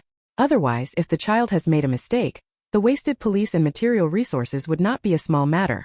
But old Han lifted his eyelids, slapped the table immediately, and said in a deep voice, She won't be wrong. Notify subordinate units to dispatch officers at once to support her actions, and at the same time investigate whether any recently looted tombs contain primarily burial ceramics. Seeing he was serious, no one dared be negligent. No matter how shocked they were by the old man's trust in the little girl, everyone sprang into action. Yi Qing, how would you like me to help you? Old Han asked, then turned back to look at the camera, his tone steady and reassuring. Yi Qing let out a slight breath, relieved she had chosen the right person. Just then the instructor returned from the restroom, so she handed over the phone. Grandpa Han, this is our instructor, responsible for all the students' movements. At those words old Han immediately understood. The instructor had just gone to relieve himself. When he came back and heard the word grandfather, he still found it amusing. The brat was pretty shrewd.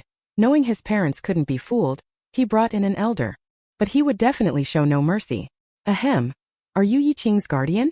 After asking, there was no answer from the other side. Instead, he was asked in return, Which regiment are you from? Who is your regimental commander? Give your ID number. What?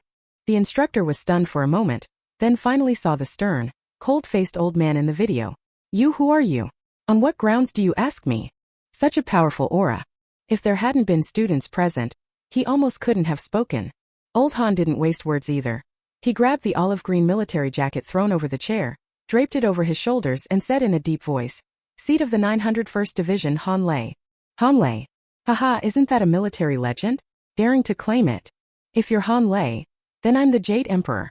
The instructor's mocking words hadn't finished when a familiar figure burst into the video, also wearing a uniform, the same important person who had spoken on stage at the big martial contest. Regimental commander. That shout caught the other's attention. He scanned the video, gave a slight nod, then respectfully reported to the elder. Old Han, it's been checked. 2 days ago a Ming Dynasty tomb was indeed robbed. Most of the missing items are porcelain, and there were also many bronze wires, supposedly things used by the strategist Liu Bowen for divination. If this thing leaks overseas, the losses would be incalculable. Have the police accelerate their deployment. Also prepare a car. I will go there myself. Old Han's eyes darkened further, realizing the severity of the matter now required upgrading to a secrecy level. His gaze returned to the lens, and his towering sword-like presence pressed down more terrifyingly.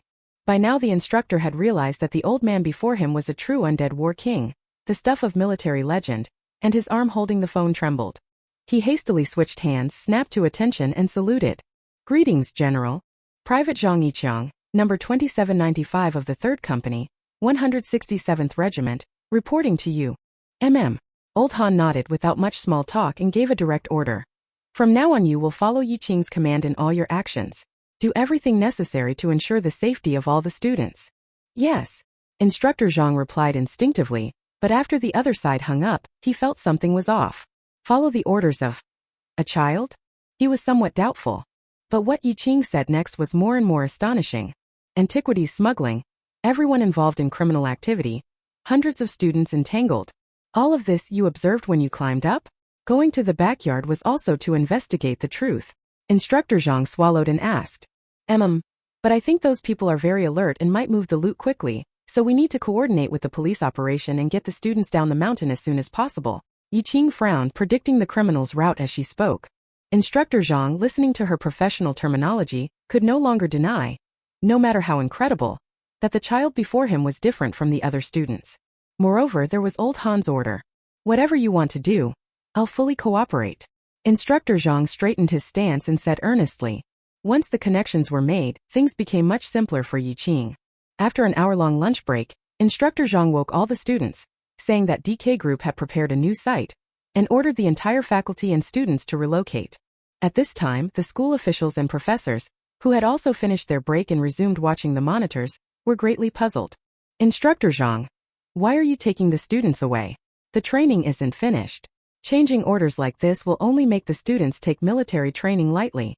The psychology professor, unhappy that his rules had been broken, shouted into his earpiece. DK Group hasn't given any instructions. You're acting on your own. I can file a complaint. Leave the students here, do you hear me? Unfortunately, the people on the monitor gave no response and had already let a large group of students out. The professors were furious, feeling their dignity had been trampled on, and rose to stop them. Before they could move, the lounge door was hurled open without warning and a group of armed personnel stormed in, training their guns on them. Yongbin strode in, radiating heat, and said, Ladies and gentlemen, this place has been requisitioned as a crime scene. Please remain calm and do not interfere with the police arresting the criminals. Chapter 65. The more natural, the less dangerous. Everyone present was stunned. They were all educated people. When had they ever seen such a scene? However, the school officials had met Yongbin during the last case, so they took the initiative to ask about the matter's origins. I don't know the specifics at the moment either. This is the highest order from above. You'll have to sign a non-disclosure agreement afterward, so asking too many questions won't do you any good. Yongbin shook his head and offered the warning. The crowd was even more startled at his words, unable to understand why they would be drawn into a major case for no reason. But the answer was revealed soon enough.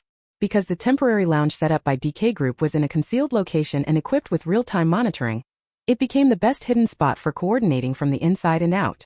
By now they had already started moving, and it wasn't practical to evacuate unrelated people, so the school staff and professors all heard Yongbin sitting in front of the monitor ask, Officer Zhang, is Yiqing there? Please let me speak with her. Who is Yiqing? The professors curiously looked up to sneak a peek, and then saw on the enlarged surveillance screen Officer Zhang take off his earpiece and hand it to a slight figure. That child was the little girl whom the psychology professor had scorned and criticized all morning. The first thing Yongbin did after making contact was to ask about the situation inside their temple. You said there are accomplices among the tourists, can you recognize them? Yes. The little girl's voice came through the loudspeaker, somewhat muffled. Then the video camera swiveled. She pretended to admire her watch while adjusting her position and first aimed at the tourists on the bench. 147, black hat, white short skirt, yellow top with brown shorts, red long hair with a white dress. They came this morning and were pregnant. As she finished speaking, the camera quickly turned to the other side, aimed at the pillar beside the lazy little novice by the door. The man wearing the straw hat has signaled for the third time already. He and the monk both have knives in their pockets. The auntie in red trousers knows them. They should be part of the same group. As she gave her account, police technicians promptly captured portraits and confirmed several identities in the back office. After a dozen seconds, all the information and materials appeared on the computer. Boss, these are all wanted criminals, and they're all connected to the smuggling case. After the officer spoke, a trace of understanding flashed in Yongbin's eyes. The corner of his mouth involuntarily lifted in a smile as he spoke into his earpiece. Well done, Yi Qing. With you on site, I believe the students will all get down the mountain safely. When he received the assignment, Yongbin actually didn't want to believe it. Someone in his jurisdiction had been brazenly dealing in cultural relics. Then a directive was issued from above. All deployments were to prioritize Yi Qing. Yi Qing. That familiar name appeared abruptly, bringing back many earlier cases to Yongbin's mind, all of which had also involved the figure of a girl. But this time she no longer hid. She stepped forward as the whistleblower in the case and in a turn of events, became a guest of honor to the military, whom even they had to follow. The feeling struck Yongbin as absurd, yet it also stirred in him a faint sense of anticipation. He really wanted to know how capable the little girl in the video was, and how far she could go. But at this moment the most astonished were still those university professors. Hearing Yi Qing calmly and precisely capture every detail about the wanted suspects and then methodically reason through them made the highbrow academics, who had been staring at the monitors all morning without noticing anything wrong, blush with embarrassment. The psychology professor in particular turned beet red, recalling how he'd lectured Yi Qing that morning as if presiding over the world and harshly criticized her. He now wished he could crawl into a crack in the floor. But now no one paid attention to his mood. Everyone was anxiously waiting for the students to leave the temple. Wait a moment. Just as the group was about to head out, the little monk suddenly walked over beaming. I wonder if we've been remiss in our hospitality today, and that's why you all are in such a rush to leave. Actually, our abbot prepared gifts for everyone. Why not have a few children go to the backyard to pick them up on your behalf? Sure enough, it alerted the others. Damn it, they want to keep hostages to stop anyone from leaking information. Yongbin gritted his teeth, clenching his fists, filled with hatred for these heartless people. But now they were beyond help and could only rely on themselves to adapt as best they could. Officer Zhang was about to decline, but the teachers who didn't know the situation spoke up first. This really is causing trouble for the temple. We didn't expect the host to be so enthusiastic. We'll go get them. The kids are tired and probably don't want to walk back. Hearing this, the little novice thought about it and decided the little brats really were a nuisance, so he nodded in agreement. Several female teachers immediately turned and walked back. Instructor Zhang couldn't stop them and could only feel anxious. At that moment, Yi Qing ran over and grabbed one of the female teacher's hands, looking up. Teacher, I want to go too. Can I pick a gift first later? Although she was acting coquettish, her tone was somewhat too calm. The little novice glanced back at her and felt she looked familiar, but children all look similar, so he couldn't recognize her at once and didn't pay it much attention. Instructor Zhang had already reached the doorway, and was turning to go rescue them when Yi Qing made a gesture at him. Let's go. This was an order. Military orders are like mountains. He stayed where he was, tormented inside, but in the end prioritized the bigger picture and led all the students down the mountain first. In the backyard, Yi Qing and the teachers were taken to a small room, and then the little novice disappeared. This room is way too shabby. With all the donation money the temple gets, why haven't they renovated it? The female teachers looked a bit displeased, sitting at the table waiting and unwilling to walk around to look. Yi Qing glanced around, saw there were no surveillance cameras in the room, and immediately poured tea and wrote on the table. There's danger, don't move. I've already called the police. The teachers leaned in curiously, thinking she was joking. Just as they were about to scold her that children shouldn't lie, Yi Qing quickly took off her earpiece and put it onto one teacher's ear. When the teacher heard the explanation from the other end, her face instantly went deathly pale and her body trembled uncontrollably. They shouldn't hurt you. Relax and stay quiet. The more natural you act, the less danger there will be. As Yi Qing and the others sent one reassuring message after another, the women's emotions finally calmed down a little. When people panic, they instinctively rely on external things. Before they knew it, Yi Qing had become their backbone. Keep talking. After finishing his admonition, Yi Qing pressed himself against the wall to listen to the noises next door. Next door just happened to be where the artifacts were stored. The old house had no soundproofing. She organized the information she heard and then wrote it on the ground. They're relocating. The watch's camera transmitted those words to Yongbin with pinpoint accuracy. Manelton students are positioned halfway up the mountain and have entered the safe zone. Our people are ready to receive them at any time. What you need to do now is ensure your own safety. However, before he finished speaking, Qing quickly wrote another line. No, they have another escape route. Chapter 66. Nobody to be found. The little cabin suddenly fell silent for a moment. Bin at the other end also reacted quickly. The students are still halfway up the mountain, and they're trying to run off, but our investigation shows there's only one path down. They're heading into the woods behind the mountain. No wonder he's from the Criminal Investigation Unit. Even with his attention momentarily diverted, he could quickly piece together the logic. However, that conclusion made the informant frown. Boss, according to the satellite, behind Han Temple is an undeveloped scrub forest with many damp marshy areas.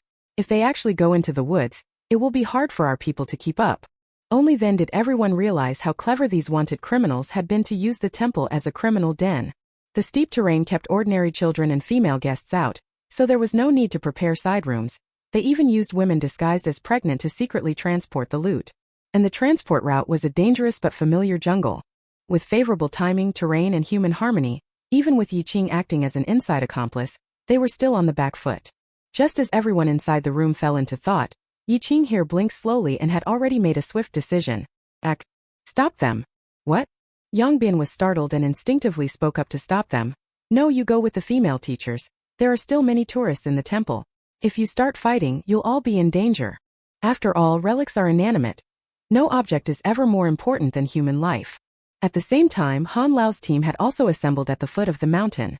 After learning the news from above, Qing soon heard his voice in his earpiece. Little Qing, do as Captain Yang says. We've surrounded the mountain. They can't get away. At the mention, Qing pressed her lips together. That line, I can take care of it in the back mountain, was ultimately not written, replaced instead by a single word, okay. Han Lao was her master. She respected him and obeyed. Her next task became very simple. She only needed to confirm how many people were walking next door, and when they left, then wait in the room where she was. 2 hours later, Bin led people to open the door, but his face looked rather sour. The person is gone.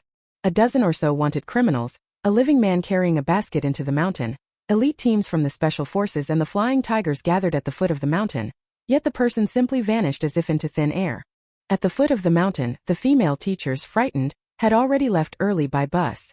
The school and the university professors, who had originally signed non-disclosure agreements and could have left, were detained again for questioning because of the collective disappearance of the criminals. As the parties who had nearly put the students in danger, the school and the DK group arranged professors were held back. Captain Yang, this absolutely has nothing to do with our school. It was those professors at the meeting who said training should be intensified and pulled the students up here. We had no idea, the principal protested, even producing the meeting minutes as evidence. The professors also felt wrongly accused and all pointed their fingers at the psychology professor. The project is his, we only voted in favor. Also, when we were at the foot of the mountain, I saw the student named Qing point out his flaws, saying you could find a pregnant woman without going up the mountain, and that even the pregnant woman couldn't make it up, yet he still insisted and forced Qing to go up. At that moment Qing happened to come over, and stood beside old Han to attest to the matter. The psychology professor was now sweating at the forehead, his face flushing pale and then white. Despite the overwhelming shame and embarrassment, he could only confess the truth. At the foot of the mountain I had a conversation with student Qing.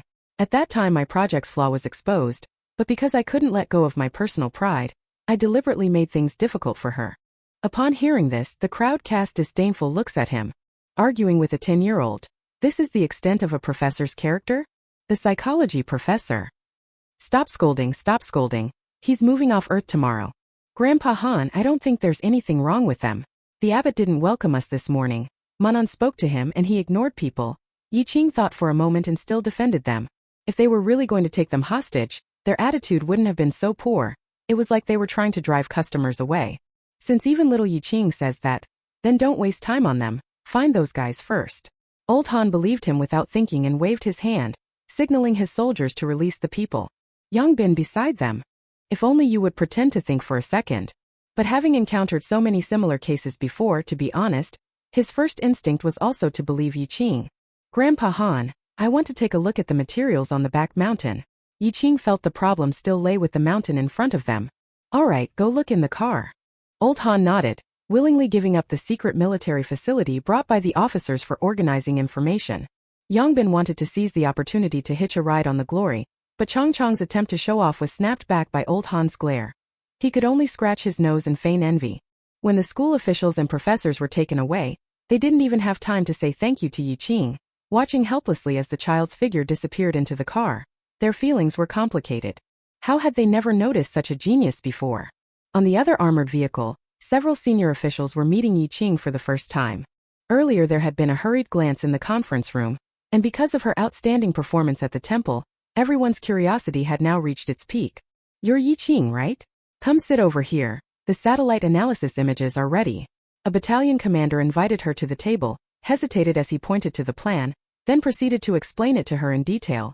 "These lines represent the mountain's contour heights, and the colors vary according to the geology. Military operational maps are usually very detailed and complex. Even a high school student might not understand them, let alone an elementary school child." He had originally intended to explain everything thoroughly, and then see what insights the child might offer. However, is there another way to map this, like by geological layer hardness or magnetic intensity?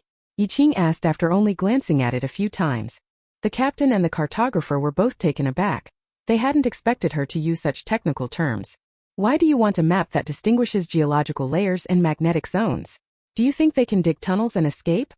One of the rougher men laughed, seeming to believe Yi Qing had watched too many TV dramas and was fantasizing. He didn't even bother to respect old Han's connections and said bluntly, "Instead of listening to a child give opinions here, we should bring in more tracking dogs to search the mountain. If we move faster we might catch their trail. Kid, I'll admit you're quick on your feet, but everyone has their specialty. This isn't the time for you to show off." Saying that, he stood up, grabbed the seat and was about to get down. Clack clack. Footsteps suddenly quickened and approached. A soldier in camouflage responsible for searching the mountain came over with an anxious look to report. "Regimental commander. Bad news, our first and second teams that went into the mountain have all fainted." The bulky regimental commander was taken aback. "What?" Yi Qing appeared behind him, her little face serious as she said, "Are they in shock?" The soldier was somewhat surprised, his mouth opening slightly. "Yes." Chapter 67, Magnetic Field. The regimental commander suddenly turned his head and looked toward Yi Qing inside the vehicle. "How did you know?" Yi Qing didn't answer immediately.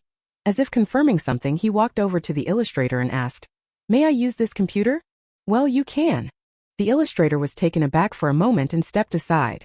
Before they arrived, everyone had been instructed to follow the orders of the child in front of them. Military orders are as immutable as a mountain. They dared not disobey. But seeing the image on the screen of Yi Qing, whose feet still couldn't reach the ground, sitting there still struck them as absurd. The burly company commander also returned, frowning as he stood to the side, wanting to know what had happened. His soldiers were the fittest in the entire regiment, able to withstand the Arctic cold. How could one faint and go into shock inside a mountain? Before the question had an answer, his attention was drawn to the child's actions. Clack clack. The moment Yi Qing touched the keyboard, he began typing rapidly. Every command tapped out by his small fingers caused the floor plan on the screen to change swiftly. The draftsmen were all astonished. "She's redrawing the layers. Or rather, layers showing changes based on magnetism, soil stratification and tectonic movements combined. The data is unbelievably detailed. This is incredible." She was only 10 years old. Not to mention professionals. Even the team leader standing nearby could see that Yi Qing's computer skills were excellent, even superb. What astonished them even more was that the geographic knowledge the child possessed was far beyond what an elementary school student could know. A few minutes later, she briskly hit the enter key and called out toward the outside. "Grandpa Han, Captain Yang, I know where they went." The next second, Yang Bin rushed forward first, gave an embarrassed smile facing the assembled military bigwigs, but his feet didn't move an inch. This was Yi Qing's golden word. No one could drive him away.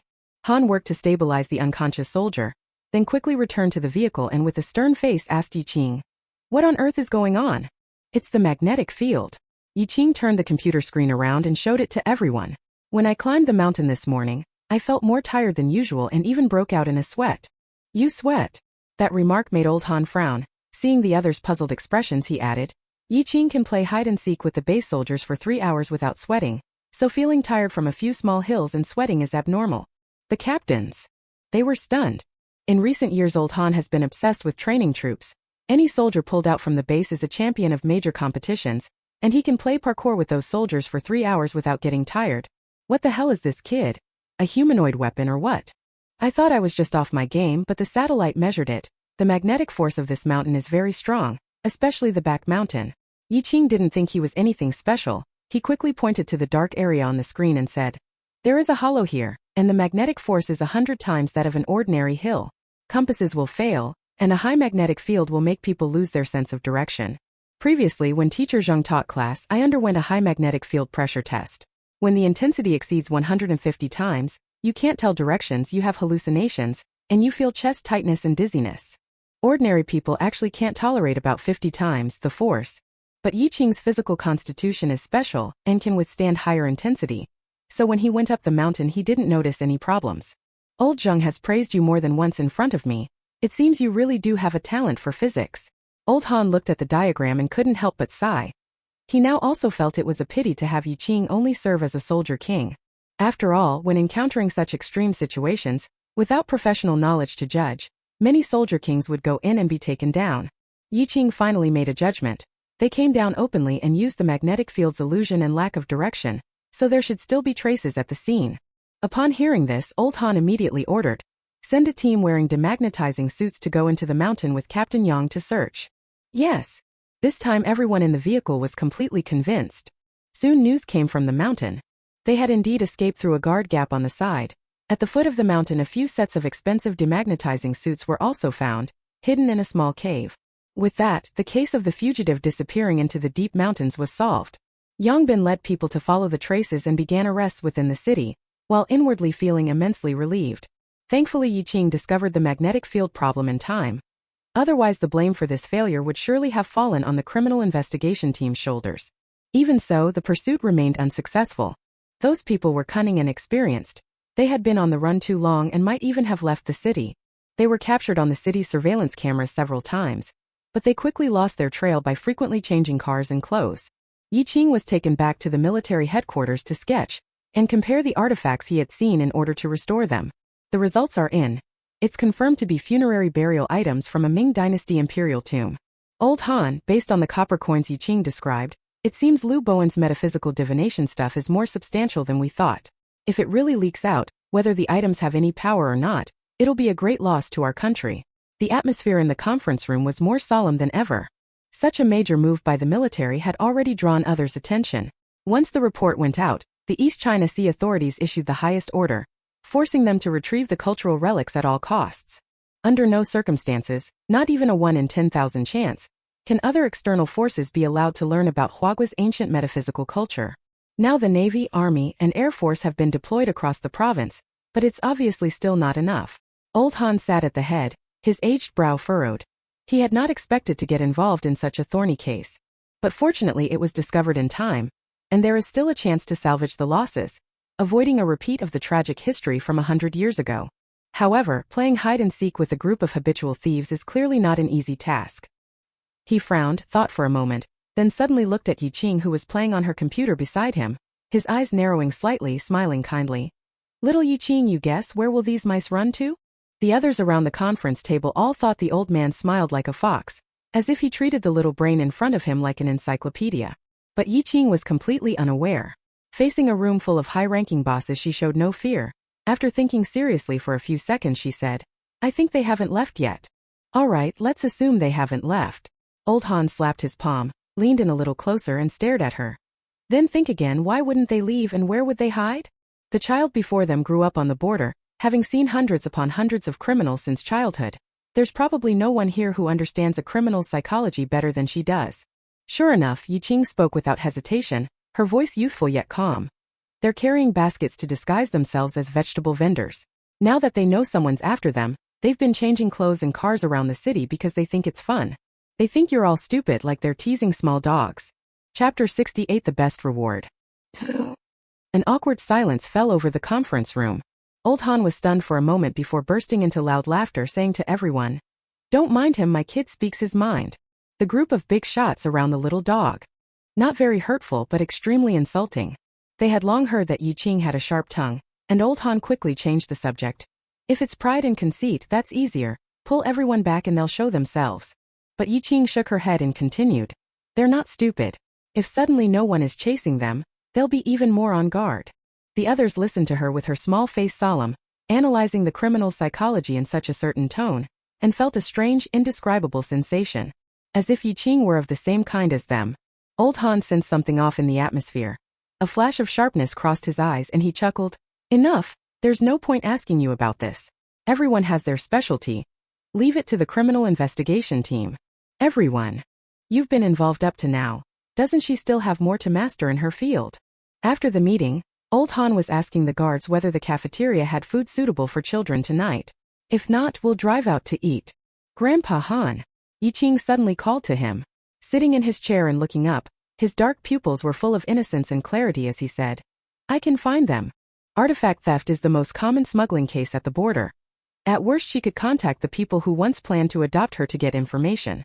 Old Han lowered his eyes. His sharp brows immediately softened. A large hand gently covered her head as he sighed. Grandpa knows you're very clever and very capable, but sometimes standing out too much isn't a good thing. It's just that Grandpa is old. When I first met you I was so happy I lost my composure. If he truly loved this child, he shouldn't have pushed her into the world before she was able to protect herself. Qing didn't understand the old man's sigh, but she felt somewhat disappointed inside. She didn't want to show off. She wanted to repay him. Having never accepted others' kindness, Qing had nothing to give and could only help where she could. That night, Elder Han personally escorted Qing back to the Wei residence. After hearing about the cold light temple incident, Madame Wei was terrified and boiled several red eggs to calm Qing's nerves. You child, why are you so brave? What if something had happened? Xiaojun, why don't you go to school tomorrow and ask for a leave for Qing, so she can skip the military training? Wei Jun slightly and imperceptibly frowned, a gut feeling that something was off, so he said, Mom, Qing has her own mind. Ordinary children might be willing to hide under their parents' wings to shirk responsibility, but Qing was not an ordinary person. Her upbringing likely made her unwilling to be constrained. Unexpectedly, however, Qing did not object. Okay, I'll listen to Auntie. She held the red egg in her hand and obediently replied, her dark eyes betraying no emotion. At night, Wei Juan tossed and turned, unable to sleep. Remembering how, when he left the in-family mansion, and Shuyang had urged him to take good care of the child, he finally got up and went to the next room. Knock knock. He wanted to talk to Qing, but after knocking on the door for a long time he discovered she wasn't there. The room was empty, the bed showing no sign of having been used. Qing! He cried, startled, instinctively reaching for his phone to call the nearby bodyguards. Out of the corner of his eye he noticed a rope hanging by an open window, and when he went over he saw a climbing hook suspended in midair. Climbing up the rope with enormous effort, he finally reached the roof and indeed saw Qing quietly sitting on the ridge. Wei Jun was exhausted, muscles sore from the whole tense climb. He sat down carefully and said helplessly, You really aren't afraid of falling halfway. This is the 6th floor, you know. What kind of kid was this, so reckless? Seeing him scared, Qing tossed the rope around his waist to him and showed him how to knot it to the ridge, then looked up at the sky and said, I want to see the stars. You can't see them from the courtyard. Stars? Wei Jun followed his gaze and could only see a hazy sky with a few scattered points of light.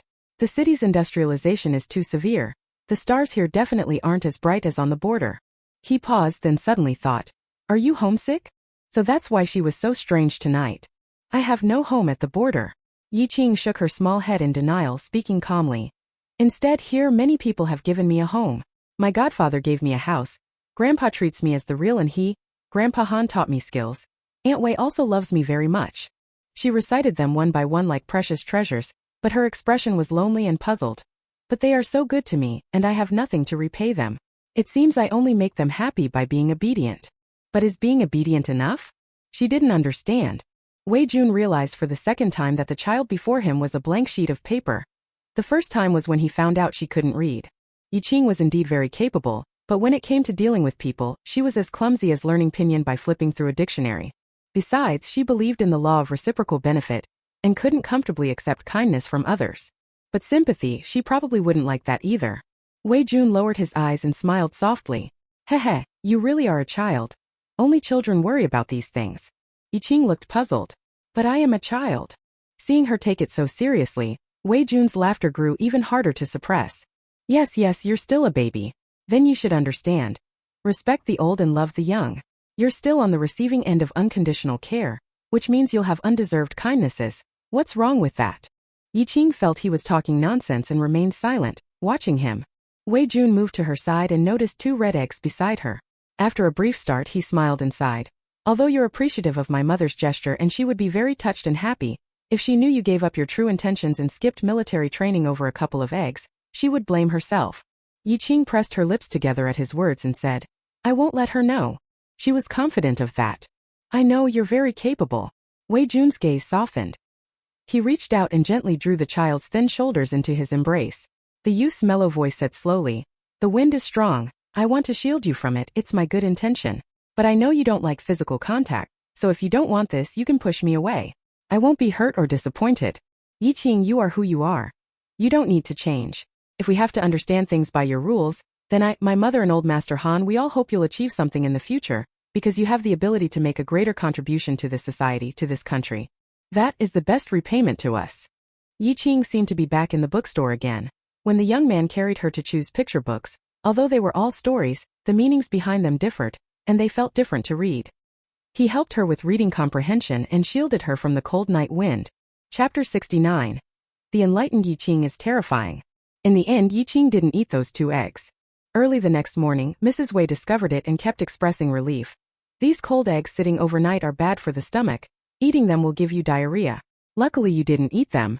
It's my fault for boiling so many for you. If you like them, next time I'll put them in a thermos for you. Yi Qing watched the nanny clean up the eggs with some regret. Then after a moment she took the initiative and said, Aunt Wei, could you boil some for me now?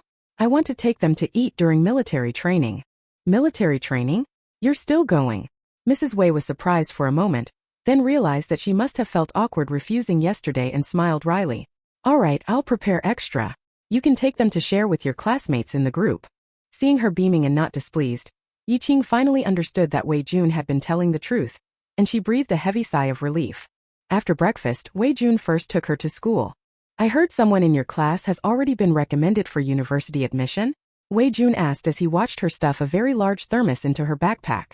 Yes, it's an he, Yi Qing replied, looking troubled as the remaining lunchboxes wouldn't fit. The drill instructor seemed very strict and wouldn't allow students to take food out. Wei Jun scoffed at this. The Yin family certainly has connections. But don't worry, today representatives from several top universities collaborating with the Wei group are coming. When you meet them, I'm sure you'll be the one choosing which school you want.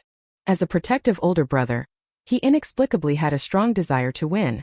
Yi Qing looked up at him, seeing his face full of determination, and directly shattered his fantasy. I don't want to go to college right now. The puzzle will cry without my help. Puzzle? What's that excuse? Staying in the elementary division now is a waste of your time. If old Master Enan and Shiyang find out I couldn't even arrange this, they'll blame me. Wei Jun tried to persuade her. But Yi Qing remained unmoved and said very sincerely, You said we can speak the truth to those close to us. I don't want to. What followed was her honest words. Wei Jun, who had lifted a stone only to hit himself. I should have waited a day to talk to her. He felt a bit troubled. Fine, but Shiyang definitely won't let this go. That idiot is much rougher in his actions than I am. She might wake up and enroll Yi Qing before anyone knew it. It's fine, brother will listen to me. Yi Qing felt that if she let go of the urge to make everyone happy, someone like Shiyang was actually easy to deal with. She had more important things to do now. Wei Jun watched her pull out her tablet, attach the keyboard and start drawing geological maps one after another, a bit curious. Are you very concerned about the magnetic storm strata of Hongguang Temple? Interesting, so I hacked into the satellite system to see if there were any similar mountains nearby, Yi Qing said calmly, his hands moving non-stop. Beside him, Wei Jun's hand trembled and a company file almost fell on his foot. Satellite system? Isn't that top secret? If you get caught, 1 lifetime in prison wouldn't be enough. I'll be careful. Yi Qing tilted his head and glanced at him. A light gleamed in his dark eyes, which were unusually clear and pure. If I'm discovered, I still have Grandpa Han. Wei Jun. Damn, this isn't just putting learning into practice, it's drawing analogies left and right. This is breaking the rules. It's already off the beaten path. If he knew that unloosening the child's inner shackles would turn out like this, he would have strangled himself on the spot last night. Besides, I have a feeling those people are still here, and the things are too. Yi Qing understood his worry but could not leave the matter alone. She had seen many police officers shot dead on the borderline protecting an artifact, pushed off trains with no remains, while their comrades kept charging forward, fighting to the death against criminals for one lifeless object after another. The villagers thought the police were foolish. Just old relics, neither edible nor drinkable, so why bother? But the officer who carried back his comrade's urn said, That's our root, our culture and belief. Without these, people become demons like your village. She didn't want everywhere to turn into that kind of village, so she began designing criminals who passed through the village, stopping the things they intended to send out at the border. Now what she has to do is the same thing. Wei Jun watched her fingers continuously tapping the keyboard, her little face focused and serious, and suddenly didn't want to stop her. Back then at the border it was so dangerous. Without her risking herself, he wouldn't have survived either. Fine, go ahead, if you need more data I'll have people send it over. Wei Jun signaled the driver to slow down and contacted a university professor he knew to fully assist Yi Qing. If it really gets exposed, at worst he'll take the blame. Anyway, this life was saved by a child. Yi Qing still didn't realize how dangerous her actions were. Wei Jun had already prepared himself to die. With more data supporting her, her hands moved swiftly. She quickly gathered the magnetic fields of all the surrounding hills in the city into one, and pressed the enter key just before arriving at the school gate. Found it. Wei Jun also perked up and hurriedly leaned in to ask, "Where are they?" Yi Qing pointed at the red highlighted spot and said, "This place, like Han's Han Temple, is on the same tectonic block and is also a magnetic storm area." Wei Jun carefully compared the locations. That mountain isn't far. If we notify Old Han and Captain Yang, they can get there within half an hour. But as soon as he finished speaking, Yi Qing shook his head and drew another circle around the red. The magnetic storms here are too severe. People can't stay here like at Han's Han Temple, but it can still throw off direction and conceal movements, so they'll choose areas around it as their hideout. If you can find one geomagnetic storm site, you can find a second and achieve perfect concealment. Yi Qing believed the criminal investigation team would eventually think of this idea too, so she wasn't worried. If there was no progress after a couple of days, she would anonymously send the information out. Han Lao wanted to protect her, and she would be grateful. But Wei Jun beside him suddenly frowned, pointing to a spot within the red circle. Here, if I'm not mistaken, should be the location of Mannerton High School's military training. Yi Qing's fingertip halted mid-gesture. He turned his head and fixed him with a pair of dark pupils. "You mean ensure Yang is in there?" When the car came to a smooth stop at the elementary school's gate, Yi Qing stepped out briskly, still carrying a huge lunchbox. Wei Jun went ahead to the high school to confirm the location and gather information, while Yi Qing went straight to the principal's office. After yesterday's scare, many students didn't come to class today. The campus was quiet. Yi Qing ran into Instructor Zhang downstairs. After exchanging greetings, he paused slightly and proactively explained, "The lunchboxes are for everyone to eat. Can they be finished before training starts?" Instructor Zhang, who had been all iron-blooded and merciless yesterday, now wore a twisted, conflicted expression and instinctively reached out to cup the lunchbox. "Where do you want to eat, on the field or in the classroom, a picnic or a party?" Chapter 70 surveillance footage has been changed. Picnic? Party? Yi Qing tilted her small head slightly, somewhat puzzled. "Didn't you say students aren't allowed to bring food in?" Instructor Zhang. "So you're just an ordinary student?"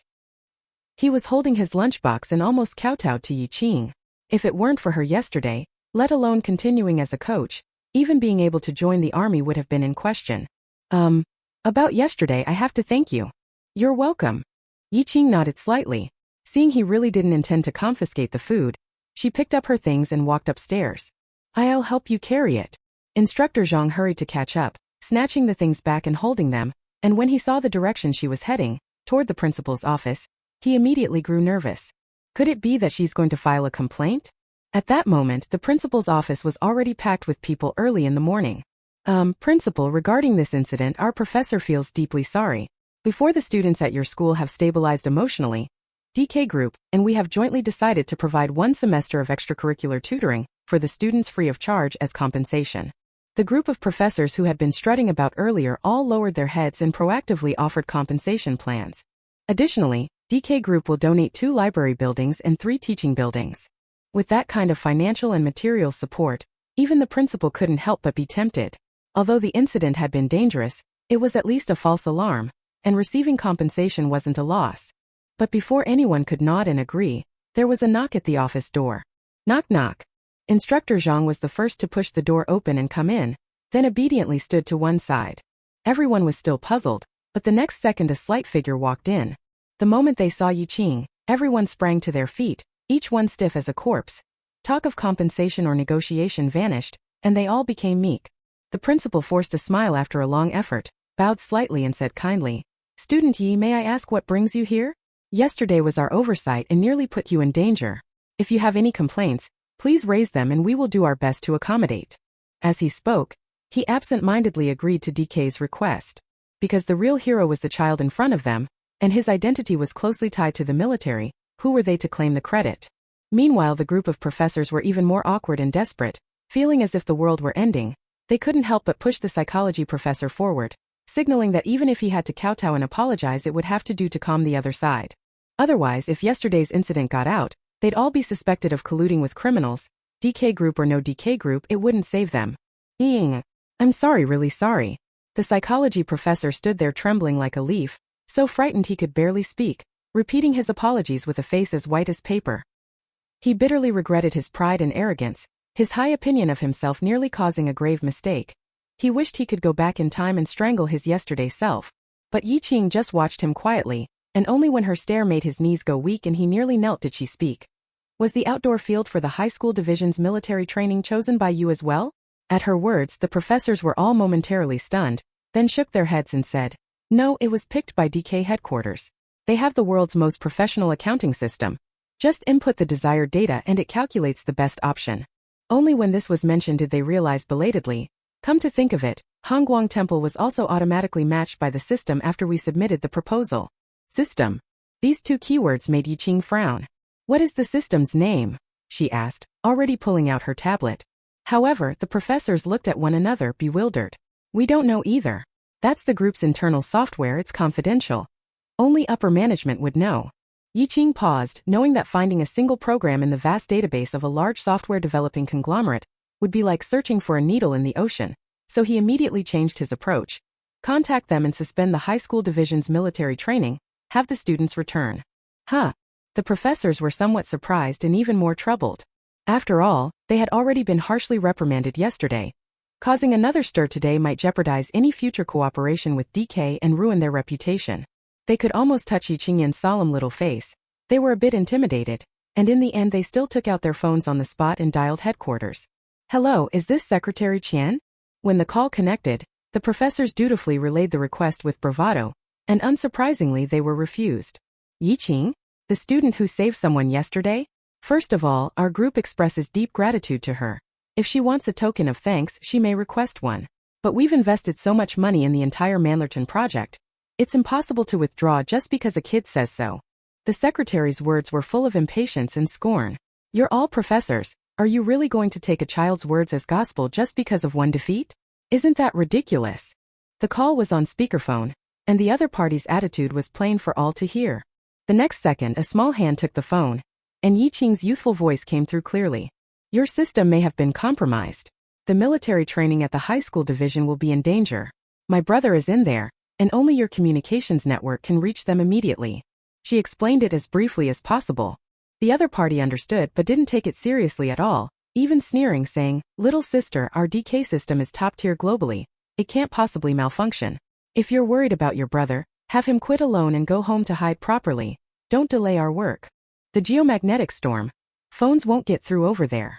Yi Qing had already tried, but the magnetic field in that area was completely chaotic. Now they could only pin their hopes on the DK group. Can you try to see if you can still reach the students? Of course. Our cameras are monitored 24/7. It's impossible for students to have problems. Secretary Qian found it amusing, and even dialed a video call to show Yi Qing the huge LCD screen behind her, all filled with images from the students' watch monitors. There, are you reassured now? All right, don't go poking around looking for trouble. I've still got to deal with the mess you left behind. I'm swamped. She was complaining as she was about to hang up, but 1 second before the call ended she heard the child's clear, calm voice again. The surveillance feed has been replaced. What? Secretary Qian was taken aback, about to say she was joking, but Yi Qing on this end had already quickly opened her computer, first locking the call's IP, then smoothly locating the surveillance room's host. Russell. Hearing the sound, she turned and saw the previously clear surveillance feed suddenly drop frames and stutter. Then in an instant everything turned into a white snowy screen. What is going on? Secretary Qian cried in alarm, turning to demand of Yi Qing. What have you done? Yi Qing no longer wanted to waste time with her. She looked straight into the camera and said expressionlessly, If you don't want to carry the charge of treason, have Su Yuxing come see me. Chapter 71. You can't afford to compensate. It must be said, this move shocked the haughty Secretary Qian on the other end. Just you wait. She couldn't be bothered to end the video call. She immediately used her landline to contact her boss. After reporting Yi Qing's name, Su Yuxing's lazy voice paused for a second before he spoke seriously. Give me her phone number. I'll contact her directly. Secretary Qian was momentarily stunned. After quickly giving the number, He realized both calls had been cut off. On the other end, the professor's phone rang again. When Su Yuxing's face appeared on the screen, the professors were about to greet him with utmost respect. Mr. Su. Before he could finish speaking, Qing cut him off. Hand over the reconciliation system to me, or you can't afford the lives of everyone in the high school division. Her voice was very calm, and her face showed no extra expression, but the content of her words made people's blood run cold and their hair stand on end. You. Su Yuxing wanted to ask how she had hacked the monitor feed, but he also knew this was not the time.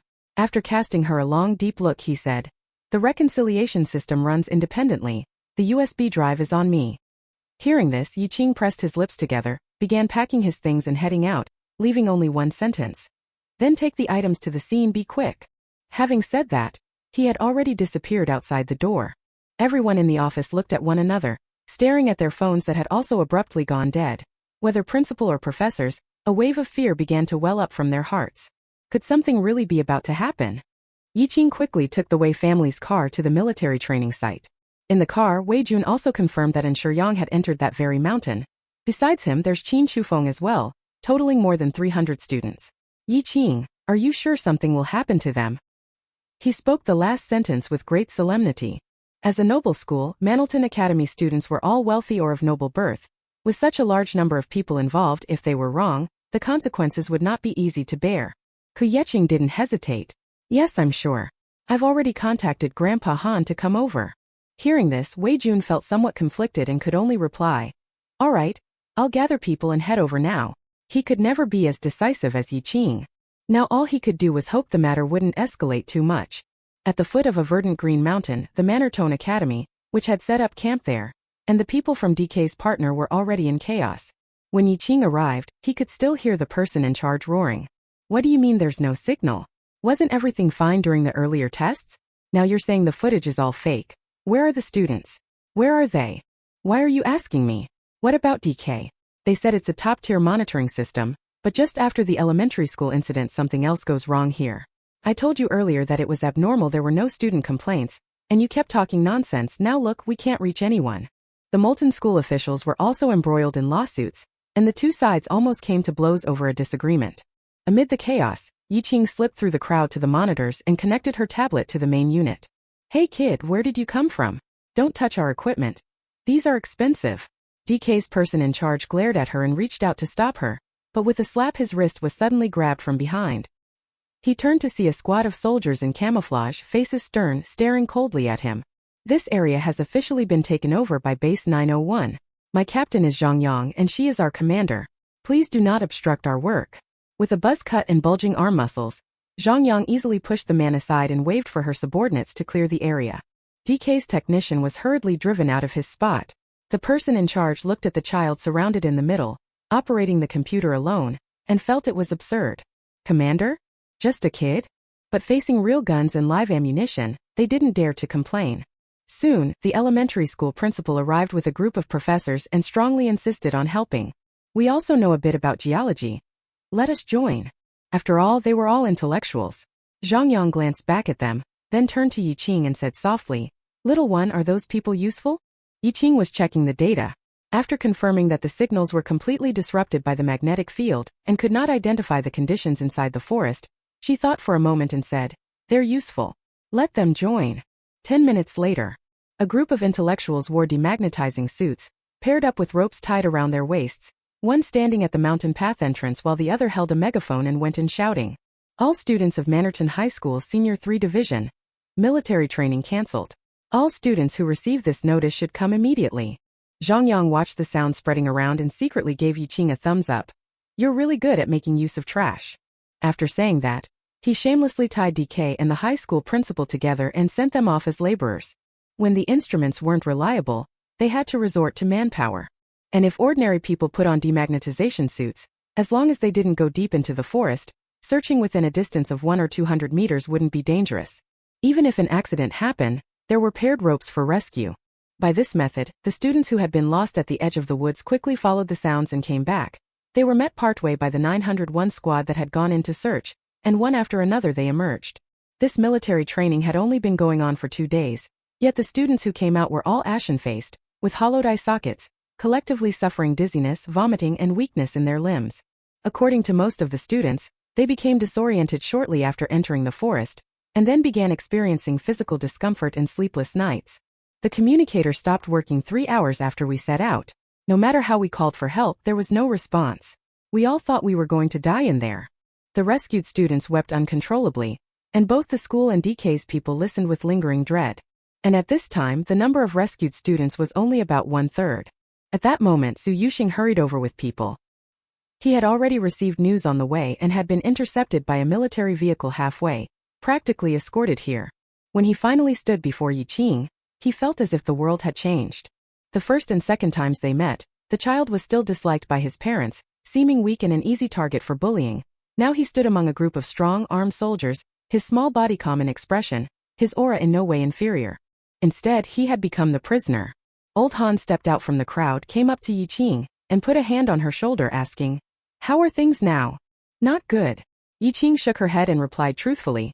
The other side infiltrated DK's system, deliberately led them to choose this mountain, and even tampered with the machines used in the preliminary tests to make the magnetic field register as compliant. Old Han's expression darkened a few degrees at those words, and his tone became indistinct between anger and amusement. "That doesn't rule out the possibility of the guards stealing." Yi Qing nodded and pointed out the loophole. The people who went into the DK to test it a day early had no adverse reactions. Either they lied or they were being lazy. Beside him, Su Yuxing. Whichever it was, it felt like he was about to be blamed. Chapter 72.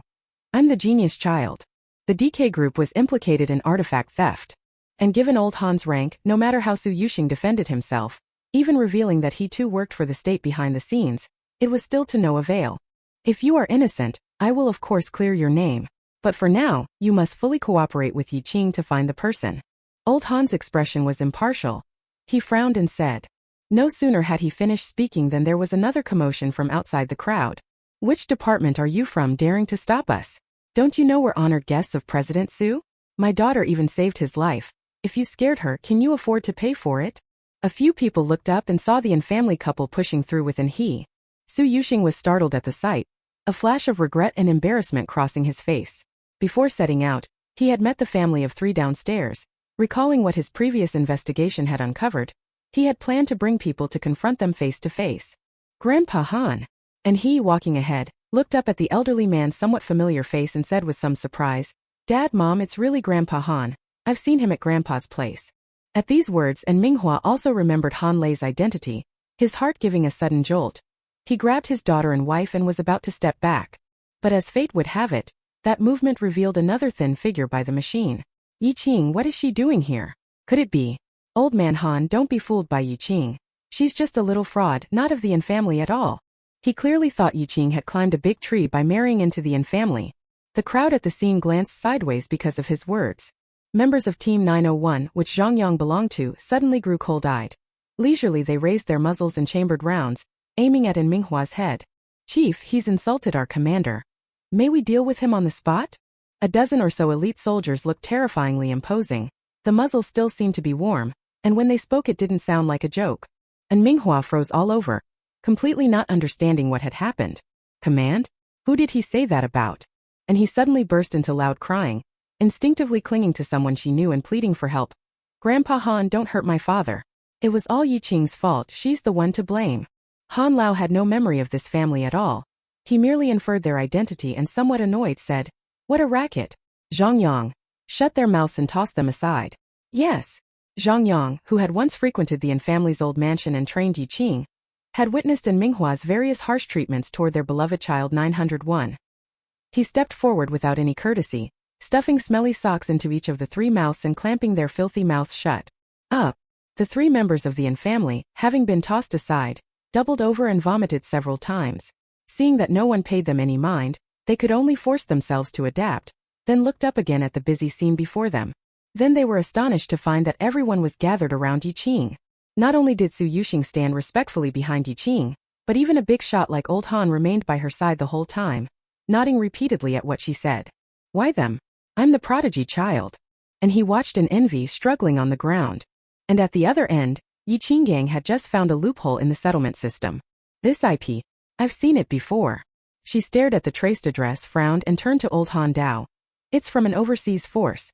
The first attack on DK's vulnerability was 2 months ago, and afterward Su Yuxing was chased by several foreigners on the street. Now this address has appeared again. People from abroad? Old Han's expression tightened as he thought of the worst-case scenario. Are these folks colluding with those who attacked DK? If so, then this would be a case of foreign forces deliberately stealing cultural relics, and it would become an issue between nations. Not like that. Fortunately, Yi Qing gave a timely denial. If both sides were cooperating, they wouldn't have let us go the first time at the temple. After all, rounding up a bunch of kids is much easier than handling young adults. They wouldn't be running all over the place like this now. Han breathed a sigh of relief, had his men summon Yang Bian and instructed, give Yi Qing the earlier case files. Investigate the 2 cases together from now on, but Yi Qing should only provide assistance to your side. The most important thing is still the students in the mountain. Hearing that, Yang Bin was almost moved to tears with gratitude. He knew the last case involving foreign forces investigation had been stuck for a long time.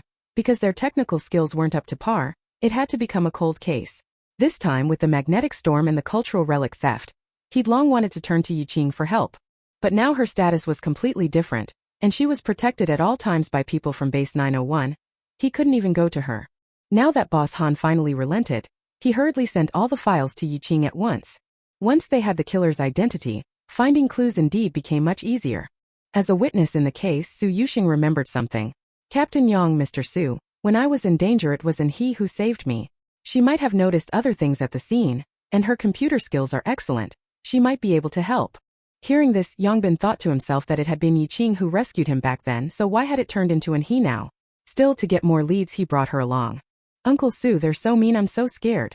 Could Grandpa Han have been deceived by Yi Qing, thinking we're the bad ones? Could you explain it for us?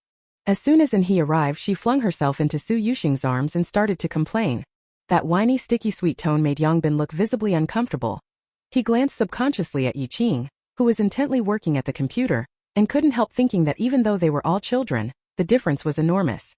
Su Yuxing lowered his gaze at the little girl in his arms. His face still wore a gentle smile, but the warmth in his eyes had faded considerably. Xiaohe, don't be afraid. Uncle called you here because I need your help with something. Think carefully. When you rescued me earlier, did you notice anything on the perpetrator? Rescue? At the mention of this matter, and he paused, then buried her head in his arms and quickly said, no, it was chaotic at the time. I was just focused on saving Uncle. This was a 100% considered answer. In the past, Su Yuxing would have been very pleased. But now the more he looked, the more he felt that the person in front of him was a fake. So his features grew even softer and he continued, it's okay if you don't remember. Now do your uncle a second favor. The company's network has been hacked. You said you know computers. Can you help find the culprit? When he was hired and Shuyang had said he had a sister who was very skilled technically, that game bug back then was fixed by his sister. And after waking up in the hospital, and he had loudly praised her brother as good with computers, and since they both share the surname An, and on the few later occasions when Shuyang was mentioned he also said he had been on the scene, he naturally assumed that his lifesaver was he. Hearing this, and he was still somewhat timid. She previously knew nothing about computers and didn't like them, but after learning that Yi Qing played on the computer with his brother she secretly attended tutoring classes outside. Now she can do a bit of programming. She should be about on par with Yi Qing's skills. Chapter 73 Wait for me. Thinking of this, and he regained her confidence and nodded in agreement. Fine, I'll help, but can you let go of my parents first? Su Yuxing felt a bit embarrassed and looked up at Old Han. Old Han waved his hand dismissively. Just don't make a racket. He was busy looking at Yi Qing's data analysis. The young couple finally escaped, hurriedly scrambling to their feet. Not caring about the dust on their clothes, they rushed to Su Yuxing's side and lowering their voices in alarm exclaimed, what kind of mind-altering potion did Yi Qing give Old Han? How did she make everyone obey her? This child must be a monster. We originally thought that after she left the Yin family she had returned to the border, but we never expected she'd latched onto Elder Han. Mr. Su, we need to quickly find a way to expose her true colors. In their view, everything Yi Qing now has comes from the Yin family. Seeing her benefit from it made them feel worse than if she had killed them. Su Yuxing had always found their words and behavior petty. He had only been somewhat polite for He's sake. Now, without any rose-colored glasses, he just thought they had a screw loose. First of all, a respectable general wouldn't be easily fooled by a child, and given the current situation, it's obvious that a single businessman like him couldn't handle it. For Anjia and his wife to push him forward like that, they're either stupid or malicious. Those things can wait. Right now whether my company survives depends on he. He deftly changed the subject and brought He over to the other computer tower. Yi Qing can't be spared at the moment. Repairing the monitor feed is such a simple task. It shouldn't be beyond you, right? Monitor feed? And he stared dumbfounded at the snowy screen before her, not quite sure how to begin. After all, the cram school had only covered the basics, and she only knew how to make simple web pages. But since Su Yuxing said Yi Qing could do it, she didn't want to admit defeat, so without thinking she nodded. Okay. At that moment, the professors who had gone into the mountain were urgently called back. They had just taken off their degaussing suits, drenched in sweat, their throats hoarse from shouting and looking quite disheveled. As soon as they reached nearby, they were surprised to see He. Professor. And he was also excited to see her math advisor. She stood up, waved to greet him and couldn't help boasting. Uncle Su asked me to come help. I'll give the professors a hand and won't let you down. As she spoke, she glanced at Yi Qing, the competitive gleam obvious. The professors all paused in step, their expressions decidedly awkward. And he had been admitted through connections and wasn't particularly gifted. And they still want to compete with Yi Qing. They just wanted to say, why don't we go back and wash up early and sleep? But there was no time to bicker now. They just nodded hurriedly and rushed over to Yi Qing. Aren't we going in deeper to keep searching? I heard a lot of people are still lost in there. You can't go in anymore. The demagnetizing suits can't handle it. Yi Qing looked up and pointed at the clothes they had taken off. Sure enough, a layer of rust had already formed on them, marks of magnetic storm corrosion. Now I need to make a new kind of demagnetizing device, and I'll need the stones that cause the magnetic storm. Their color and texture should be quite distinctive. Did you notice any just now? Magnetic storms are not caused by the movement of a single tectonic plate. What directly disrupts the magnetic field is the peculiar nature of the rock strata. The magnetic field here is unusually strong, even affecting the surrounding mountains. The geology must be very unique. Originally Yi Qing intended to ask, and if there was nothing, go in and look herself. Unexpectedly, the psychology professor weakly raised a hand and said, Is the stone you're looking for something like this? Yi Qing saw that the stone cupped in his palm had taken on a strange silvery gray hue, its surface even seeming reflective, so he wrapped it in a new demagnetizing cover. In less than a few seconds, sure enough, the demagnetizing cover quickly showed rust stains. That's right, exactly this one. Yi Qing nodded with satisfaction, looked up and said, Thank you. The psychology professor's face immediately flushed. He waved his hand and said, I just happened to discover it when I fell, just lucky. After all that had happened, he no longer dared to put on airs. Especially seeing Yi Qing so young and capable, yet calm and composed, and forgiving past grievances, he felt even more unbearably ashamed. If you need more, we'll go back in now and look. The more the better. Yi Qing nodded, unaware that she had unintentionally changed a professor's mood. By now 2 hours had passed since the rescue began. With manpower from the criminal investigation team in Base 901, they had finally saved over 200 students. But going deeper, not even the hard-willed 901 squad could manage it. Zhang Yang, Yang Bin and the others were exhausted. As soon as they took off their degaussing suits they vomited, leaning against a tree to rest and said, Give us half an hour, we'll go in again. No, your bodies can't take any more. If you go back in you'll collapse inside, the doctor said, shaking his head and decisively stopping them. Yang Bin, unwilling to accept it, inhaled oxygen and said, But there are still so many students inside. Right now the police dogs, drones and helicopters can't be used. If they don't go back in, what will happen to the students? Yi Qing, sitting at the computer, turned to look at him, stood up, walked over and squatted beside him with her small frame. The magnetic storm is intensifying. If you go in, you'll be walking into death. Yang Bin opened his mouth. His voice suddenly stuck in his throat.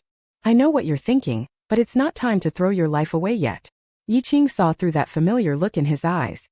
Her small hand gently rested on his shoulder and she said, I'm making a demagnetizer. Wait for me. Wait for me.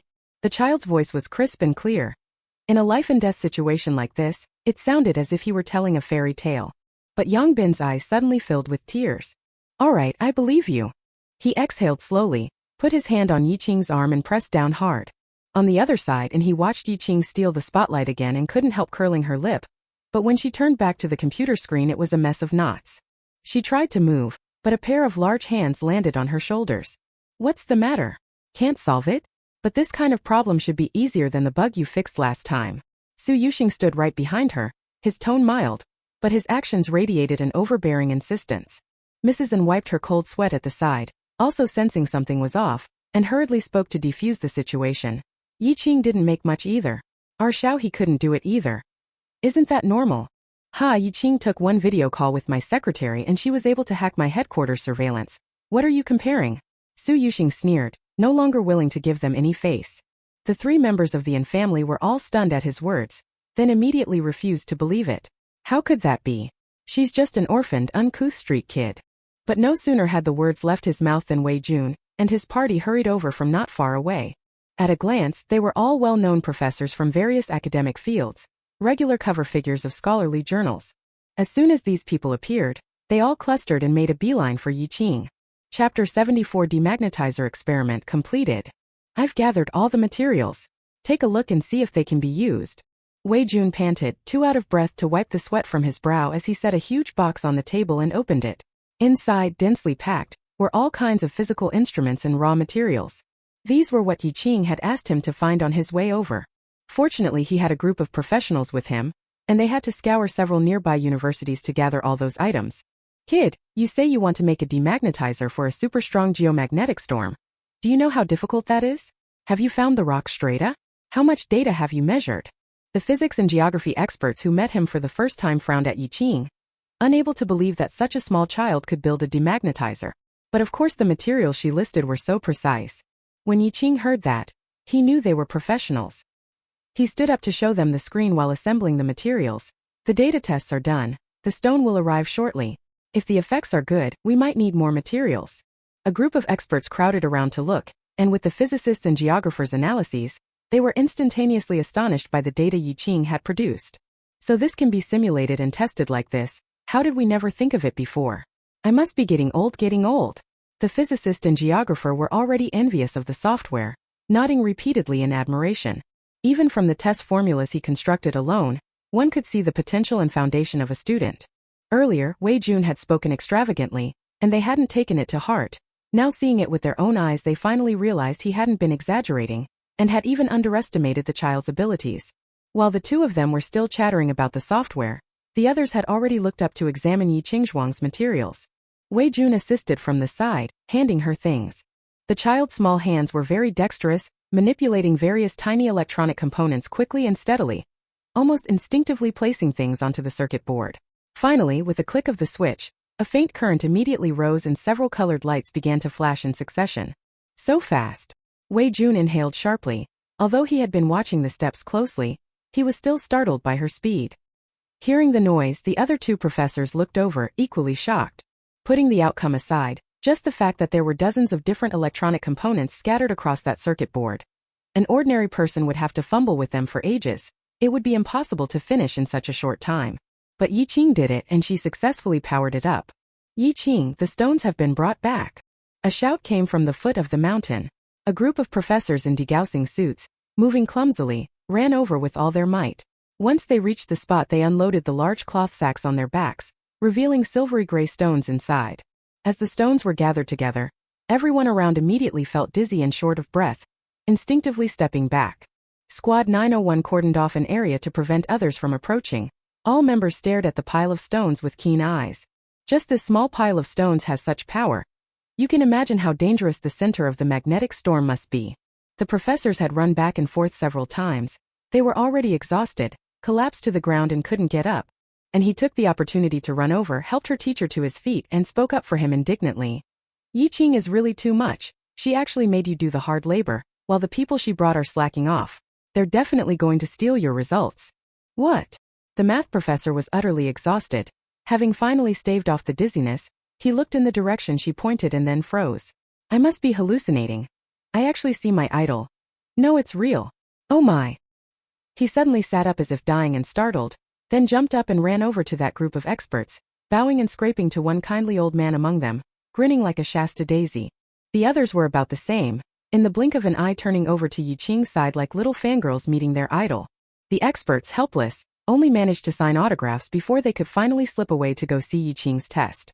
Yi Qing was holding an electronic tablet in his hand, wearing no protective gear, and walked straight toward the pile of rocks. Yi Qing! Wei Jun wanted to stop her but was too late. Just as he was about to rush over, his arm was pressed down hard by the elderly man beside him. You can't go. Old Han watched the child's figure ahead, worry in his eyes, but his tone was unusually firm. This is her task. Only if she leads by example can she win everyone's trust. They had to have everyone take off their demagnetization suits to go in and save people. This challenge had to be handled by Yi Qing herself. But even as he said that, old Han himself was braced on his feet, eyes fixed on the child's silhouette. The moment anything went wrong, he would be the first to rush in and save them. And under the gaze of the masses, Yi Qing crossed the grass and came to the pile of reaction stones, seeing the indicator light up. Reaction detected. She made a record over the walkie-talkie first. The operator assisting on the other end replied quickly. Communications normal, no interference on the band. Then Yi Qing turned on the machine and stepped forward. With each step she felt the changes in her body, and communicated with the information officer in real time. The magnetic field strength is over 30 times, no discomfort. 50 times, no discomfort. 100 times, no. As her calm voice played over the speakers again and again, those steps seemed to tread on the hearts of everyone present without suffocating them. Until finally, she stood completely before the pile of stones and looked down at the data panel. Intensity at 150 times, machine operating normally, can still withstand 3 more limits. Demagnetizer experiment complete. It worked. Many people at the sidelines heard the words and were stunned for a long moment. Only after a while did the whole crowd erupt in cheers. It succeeded. The students are saved. Old Man Han released Wei Jun, his face full of excitement as he gave the order. Fully cooperate with the Wei family's team to manufacture the demagnetizer. Yes. Everyone complied, and then arrangements were made in quick succession. On the other side, Su Yuxing also came up to An He, smiling at her and saying, "Xiao He, you've seen enough of the excitement. It's time to go back to work."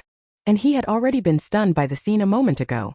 Although she was young, she also knew that the scholars her professor respected regarded what Yi Qing had produced as a treasured find. Something that can instantly keep someone fully alert and eliminate natural phenomena is formidable. Yi Qing's strength is a level she cannot reach. Those seemingly ordinary lines of code, a single monitoring screen, the technology behind them is probably a puzzle even tutoring teachers couldn't crack. Come on, Xiao He, you used to be great.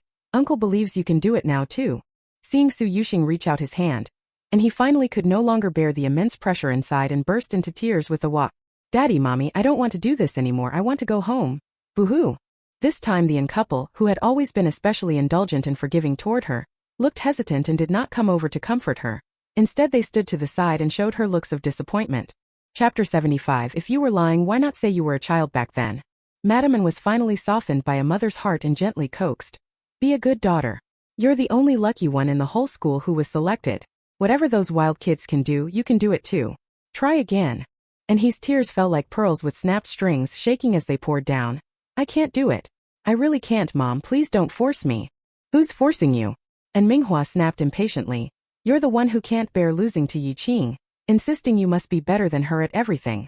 But look at you now, you can't even do a little favor for Mr. Su. You're not even as good as some unknown bastard. He was a businessman who had invested so much in, and he, of course he expected returns and all the more didn't want Yi Qing to reap the fruits. But now looking at the positions the two of them held among all the experts, and even in old Han's eyes, he couldn't help but envy Yi Qing's treatment, and at the same time he was extremely irritated that he couldn't win over Su Yuxing. Stop just crying all the time. With that time you'd be better off wiping your tears and helping. Maybe you'll get the experts to look at you a bit more. Su Yuxing beside him laughed at that. President N, I don't know whether to call you stupid or arrogant. How can you at a time like this, still think your daughter is a golden phoenix? He shook his head and pointed at An He, saying directly, the one who saved me under the banquet hall back then was not An He at all. What banquet downstairs? And Manhwa was taken aback. And he saved you, wasn't it because you were by the roadside and she pulled you away so you wouldn't get hit by a car? This was the version he heard. Su Yuxing across from him was stunned, then after a moment finally burst into loud laughter. So it turns out I was actually deceived by a woman and a child. You hid it for so long. It really proved Yi Qing's words back then. Not only stupid but also dull. Her scolding was actually mild. Mr. Su, isn't there some misunderstanding here? Even in Manhwa, however slow, sensed something was off. He rubbed his hands and asked awkwardly. No misunderstanding, and Manhwa. You fathered a fine daughter and married a fine wife. Su Yuxing's laugh cut off. The gentleness on his face sharpened like a blade. Behind his glasses his eyes were narrow and cold. He reached out and tapped the three of them and said, but whoever dares to deceive me must be prepared to pay the price. Having said that, he turned and was about to leave. President Su. And Manhwa hurried forward to explain. I really don't know what happened. Otherwise I'd have the child apologize to you. She's young and thoughtless. Please don't hold it against her. He thought Su Yuxing was someone easy to talk to. He never imagined that such a large DK group, able to become an industry leader, could have someone simple. Now Su Yuxing turned cruelly, glancing at the obsequious and Manhwa, a curl at the corner of his mouth as he said, "Want an apology? Fine. Haven't he take the demagnetizer into the mountains with her. If she can stay in there for an hour, that'll do." "What?" And Manhwa froze. Thinking of Yang Bin and Zhang Yang, those trained fighters who make people lose their nerve, he immediately fell silent and instinctively looked down at his daughter on the ground. And he was even more terrified, sliding backward along the floor while wildly shaking her head. "No, I don't want to go, Daddy, I'm scared, I don't want to go in. Mommy, help me." Mrs. N, clutching his thigh, also couldn't bring herself to be harsh, hesitated and said, "That place is too dangerous. Manhwasummary is still a child." Why wasn't she a child when you were lying?" Su Yuxing snorted and reminding them again. "If I remember right, your son is in there too and hasn't come out, has he? Aren't you going to go in and look for him?" At those words, worry flickered across the faces of the young couple, but their feet stayed rooted to the spot. Their gazes flickered as they said, "We're not a professional rescue team either. Going in would only make things worse. Besides, with so many people, it probably won't come down to us to take the risk." Actually, ever since Yang moved into the mansion and stopped coming home, they had drifted apart. Especially after the company had problems several times and they went to Yang for money a few times. When he stopped handing it over, resentment grew. The first time Su Yuxing truly realized how cold and ungrateful this couple was, he was too lazy even to scoff. He turned his head and looked the other way. It didn't take long before a whole crate of materials was assembled, and the dozens of demagnetizers were divided up between Zhang Yang and Yang Bin's teams.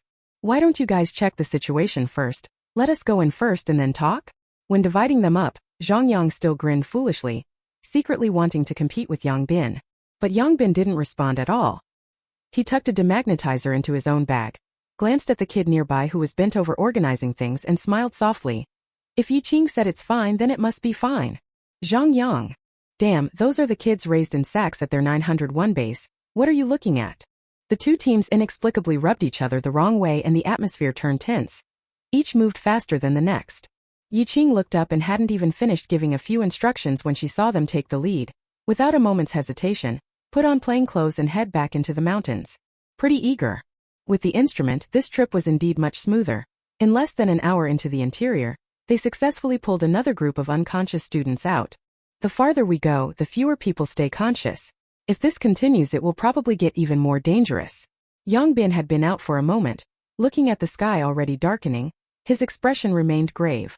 Old Han also wore a serious face and sighed softly, barely audible. "We have manpower, but materials are limited. They've done all they can." Yang Bin looked at the figures of professors and experts bent over their work and understood that nothing could be forced.